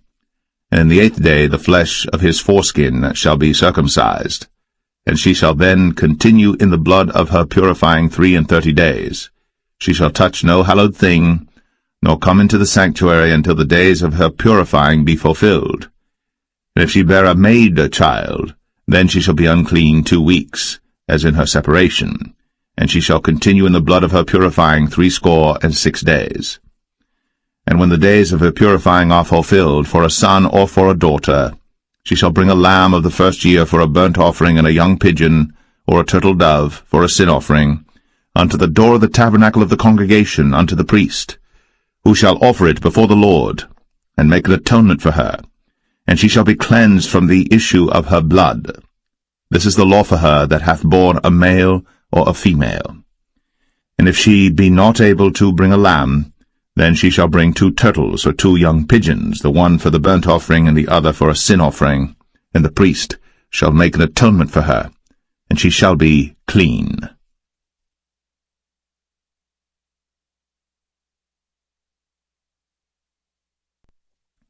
Leviticus 13. And the Lord spake unto Moses and Aaron, saying, When a man shall have in the skin of his flesh a rising, a scab, or bright spot, and it be in the skin of his flesh like the plague of leprosy, then he shall be brought unto Aaron the priest, or unto one of his sons the priests. And the priest shall look on the plague in the skin of the flesh, and when the hair in the plague is turned white, and the plague in sight be deeper than the skin of his flesh, it is a plague of leprosy, and the priest shall look on him, and pronounce him unclean. If the bright spot be white in the skin of his flesh, and in sight be not deeper than the skin, and the hair thereof be not turned white, then the priest shall shut up him that hath the plague 7 days. And the priest shall look on him the 7th day, and behold, if the plague in his sight be at a stay, and the plague spread not in the skin, then the priest shall shut him up 7 days more. And the priest shall look on him again the 7th day, and behold, if the plague be somewhat dark, and the plague spread not in the skin, the priest shall pronounce him clean. It is but a scab, and he shall wash his clothes, and be clean. But if the scab spread much abroad in the skin, after that he hath been seen of the priest for his cleansing, he shall be seen of the priest again. And if the priest see that, behold, the scab spreadeth in the skin, then the priest shall pronounce him unclean. It is a leprosy. When the plague of leprosy is in a man, then he shall be brought unto the priest. And the priest shall see him, and behold, if the rising be white in the skin, and it have turned the hair white, and there be quick raw flesh in the rising, it is an old leprosy in the skin of his flesh, and the priest shall pronounce him unclean, and shall not shut him up, for he is unclean. And if a leprosy break out abroad in the skin, and the leprosy cover all the skin of him that hath the plague from his head even to his foot, wheresoever the priest looketh. Then the priest shall consider, and behold, if the leprosy have covered all his flesh, he shall pronounce him clean that hath the plague. It is all turned white, he is clean. But when raw flesh appeareth in him, he shall be unclean. And the priest shall see the raw flesh, and pronounce him to be unclean. For the raw flesh is unclean, it is a leprosy. Or if the raw flesh turn again, and be changed unto white, he shall come unto the priest. And the priest shall see him, and behold, if the plague be turned into white, then the priest shall pronounce him clean that hath the plague. He is clean. The flesh also, in which even in the skin thereof was a boil, and is healed, and in the place of the boil there be a white rising, or a bright spot, white and somewhat reddish, and it be shown to the priest.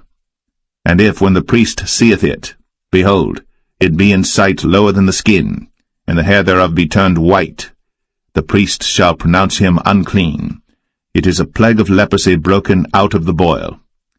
But if the priest look on it, and behold, there be no white hairs therein, and if it be not lower than the skin, but be somewhat dark, then the priest shall shut him up 7 days. And if it spread much abroad in the skin, then the priest shall pronounce him unclean. It is a plague. But if the bright spot stay in his place, and spread not, it is a burning boil, and the priest shall pronounce him clean. Or if there be any flesh in the skin whereof there is a hot burning, and the quick flesh that burneth have a white bright spot, somewhat reddish or white, then the priest shall look upon it, and behold, if the hair in the bright spot be turned white, and it be in sight deeper than the skin, it is a leprosy broken out of the burning. Wherefore the priest shall pronounce him unclean. It is the plague of leprosy. But if the priest look on it, and behold, there be no white hair in the bright spot, and it be no lower than the other skin, but be somewhat dark, then the priest shall shut him up 7 days. And the priest shall look upon him the 7th day, and if it be spread much abroad in the skin, then the priest shall pronounce him unclean. It is the plague of leprosy. And if the bright spot stay in his place, and spread not in the skin, but it be somewhat dark, it is a rising of the burning, and the priest shall pronounce him clean. For it is an inflammation of the burning. If a man or woman have a plague upon the head or the beard, then the priest shall see the plague, and behold, if it be in sight deeper than the skin, and there be in it a yellow thin hair, then the priest shall pronounce him unclean. It is a dry scall, even a leprosy upon the head or beard. And if the priest look on the plague of the scall, and behold, it be not in sight deeper than the skin, and that there is no black hair in it, then the priest shall shut up him that hath the plague of the scall 7 days. And in the 7th day the priest shall look on the plague, and behold, if the scall spread not, and there be in it no yellow hair, and the scall be not in sight deeper than the skin, he shall be shaven, but the scall shall he not shave, and the priest shall shut up him that hath the scall 7 days more. And in the 7th day the priest shall look on the scall, and behold, if the scall be not spread in the skin, nor be in sight deeper than the skin, then the priest shall pronounce him clean, and he shall wash his clothes, and be clean. But if the scall spread much in the skin after his cleansing, then the priest shall look on him, and behold, if the scall be spread in the skin, the priest shall not seek for yellow hair, he is unclean. But if the scall be in his sight at a stay, and that there is black hair grown up therein, the scall is healed, he is clean, and the priest shall pronounce him clean. If a man also or a woman have in the skin of their flesh bright spots, even white bright spots, then the priest shall look, and behold, if the bright spots in the skin of their flesh be darkish white, it is a freckled spot that groweth in the skin, he is clean. And the man whose hair is fallen off his head, he is bald, yet is he clean. And he that hath his hair fallen off from the part of his head toward his face, he is forehead bald, yet is he clean. And if there be in the bald head or bald forehead a white reddish sore, it is a leprosy sprung up in his bald head, or his bald forehead. Then the priest shall look upon it, and behold, if the rising of the sore be white, reddish in his bald head, or in his bald forehead, as leprosy appeareth in the skin of the flesh, he is a leprous man. He is unclean. The priest shall pronounce him utterly unclean. His plague is in his head. And the leper in whom the plague is, his clothes shall be rent, and his head bare, and he shall put a covering upon his upper lip, and shall cry, Unclean, unclean. All the days wherein the plague shall be in him, he shall be defiled. He is unclean. He shall dwell alone. Without the camp shall his habitation be. The garment also that the plague of leprosy is in, whether it be a woolen garment or a linen garment, whether it be in the warp or woof of linen or of woolen, whether in a skin or in anything made of skin, and if the plague be greenish or reddish in the garment or in the skin, either in the warp or in the woof or in anything of skin, it is a plague of leprosy, and shall be shown unto the priest. And the priest shall look upon the plague, and shut up it that hath the plague 7 days. And he shall look on the plague on the 7th day. If the plague be spread in the garment, either in the warp, or in the woof, or in a skin, or in any work that is made of skin, the plague is a fretting leprosy, it is unclean. He shall therefore burn the garment, whether warp or woof, in woolen or in linen, or anything of skin, wherein the plague is, for it is a fretting leprosy, it shall be burnt in the fire. And if the priest shall look, and behold, the plague be not spread in the garment, either in the warp, or in the woof, or in anything of skin, then the priest shall command that they wash the thing wherein the plague is, and he shall shut it up 7 days more. And the priest shall look on the plague, after that it is washed, and behold, if the plague have not changed his colour, and the plague be not spread, it is unclean. Thou shalt burn it in the fire. It is fret inward, whether it be bare within or without. And if the priest look, and behold, the plague be somewhat dark after the washing of it, then he shall rend it out of the garment, or out of the skin, or out of the warp, or out of the woof. And if it appear still in the garment, either in the warp or in the woof, or in anything of skin, it is a spreading plague. Thou shalt burn that wherein the plague is, with fire. And the garment, either warp or woof, or whatsoever thing of skin it be, which thou shalt wash, if the plague be departed from them, then it shall be washed the 2nd time, and shall be clean. This is the law of the plague of leprosy in a garment of woolen or linen, either in the warp or woof, or anything of skins, to pronounce it clean, or to pronounce it unclean.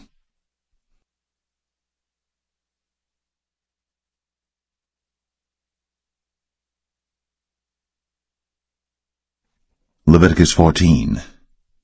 And the Lord spake unto Moses, saying, This shall be the law of the leper in the day of his cleansing. He shall be brought unto the priest. And the priest shall go forth out of the camp, and the priest shall look, and behold, if the plague of leprosy be healed in the leper, then shall the priest command to take for him that is to be cleansed 2 birds alive and clean, and cedar wood, and scarlet and hyssop. And the priest shall command that one of the birds be killed in an earthen vessel over running water. As for the living bird, he shall take it, and the cedar wood, and the scarlet, and the hyssop, and shall dip them and the living bird in the blood of the bird that was killed over the running water. And he shall sprinkle upon him that is to be cleansed from the leprosy 7 times, and shall pronounce him clean, and shall let the living bird loose into the open field. And he that is to be cleansed shall wash his clothes, and shave off all his hair, and wash himself in water, that he may be clean. And after that he shall come into the camp, and shall tarry abroad out of his tent 7 days. But it shall be on the 7th day that he shall shave all his hair off his head, and his beard, and his eyebrows. Even all his hair he shall shave off. And he shall wash his clothes. Also he shall wash his flesh in water, and he shall be clean. And on the 8th day he shall take 2 he-lambs without blemish, and 1 ewe-lamb of the 1st year without blemish, and 3/10 deals of fine flour for a meat offering, mingled with oil, and 1 log of oil. And the priest that maketh him clean shall present the man that is to be made clean, and those things before the Lord, at the door of the tabernacle of the congregation. And the priest shall take 1 he-lamb, and offer him for a trespass offering, and the log of oil, and wave them for a wave offering before the Lord. And he shall slay the lamb in the place where he shall kill the sin offering and the burnt offering in the holy place. For as the sin offering is the priest's, so is the trespass offering. It is most holy.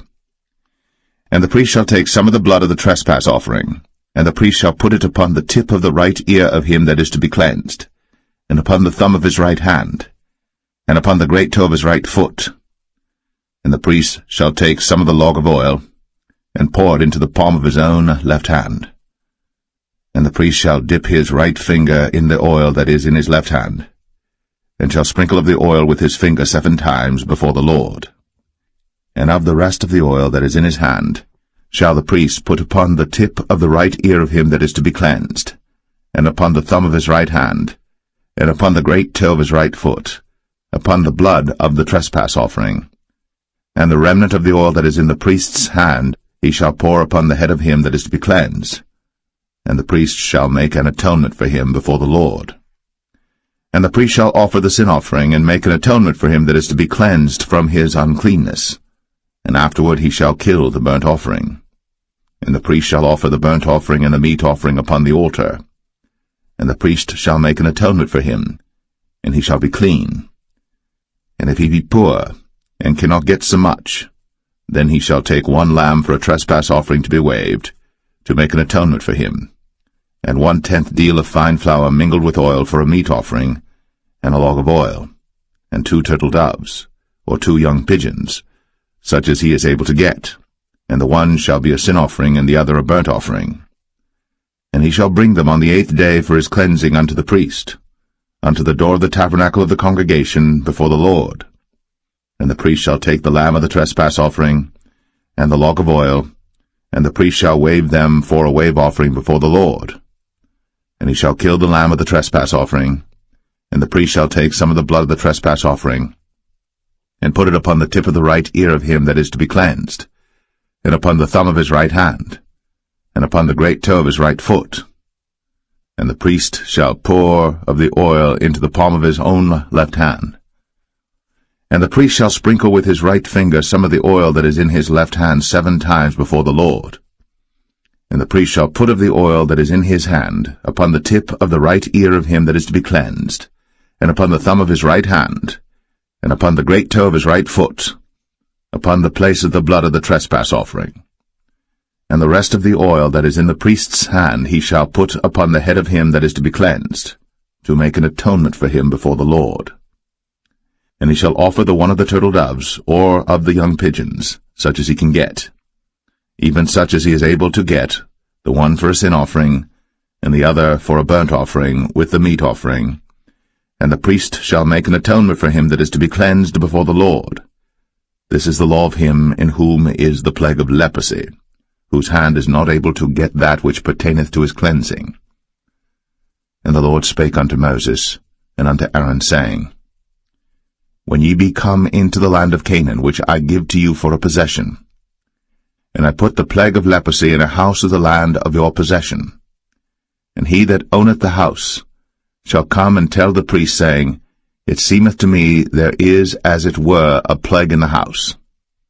Then the priest shall command that they empty the house before the priests go into it to see the plague, that all that is in the house be not made unclean. And afterward the priest shall go in to see the house. And he shall look on the plague, and behold, if the plague be in the walls of the house with hollow strakes, greenish or reddish, which in sight are lower than the wall, then the priest shall go out of the house to the door of the house, and shut up the house 7 days. And the priest shall come again the 7th day, and shall look, and behold, if the plague be spread in the walls of the house, then the priest shall command that they take away the stones in which the plague is, and they shall cast them into an unclean place without the city. And he shall cause the house to be scraped within round about, and they shall pour out the dust that they scrape off without the city into an unclean place. And they shall take other stones, and put them in the place of those stones. And he shall take other mortar, and shall plaster the house. And if the plague come again and break out in the house, after that he hath taken away the stones, and after he hath scraped the house, and after it is plastered, then the priest shall come and look. And behold, if the plague be spread in the house, it is a fretting leprosy in the house, it is unclean. And he shall break down the house, the stones of it, and the timber thereof, and all the mortar of the house, and he shall carry them forth out of the city into an unclean place. Moreover, he that goeth into the house all the while that it is shut up shall be unclean until the even. And he that lieth in the house shall wash his clothes, and he that eateth in the house shall wash his clothes. And if the priest shall come in and look upon it, and behold, the plague hath not spread in the house, after the house was plastered, then the priest shall pronounce the house clean, because the plague is healed. And he shall take to cleanse the house 2 birds, and cedar wood, and scarlet, and hyssop. And he shall kill the one of the birds in an earthen vessel over running water. And he shall take the cedar wood, and the hyssop, and the scarlet, and the living bird, and dip them in the blood of the slain bird, and in the running water, and sprinkle the house 7 times. And he shall cleanse the house with the blood of the bird, and with the running water, and with the living bird, and with the cedar wood, and with the hyssop, and with the scarlet. But he shall let go the living bird out of the city into the open fields, and make an atonement for the house, and it shall be clean. This is the law for all manner of plague of leprosy, and scall, and for the leprosy of a garment and of a house, and for a rising, and for a scab, and for a bright spot, to teach when it is unclean, and when it is clean. This is the law of leprosy.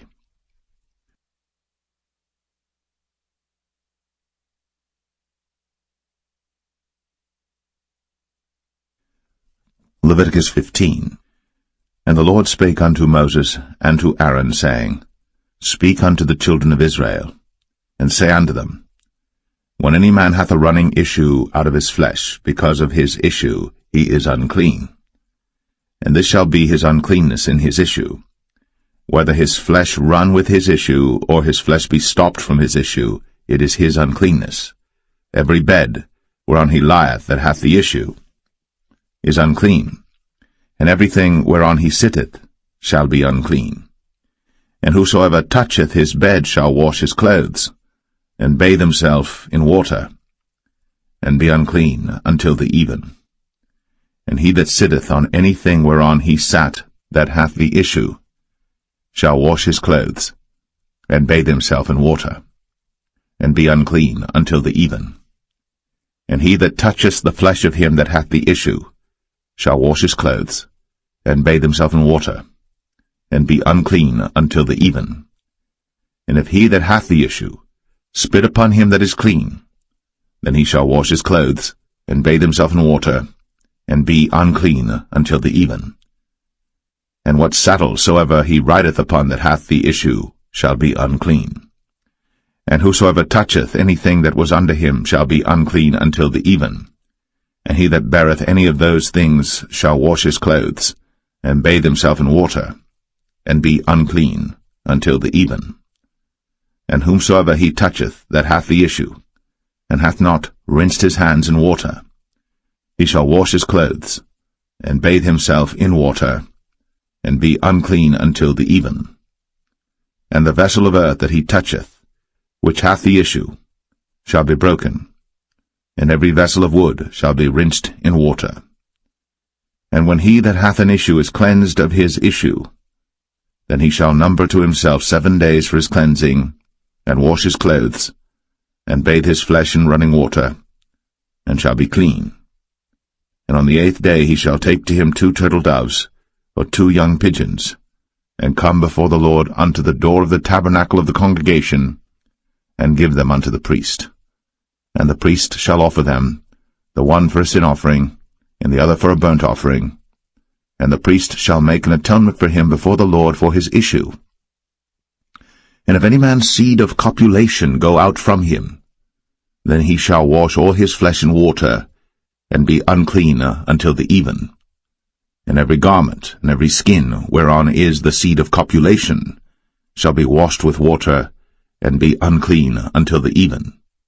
The woman also with whom man shall lie with seed of copulation, they shall both bathe themselves in water, and be unclean until the even.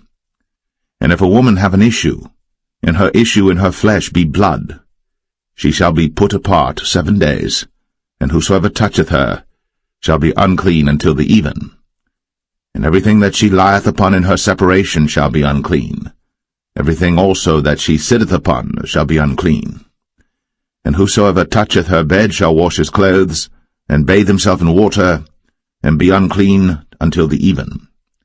And whosoever toucheth anything that she sat upon shall wash his clothes, and bathe himself in water, and be unclean until the even. And if it be on her bed, or on any thing whereon she sitteth, when he toucheth it, he shall be unclean until the even. And if any man lie with her at all, and her flowers be upon him, he shall be unclean 7 days, and all the bed whereon he lieth shall be unclean. And if a woman have an issue of her blood many days out of the time of her separation, or if it run beyond the time of her separation, all the days of the issue of her uncleanness shall be as the days of her separation. She shall be unclean. Every bed whereon she lieth all the days of her issue shall be unto her as the bed of her separation. And whatsoever she sitteth upon shall be unclean, as the uncleanness of her separation. And whosoever toucheth those things shall be unclean, and shall wash his clothes, and bathe himself in water, and be unclean until the even. But if she be cleansed of her issue, then she shall number to herself 7 days, and after that she shall be clean. And on the 8th day she shall take unto her 2 turtles, or 2 young pigeons, and bring them unto the priest, to the door of the tabernacle of the congregation. And the priest shall offer the one for a sin offering, and the other for a burnt offering, and the priest shall make an atonement for her before the Lord for the issue of her uncleanness. Thus shall ye separate the children of Israel from their uncleanness, that they die not in their uncleanness, when they defile my tabernacle that is among them. This is the law of him that hath an issue, and of him whose seed goeth from him, and is defiled therewith, and of her that is sick of her flowers, and of him that hath an issue, of the man, and of the woman, and of him that lieth with her that is unclean.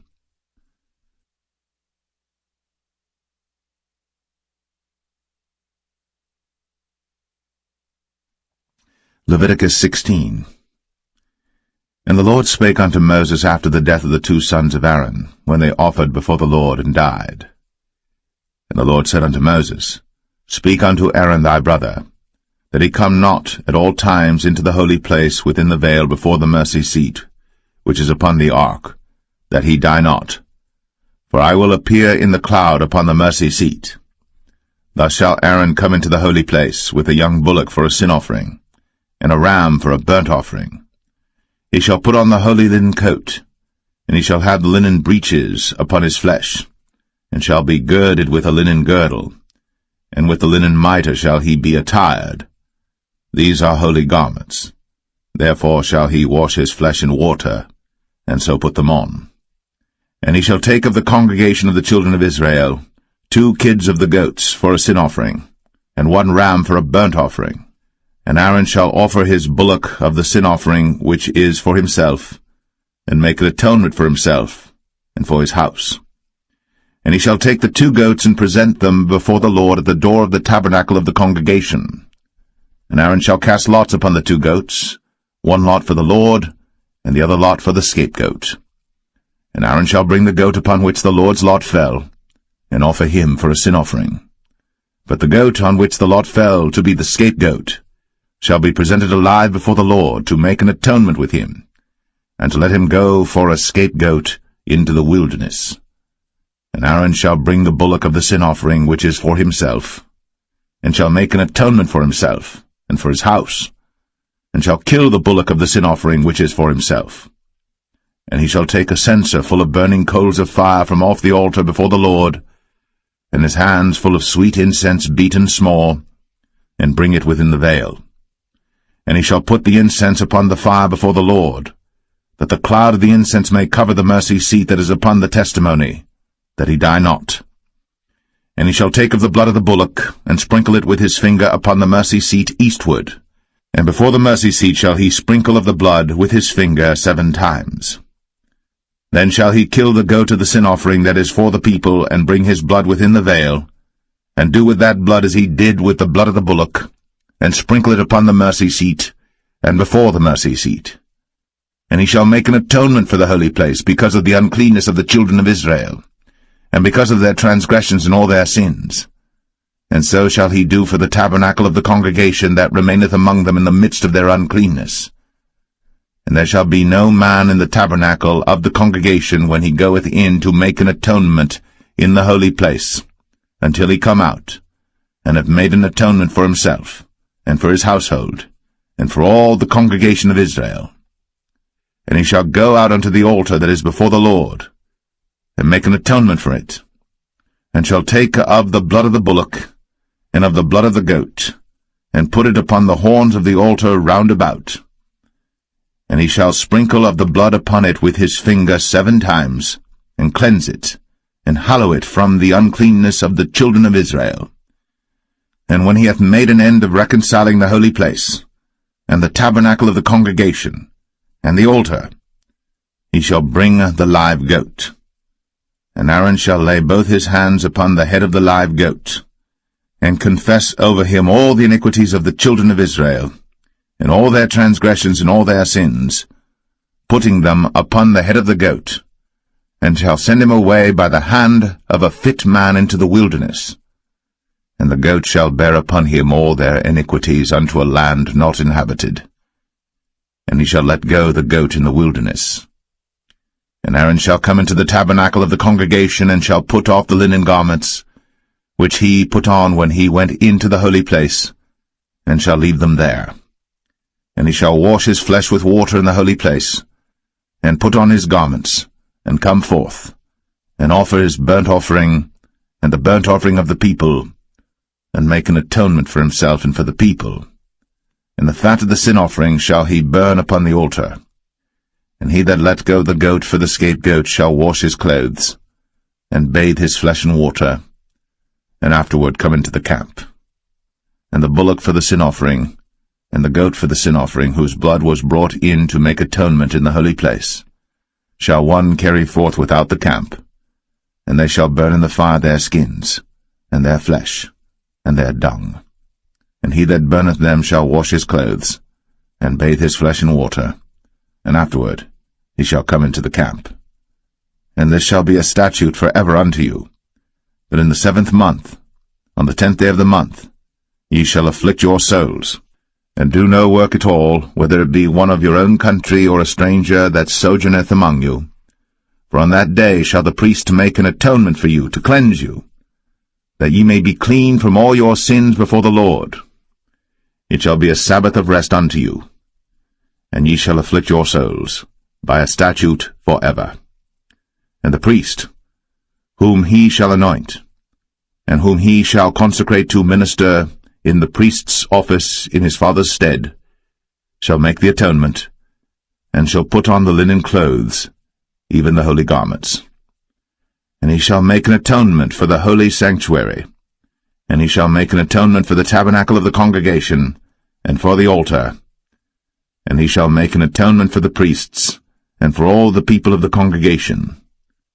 And this shall be an everlasting statute unto you, to make an atonement for the children of Israel, for all their sins, once a year. And he did, as the Lord commanded Moses.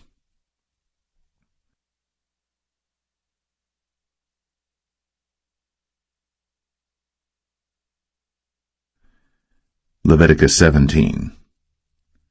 And the Lord spake unto Moses, saying, Speak unto Aaron, and unto his sons, and unto all the children of Israel, and say unto them, This is the thing which the Lord hath commanded, saying, What man soever there be of the house of Israel that killeth an ox, or lamb, or goat, in the camp, or that killeth it out of the camp, and bringeth it not unto the door of the tabernacle of the congregation to offer an offering unto the Lord before the tabernacle of the Lord, blood shall be imputed unto that man, he hath shed blood, and that man shall be cut off from among his people.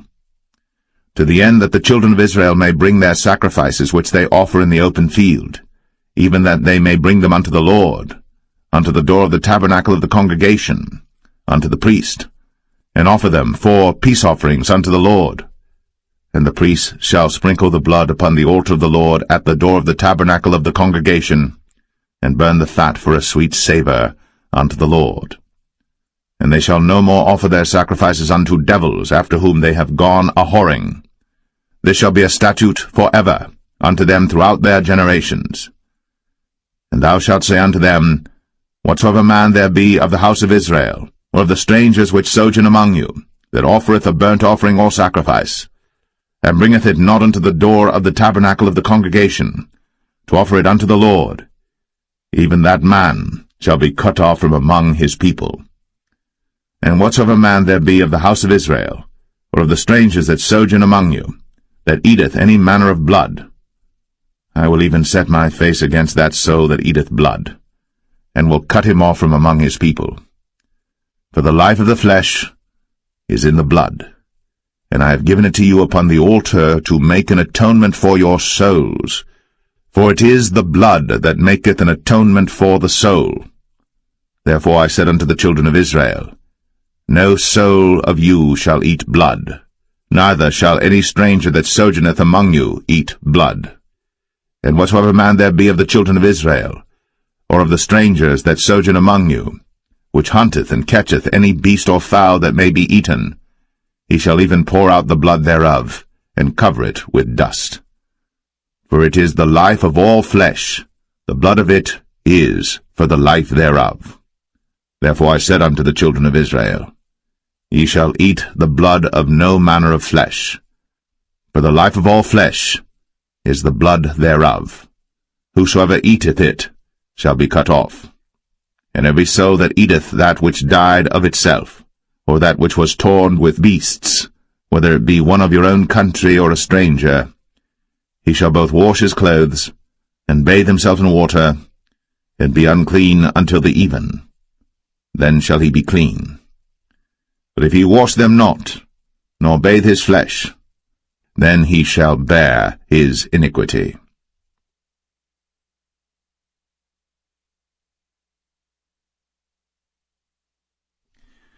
Leviticus 18. And the Lord spake unto Moses, saying, Speak unto the children of Israel, and say unto them, I am the Lord your God. After the doings of the land of Egypt, wherein ye dwelt, shall ye not do, and after the doings of the land of Canaan, whither I bring you, shall ye not do, neither shall ye walk in their ordinances. Ye shall do my judgments, and keep mine ordinances, to walk therein. I am the Lord your God. Ye shall therefore keep my statutes and my judgments. Which if a man do, he shall live in them. I am the Lord. None of you shall approach to any that is near of kin to him, to uncover their nakedness. I am the Lord. The nakedness of thy father, or the nakedness of thy mother, shalt thou not uncover. She is thy mother, thou shalt not uncover her nakedness. The nakedness of thy father's wife shalt thou not uncover. It is thy father's nakedness.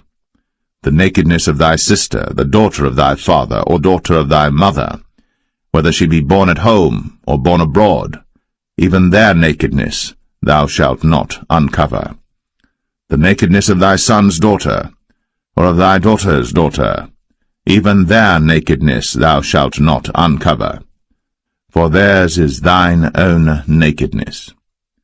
The nakedness of thy father's wife's daughter, begotten of thy father, she is thy sister. Thou shalt not uncover her nakedness. Thou shalt not uncover the nakedness of thy father's sister. She is thy father's near kinswoman. Thou shalt not uncover the nakedness of thy mother's sister, for she is thy mother's near kinswoman. Thou shalt not uncover the nakedness of thy father's brother.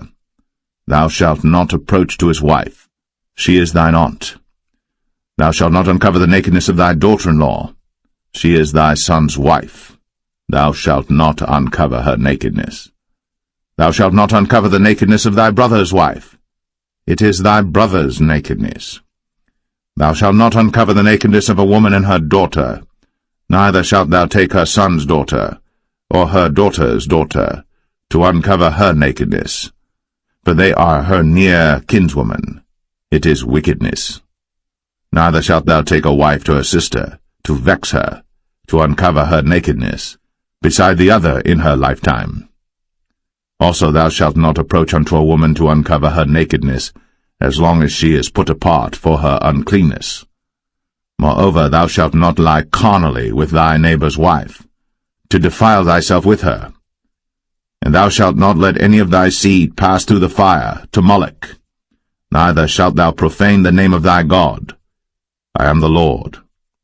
Thou shalt not lie with mankind, as with womankind. It is abomination. Neither shalt thou lie with any beast, to defile thyself therewith. Neither shall any woman stand before a beast to lie down thereto. It is confusion. Defile not ye yourselves in any of these things. For in all these the nations are defiled which I cast out before you, and the land is defiled. Therefore I do visit the iniquity thereof upon it, and the land itself vomiteth out her inhabitants. Ye shall therefore keep my statutes, and my judgments, and shall not commit any of these abominations, neither any of your own nation, nor any stranger that sojourneth among you. For all these abominations have the men of the land done, which were before you, and the land is defiled, that the land spew not you out also, when ye defile it, as it spewed out the nations that were before you. For whosoever shall commit any of these abominations, even the souls that commit them, shall be cut off from among their people. Therefore shall ye keep mine ordinance, that ye commit not any one of these abominable customs, which were committed before you, and that ye defile not yourselves therein. I am the Lord your God.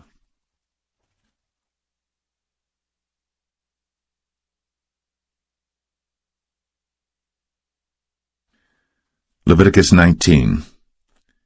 And the Lord spake unto Moses, saying, Speak unto all the congregation of the children of Israel, and say unto them, Ye shall be holy, for I, the Lord your God, am holy. Ye shall fear every man his mother, and his father, and keep my Sabbaths. I am the Lord your God.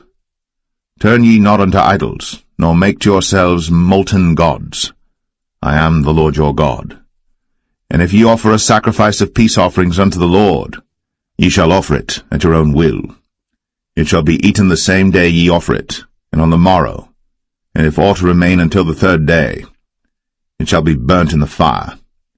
And if it be eaten at all on the third day, it is abominable, it shall not be accepted. Therefore every one that eateth it shall bear his iniquity, because he hath profaned the hallowed thing of the Lord, and that so shall be cut off from among his people. And when ye reap the harvest of your land, thou shalt not wholly reap the corners of thy field, neither shalt thou gather the gleanings of thy harvest. And thou shalt not glean thy vineyard, neither shalt thou gather every grape of thy vineyard. Thou shalt leave them for the poor and stranger. I am the Lord your God. Ye shall not steal, neither deal falsely, neither lie one to another. And ye shall not swear by my name falsely, neither shalt thou profane the name of thy God. I am the Lord. Thou shalt not defraud thy neighbor, neither rob him. The wages of him that is hired shall not abide with thee all night until the morning. Thou shalt not curse the deaf, nor put a stumbling block before the blind, but shalt fear thy God. I am the Lord. Ye shall do no unrighteousness in judgment. Thou shalt not respect the person of the poor, nor honor the person of the mighty, but in righteousness shalt thou judge thy neighbor. Thou shalt not go up and down as a talebearer among thy people, neither shalt thou stand against the blood of thy neighbor. I am the Lord. Thou shalt not hate thy brother in thine heart. Thou shalt in any wise rebuke thy neighbor, and not suffer sin upon him. Thou Thou shalt not avenge, nor bear any grudge against the children of thy people. But thou shalt love thy neighbor as thyself. I am the Lord. Ye shall keep my statutes. Thou shalt not let thy cattle gender with a diverse kind. Thou shalt not sow thy field with mingled seed, neither shall a garment mingled of linen and woolen come upon thee. And whosoever lieth carnally with a woman that is a bondmaid, betrothed to an husband, and not at all redeemed, nor freedom given her, she shall be scourged. They shall not be put to death, because she was not free. And he shall bring his trespass offering unto the Lord, unto the door of the tabernacle of the congregation, even a ram for a trespass offering. And the priest shall make an atonement for him with the ram of the trespass offering before the Lord for his sin which he hath done, and the sin which he hath done shall be forgiven him. And when ye shall come into the land, and shall have planted all manner of trees for food, then ye shall count the fruit thereof as uncircumcised. 3 years shall it be as uncircumcised unto you. It shall not be eaten of. But in the 4th year all the fruit thereof shall be holy to praise the Lord withal. And in the 5th year shall ye eat of the fruit thereof, that it may yield unto you the increase thereof. I am the Lord your God. Ye shall not eat anything with the blood, neither shall ye use enchantment, nor observe times. Ye shall not round the corners of your heads, neither shalt thou mar the corners of thy beard. Ye shall not make any cuttings in your flesh for the dead, nor print any marks upon you. I am the Lord. Do not prostitute thy daughter to cause her to be a whore, lest the land fall to whoredom, and the land become full of wickedness. Ye shall keep my Sabbaths, and reverence my sanctuary. I am the Lord. Regard not them that have familiar spirits, neither seek after wizards, to be defiled by them. I am the Lord your God. Thou shalt rise up before the hoary head, and honour the face of the old man, and fear thy God. I am the Lord. And if a stranger sojourn with thee in your land, ye shall not vex him. But the stranger that dwelleth with you shall be unto you as one born among you, and thou shalt love him as thyself. For ye were strangers in the land of Egypt. I am the Lord your God. Ye shall do no unrighteousness in judgment, and mete yard in weight or in measure.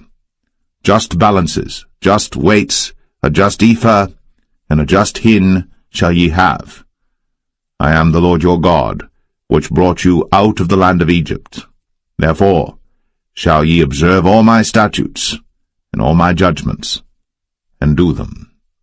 I am the Lord.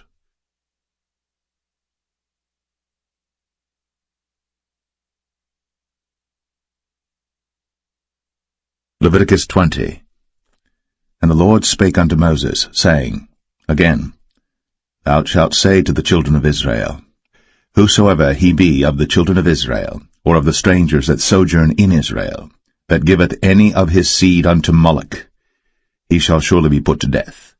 The people of the land shall stone him with stones.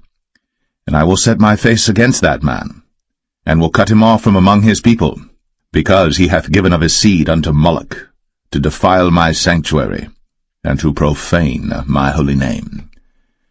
And if the people of the land do any ways hide their eyes from the man, when he giveth of his seed unto Moloch, and kill him not, then I will set my face against that man, and against his family, and will cut him off, and all that go a-whoring after him, to commit whoredom with Moloch from among their people. And the soul that turneth after such as have familiar spirits, and after wizards, to go a-whoring after them, I will even set my face against that soul, and will cut him off from among his people. Sanctify yourselves, therefore, and be ye holy, for I am the Lord your God. And ye shall keep my statutes, and do them. I am the Lord which sanctify you.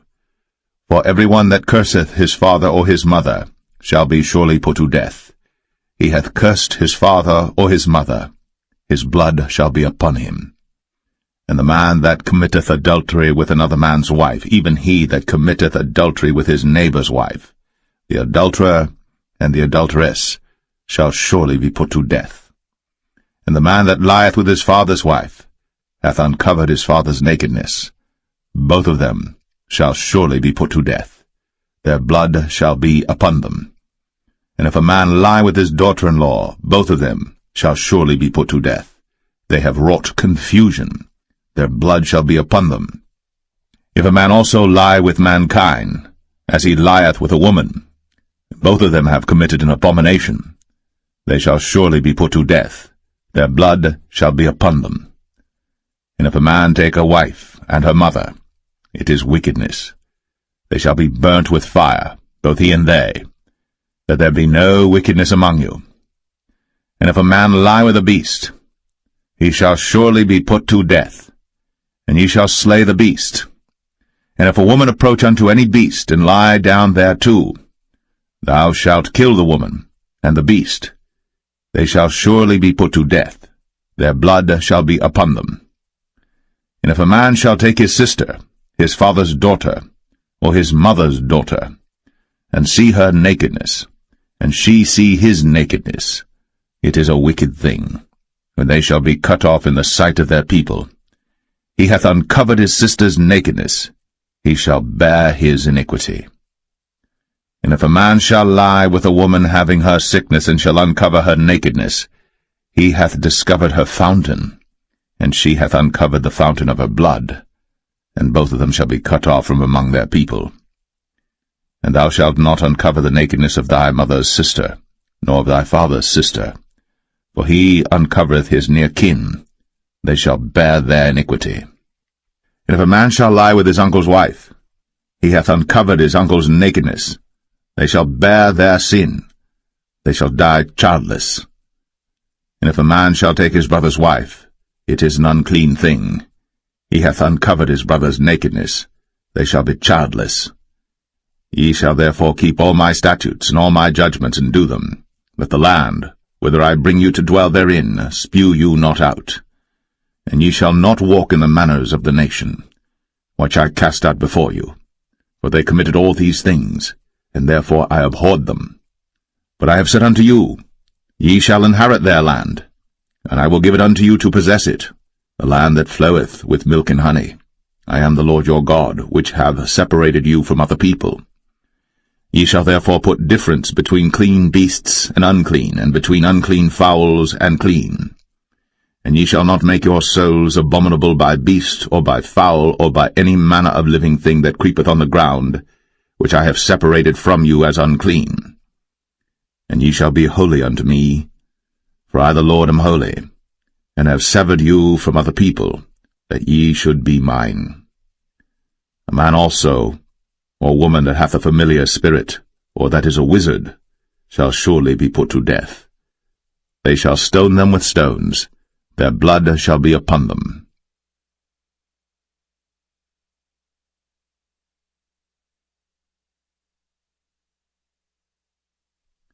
Leviticus 21. And the Lord said unto Moses, Speak unto the priests, the sons of Aaron, and say unto them, There shall none be defiled for the dead among his people. But for his kin that is near unto him, that is, for his mother, and for his father, and for his son, and for his daughter, and for his brother, and for his sister a virgin, that is nigh unto him, which hath had no husband, for her may he be defiled. But he shall not defile himself, being a chief man among his people, to profane himself. They shall not make baldness upon their head, neither shall they shave off the corner of their beard, nor make any cuttings in their flesh. They shall be holy unto their God, and not profane the name of their God, for the offerings of the Lord made by fire, and the bread of their God they do offer, therefore they shall be holy.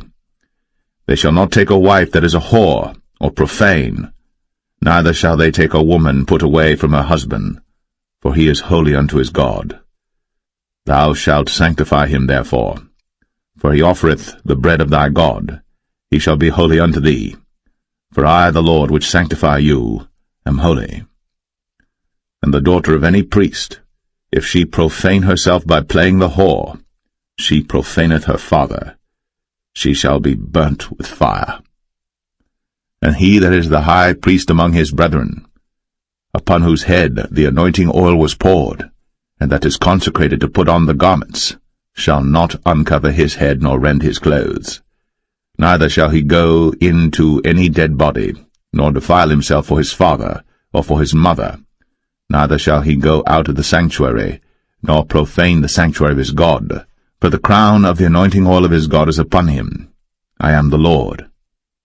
And he shall take a wife in her virginity, a widow, or a divorced woman, or profane, or an harlot. These shall he not take, but he shall take a virgin of his own people to wife. Neither shall he profane his seed among his people, for I the Lord do sanctify him.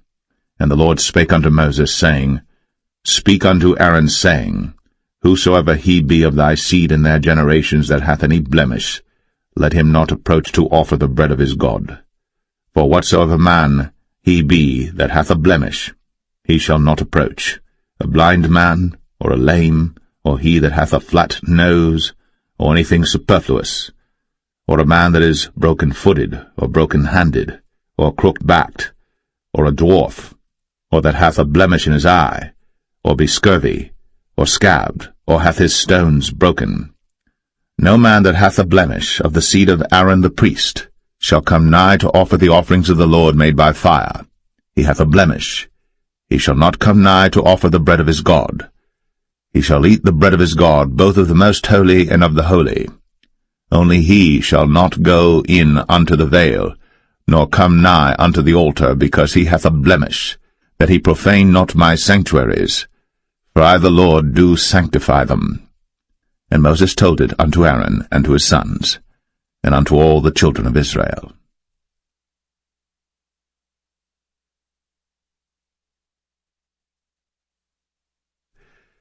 Leviticus 22.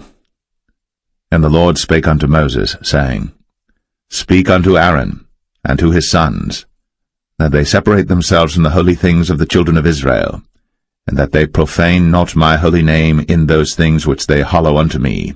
I am the Lord. Say unto them, Whosoever he be of all your seed among your generations, that goeth unto the holy things, which the children of Israel hallow unto the Lord, having his uncleanness upon him, that soul shall be cut off from my presence. I am the Lord. What man soever of the seed of Aaron is a leper, or hath a running issue, he shall not eat of the holy things until he be clean.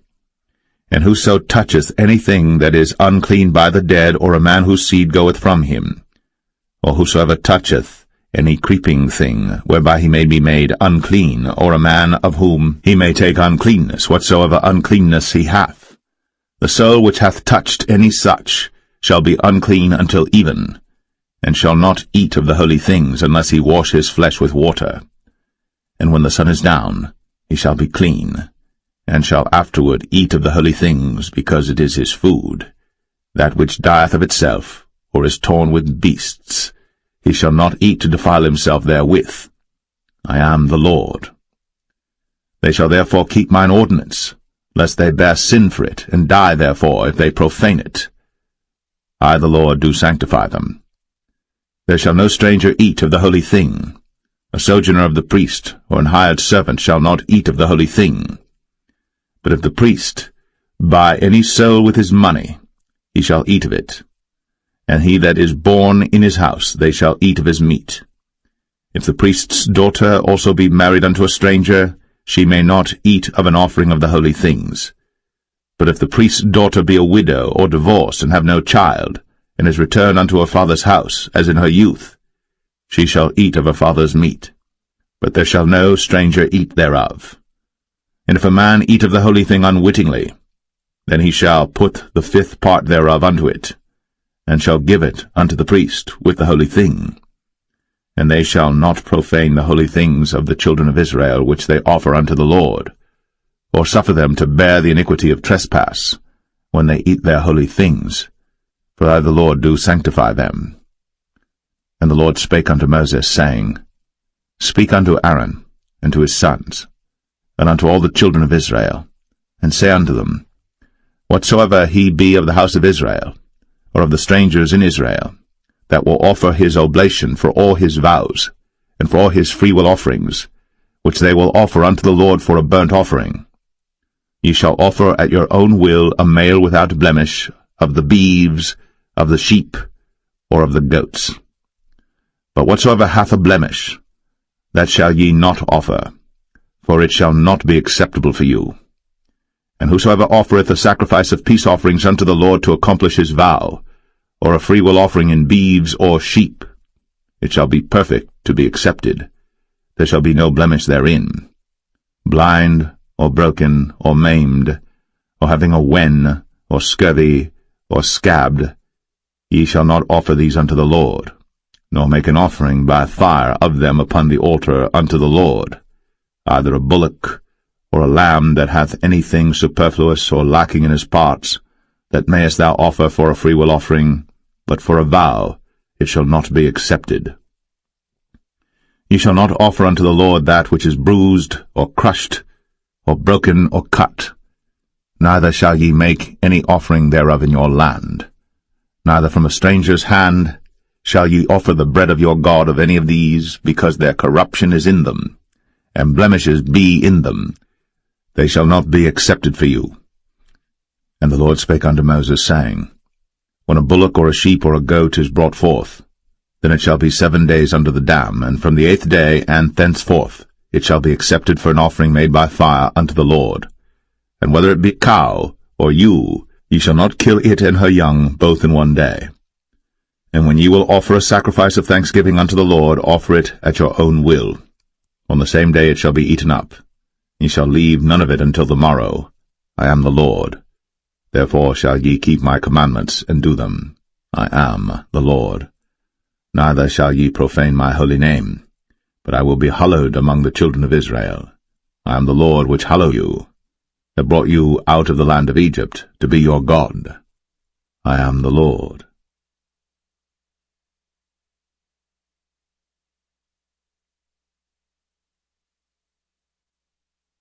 Leviticus 23.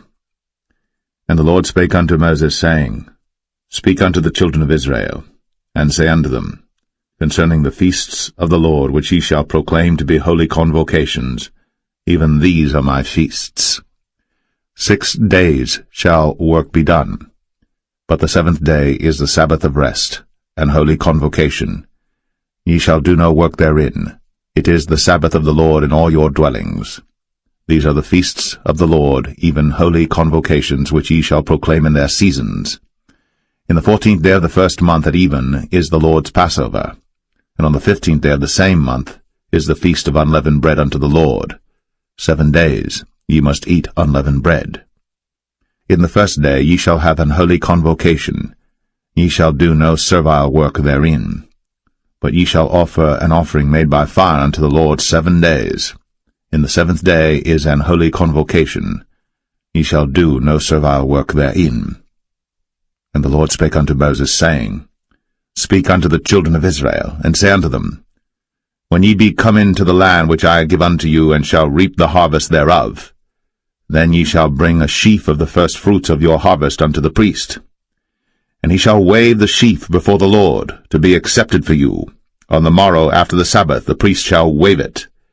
And ye shall offer that day, when ye wave the sheaf, an he-lamb without blemish of the 1st year for a burnt offering unto the Lord. And the meat offering thereof shall be 2/10 deals of fine flour mingled with oil, an offering made by fire unto the Lord for a sweet savour. And the drink offering thereof shall be of wine, the 4th part of an hin. And ye shall eat neither bread, nor parched corn, nor green ears, until the selfsame day that ye have brought an offering unto your God. It shall be a statute for ever throughout your generations in all your dwellings. And ye shall count unto you from the morrow after the Sabbath, from the day that ye brought the sheaf of the wave offering, 7 Sabbaths shall be complete. Even unto the morrow, after the 7th Sabbath, shall ye number 50 days. And ye shall offer a new meat offering unto the Lord. Ye shall bring out of your habitations 2 wave loaves of 2/10 deals. They shall be of fine flour. They shall be baked with leaven. They are the first fruits unto the Lord. And ye shall offer with the bread 7 lambs without blemish of the first year, and 1 young bullock, and 2 rams. They shall be for a burnt offering unto the Lord, with their meat offering, and their drink offerings, even an offering made by fire of sweet savour unto the Lord. Then ye shall sacrifice 1 kid of the goats for a sin offering, and 2 lambs of the first year for a sacrifice of peace offerings. And the priest shall wave them with the bread of the firstfruits for a wave offering before the Lord. With the 2 lambs they shall be holy to the Lord for the priests. And ye shall proclaim on the selfsame day that it may be an holy convocation unto you. Ye shall do no servile work therein. It shall be a statute for ever in all your dwellings throughout your generations. And when ye reap the harvest of your land, thou shalt not make clean riddance of the corners of thy field when thou reapest, neither shalt thou gather any gleanings of thy harvest. Thou shalt leave them unto the poor, and to the stranger. I am the Lord your God. And the Lord spake unto Moses, saying, Speak unto the children of Israel, saying, In the 7th month, in the 1st day of the month, shall ye have a Sabbath, a memorial of blowing of trumpets, and holy convocation. Ye shall do no servile work therein, but ye shall offer an offering made by fire unto the Lord. And the Lord spake unto Moses, saying, Also on the 10th day of this 7th month there shall be a day of atonement. It shall be an holy convocation unto you. And ye shall afflict your souls, and offer an offering made by fire unto the Lord. And ye shall do no work in that same day. For it is a day of atonement, to make an atonement for you before the Lord your God. For whatsoever soul it be that shall not be afflicted in that same day, he shall be cut off from among his people. And whatsoever soul it be that doeth any work in that same day, the same soul will I destroy from among his people. He shall do no manner of work. It shall be a statute for ever throughout your generations in all your dwellings. It shall be unto you a Sabbath of rest, and ye shall afflict your souls. In the 9th day of the month at even, from even unto even shall ye celebrate your Sabbath. And the Lord spake unto Moses, saying, Speak unto the children of Israel, saying, The 15th day of this 7th month shall be the Feast of Tabernacles for 7 days unto the Lord. On the 1st day shall be an holy convocation. Ye shall do no servile work therein. 7 days ye shall offer an offering made by fire unto the Lord. On the 8th day shall be an holy convocation unto you. And ye shall offer an offering made by fire unto the Lord. It is a solemn assembly. And ye shall do no servile work therein. These are the feasts of the Lord which ye shall proclaim to be holy convocations, to offer an offering made by fire unto the Lord, a burnt offering, and a meat offering, a sacrifice, and drink offerings, everything upon his day. Beside the Sabbaths of the Lord, and beside your gifts, and beside all your vows, and beside all your free will offerings which ye give unto the Lord, also in the 15th day of the 7th month, when ye have gathered in the fruit of the land, ye shall keep a feast unto the Lord 7 days. On the 1st day shall be a Sabbath, and on the 8th day shall be a Sabbath. And ye shall take you on the 1st day the boughs of goodly trees, branches of palm trees, and the boughs of thick trees, and willows of the brook. And ye shall rejoice before the Lord your God 7 days. And ye shall keep it a feast unto the Lord 7 days in the year. It shall be a statute for ever in your generations. Ye shall celebrate it in the 7th month. Ye shall dwell in booths 7 days. All that are Israelites born shall dwell in booths. That your generations may know that I made the children of Israel to dwell in booths, when I brought them out of the land of Egypt. I am the Lord your God. And Moses declared unto the children of Israel the feasts of the Lord.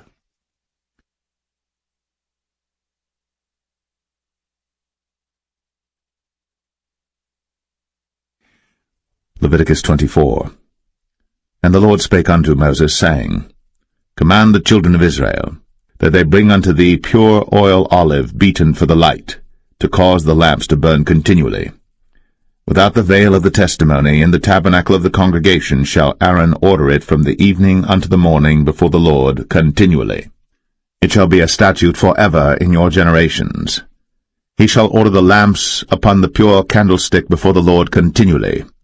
And thou shalt take fine flour, and bake 12 cakes thereof.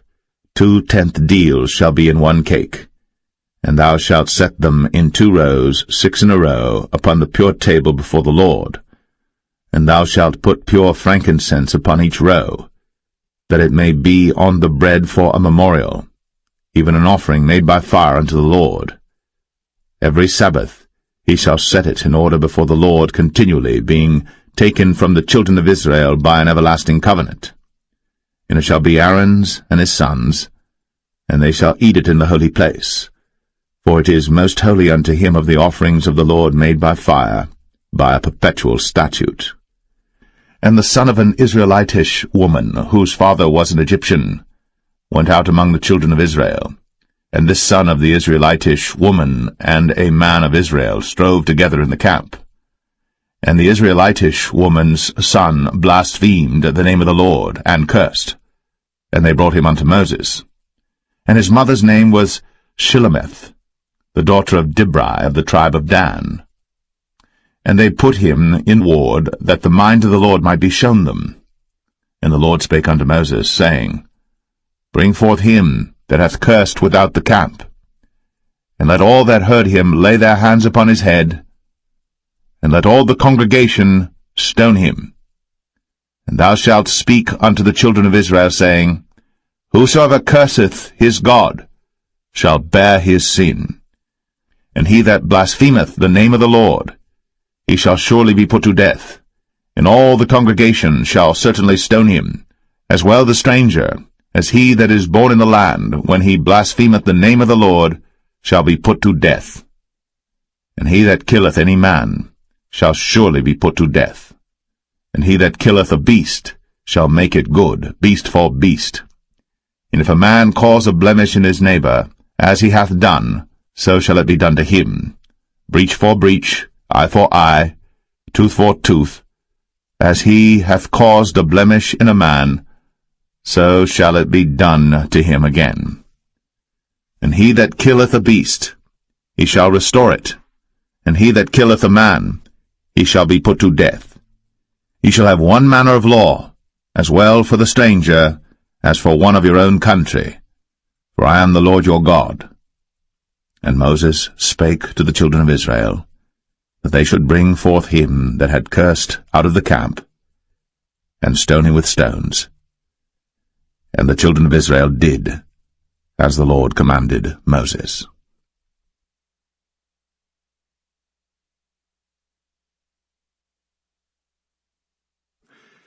Leviticus 25.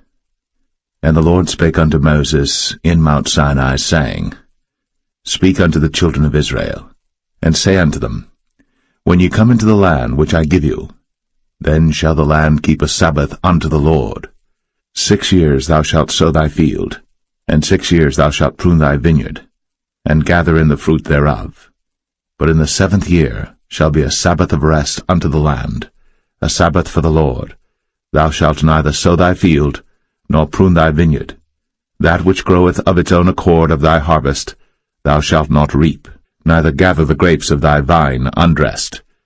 For it is a year of rest unto the land, and the Sabbath of the land shall be meat for you, for thee and for thy servant, and for thy maid, and for thy hired servant, and for thy stranger that sojourneth with thee, and for thy cattle, and for the beast that are in thy land shall all the increase thereof be meat. And thou shalt number 7 Sabbaths of years unto thee, 7 times 7 years, and the space of the 7 Sabbaths of years shall be unto thee 49 years. Then shalt thou cause the trumpet of the Jubilee to sound on the 10th day of the 7th month. In the day of atonement shall ye make the trumpet sound throughout all your land. And ye shall hallow the 50th year, and proclaim liberty throughout all the land unto all the inhabitants thereof. It shall be a jubilee unto you, and ye shall return every man unto his possession, and ye shall return every man unto his family. A jubilee shall that 50th year be unto you. Ye shall not sow, neither reap that which groweth of itself in it, nor gather the grapes in it of thy vine undressed. For it is the jubilee. It shall be holy unto you. Ye shall eat the increase thereof out of the field. In the year of this Jubilee ye shall return every man unto his possession. And if thou sell aught unto thy neighbor, or buyest aught of thy neighbor's hand, ye shall not oppress one another.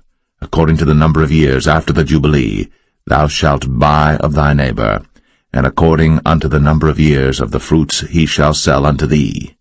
According to the multitude of years thou shalt increase the price thereof, and according to the fewness of years thou shalt diminish the price of it, for according to the number of the years of the fruits doth he sell unto thee. Ye shall not therefore oppress one another, but thou shalt fear thy God, for I am the Lord your God. Wherefore ye shall do my statutes, and keep my judgments, and do them.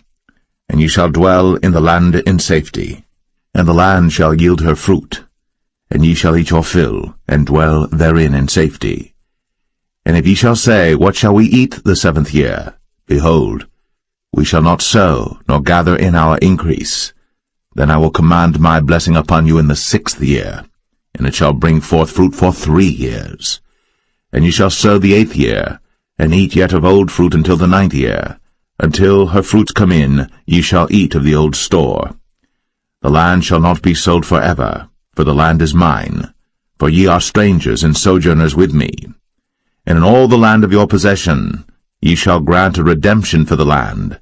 If thy brother be waxen poor, and hath sold away some of his possession, and if any of his kin come to redeem it, then shall he redeem that which his brother sold. And if the man have none to redeem it, and himself be able to redeem it, then let him count the years of the sale thereof, and restore the overplus unto the man to whom he sold it, that he may return unto his possession. But if he be not able to restore it to him, then that which is sold shall remain in the hand of him that hath bought it until the year of Jubilee, and in the Jubilee it shall go out, and he shall return unto his possession. And if a man sell a dwelling house in a walled city, then he may redeem it within a whole year after it is sold. Within a full year may he redeem it. And if it be not redeemed within the space of a full year, then the house that is in the walled city shall be established for ever to him that bought it throughout his generations. It shall not go out in the Jubilee. But the houses of the villages which have no wall round about them shall be counted as the fields of the country. They may be redeemed, and they shall go out in the Jubilee. Notwithstanding the cities of the Levites, and the houses of the cities of their possession, may the Levites redeem at any time. And if a man purchase of the Levites, then the house that was sold, and the city of his possession, shall go out in the year of Jubilee, for the houses of the cities of the Levites are their possession among the children of Israel. But the field of the suburbs of their cities may not be sold, for it is their perpetual possession. And if thy brother be waxen poor, and fallen in decay with thee, then thou shalt relieve him, yea, though he be a stranger, or a sojourner, that he may live with thee. Take thou no usury of him, or increase, but fear thy God, that thy brother may live with thee. Thou shalt not give him thy money upon usury, nor lend him thy victuals for increase.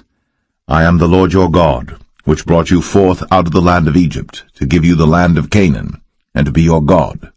And if thy brother that dwelleth by thee be waxen poor, and be sold unto thee, thou shalt not compel him to serve as a bondservant, but as an hired servant, and as a sojourner. He shall be with thee, and shall serve thee unto the year of Jubilee. And then shall he depart from thee, both he and his children with him, and shall return unto his own family, and unto the possession of his fathers shall he return, for they are my servants, which I brought forth out of the land of Egypt. They shall not be sold as bondmen. Thou shalt not rule over him with rigor, but shalt fear thy God. Both thy bondmen and thy bondmaids, which thou shalt have, shall be of the heathen that are round about you. Of them shall ye buy bondmen and bondmaids. Moreover, of the children of the strangers that do sojourn among you, of them shall ye buy, and of their families that are with you, which they begat in your land, and they shall be your possession. And ye shall take them as an inheritance for your children after you, to inherit them for a possession. They shall be your bondmen for ever. But over your brethren, the children of Israel, ye shall not rule one over another with rigor. And if a sojourner or stranger wax rich by thee, and thy brother that dwelleth by him wax poor, and sell himself unto the stranger or sojourner by thee, or to the stock of the stranger's family, after that he is sold, he may be redeemed again. One of his brethren may redeem him. Either his uncle or his uncle's son may redeem him, or any that is nigh of kin unto him of his family may redeem him, or if he be able, he may redeem himself. And he shall reckon with him that bought him from the year that he was sold to him unto the year of Jubilee. And the price of his sale shall be according unto the number of years, according to the time of an hired servant shall it be with him. If there be yet many years behind, according unto them, he shall give again the price of his redemption out of the money that he was bought for. And if there remain but few years unto the year of Jubilee, then he shall count with him, and according unto his years shall he give him again the price of his redemption. And as a yearly hired servant shall he be with him, and the other shall not rule with rigor over him in thy sight. And if he be not redeemed in these years, then he shall go out in the year of Jubilee, both he and his children with him. For unto me the children of Israel are servants. They are my servants whom I brought forth out of the land of Egypt. I am the Lord your God.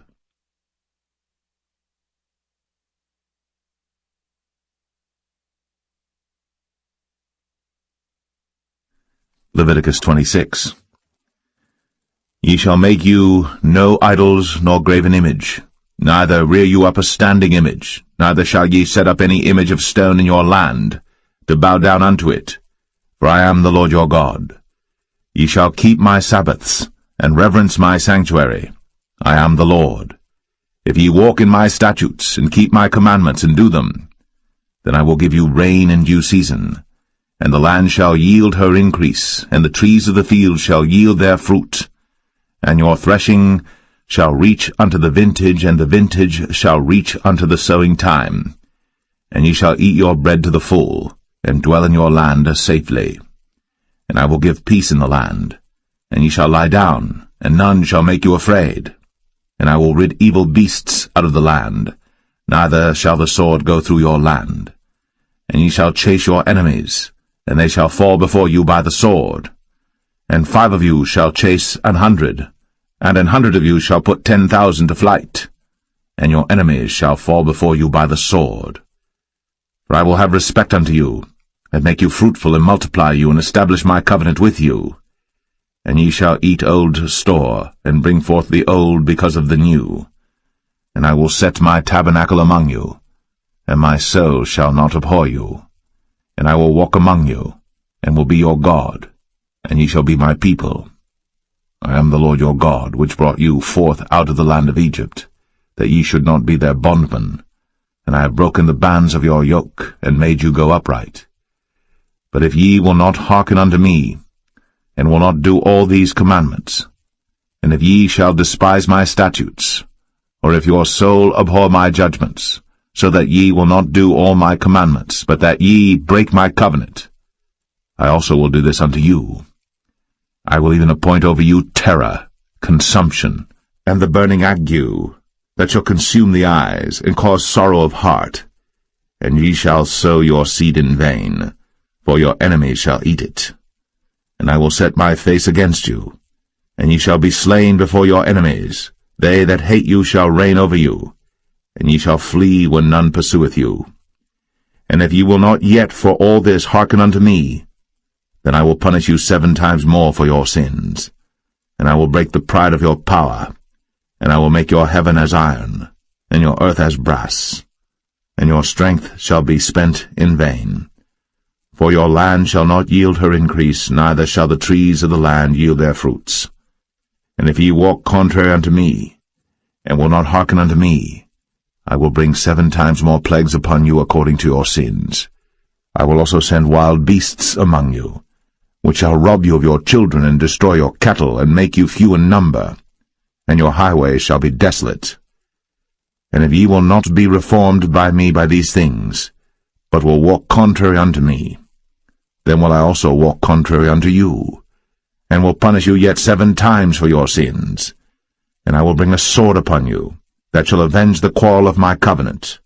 And when ye are gathered together within your cities, I will send the pestilence among you, and ye shall be delivered into the hand of the enemy. And when I have broken the staff of your bread, 10 women shall bake your bread in one oven, and they shall deliver you your bread again by weight, and ye shall eat and not be satisfied. And if ye will not for all this hearken unto me, but walk contrary unto me, then I will walk contrary unto you also in fury, and I, even I, will chastise you 7 times for your sins.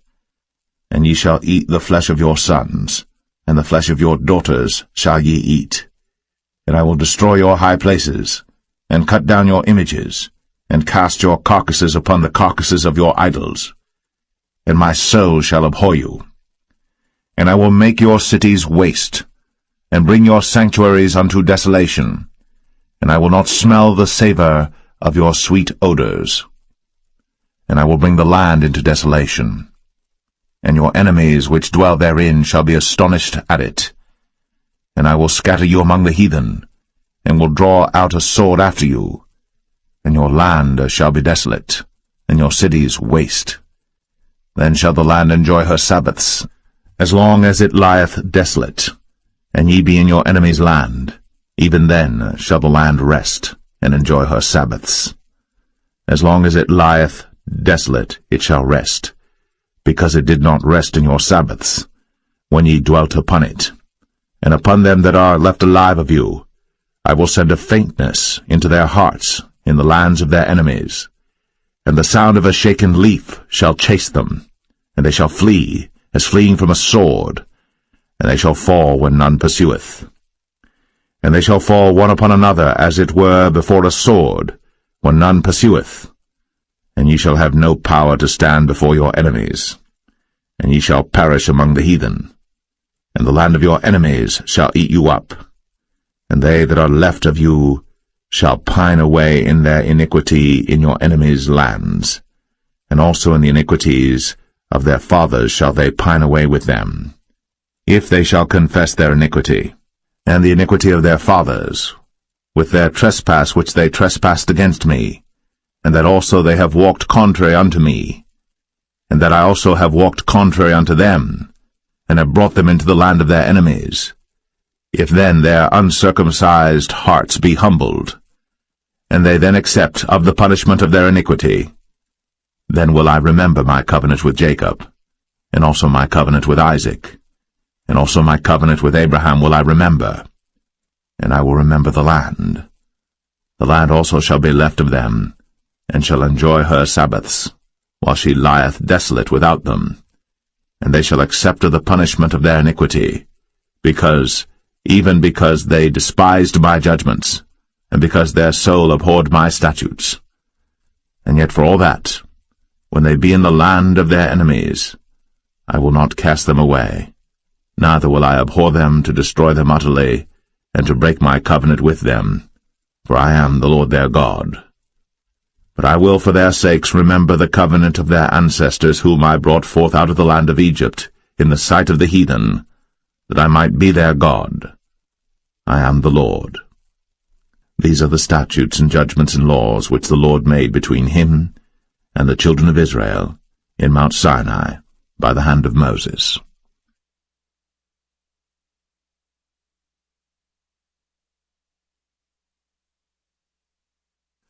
Leviticus 27. And the Lord spake unto Moses, saying, Speak unto the children of Israel, and say unto them, When a man shall make a singular vow, the person shall be for the Lord by thy estimation. And thy estimation shall be of the male from 20 years old even unto 60 years old. Even thy estimation shall be 50 shekels of silver after the shekel of the sanctuary. And if it be a female, then thy estimation shall be 30 shekels. And if it be from 5 years old even unto 20 years old, then thy estimation shall be of the male 20 shekels, and for the female 10 shekels. And if it be from a month old even unto 5 years old, then thy estimation shall be of the male 5 shekels of silver, and for the female thy estimation shall be 3 shekels of silver. And if it be from 60 years old and above, if it be a male, then thy estimation shall be 15 shekels, and for the female 10 shekels. But if he be poorer than thy estimation, then he shall present himself before the priest, and the priest shall value him, according to his ability that vowed shall the priest value him.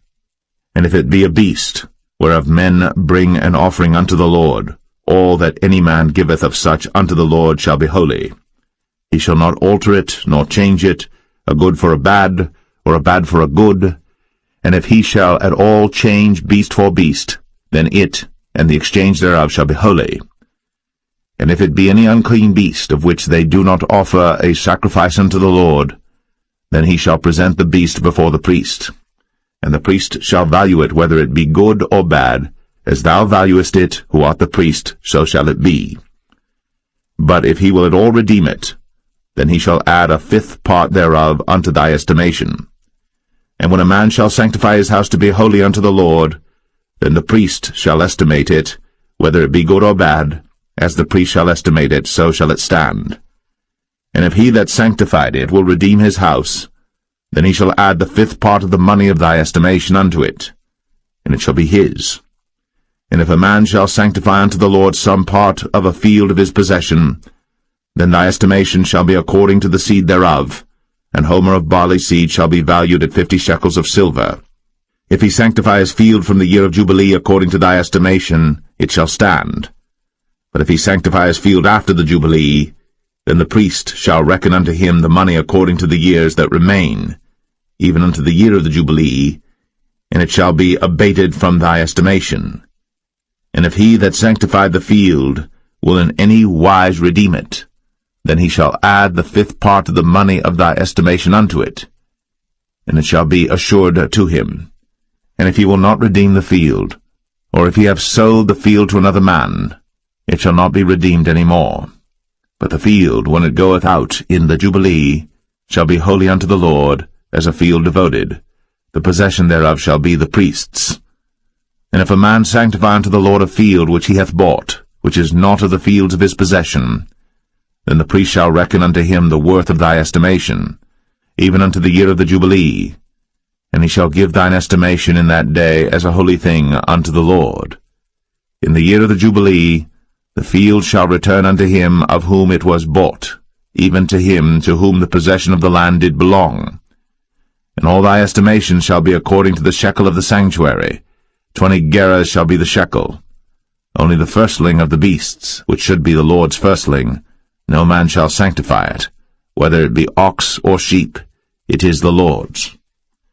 And if it be of an unclean beast, then he shall redeem it according to thine estimation, and shall add a fifth part of it thereto.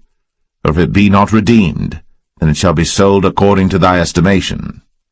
Notwithstanding no devoted thing, that a man shall devote unto the Lord of all that he hath, both of man and beast, and of the field of his possession, shall be sold or redeemed.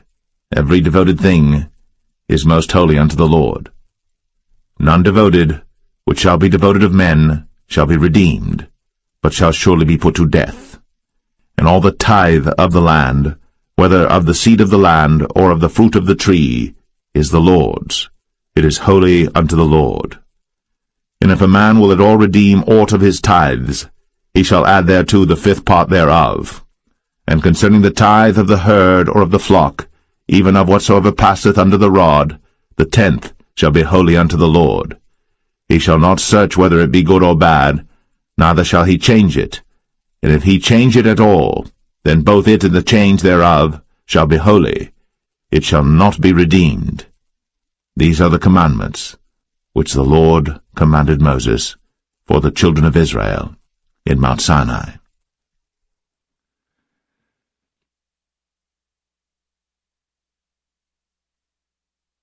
The Book of Numbers, chapter 1. And the Lord spake unto Moses in the wilderness of Sinai, in the tabernacle of the congregation, on the first day of the 2nd month, in the 2nd year after they were come out of the land of Egypt, saying, Take ye the sum of all the congregation of the children of Israel, after their families, by the house of their fathers, with the number of their names, every male by their polls. From 20 years old and upward, all that are able to go forth to war in Israel, thou and Aaron shall number them by their armies. And with you there shall be a man of every tribe, every one head of the house of his fathers. And these are the names of the men that shall stand with you. Of the tribe of Reuben, Elizur the son of Shedeur. Of Simeon, Shelumiel the son of Zurishaddai. Of Judah, Nahshon the son of Amminadab. Of Issachar, Nethanel the son of Zuar. Of Zebulun, Eliab the son of Helon. Of the children of Joseph, of Ephraim, Elishama the son of Ammihud. Of Manasseh, Gamaliel the son of Pedazur. Of Benjamin, Abidan the son of Gideoni. Of Dan, Ahiezer the son of Ammishaddai. Of Asher, Pagiel the son of Ochran. Of Gad, Eliasaph the son of Duel. Of Naphtali, Ahira the son of Enan. These were the renowned of the congregation, princes of the tribes of their fathers, heads of thousands in Israel. And Moses and Aaron took these men, which are expressed by their names, and they assembled all the congregation together on the first day of the 2nd month, and they declared their pedigrees after their families, by the house of their fathers, according to the number of the names, from 20 years old and upward, by their polls. As the Lord commanded Moses, so he numbered them in the wilderness of Sinai. And the children of Reuben, Israel's eldest son, by their generations, after their families, by the house of their fathers, according to the number of the names, by their polls, every male from 20 years old and upward, all that were able to go forth to war. Those that were numbered of them, even of the tribe of Reuben, were 46,500. Of the children of Simeon by their generations, after their families, by the house of their fathers, those that were numbered of them, according to the number of the names, by their polls, every male from 20 years old and upward, all that were able to go forth to war. Those that were numbered of them, even of the tribe of Simeon, were 59,300. Of the children of Gad, by their generations, after their families, by the house of their fathers, according to the number of the names, from 20 years old and upward, all that were able to go forth to war. Those that were numbered of them, even of the tribe of Gad, were 45,650. Of the children of Judah, by their generations, after their families, by the house of their fathers, according to the number of the names, from 20 years old and upward, all that were able to go forth to war. Those that were numbered of them, even of the tribe of Judah, were 314,600. Of the children of Issachar, by their generations, after their families, by the house of their fathers, according to the number of the names, from 20 years old and upward, all that were able to go forth to war.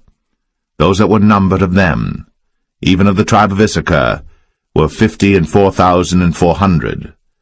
Of the children of Zebulun, by their generations, after their families, by the house of their fathers, according to the number of the names, from 20 years old and upward, all that were able to go forth to war, those that were numbered of them, even of the tribe of Zebulun, were 57,400. Of the children of Joseph, namely of the children of Ephraim, by their generations, after their families, by the house of their fathers, according to the number of the names, from 20 years old and upward, all that were able to go forth to war. Those that were numbered of them, even of the tribe of Ephraim, were 40,500.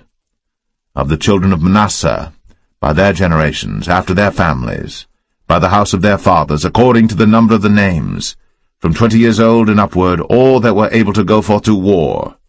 Those that were numbered of them, even of the tribe of Manasseh, were 32,200. Of the children of Benjamin, by their generations, after their families, by the house of their fathers, according to the number of the names, from 20 years old and upward, all that were able to go forth to war, those that were numbered of them, even of the tribe of Benjamin, were 35,400. Of the children of Dan, by their generations, after their families, by the house of their fathers, according to the number of the names, from 20 years old and upward, all that were able to go forth to war, those that were numbered of them, even of the tribe of Dan, were 62,700. Of the children of Asher, by their generations, after their families, by the house of their fathers, according to the number of the names, from 20 years old and upward, all that were able to go forth to war, those that were numbered of them, even of the tribe of Asher, were 41,500. Of the children of Naphtali, throughout their generations, after their families, by the house of their fathers, according to the number of the names, from 20 years old and upward, all that were able to go forth to war, those that were numbered of them, even of the tribe of Naphtali, were 53,400. These are those that were numbered, which Moses and Aaron numbered. And the princes of Israel, being 12 men, each one was for the house of his fathers. So were all those that were numbered of the children of Israel, by the house of their fathers, from 20 years old and upward, all that were able to go forth to war in Israel. Even all they that were numbered were 600,000 and 3,550. But the Levites after the tribe of their fathers were not numbered among them. For the Lord had spoken unto Moses, saying, Only thou shalt not number the tribe of Levi, neither take the sum of them among the children of Israel. But thou shalt appoint the Levites over the tabernacle of testimony, and over all the vessels thereof, and over all things that belong to it. They shall bear the tabernacle, and all the vessels thereof, and they shall minister unto it, and shall encamp round about the tabernacle. And when the tabernacle setteth forward, the Levites shall take it down. And when the tabernacle is to be pitched, the Levites shall set it up, and the stranger that cometh nigh shall be put to death. And the children of Israel shall pitch their tents, every man by his own camp, and every man by his own standard throughout their hosts. But the Levites shall pitch round about the tabernacle of testimony, that there be no wrath upon the congregation of the children of Israel, and the Levites shall keep the charge of the tabernacle of testimony. And the children of Israel did, according to all that the Lord commanded Moses. So did they.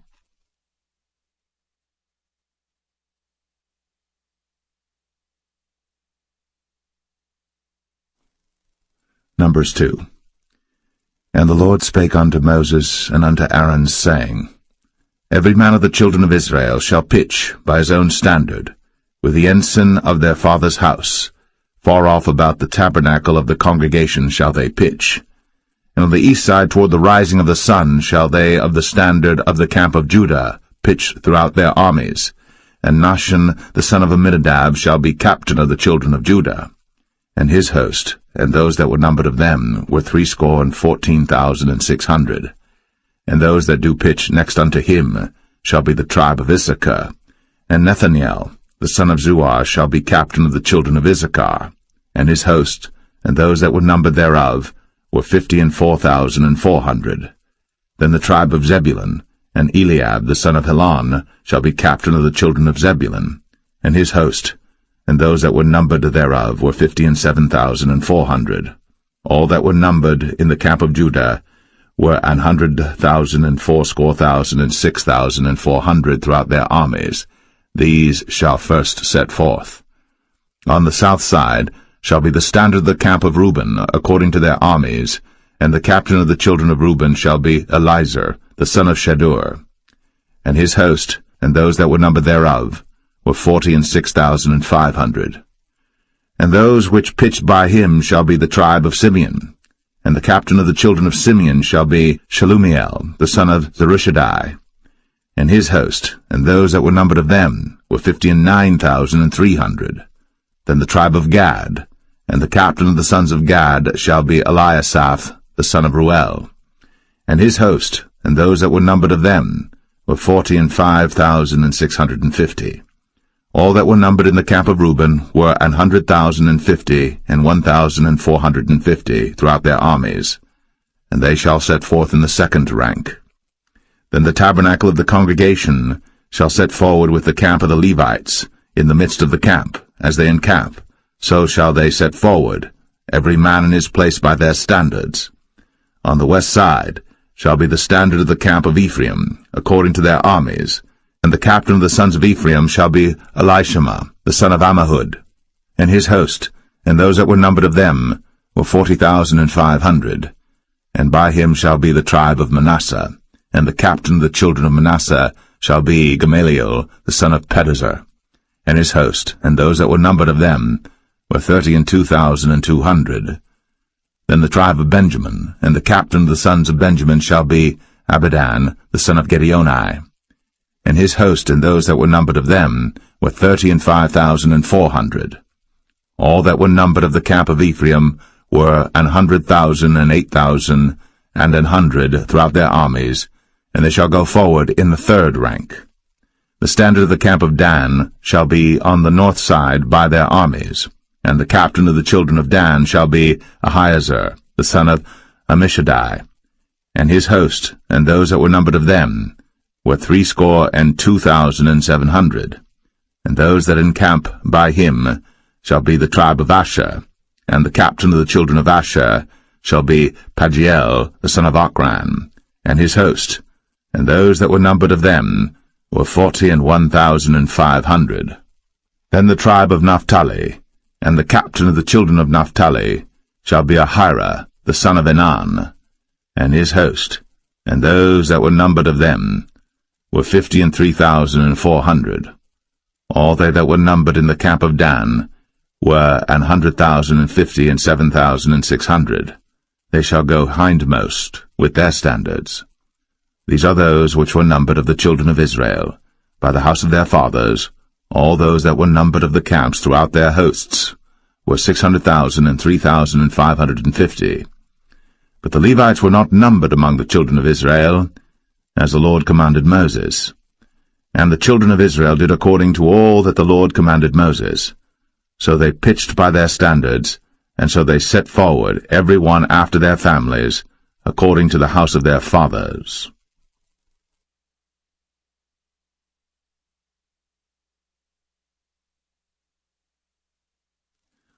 Numbers 3. These also are the generations of Aaron and Moses in the day that the Lord spake with Moses in Mount Sinai. And these are the names of the sons of Aaron, Nadab the firstborn, and Abihu, Eleazar, and Ithamar. These are the names of the sons of Aaron, the priests which were anointed, whom he consecrated to minister in the priest's office. And Nadab and Abihu died before the Lord, when they offered strange fire before the Lord in the wilderness of Sinai, and they had no children. And Eleazar and Ithamar ministered in the priest's office in the sight of Aaron their father. And the Lord spake unto Moses, saying, Bring the tribe of Levi near, and present them before Aaron the priest, that they may minister unto him. And they shall keep his charge, and the charge of the whole congregation before the tabernacle of the congregation, to do the service of the tabernacle. And they shall keep all the instruments of the tabernacle of the congregation, and the charge of the children of Israel, to do the service of the tabernacle. And thou shalt give the Levites unto Aaron, and to his sons. They are wholly given unto him out of the children of Israel.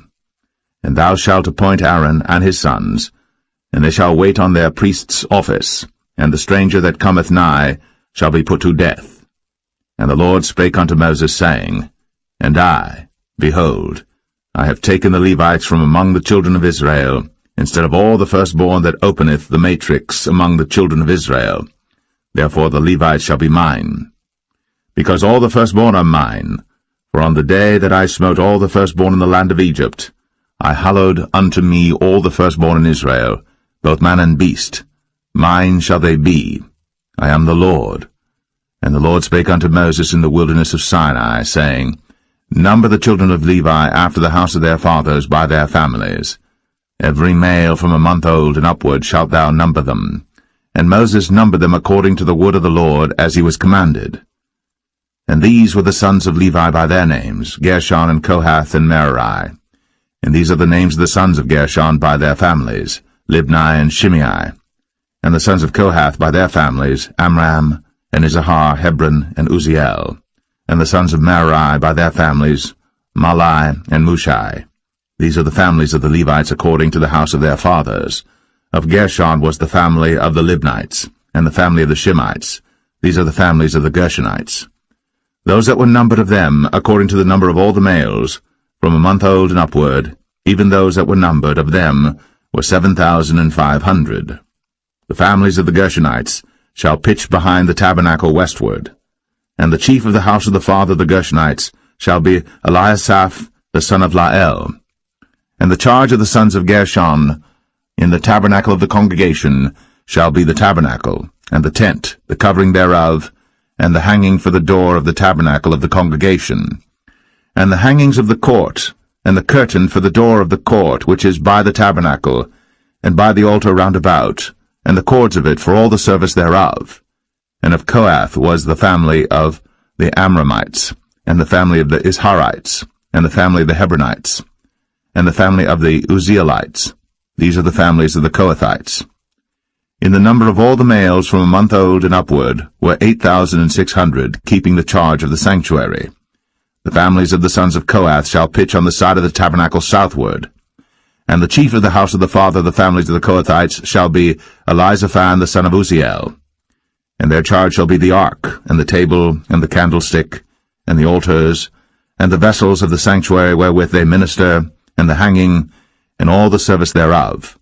And Eleazar the son of Aaron the priest shall be chief over the chief of the Levites, and have the oversight of them that keep the charge of the sanctuary. Of Merari was the family of the Mahlites, and the family of the Mushites. These are the families of Merari. And those that were numbered of them, according to the number of all the males, from a month old and upward, were 6,200. And the chief of the house of the father of the families of Merari was Zuriel, the son of Abihail. These shall pitch on the side of the tabernacle northward.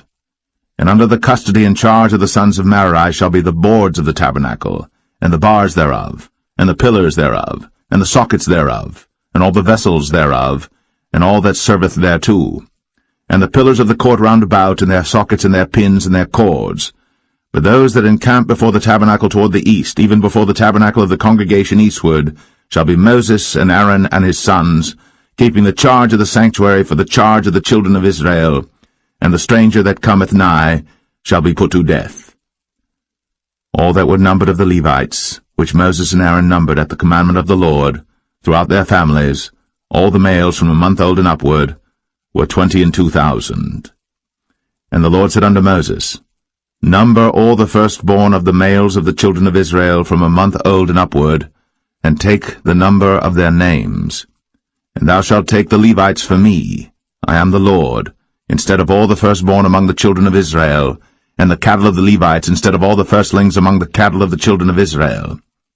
And Moses numbered, as the Lord commanded him, all the firstborn among the children of Israel, and all the firstborn males by the number of names, from a month old and upward, of those that were numbered of them, were 22,213.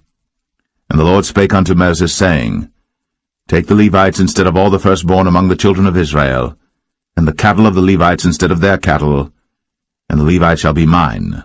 I am the Lord. And for those that are to be redeemed of the 213 of the firstborn of the children of Israel, which are more than the Levites, thou shalt even take 5 shekels apiece by the poll. After the shekel of the sanctuary shalt thou take them. The shekel is 20 gerahs. And thou shalt give the money wherewith the odd number of them is to be redeemed, unto Aaron and to his sons. And Moses took the redemption money of them that were over and above them that were redeemed by the Levites. Of the firstborn of the children of Israel took he the money, 1,365 shekels, after the shekel of the sanctuary. And Moses gave the money of them that were redeemed unto Aaron and to his sons, according to the word of the Lord, as the Lord commanded Moses.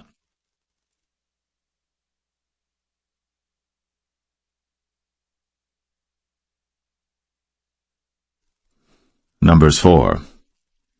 And the Lord spake unto Moses and unto Aaron, saying, Take the sum of the sons of Kohath, from among the sons of Levi, after their families, by the house of their fathers, from 30 years old and upward, even until 50 years old, all that enter into the host, to do the work in the tabernacle of the congregation. This shall be the service of the sons of Kohath, in the tabernacle of the congregation, about the most holy things. And when the camp setteth forward, Aaron shall come, and his sons, and they shall take down the covering veil, and cover the ark of the testimony with it, and shall put thereon the covering of badgers' skins, and shall spread over it a cloth wholly of blue, and shall put in the staves thereof. And upon the table of showbread they shall spread a cloth of blue, and put thereon the dishes, and the spoons, and the bowls, and covers to cover withal, and the continual bread shall be thereon. And they shall spread upon them a cloth of scarlet, and cover the same with the covering of badgers' skins, and shall put in the staves thereof. And they shall take a cloth of blue, and cover the candlestick of the light, and his lamps, and his tongs, and his snuff dishes, and all the oil vessels thereof, wherewith they minister unto it. And they shall put it in all the vessels thereof within a covering of badgers' skins, and shall put it upon a bar, and upon the golden altar they shall spread a cloth of blue, and cover it with a covering of badgers' skins, and shall put to the staves thereof. And they shall take all the instruments of ministry, wherewith they minister in the sanctuary, and put them in a cloth of blue, and cover them with a covering of badgers' skins, and shall put them on a bar. And they shall take away the ashes from the altar, and spread a purple cloth thereon. And they shall put upon it all the vessels thereof, wherewith they minister about it, even the censers, the flesh hooks, and the shovels, and the basins, all the vessels of the altar, and they shall spread upon it a covering of badgers' skins, and put to the staves of it. And when Aaron and his sons have made an end of covering the sanctuary, and all the vessels of the sanctuary as the camp is to set forward, after that the sons of Kohath shall come to bear it. But they shall not touch any holy thing, lest they die. These things are the burden of the sons of Kohath in the tabernacle of the congregation.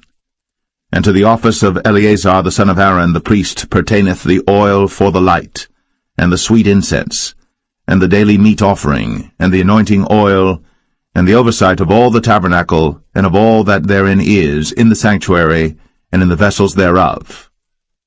And the Lord spake unto Moses and unto Aaron, saying, Cut ye not off the tribe of the families of the Kohathites from among the Levites, but thus do unto them, that they may live and not die, when they approach unto the most holy things.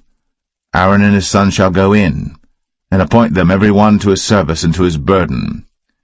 But they shall not go in to see when the holy things are covered, lest they die. And the Lord spake unto Moses, saying, Take also the sum of the sons of Gershon, throughout the houses of their fathers by their families. From 30 years old and upward until 50 years old shalt thou number them, all that enter in to perform the service, to do the work in the tabernacle of the congregation. This is the service of the families of the Gershonites, to serve and for burdens. And they shall bear the curtains of the tabernacle, and the tabernacle of the congregation, his covering, and the covering of the badger skins that is above upon it, and the hanging for the door of the tabernacle of the congregation, and the hangings of the court, and the hanging for the door of the gate of the court, which is by the tabernacle, and by the altar round about, and their cords, and all the instruments of their service, and all that is made for them, so shall they serve. At the appointment of Aaron and his sons shall be all the service of the sons of the Gershonites, in all their burdens, and in all their service, and ye shall appoint unto them in charge all their burdens. This is the service of the families of the sons of Gershon, in the tabernacle of the congregation, and their charge shall be under the hand of Ithamar the son of Aaron the priest. As for the sons of Merari, thou shalt number them after their families by the house of their fathers. From 30 years old and upward, even unto 50 years old, shalt thou number them, every one that entereth into the service, to do the work of the tabernacle of the congregation. And this is the charge of their burden, according to all their service in the tabernacle of the congregation, the boards of the tabernacle, and the bars thereof, and the pillars thereof, and sockets thereof. And the pillars of the court round about, and their sockets, and their pins, and their cords, with all their instruments, and with all their service. And by name ye shall reckon the instruments of the charge of their burden. This is the service of the families of the sons of Merari, according to all their service, in the tabernacle of the congregation under the hand of Ithamar the son of Aaron the priest. And Moses and Aaron, and the chief of the congregation numbered the sons of the Kohathites after their families, and after the house of their fathers, from 30 years old and upward, even unto 50 years old, every one that entereth into the service, for the work in the tabernacle of the congregation. And those that were numbered of them by their families were 2,750. These were they that were numbered of the families of the Kohathites, all that might do service in the tabernacle of the congregation, which Moses and Aaron did number, according to the commandment of the Lord, by the hand of Moses. And those that were numbered of the sons of Gershon throughout their families and by the house of their fathers, from 30 years old and upward, even unto 50 years old, every one that entereth into the service, for the work in the tabernacle of the congregation, even those that were numbered of them throughout their families by the house of their fathers, were 2,630. These are they that were numbered of the families of the sons of Gershon, of all that might do service in the tabernacle of the congregation, whom Moses and Aaron did number according to the commandment of the Lord. And those that were numbered of the families of the sons of Merari, throughout their families by the house of their fathers, from 30 years old and upward, even unto 50 years old, every one that entereth into the service, for the work in the tabernacle of the congregation, even those that were numbered of them after their families were 3,200.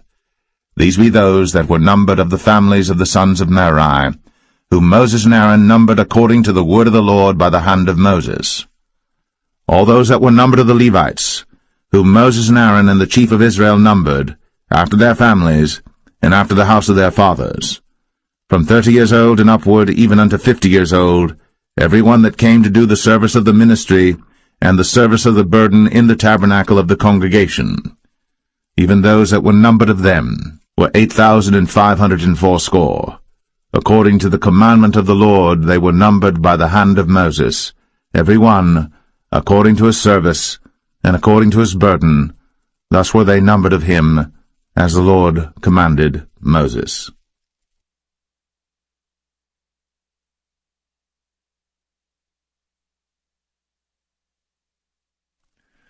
Numbers 5. And the Lord spake unto Moses, saying, Command the children of Israel, that they put out of the camp every leper, and every one that hath an issue, and whosoever is defiled by the dead. Both male and female shall ye put out, without the camp shall ye put them, that they defile not their camps, in the midst whereof I dwell.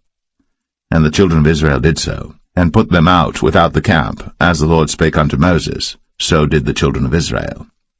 And the Lord spake unto Moses, saying, Speak unto the children of Israel, when a man or woman shall commit any sin that men commit, to do a trespass against the Lord, and that person be guilty, then they shall confess their sin which they have done, and he shall recompense his trespass with the principal thereof, and add unto it the 5th part thereof, and give it unto him against whom he hath trespassed. But if the man have no kinsman to recompense the trespass unto, let the trespass be recompensed unto the Lord, even to the priest, beside the ram of the atonement, whereby an atonement shall be made for him. And every offering of all the holy things of the children of Israel, which they bring unto the priest, shall be his. And every man's hallowed things shall be his. Whatsoever any man giveth the priest, it shall be his. And the Lord spake unto Moses, saying, Speak unto the children of Israel, and say unto them, If any man's wife go aside, and commit a trespass against him, and a man lie with her carnally, and it be hid from the eyes of her husband, and be kept close, and she be defiled, and there be no witness against her, neither she be taken with the manner, and the spirit of jealousy come upon him, and he be jealous of his wife, and she be defiled, or if the spirit of jealousy come upon him, and he be jealous of his wife, and she be not defiled, then shall the man bring his wife unto the priest, and he shall bring her offering for her, the 10th part of an ephah of barley meal. He shall pour no oil upon it, nor put frankincense thereon, for it is an offering of jealousy, an offering of memorial, bringing iniquity to remembrance. And the priest shall bring her near, and set her before the Lord. And the priest shall take holy water in an earthen vessel, and of the dust that is in the floor of the tabernacle the priest shall take, and put it into the water.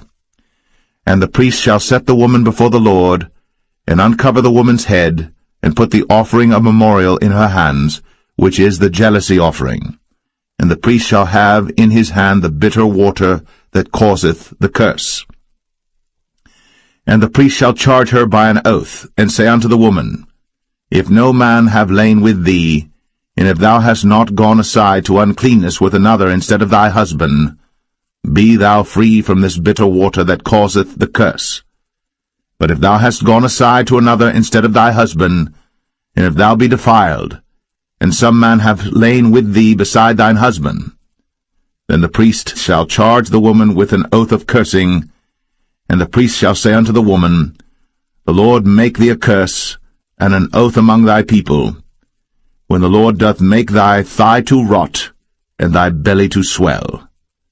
And this water that causeth the curse shall go into thy bowels, to make thy belly to swell, and thy thigh to rot. And the woman shall say, Amen, Amen. And the priest shall write these curses in a book, and he shall blot them out with the bitter water. And he shall cause the woman to drink the bitter water that causeth the curse, and the water that causeth the curse shall enter into her, and become bitter. Then the priest shall take the jealousy offering out of the woman's hand, and shall wave the offering before the Lord, and offer it upon the altar. And the priest shall take an handful of the offering, even the memorial thereof, and burn it upon the altar, and afterward shall cause the woman to drink the water. And when he hath made her to drink the water, then it shall come to pass that if she be defiled, and have done trespass against her husband, that the water that causeth the curse shall enter into her, and become bitter, and her belly shall swell, and her thigh shall rot, and the woman shall be a curse among her people. And if the woman be not defiled, but be clean, then she shall be free, and shall conceive seed. This is the law of jealousy, when a wife goeth aside to another instead of her husband, and is defiled. Or when the spirit of jealousy cometh upon him, and he be jealous over his wife, and shall set the woman before the Lord, and the priest shall execute upon her all this law. Then shall the man be guiltless from iniquity, and this woman shall bear her iniquity.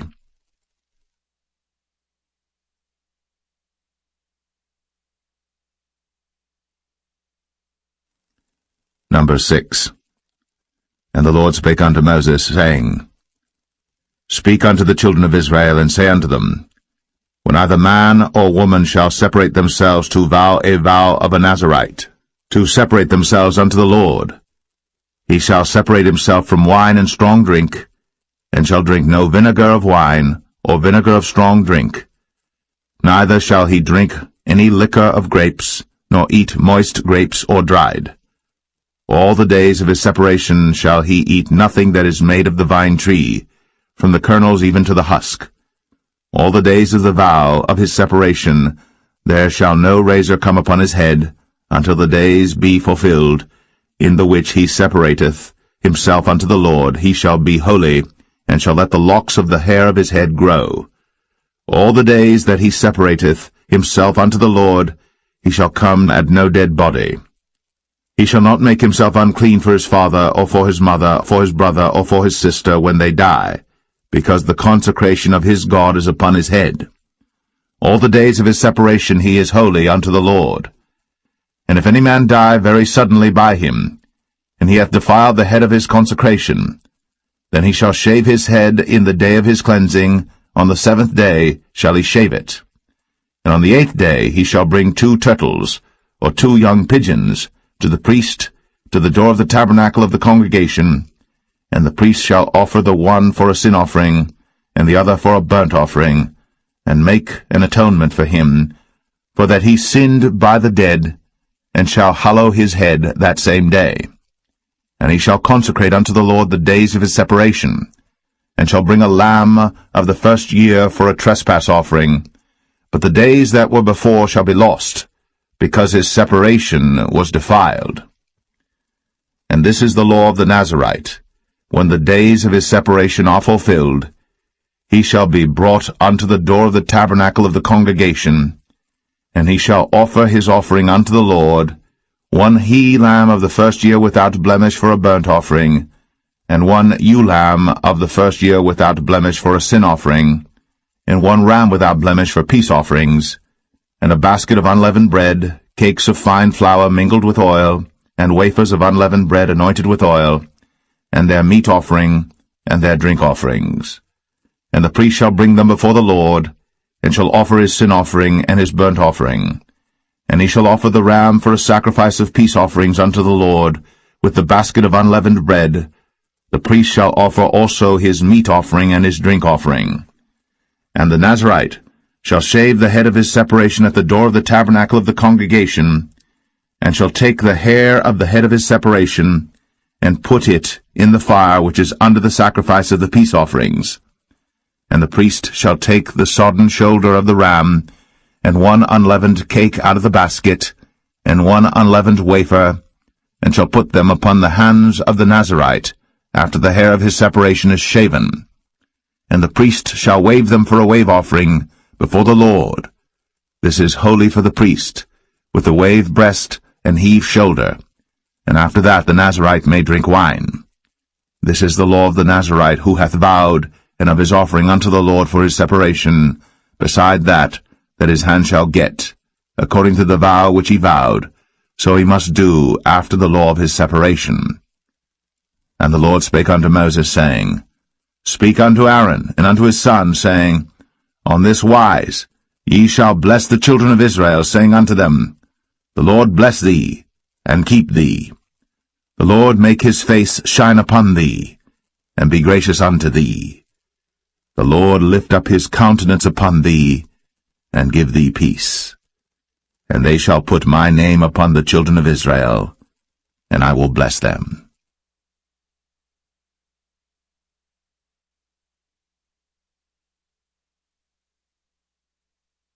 Number 7.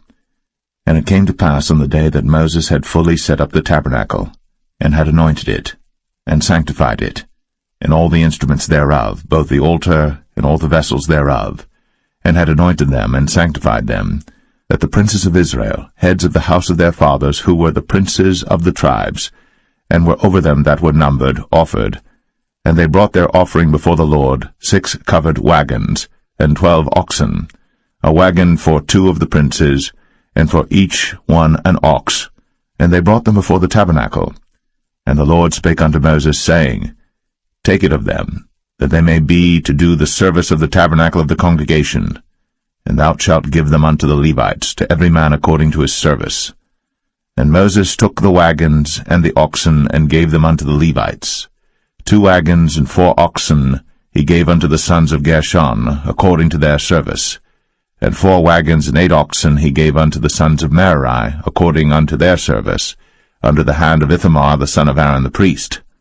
But unto the sons of Kohath he gave none, because the service of the sanctuary belonging unto them was that they should bear upon their shoulders.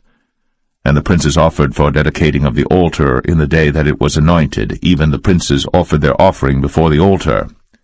And the Lord said unto Moses, They shall offer their offering, each prince on his day, for the dedicating of the altar. And he that offered his offering the first day was Nahshon the son of Amminadab of the tribe of Judah. And his offering was 1 silver charger, the weight thereof was 130 shekels, 1 silver bowl of 70 shekels after the shekel of the sanctuary. Both of them were full of fine flour, mingled with oil, for a meat offering. 1 spoon of 10 shekels of gold, full of incense. 1 young bullock, 1 ram, 1 lamb of the first year, for a burnt offering. 1 kid of the goats for a sin offering, and for a sacrifice of peace offerings.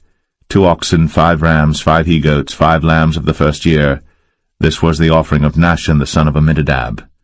On the 2nd day, Nathanael the son of Zuar, prince of Issachar, did offer. He offered for his offering 1 silver charger, the weight whereof was 130 shekels, 1 silver bowl of 70 shekels after the shekel of the sanctuary, both of them full of fine flour, mingled with oil, for a meat offering. 1 spoon of gold of 10 shekels, full of incense. 1 young bullock, 1 ram, 1 lamb of the first year, for a burnt offering. 1 kid of the goats for a sin offering. And for a sacrifice of peace offerings, 2 oxen, 5 rams, 5 he-goats, 5 lambs of the first year. This was the offering of Nathanael, the son of Zuar. On the 3rd day, Eliab, the son of Helon, prince of the children of Zebulun, did offer. His offering was 1 silver charger, the weight whereof was 130 shekels, 1 silver bowl of 70 shekels after the shekel of the sanctuary, both of them full of fine flour, mingled with oil, for a meat offering. 1 golden spoon of 10 shekels, full of incense. 1 young bullock, 1 ram, 1 lamb of the first year, for a burnt offering. 1 kid of the goats for a sin offering. And for a sacrifice of peace offerings, 2 oxen, 5 rams, 5 he-goats, 5 lambs of the first year. This was the offering of Eliab, the son of Helon. On the 4th day, Eleazar, the son of Shadur, prince of the children of Reuben, did offer.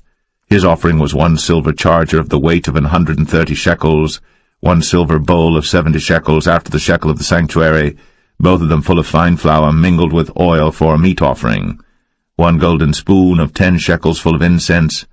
1 young bullock, 1 ram, 1 lamb of the first year for a burnt offering, 1 kid of the goats for a sin offering, and for a sacrifice of peace offerings 2 oxen, 5 rams, 5 he-goats, 5 lambs of the first year.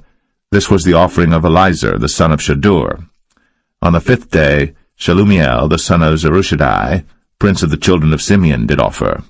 His offering was 1 silver charger, the weight whereof was 130 shekels, 1 silver bowl of 70 shekels, after the shekel of the sanctuary, both of them full of fine flour mingled with oil for a meat offering, 1 golden spoon of 10 shekels full of incense, 1 young bullock, 1 ram, 1 lamb of the first year for a burnt offering, 1 kid of the goats for a sin offering, and for a sacrifice of peace offerings 2 oxen, 5 rams, 5 he-goats, 5 lambs of the first year. This was the offering of Shelumiel, the son of Zerushadai.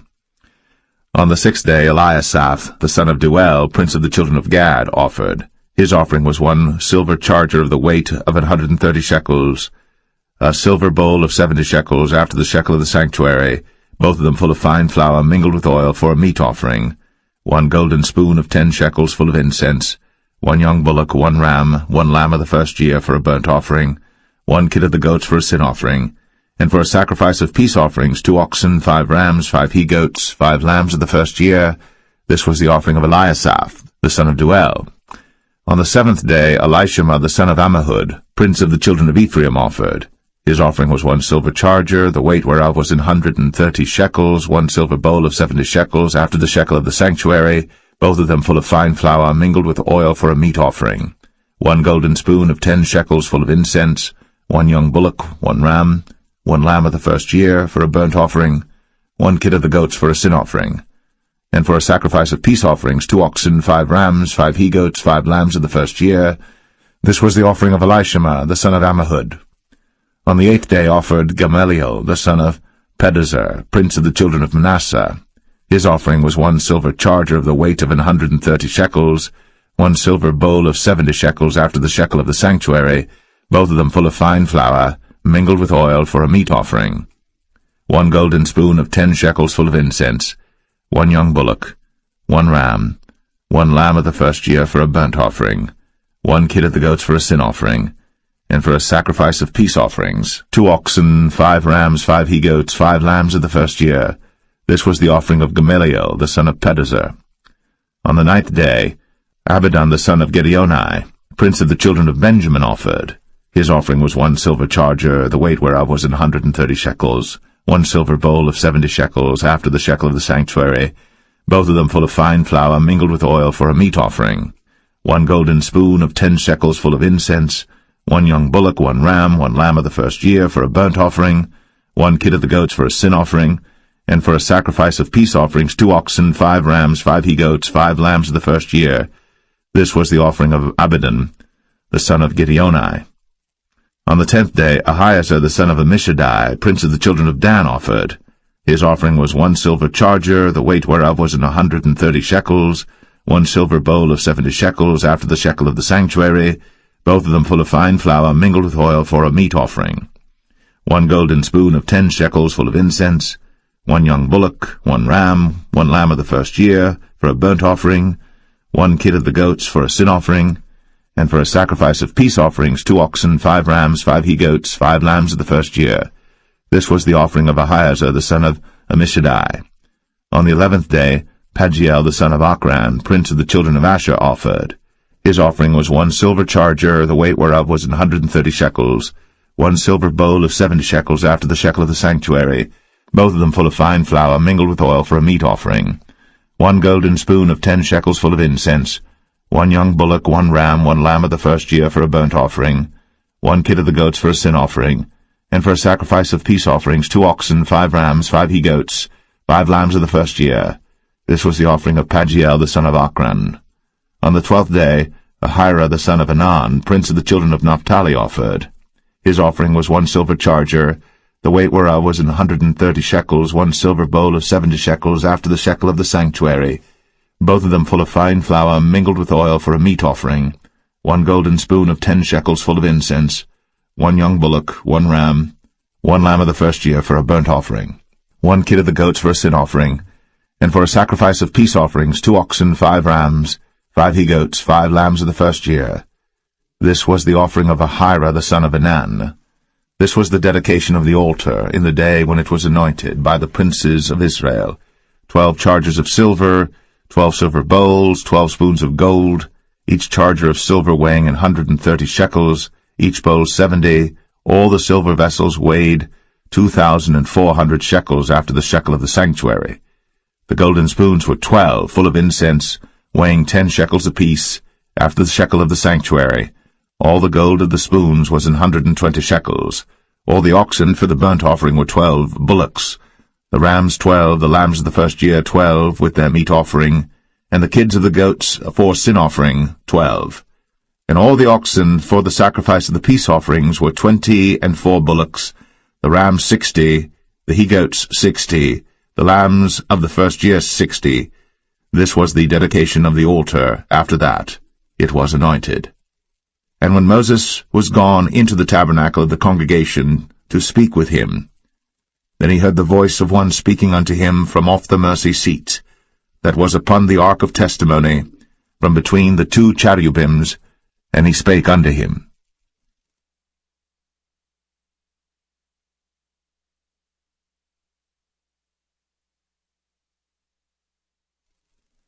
Numbers 8. And the Lord spake unto Moses, saying, Speak unto Aaron, and say unto him, When thou lightest the lamps, the 7 lamps shall give light over against the candlestick. And Aaron did so. He lighted the lamps thereof over against the candlestick, as the Lord commanded Moses. And this work of the candlestick was of beaten gold, unto the shaft thereof, unto the flowers thereof was beaten work, according unto the pattern which the Lord had shown Moses. So he made the candlestick. And the Lord spake unto Moses, saying, Take the Levites from among the children of Israel, and cleanse them. And thus shalt thou do unto them to cleanse them. Sprinkle water of purifying upon them, and let them shave all their flesh, and let them wash their clothes, and so make themselves clean. Then let them take a young bullock with his meat offering, even fine flour mingled with oil, and another young bullock shalt thou take for a sin offering. And thou shalt bring the Levites before the tabernacle of the congregation, and thou shalt gather the whole assembly of the children of Israel together. And thou shalt bring the Levites before the Lord, and the children of Israel shall put their hands upon the Levites. And Aaron shall offer the Levites before the Lord for an offering of the children of Israel, that they may execute the service of the Lord. And the Levites shall lay their hands upon the heads of the bullocks, and thou shalt offer the one for a sin offering, and the other for a burnt offering unto the Lord, to make an atonement for the Levites. And thou shalt set the Levites before Aaron, and before his sons, and offer them for an offering unto the Lord. Thus shalt thou separate the Levites from among the children of Israel, and the Levites shall be mine. And after that shall the Levites go in to do the service of the tabernacle of the congregation, and thou shalt cleanse them and offer them for an offering. For they are wholly given unto me from among the children of Israel, instead of such as open every womb, even instead of the firstborn of all the children of Israel, have I taken them unto me. For all the firstborn of the children of Israel are mine, both man and beast. On the day that I smote every firstborn in the land of Egypt, I sanctified them for myself. And I have taken the Levites for all the firstborn of the children of Israel. And I have given the Levites as a gift to Aaron and to his sons from among the children of Israel, to do the service of the children of Israel in the tabernacle of the congregation, and to make an atonement for the children of Israel, that there be no plague among the children of Israel, when the children of Israel come nigh unto the sanctuary. And Moses and Aaron and all the congregation of the children of Israel did to the Levites according unto all that the Lord commanded Moses concerning the Levites. So did the children of Israel unto them. And the Levites were purified, and they washed their clothes, and Aaron offered them as an offering before the Lord. And Aaron made an atonement for them to cleanse them. And after that went the Levites in to do their service in the tabernacle of the congregation before Aaron, and before his sons, as the Lord had commanded Moses concerning the Levites, so did they unto them. And the Lord spake unto Moses, saying, This is it that belongeth unto the Levites. From 25 years old and upward they shall go in to wait upon the service of the tabernacle of the congregation. And from the age of 50 years they shall cease waiting upon the service thereof, and shall serve no more, but shall minister with their brethren in the tabernacle of the congregation, to keep the charge, and shall do no service. Thus shalt thou do unto the Levites touching their charge.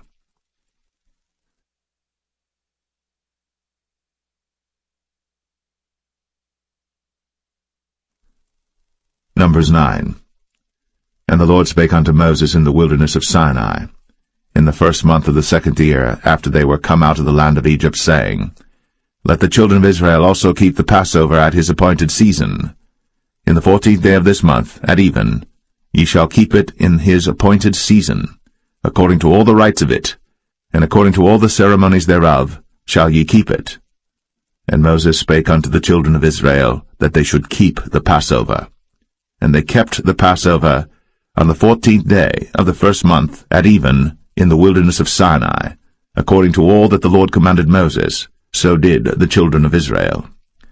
And there were certain men, who were defiled by the dead body of a man, that they could not keep the Passover on that day. And they came before Moses and before Aaron on that day. And those men said unto him, We are defiled by the dead body of a man. Wherefore are we kept back, that we may not offer an offering of the Lord in his appointed season among the children of Israel? And Moses said unto them, Stand still, and I will hear what the Lord will command concerning you.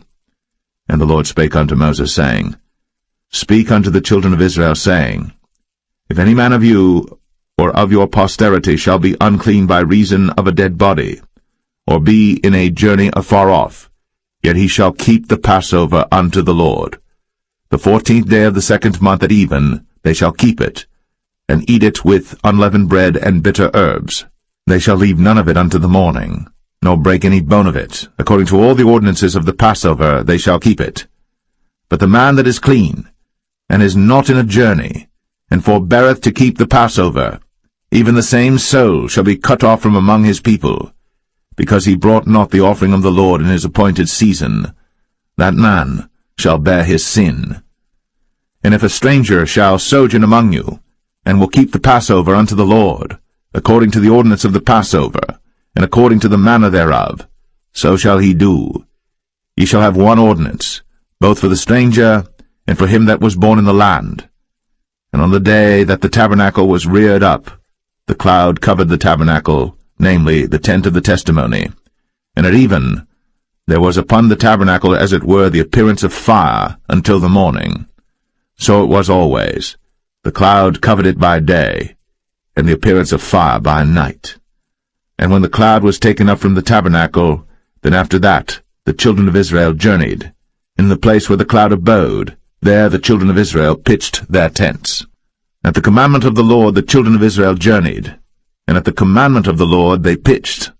As long as the cloud abode upon the tabernacle, they rested in their tents. And when the cloud tarried long upon the tabernacle many days, then the children of Israel kept the charge of the Lord, and journeyed not. And so it was, when the cloud was a few days upon the tabernacle, according to the commandment of the Lord, they abode in their tents, and according to the commandment of the Lord they journeyed. And so it was, when the cloud abode from even unto the morning, and that the cloud was taken up in the morning, then they journeyed. Whether it was by day or by night, that the cloud was taken up, they journeyed. Or whether it were 2 days, or a month, or a year, that the cloud tarried upon the tabernacle, remaining thereon, the children of Israel abode in their tents, and journeyed not. But when it was taken up, they journeyed. At the commandment of the Lord they rested in the tents, and at the commandment of the Lord they journeyed. They kept the charge of the Lord, at the commandment of the Lord, by the hand of Moses.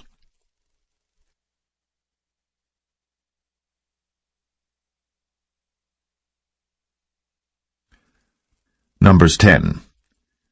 And the Lord spake unto Moses, saying, Make thee 2 trumpets of silver. Of a whole piece shalt thou make them, that thou mayest use them for the calling of the assembly, and for the journeying of the camps. And when they shall blow with them, all the assembly shall assemble themselves to thee at the door of the tabernacle of the congregation. And if they blow but with 1 trumpet, then the princes, which are heads of the thousands of Israel, shall gather themselves unto thee. When ye blow an alarm, then the camps that lie on the east parts shall go forward. When ye blow an alarm the 2nd time, then the camps that lie on the south side shall take their journey, they shall blow an alarm for their journeys. But when the congregation is to be gathered together, ye shall blow, but ye shall not sound an alarm. And the sons of Aaron the priests shall blow with the trumpets, and they shall be to you for an ordinance forever throughout your generations. And if ye go to war in your land against the enemy that oppresseth you, then ye shall blow an alarm with the trumpets, and ye shall be remembered before the Lord your God, and ye shall be saved from your enemies. Also in the day of your gladness, and in your solemn days, in the beginnings of your months, ye shall blow with the trumpets over your burnt offerings, and over the sacrifices of your peace offerings, that they may be to you for a memorial before your God. I am the Lord your God. And it came to pass on the 20th day of the 2nd month, in the 2nd year, that the cloud was taken up from off the tabernacle of the testimony. And the children of Israel took their journeys out of the wilderness of Sinai, and the cloud rested in the wilderness of Paran. And they first took their journey according to the commandment of the Lord by the hand of Moses. In the first place went the standard of the camp of the children of Judah according to their armies, and over his host was Nahshon the son of Amminadab. And over the host of the tribe of the children of Issachar was Nethanel the son of Zuar. And over the host of the tribe of the children of Zebulun was Eliab the son of Helon. And the tabernacle was taken down, and the sons of Gershon and the sons of Merari set forward, bearing the tabernacle. And the standard of the camp of Reuben set forward according to their armies. And over his host was Elizur the son of Shadur. And over the host of the tribe of the children of Simeon was Shelumiel the son of Zerushadai. And over the host of the tribe of the children of Gad was Eliasaph the son of Duel. And the Kohathites set forward, bearing the sanctuary, and the other did set up the tabernacle against they came. And the standard of the camp of the children of Ephraim set forward according to their armies, and over his host was Elishama the son of Ammihud. And over the host of the tribe of the children of Manasseh was Gamaliel the son of Pedazur. And over the host of the tribe of the children of Benjamin was Abidan the son of Gideoni. And the standard of the camp of the children of Dan set forward, which was the rearward of all the camps throughout their hosts. And over his host was Ahiezer the son of Ammishaddai. And over the host of the tribe of the children of Asher was Pagiel the son of Ochran. And over the host of the tribe of the children of Naphtali was Ahira the son of Enan. Thus were the journeyings of the children of Israel according to their armies, when they set forward. And Moses said unto Hobab the son of Raguel the Midianite, Moses' father-in-law, We are journeying unto the place of which the Lord said, I will give it you. Come thou with us, and we will do thee good. For the Lord hath spoken good concerning Israel. And he said unto him, I will not go, but I will depart to mine own land, and to my kindred. And he said, Leave us not, I pray thee, for as much as thou knowest how we are to encamp in the wilderness, and thou mayest be to us instead of eyes.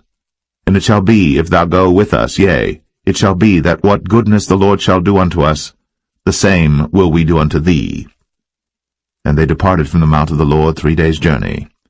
And the ark of the covenant of the Lord went before them in the 3 days' journey, to search out a resting place for them. And the cloud of the Lord was upon them by day, when they went out of the camp. And it came to pass, when the ark set forward, that Moses said, Rise up, Lord, and let thine enemies be scattered, and let them that hate thee flee before thee. And when it rested, he said, Return, O Lord, unto the many thousands of Israel.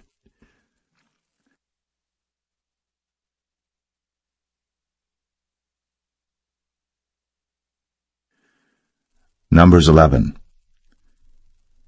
And when the people complained, it displeased the Lord. And the Lord heard it, and his anger was kindled. And the fire of the Lord burnt among them, and consumed them that were in the uttermost parts of the camp. And the people cried unto Moses. And when Moses prayed unto the Lord, the fire was quenched. And he called the name of the place Taberah, because the fire of the Lord burnt among them. And the mixed multitude that was among them fell a-lusting. And the children of Israel also wept again, and said, Who shall give us flesh to eat? We remember the fish which we did eat in Egypt freely, the cucumbers, and the melons, and the leeks, and the onions, and the garlic. But now our soul is dried away. There is nothing at all beside this manna before our eyes. And the manna was as coriander seed, and the color thereof as the color of bdellium. And the people went about, and gathered it, and ground it in mills, or beat it in a mortar, and baked it in pans, and made cakes of it. And the taste of it was as the taste of fresh oil. And when the dew fell upon the camp in the night, the manna fell upon it. Then Moses heard the people weep throughout their families, every man in the door of his tent. And the anger of the Lord was kindled greatly. Moses also was displeased. And Moses said unto the Lord, Wherefore hast thou afflicted thy servant? And wherefore have I not found favor in thy sight, that thou layest the burden of all this people upon me? Have I conceived all this people? Have I begotten them, that thou shouldst say unto me, Carry them in thy bosom, as a nursing father beareth the sucking child, unto the land which thou swarest unto their fathers? Whence should I have flesh to give unto all this people? For they weep unto me, saying, Give us flesh, that we may eat. I am not able to bear all this people alone, because it is too heavy for me. And if thou deal thus with me, kill me, I pray thee, out of hand, if I have found favor in thy sight, and let me not see my wretchedness. And the Lord said unto Moses, Gather unto me 70 men of the elders of Israel, whom thou knowest to be the elders of the people, and officers over them, and bring them unto the tabernacle of the congregation, that they may stand there with thee. And I will come down and talk with thee there. And I will take of the Spirit which is upon thee, and will put it upon them, and they shall bear the burden of the people with thee, that thou bear it not thyself alone. And say thou unto the people, Sanctify yourselves against tomorrow, and ye shall eat flesh. For ye have wept in the ears of the Lord, saying, Who shall give us flesh to eat? For it was well with us in Egypt. Therefore the Lord will give you flesh, and ye shall eat. Ye shall not eat 1 day, nor 2 days, nor 5 days, neither 10 days, nor 20 days, but even a whole month, until it come out at your nostrils, and it be loathsome unto you, because that ye have despised the Lord which is among you, and have wept before him, saying, Why came we forth out of Egypt? And Moses said, The people among whom I am are 600,000 footmen, and thou hast said, I will give them flesh, that they may eat a whole month. Shall the flocks and the herds be slain for them to suffice them? Or shall all the fish of the sea be gathered together for them to suffice them? And the Lord said unto Moses, Is the Lord's hand waxed short? Thou shalt see now whether my word shall come to pass unto thee or not. And Moses went out, and told the people the words of the Lord, and gathered the 70 men of the elders of the people, and set them round about the tabernacle. And the Lord came down in a cloud, and spake unto him, and took of the Spirit that was upon him, and gave it unto the 70 elders. And it came to pass that, when the Spirit rested upon them, they prophesied, and did not cease. But there remained 2 of the men in the camp. The name of the one was Eldad, and the name of the other Medad. And the Spirit rested upon them, and they were of them that were written, but went not out unto the tabernacle, and they prophesied in the camp. And there ran a young man, and told Moses, and said, Eldad and Medad do prophesy in the camp. And Joshua the son of Nun, the servant of Moses, one of his young men, answered and said, My lord Moses, forbid them. And Moses said unto him, Enviest thou for my sake? Would God that all the Lord's people were prophets, and that the Lord would put his Spirit upon them. And Moses gat him into the camp, he and the elders of Israel. And there went forth a wind from the Lord, and brought quails from the sea, and let them fall by the camp, as it were a day's journey on this side, and as it were a day's journey on the other side, round about the camp, and as it were 2 cubits high upon the face of the earth. And the people stood up all that day, and all that night, and all the next day. And they gathered the quails, he that gathered least gathered 10 homers, and they spread them all abroad for themselves round about the camp. And while the flesh was yet between their teeth, ere it was chewed, the wrath of the Lord was kindled against the people, and the Lord smote the people with a very great plague. And he called the name of that place Kibroth Hattaavah, because there they buried the people that lusted. And the people journeyed from Kibroth-Hattaavah unto Hazeroth, and abode at Hazeroth.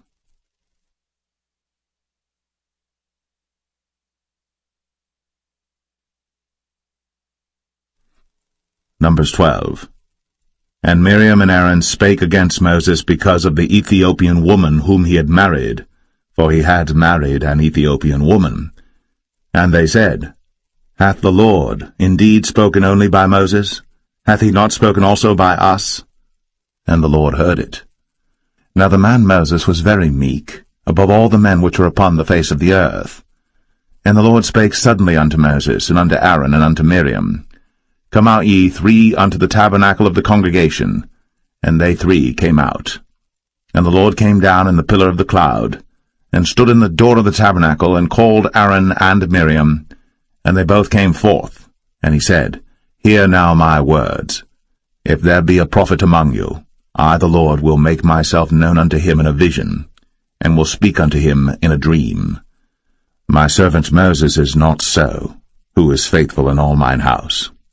With him will I speak mouth to mouth, even apparently, and not in dark speeches. And the similitude of the Lord shall he behold. Wherefore then were ye not afraid to speak against my servant Moses? And the anger of the Lord was kindled against them, and he departed. And the cloud departed from off the tabernacle, and behold, Miriam became leprous, white as snow. And Aaron looked upon Miriam, and behold, she was leprous. And Aaron said unto Moses, Alas, my Lord, I beseech thee, lay not the sin upon us, wherein we have done foolishly, and wherein we have sinned. Let her not be as one dead, of whom the flesh is half consumed, when he cometh out of his mother's womb. And Moses cried unto the Lord, saying, Heal her now, O God, I beseech thee. And the Lord said unto Moses, If her father had but spit in her face, should she not be ashamed 7 days? Let her be shut out from the camp 7 days, and after that let her be received in again. And Miriam was shut out from the camp 7 days. And the people journeyed not till Miriam was brought in again. And afterward the people removed from Hazeroth, and pitched in the wilderness of Paran.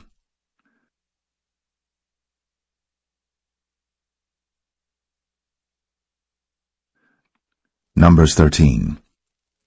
And the Lord spake unto Moses, saying, Send thou men, that they may search the land of Canaan, which I give unto the children of Israel. Of every tribe of their fathers shall ye send a man, every one a ruler among them. And Moses, by the commandment of the Lord, sent them from the wilderness of Paran. All those men were heads of the children of Israel. And these were their names: of the tribe of Reuben, Shammua, the son of Zakur; of the tribe of Simeon, Shaphat, the son of Ori; of the tribe of Judah, Caleb, the son of Jephunneh; of the tribe of Issachar, Igal, the son of Joseph; of the tribe of Ephraim, Hoshea, the son of Nun; of the tribe of Benjamin, Paltai, the son of Raphu; of the tribe of Zebulun, Gadiel, the son of Sodai; of the tribe of Joseph, namely of the tribe of Manasseh, Gadai, the son of Susai; of the tribe of Dan, Amiel, the son of Gemalli; of the tribe of Asher, Sethar, the son of Michael; of the tribe of Naphtali, Nabai, the son of Vosai; of the tribe of Gad, Geuel, the son of Machi. These are the names of the men which Moses sent to spy out the land. And Moses called Hoshea, the son of Nun, Jehoshua.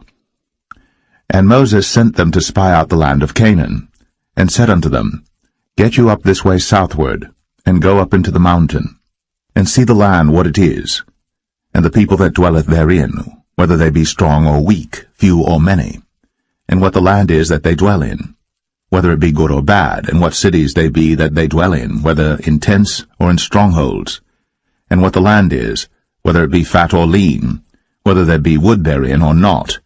And be ye of good courage, and bring of the fruit of the land. Now the time was the time of the first ripe grapes. So they went up and searched the land from the wilderness of Zin unto Rehob, as men come to Hamath. And they ascended by the south, and came unto Hebron, where Ahiman, Sheshai, and Talmai, the children of Anak, were. Now Hebron was built 7 years before Zoan in Egypt. And they came unto the brook of Eshcol, and cut down from thence a branch, with one cluster of grapes, and they bare it between two upon a staff. And they brought of the pomegranates and of the figs. The place was called the brook Eshcol, because of the cluster of grapes which the children of Israel cut down from thence. And they returned from searching of the land after 40 days. And they went, and came to Moses, and to Aaron, and to all the congregation of the children of Israel, unto the wilderness of Paran, to Kadesh, and brought back word unto them, and unto all the congregation, and showed them the fruit of the land. And they told him, and said, We came unto the land whither thou sentest us, and surely it floweth with milk and honey, and this is the fruit of it. Nevertheless the people be strong that dwell in the land, and the cities are walled and very great. And moreover, we saw the children of Anak there. The Amalekites dwell in the land of the south, and the Hittites, and the Jebusites, and the Amorites dwell in the mountains, and the Canaanites dwell by the sea, and by the coast of Jordan. And Caleb stilled the people before Moses, and said, Let us go up at once, and possess it, for we are well able to overcome it. But the men that went up with him said, We be not able to go up against the people, for they are stronger than we.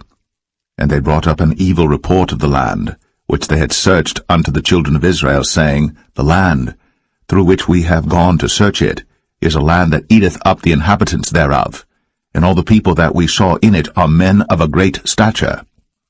And there we saw the giants, the sons of Anak, which come of the giants. And we were in our own sight as grasshoppers, and so we were in their sight.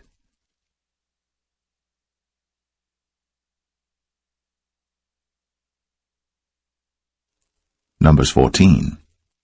And all the congregation lifted up their voice, and cried, and the people wept that night. And all the children of Israel murmured against Moses, and against Aaron.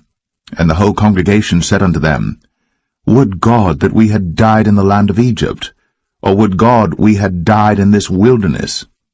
And wherefore hath the Lord brought us unto this land, to fall by the sword, that our wives and our children should be a prey? Were it not better for us to return into Egypt? And they said one to another, Let us make a captain, and let us return into Egypt.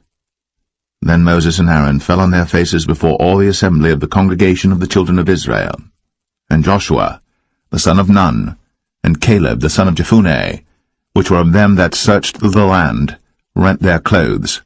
And they spake unto all the company of the children of Israel, saying, The land, which we passed through to search it, is an exceeding good land. If the Lord delight in us, then he will bring us into this land, and give it us, a land which floweth with milk and honey. Only rebel not ye against the Lord, neither fear ye the people of the land, for they are bread for us, their defense is departed from them, and the Lord is with us, fear them not. But all the congregation bade stone them with stones. And the glory of the Lord appeared in the tabernacle of the congregation before all the children of Israel. And the Lord said unto Moses, How long will this people provoke me? And how long will it be ere they believe me, for all the signs which I have shown among them? I will smite them with the pestilence, and disinherit them, and will make of thee a greater nation, and mightier than they. And Moses said unto the Lord, Then the Egyptians shall hear it, for thou broughtest up this people in thy might from among them, and they will tell it to the inhabitants of this land. For they have heard that thou, Lord, art among this people, that thou, Lord, art seen face to face, and that thy cloud standeth over them, and that thou goest before them by daytime in a pillar of a cloud, and in a pillar of fire by night. Now if thou shalt kill all this people as one man, then the nations which have heard the fame of thee will speak, saying, Because the Lord was not able to bring this people into the land which he sware unto them, therefore he hath slain them in the wilderness. And now I beseech thee, let the power of my Lord be great, according as thou hast spoken, saying, The Lord is long-suffering, and of great mercy, forgiving iniquity and transgression, and by no means clearing the guilty, visiting the iniquity of the fathers upon the children unto the third and fourth generation. Pardon, I beseech thee, the iniquity of this people according unto the greatness of thy mercy, and as thou hast forgiven this people from Egypt even until now. And the Lord said, I have pardoned according to thy word. But as truly as I live, all the earth shall be filled with the glory of the Lord, because all those men which have seen my glory and my miracles, which I did in Egypt and in the wilderness, and have tempted me now these 10 times, and have not hearkened to my voice, surely they shall not see the land which I swear unto their fathers, neither shall any of them that provoked me see it. But my servant Caleb, because he had another spirit with him, and hath followed me fully, him will I bring into the land whereinto he went, and his seed shall possess it. Now the Amalekites and the Canaanites dwelt in the valley. Tomorrow turn you, and get you into the wilderness by the way of the Red Sea. And the Lord spake unto Moses and unto Aaron, saying, How long shall I bear with this evil congregation, which murmur against me? I have heard the murmurings of the children of Israel, which they murmur against me. Say unto them, As truly as I live, saith the Lord, as ye have spoken in mine ears, so will I do to you. Your carcasses shall fall in this wilderness, and all that were numbered of you according to your whole number, from 20 years old and upward, which have murmured against me. Doubtless ye shall not come into the land, concerning which I swear to make you dwell therein, save Caleb the son of Jephunneh, and Joshua the son of Nun. But your little ones, which ye said should be a prey, them will I bring in, and they shall know the land which ye have despised. But as for you, your carcasses, they shall fall in this wilderness, and your children shall wander in the wilderness 40 years, and bear your whoredoms until your carcasses be wasted in the wilderness. After the number of the days in which ye searched the land, even 40 days, each day for a year, shall ye bear your iniquities, even 40 years, and ye shall know my breach of promise. I the Lord have said, I will surely do it unto all this evil congregation that are gathered together against me.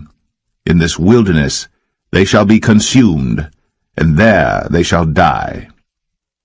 And the men which Moses sent to search the land, who returned, and made all the congregation to murmur against him by bringing up a slander upon the land, even those men that did bring up the evil report upon the land, died by the plague before the Lord.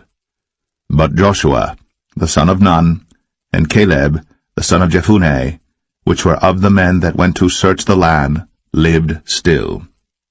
And Moses told these sayings unto all the children of Israel, and the people mourned greatly. And they rose up early in the morning, and gat them up into the top of the mountain, saying, Lo, we be here, and will go up unto the place which the Lord hath promised, for we have sinned. And Moses said, Wherefore now do ye transgress the commandment of the Lord? But it shall not prosper. Go not up, for the Lord is not among you, that ye be not smitten before your enemies. For the Amalekites and the Canaanites are there before you, and ye shall fall by the sword, because ye are turned away from the Lord. Therefore the Lord will not be with you. But they presumed to go up unto the hilltop. Nevertheless the ark of the covenant of the Lord and Moses departed not out of the camp. Then the Amalekites came down, and the Canaanites which dwelt in that hill, and smote them, and discomfited them, even unto Hormah.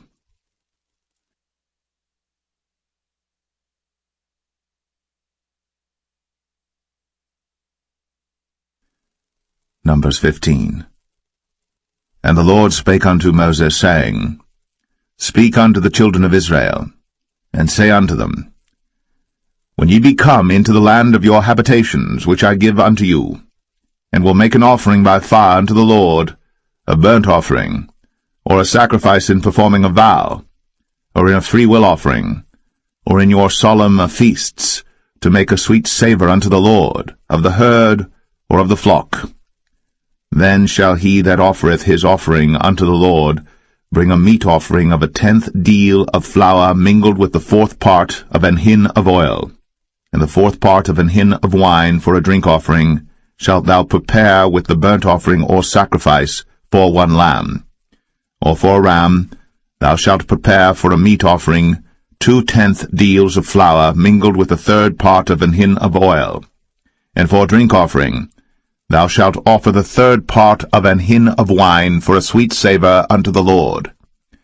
And when thou preparest a bullock for a burnt offering, or for a sacrifice in performing a vow, or peace offerings unto the Lord, then shall he bring with a bullock a meat offering of 3/10 deals of flour mingled with half an hin of oil. And thou shalt bring for a drink offering half an hin of wine, for an offering made by fire, of a sweet savour unto the Lord. Thus shall it be done for 1 bullock, or for 1 ram, or for a lamb, or a kid, according to the number that ye shall prepare. So shall ye do to every one according to their number. All that are born of the country shall do these things after this manner, in offering an offering made by fire, of a sweet savour unto the Lord. And if a stranger sojourn with you, or whosoever be among you in your generations, and will offer an offering made by fire, of a sweet savour unto the Lord, as ye do, so he shall do. 1 ordinance shall be both for you of the congregation, and also for the stranger that sojourneth with you, an ordinance for ever in your generations, as ye are, so shall the stranger be before the Lord. 1 law and 1 manner shall be for you, and for the stranger that sojourneth with you. And the Lord spake unto Moses, saying, Speak unto the children of Israel, and say unto them, When ye come into the land whither I bring you, then it shall be that when ye eat of the bread of the land, ye shall offer up an heave offering unto the Lord. Ye shall offer up a cake of the first of your dough for an heave offering. As ye do the heave offering of the threshing floor, so shall ye heave it. Of the first of your dough ye shall give unto the Lord an heave offering in your generations. And if ye have erred, and not observed all these commandments which the Lord hath spoken unto Moses, even all that the Lord hath commanded you by the hand of Moses, from the day that the Lord commanded Moses, and henceforward among your generations, then it shall be, if aught be committed by ignorance without the knowledge of the congregation, that all the congregation shall offer 1 young bullock for a burnt offering, for a sweet savour unto the Lord, with his meat offering and his drink offering, according to the manner, and 1 kid of the goats for a sin offering. And the priest shall make an atonement for all the congregation of the children of Israel, and shall be forgiven them, for it is ignorance, and they shall bring their offering, a sacrifice made by fire unto the Lord, and their sin offering before the Lord, for their ignorance. And it shall be forgiven all the congregation of the children of Israel, and the stranger that sojourneth among them, seeing all the people were in ignorance. And if any soul sin through ignorance, then he shall bring a she-goat of the first year for sin offering, and the priest shall make an atonement for the soul that sinneth ignorantly.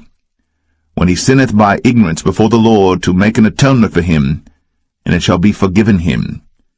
Ye shall have 1 law for him that sinneth through ignorance, both for him that is born among the children of Israel, and for the stranger that sojourneth among them. But the soul that doeth aught presumptuously, whether he be born in the land or a stranger, the same reproacheth the Lord, and that soul shall be cut off from among his people, because he hath despised the word of the Lord, and hath broken his commandment. That soul shall utterly be cut off. His iniquity shall be upon him. And while the children of Israel were in the wilderness, they found a man that gathered sticks upon the Sabbath day. And they that found him gathering sticks brought him unto Moses and Aaron, and unto all the congregation. And they put him in ward, because it was not declared what should be done to him. And the Lord said unto Moses, The man shall be surely put to death. All the congregation shall stone him with stones without the camp. And all the congregation brought him without the camp, and stoned him with stones, and he died, as the Lord commanded Moses.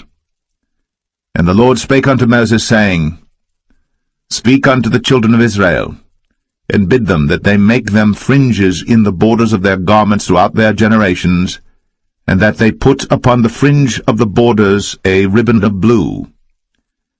And it shall be unto you for a fringe, that ye may look upon it, and remember all the commandments of the Lord, and do them, and that ye seek not after your own heart and your own eyes, after which ye used to go a-whoring, that ye may remember, and do all my commandments, and be holy unto your God.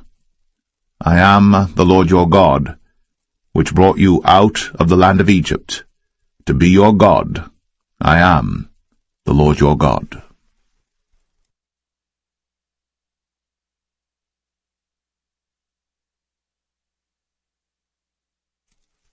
Numbers 16.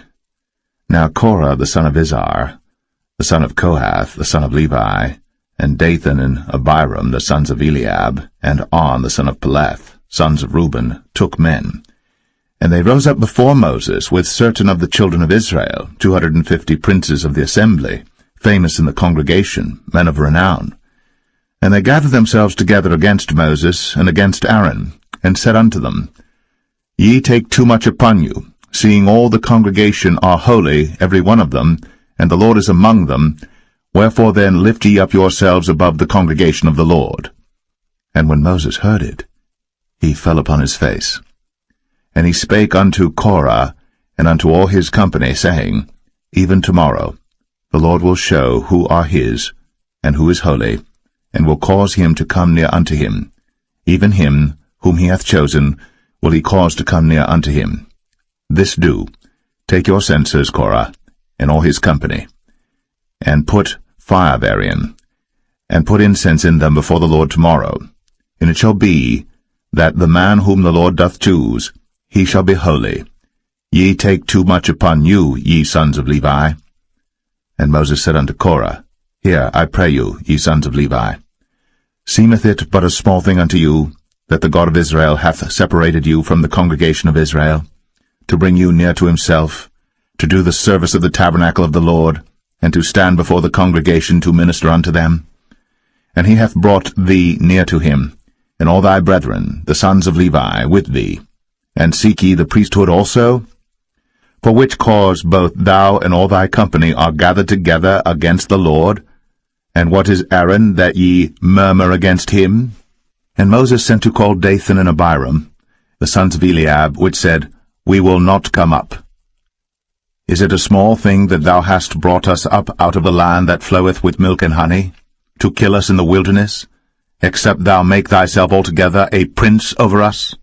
Moreover, thou hast not brought us into a land that floweth with milk and honey, or given us inheritance of fields and vineyards. Wilt thou put out the eyes of these men? We will not come up. And Moses was very wroth, and said unto the Lord, Respect not thou their offering. I have not taken one ass from them, neither have I hurt one of them. And Moses said unto Korah, Be thou and all thy company before the Lord, thou and they, and Aaron, tomorrow. And take every man his censer, and put incense in them, and bring ye before the Lord every man his censer, 250 censers, thou also, and Aaron, each of you his censer. And they took every man his censer, and put fire in them, and laid incense thereon, and stood in the door of the tabernacle of the congregation with Moses and Aaron. And Korah gathered all the congregation against them unto the door of the tabernacle of the congregation. And the glory of the Lord appeared unto all the congregation. And the Lord spake unto Moses and unto Aaron, saying, Separate yourselves from among this congregation, that I may consume them in a moment. And they fell upon their faces and said, O God, the God of the spirits of all flesh, shall one man sin, and wilt thou be wroth with all the congregation? And the Lord spake unto Moses, saying, Speak unto the congregation, saying, Get you up from about the tabernacle of Korah, Dathan, and Abiram. And Moses rose up, and went unto Dathan and Abiram, and the elders of Israel followed him. And he spake unto the congregation, saying, Depart, I pray you, from the tents of these wicked men, and touch nothing of theirs, lest ye be consumed in all their sins. So they gat up from the tabernacle of Korah, Dathan and Abiram, on every side. And Dathan and Abiram came out, and stood in the door of their tents, and their wives and their sons, and their little children. And Moses said, Hereby ye shall know that the Lord hath sent me to do all these works, for I have not done them of mine own mind. If these men die the common death of all men, or if they be visited after the visitation of all men, then the Lord hath not sent me. But if the Lord make a new thing, and the earth open her mouth, and swallow them up, with all that appertain unto them, and they go down quick into the pit, then ye shall understand that these men have provoked the Lord. And it came to pass, as he had made an end of speaking all these words, that the ground clave asunder that was under them, and the earth opened her mouth, and swallowed them up, and their houses, and all the men that appertained unto Korah, and all their goods. They and all that appertained to them went down alive into the pit, and the earth closed upon them, and they perished from among the congregation. And all Israel that were round about them fled at the cry of them, for they said, Lest the earth swallow us up also. And there came out a fire from the Lord, and consumed the 250 men that offered incense. And the Lord spake unto Moses, saying, Speak unto Eleazar, the son of Aaron the priest, that he take up the censers out of the burning, and scatter thou the fire yonder, for they are hallowed. The censers of these sinners against their own souls, let them make them broad plates for a covering of the altar, for they offered them before the Lord. Therefore they are hallowed, and they shall be a sign unto the children of Israel. And Eleazar the priest took the brazen censers wherewith they that were burnt had offered, and they were made broad plates for a covering of the altar, to be a memorial unto the children of Israel, that no stranger which is not of the seed of Aaron come near to offer incense before the Lord, that he be not as Korah, and as his company, as the Lord said to him by the hand of Moses. But on the morrow all the congregation of the children of Israel murmured against Moses, and against Aaron, saying, Ye have killed the people of the Lord. And it came to pass, when the congregation was gathered against Moses and against Aaron, that they looked toward the tabernacle of the congregation, and behold, the cloud covered it, and the glory of the Lord appeared. And Moses and Aaron came before the tabernacle of the congregation.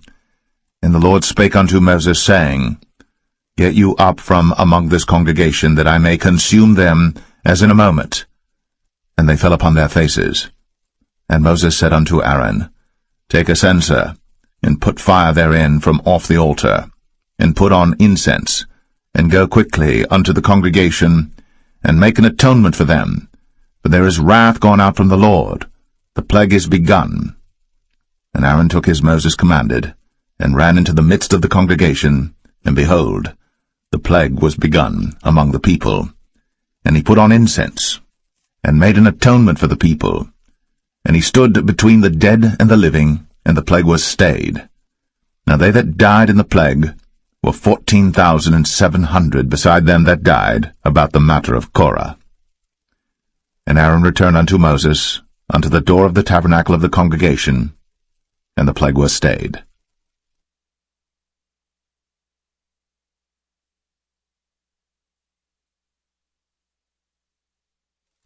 Number 17.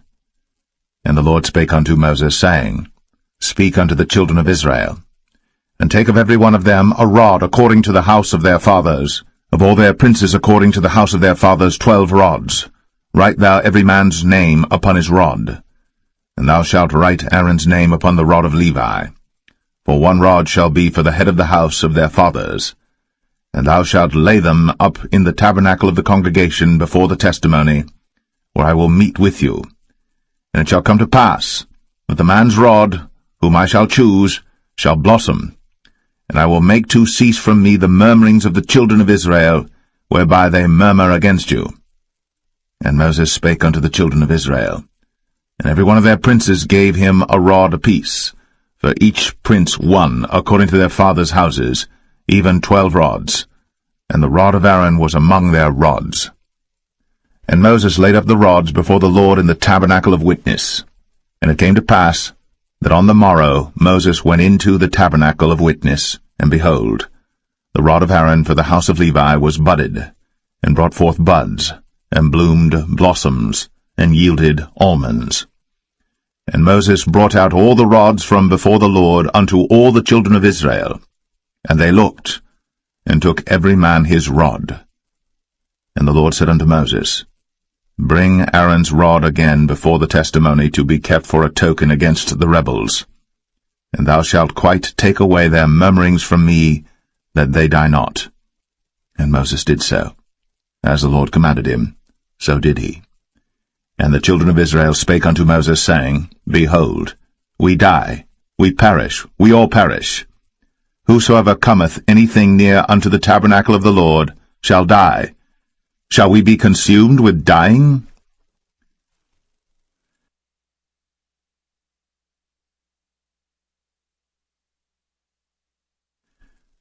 Numbers 18.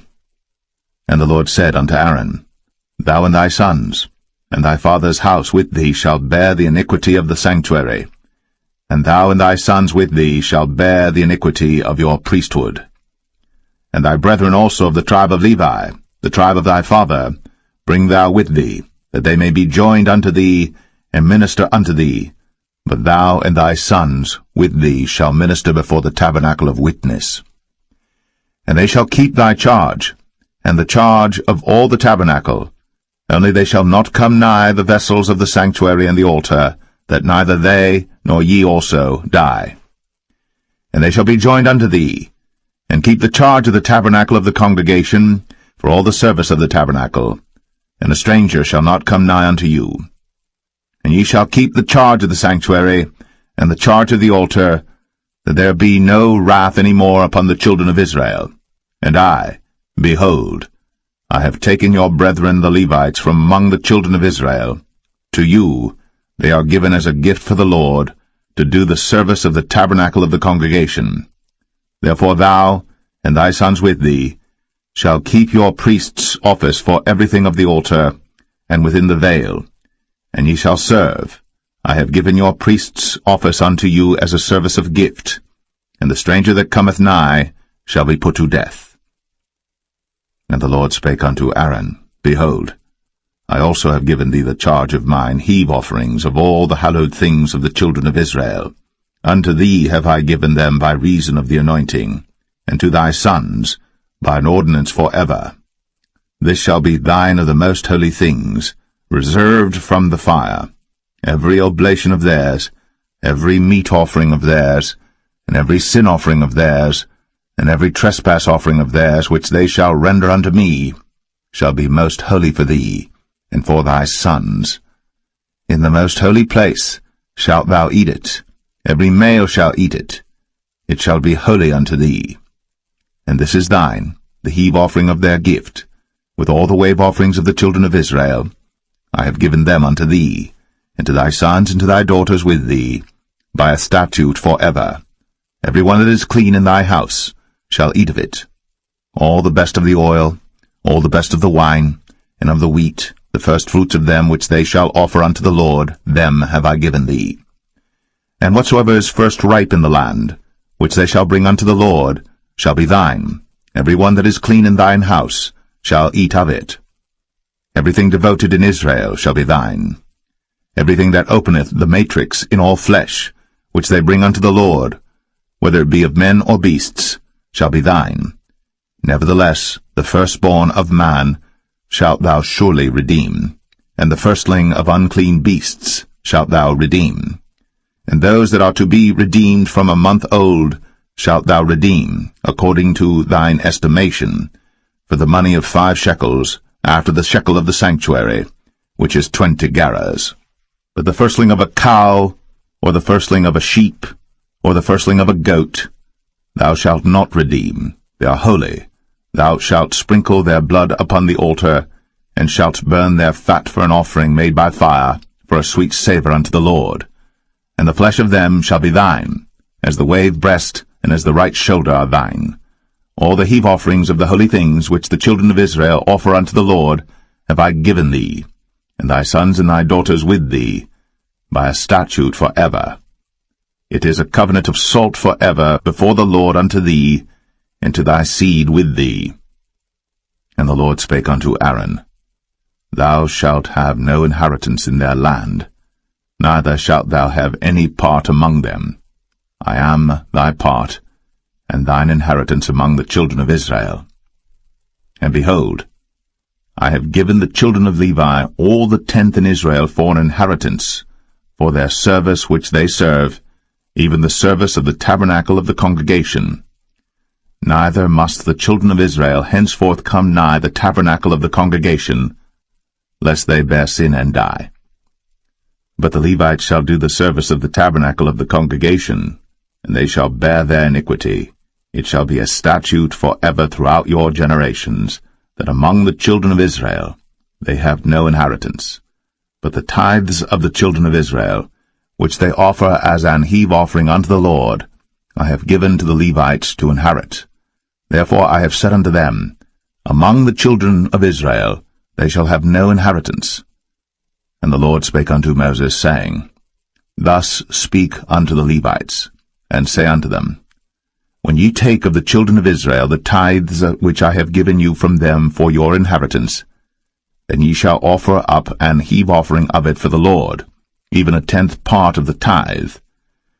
And this your heave offering shall be reckoned unto you, as though it were the corn of the threshing floor, and as the fullness of the winepress. Thus ye also shall offer an heave offering unto the Lord of all your tithes, which ye receive of the children of Israel, and ye shall give thereof of the Lord's heave offering to Aaron the priest. Out of all your gifts ye shall offer every heave offering of the Lord, of all the best thereof, even the hallowed part thereof out of it. Therefore thou shalt say unto them, When ye have heaved the best thereof from it, then it shall be counted unto the Levites as the increase of the threshing floor, and as the increase of the winepress. And ye shall eat it in every place, ye and your households. For it is your reward for your service in the tabernacle of the congregation, and ye shall bear no sin by reason of it, when ye have heaved from it the best of it, neither shall ye pollute the holy things of the children of Israel, lest ye die.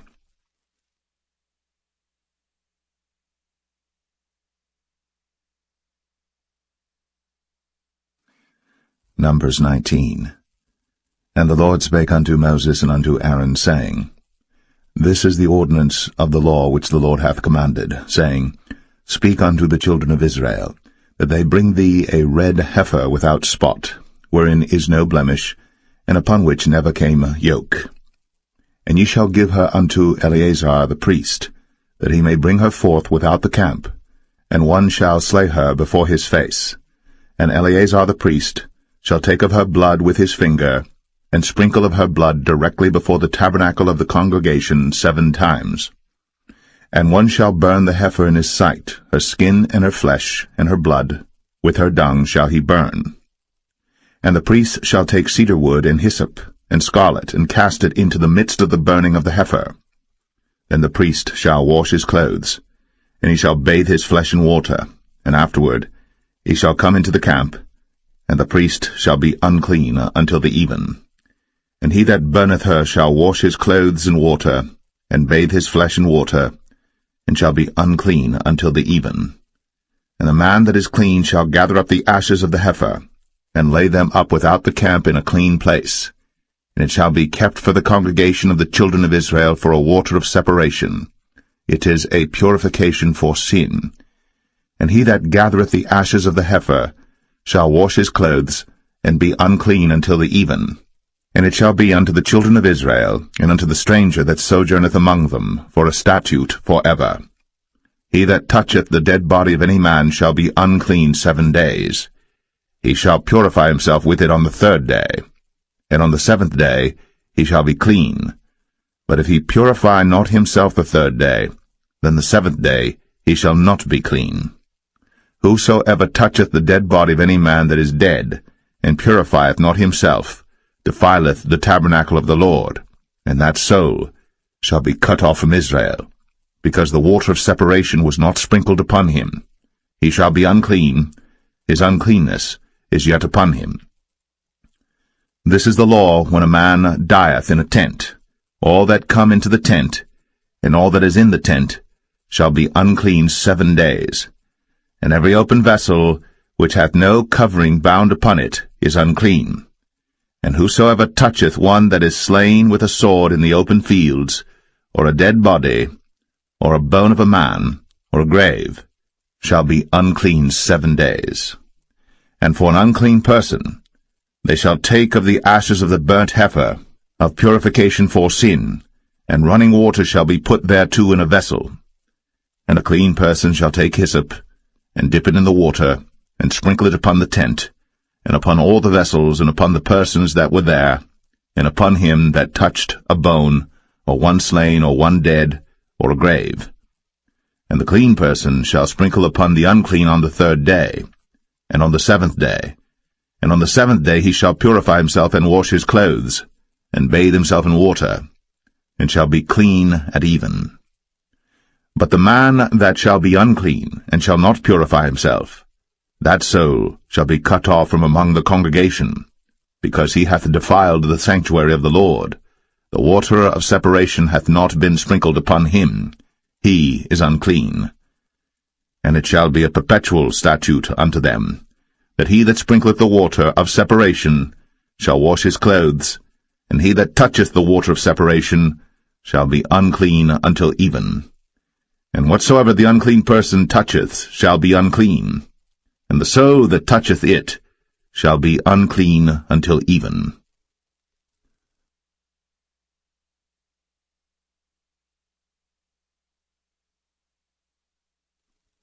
Numbers 20. Then came the children of Israel, even the whole congregation, into the desert of Zin, in the 1st month, and the people abode in Kadesh. And Miriam died there, and was buried there. And there was no water for the congregation, and they gathered themselves together against Moses and against Aaron. And the people chode with Moses, and spake, saying, Would God that we had died when our brethren died before the Lord! And why have ye brought up the congregation of the Lord into this wilderness, that we and our cattle should die there? And wherefore have ye made us to come up out of Egypt, to bring us in unto this evil place?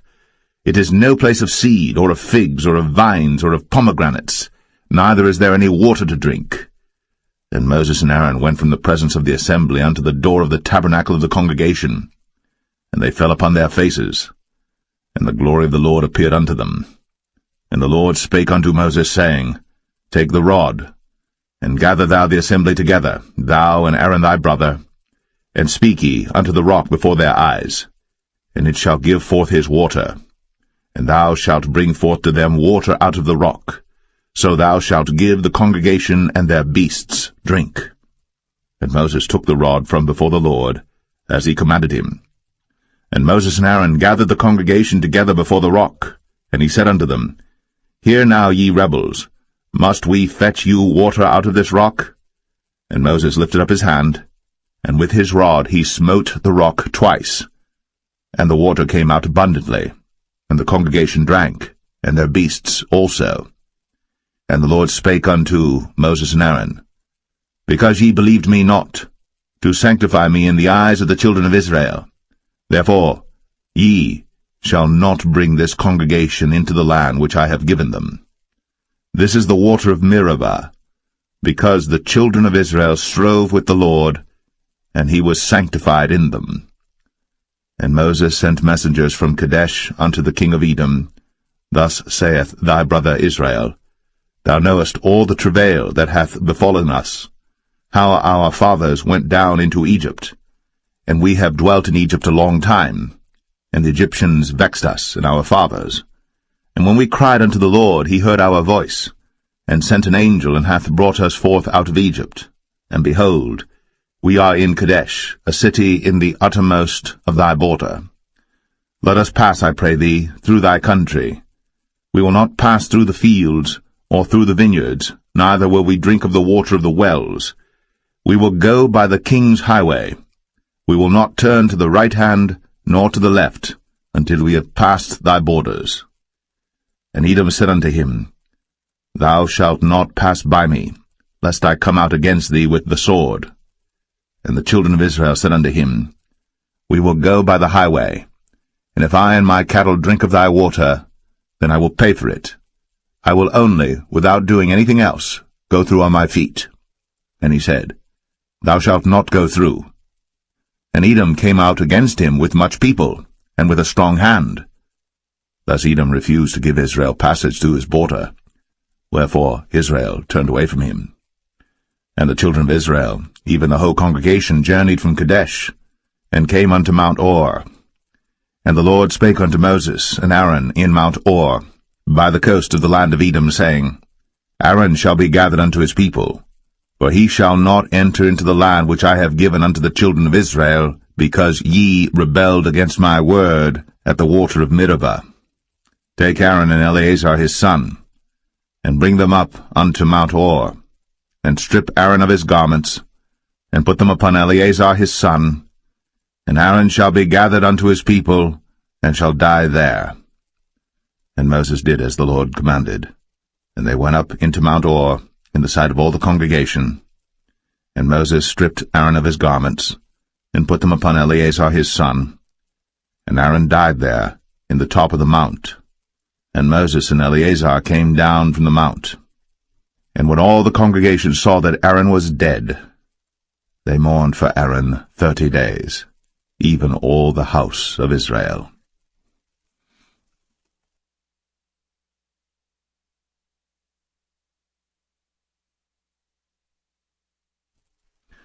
Numbers 21. And when King Arad, the Canaanite, which dwelt in the south, heard tell that Israel came by the way of the spies, then he fought against Israel, and took some of them prisoners. And Israel vowed a vow unto the Lord, and said, If thou wilt indeed deliver this people into my hand, then I will utterly destroy their cities. And the Lord hearkened to the voice of Israel, and delivered up the Canaanites, and they utterly destroyed them in their cities. And he called the name of the place Ormah. And they journeyed from Mount Or by the way of the Red Sea to compass the land of Edom. And the soul of the people was much discouraged because of the way. And the people spake against God, and against Moses. Wherefore have ye brought us up out of Egypt to die in the wilderness? For there is no bread, neither is there any water, and our soul loatheth this light bread. And the Lord sent fiery serpents among the people, and they bit the people, and much people of Israel died. Therefore the people came to Moses and said, We have sinned, for we have spoken against the Lord, and against thee. Pray unto the Lord that he take away the serpents from us. And Moses prayed for the people. And the Lord said unto Moses, Make thee a fiery serpent, and set it upon a pole. And it shall come to pass, that every one that is bitten, when he looketh upon it, shall live. And Moses made a serpent of brass, and put it upon a pole. And it came to pass, that if a serpent had bitten any man, when he beheld the serpent of brass, he lived. And the children of Israel set forward, and pitched in Oboth. And they journeyed from Oboth, and pitched at Abarim, in the wilderness which is before Moab, toward the sunrising. From thence they removed, and pitched in the valley of Zered. From thence they removed, and pitched on the other side of Arnon, which is in the wilderness that cometh out of the coasts of the Amorites. For Arnon is the border of Moab, between Moab and the Amorites.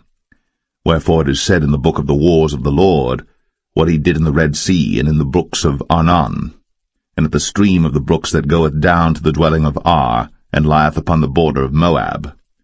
And from thence they went to Beer, that is the well whereof the Lord spake unto Moses, Gather the people together, and I will give them water.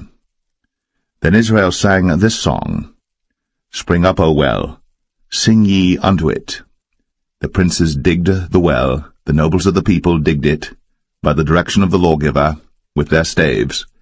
And from the wilderness they went to Mattanah, and from Mattanah to Nahaliel, and from Nahaliel to Bamoth, and from Bamoth in the valley, that is in the country of Moab, to the top of Pisgah, which looketh toward Jeshimon.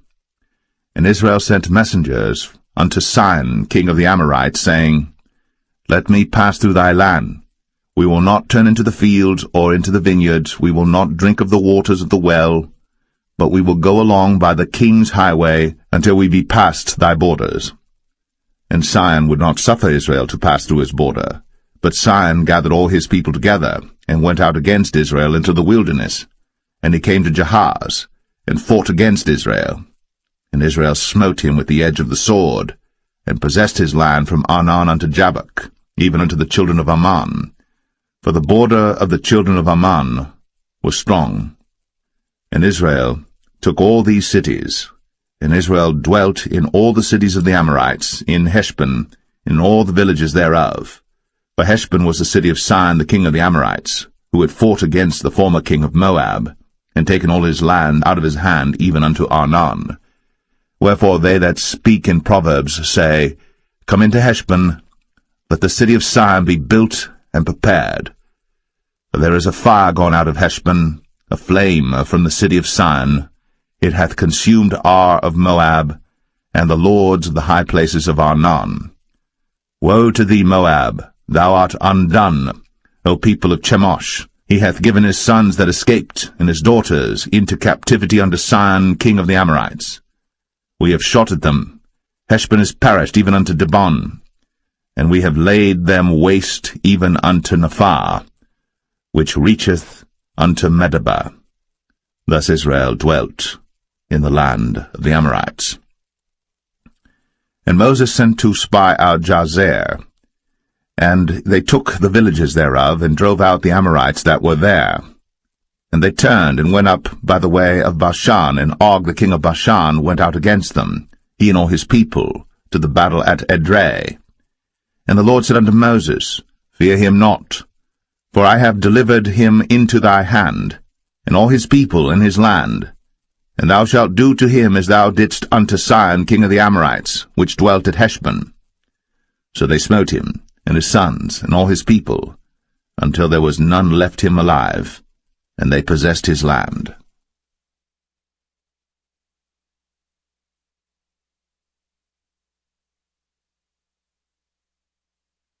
Numbers 22.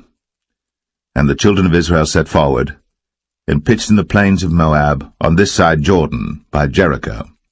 And Balak the son of Zippor saw all that Israel had done to the Amorites. And Moab was sore afraid of the people, because they were many. And Moab was distressed because of the children of Israel. And Moab said unto the elders of Midian, Now shall this company lick up all that are round about us, as the ox licketh up the grass of the field. And Balak the son of Zippor was king of the Moabites at that time. He sent messengers, therefore, unto Balaam the son of Beor to Pethor, which is by the river of the land of the children of his people, to call him, saying, Behold, there is a people come out from Egypt. Behold, they cover the face of the earth, and they abide over against me. Come now, therefore, I pray thee, curse me this people, for they are too mighty for me. Peradventure I shall prevail, that we may smite them, and that I may drive them out of the land. For I wot that he whom thou blessest is blessed, and he whom thou cursest is cursed. And the elders of Moab and the elders of Midian departed with the rewards of divination in their hand. And they came unto Balaam, and spake unto him the words of Balak. And he said unto them, Lodge here this night, and I will bring you word again, as the Lord shall speak unto me.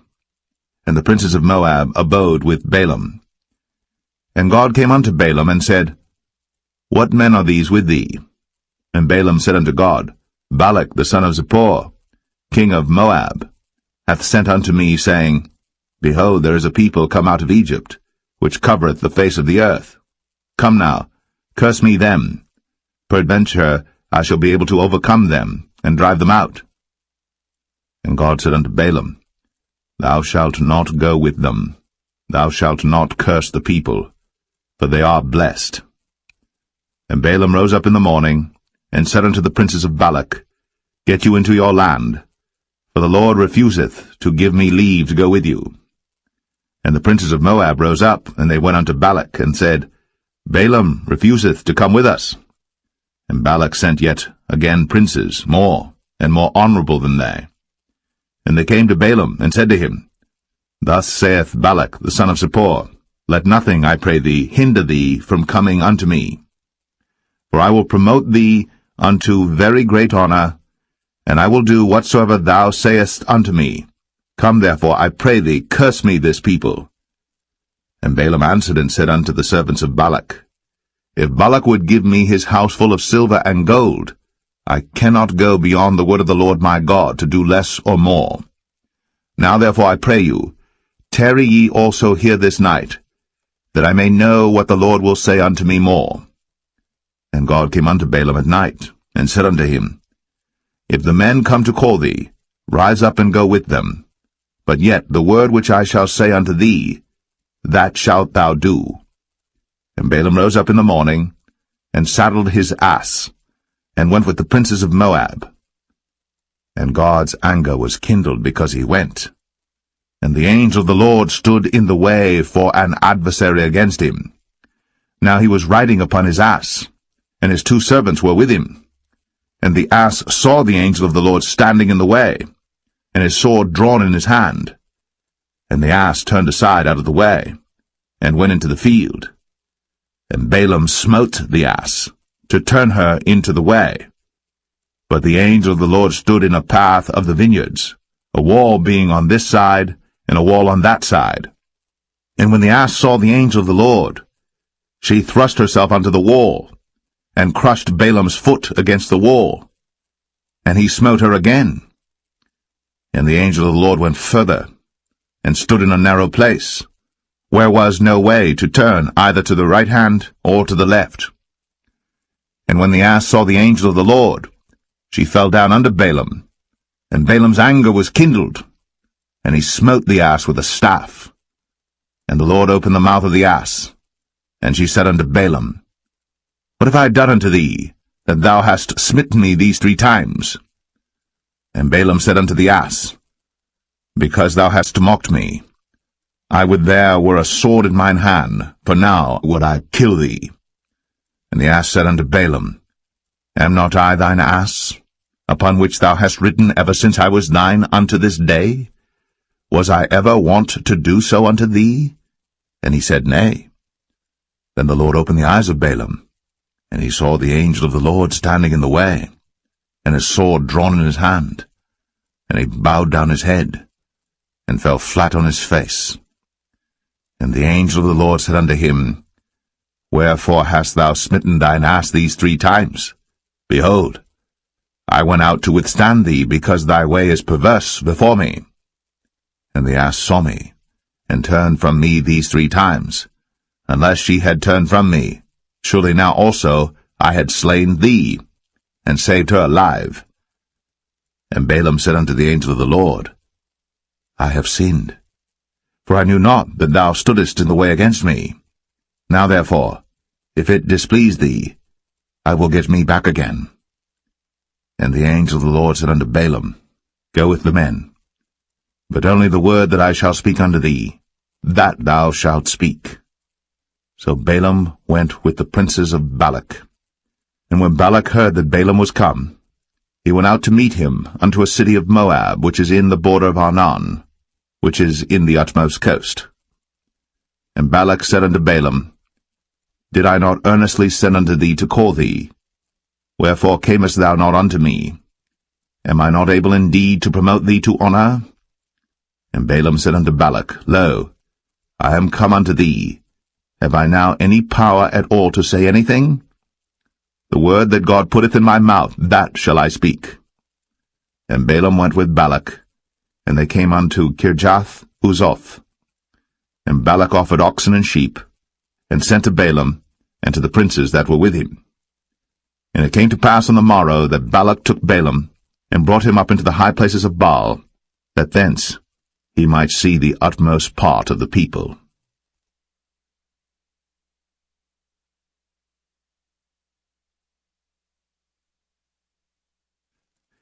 Numbers 23. And Balaam said unto Balak, Build me here 7 altars, and prepare me here 7 oxen and 7 rams. And Balak did as Balaam had spoken. And Balak and Balaam offered on every altar a bullock, and a ram. And Balaam said unto Balak, Stand by thy burnt offering, and I will go. Peradventure the Lord will come to meet me, and whatsoever he showeth me, I will tell thee. And he went to an high place. And God met Balaam, and he said unto him, I have prepared 7 altars, and I have offered upon every altar a bullock and a ram. And the Lord put a word in Balaam's mouth, and said, Return unto Balak, and thus thou shalt speak. And he returned unto him, and lo, he stood by his burnt sacrifice, he and all the princes of Moab. And he took up his parable, and said, Balak the king of Moab hath brought me from Aram out of the mountains of the east, saying, Come, curse me, Jacob, and come, defy Israel. How shall I curse whom God hath not cursed? Or how shall I defy whom the Lord hath not defied? For from the top of the rocks I see him, and from the hills I behold him. Lo, the people shall dwell alone, and shall not be reckoned among the nations. Who can count the dust of Jacob, and the number of the 4th part of Israel? Let me die the death of the righteous, and let my last end be like his. And Balak said unto Balaam, What hast thou done unto me? I took thee to curse mine enemies, and behold, thou hast blessed them altogether. And he answered and said, Must I not take heed to speak that which the Lord hath put in my mouth? And Balak said unto him, Come, I pray thee, with me unto another place, from whence thou mayest see them. Thou shalt see but the utmost part of them, and shalt not see them all. And curse me them from thence. And he brought him into the field of Zophim, to the top of Pisgah, and built 7 altars, and offered a bullock and a ram on every altar. And he said unto Balak, Stand here by thy burnt offering, while I meet the Lord yonder. And the Lord met Balaam, and put a word in his mouth, and said, Go again unto Balak, and say thus. And when he came to him, behold, he stood by his burnt offering, and the princes of Moab with him. And Balak said unto him, What hath the Lord spoken? And he took up his parable, and said, Rise up, Balak, and hear. Hearken unto me, thou son of Zippor. God is not a man, that he should lie, neither the Son of Man, that he should repent. Hath he said, and shall he not do it? Or hath he spoken, and shall he not make it good? Behold, I have received commandment to bless, and he hath blessed, and I cannot reverse it. He hath not beheld iniquity in Jacob, neither hath he seen perverseness in Israel. The Lord his God is with him, and the shout of a king is among them. God brought them out of Egypt. He hath, as it were, the strength of an unicorn. Surely there is no enchantment against Jacob, neither is there any divination against Israel. According to this time it shall be said of Jacob and of Israel, What hath God wrought? Behold, the people shall rise up as a great lion, and lift up himself as a young lion. He shall not lie down until he eat of the prey, and drink the blood of the slain. And Balak said unto Balaam, Neither curse them at all, nor bless them at all. But Balaam answered, and said unto Balak, Told not I thee, saying, All that the Lord speaketh, that I must do? And Balak said unto Balaam, Come, I pray thee, I will bring thee unto another place. Peradventure it will please God that thou mayest curse me them from thence. And Balak brought Balaam unto the top of Peor, that looketh toward Jeshimon. And Balaam said unto Balak, Build me here 7 altars, and prepare me here 7 bullocks and 7 rams. And Balak did as Balaam had said, and offered a bullock and a ram on every altar.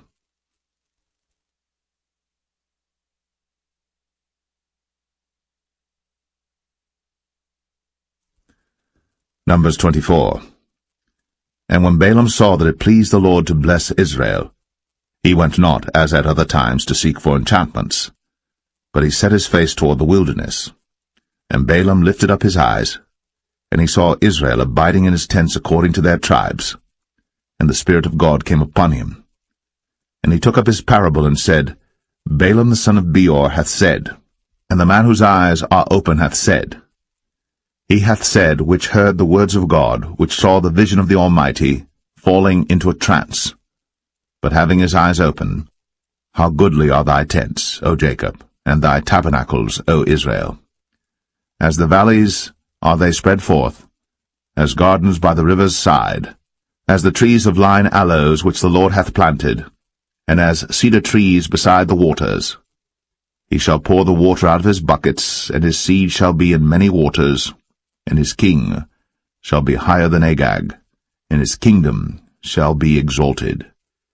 God brought him forth out of Egypt. He hath, as it were, the strength of an unicorn. He shall eat up the nations, his enemies, and shall break their bones and pierce them through with his arrows. He couched, he lay down as a lion, and as a great lion. Who shall stir him up? Blessed is he that blesseth thee, and cursed is he that curseth thee. And Balak's anger was kindled against Balaam. And he smote his hands together. And Balak said unto Balaam, I called thee to curse mine enemies, and behold, thou hast altogether blessed them these 3 times. Therefore now flee thou to thy place. I thought to promote thee unto great honour, but lo, the Lord hath kept thee back from honour. And Balaam said unto Balak, Spake I not also to thy messengers which thou sentest unto me, saying, If Balak would give me his houseful of silver and gold, I cannot go beyond the commandment of the Lord, to do either good or bad of mine own mind. But what the Lord saith, that will I speak. And now behold, I go unto my people. Come therefore, and I will advertise thee what this people shall do to thy people in the latter days. And he took up his parable and said, Balaam the son of Beor hath said, and the man whose eyes are open hath said, He hath said, which heard the words of God, and knew the knowledge of the Most High, which saw the vision of the Almighty, falling into a trance, but having his eyes open. I shall see him, but not now. I shall behold him, but not nigh. There shall come a star out of Jacob, and a scepter shall rise out of Israel, and shall smite the corners of Moab, and destroy all the children of Sheth. And Edom shall be a possession, Sire also shall be a possession for his enemies. And Israel shall do valiantly. Out of Jacob shall come he that shall have dominion, and shall destroy him that remaineth of the city. And when he looked on Amalek, he took up his parable and said, Amalek was the first of the nations, but his latter end shall be that he perish for ever. And he looked on the Kenites, and took up his parable, and said, Strong is thy dwelling place, and thou puttest thy nest in a rock. Nevertheless, the Kenites shall be wasted, until Ashur shall carry thee away captive. And he took up his parable and said, Alas, who shall live when God doeth this? And ships shall come from the coast of Chittim, and shall afflict Ashur, and shall afflict Eber, and he also shall perish for ever. And Balaam rose up, and went, and returned to his place, and Balak also went his way.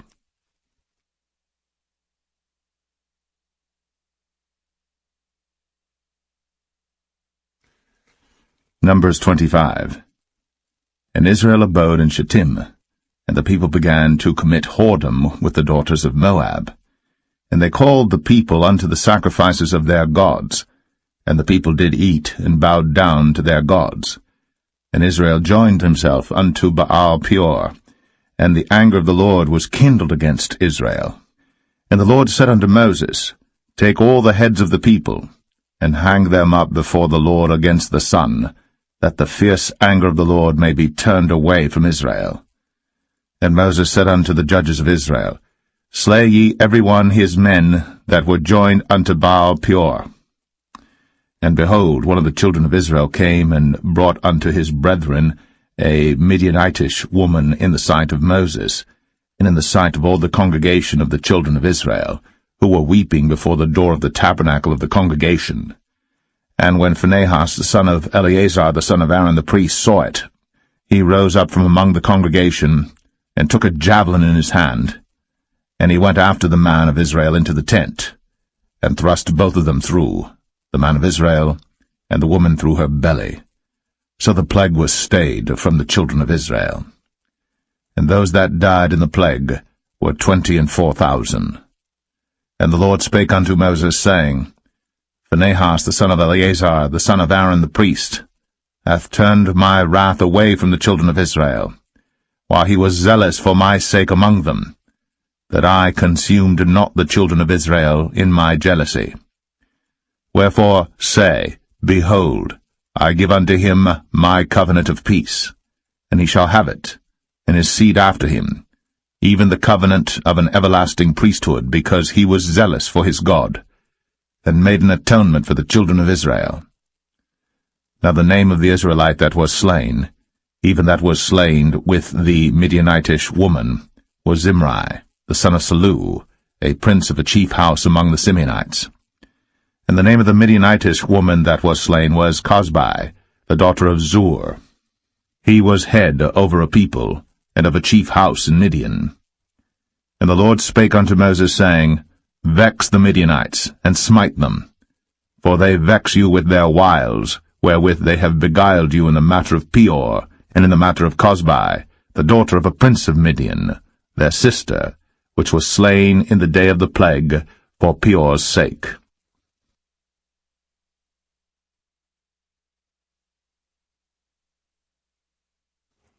Numbers 26.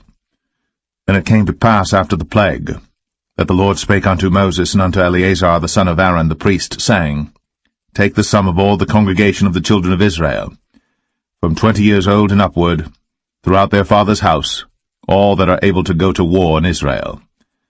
And Moses and Eleazar the priest spake with them in the plains of Moab by Jordan near Jericho, saying, Take the sum of the people from 20 years old and upward, as the Lord commanded Moses and the children of Israel, which went forth out of the land of Egypt. Reuben, the eldest son of Israel, the children of Reuben, Hanok, of whom cometh the family of the Hanokites, of Palu, the family of the Paluites, of Hezron, the family of the Hezronites, of Carmi, the family of the Carmites. These are the families of the Reubenites, and they that were numbered of them were 43,730.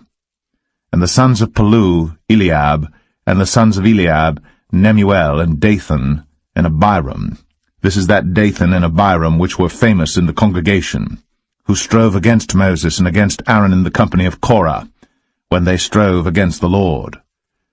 And the earth opened her mouth, and swallowed them up together with Korah, when that company died, what time the fire devoured 250 men, and they became a sign. Notwithstanding, the children of Korah died not. The sons of Simeon after their families, of Nemuel, the family of the Nemuelites, of Jamin, the family of the Jaminites, of Jachin, the family of the Jachinites, of Zerah, the family of the Zarhites, of Shaul, the family of the Shaulites. These are the families of the Simeonites, 22,200. The children of Gad after their families, of Zephon, the family of the Zephonites, of Haggai, the family of the Haggites, of Shuni, the family of the Shunites, of Ozni, the family of the Oznites, of Eri, the family of the Erites, of Arad, the family of the Aradites, of Arali, the family of the Aralites. These are the families of the children of Gad according to those that were numbered of them, 40,500. The sons of Judah were Er and Onan, and Er and Onan died in the land of Canaan. And the sons of Judah after their families were, of Shelah, the family of the Shelonites, of Pharez, the family of the Pharzites, of Zerah, the family of the Zarhites. And the sons of Pharez were, of Hezron, the family of the Hezronites, of Hamul, the family of the Hamulites. These are the families of Judah according to those that were numbered of them, 16,500. Of the sons of Issachar after their families, of Tola, the family of the Tolaites, of Pua, the family of the Punites, of Jashub, the family of the Jashubites, of Shimron, the family of the Shimronites. These are the families of Issachar according to those that were numbered of them, 64,300. Of the sons of Zebulun after their families, of Sered, the family of the Sardites, of Elon, the family of the Elonites, of Jaleel, the family of the Jaleelites. These are the families of the Zebulunites, according to those that were numbered of them, 60,500. The sons of Joseph, after their families, were Manasseh and Ephraim. Of the sons of Manasseh, of Machir, the family of the Machirites, and Machir begat Gilead. Of Gilead come the family of the Gileadites. These are the sons of Gilead. Of Jezer, the family of the Jezerites. Of Helek, the family of the Helekites. And of Azriel, the family of the Azrielites. And of Shechem, the family of the Shechemites. And of Shemida, the family of the Shemidites. And of Hepher, the family of the Hepherites. And Zelophehad, the son of Hepher, had no sons, but daughters. And the names of the daughters of Zelophehad were Mahlah, and Noah, Hoglah, Milcah, and Tirzah. These are the families of Manasseh, and those that were numbered of them, 52,700. These are the sons of Ephraim after their families. Of Shuthelah, the family of the Shuthelites. Of Becher, the family of the Bachrites. Of Tahan, the family of the Tahanites. And these are the sons of Shuthelah. Of Iran, the family of the Iranites. These are the families of the sons of Ephraim, according to those that were numbered of them, 32,500. These are the sons of Joseph after their families. The sons of Benjamin after their families, of Bela, the family of the Belites. Of Ashbel, the family of the Ashbelites. Of Ahiram, the family of the Ahiramites. Of Shepham, the family of the Shuphamites. Of Hupham, the family of the Huphamites. And the sons of Bela were Ard and Naaman. Of Ard, the family of the Ardites. And of Naaman, the family of the Naamites. These are the sons of Benjamin after their families. And they that were numbered of them were 45,600. These are the sons of Dan after their families. Of Shuham, the family of the Shuhamites. These are the families of Dan after their families. All the families of the Shuhamites, according to those that were numbered of them, were 64,400. Of the children of Asher after their families. Of Jimnah, the family of the Jimnites. Of Jesui, the family of the Jesuites.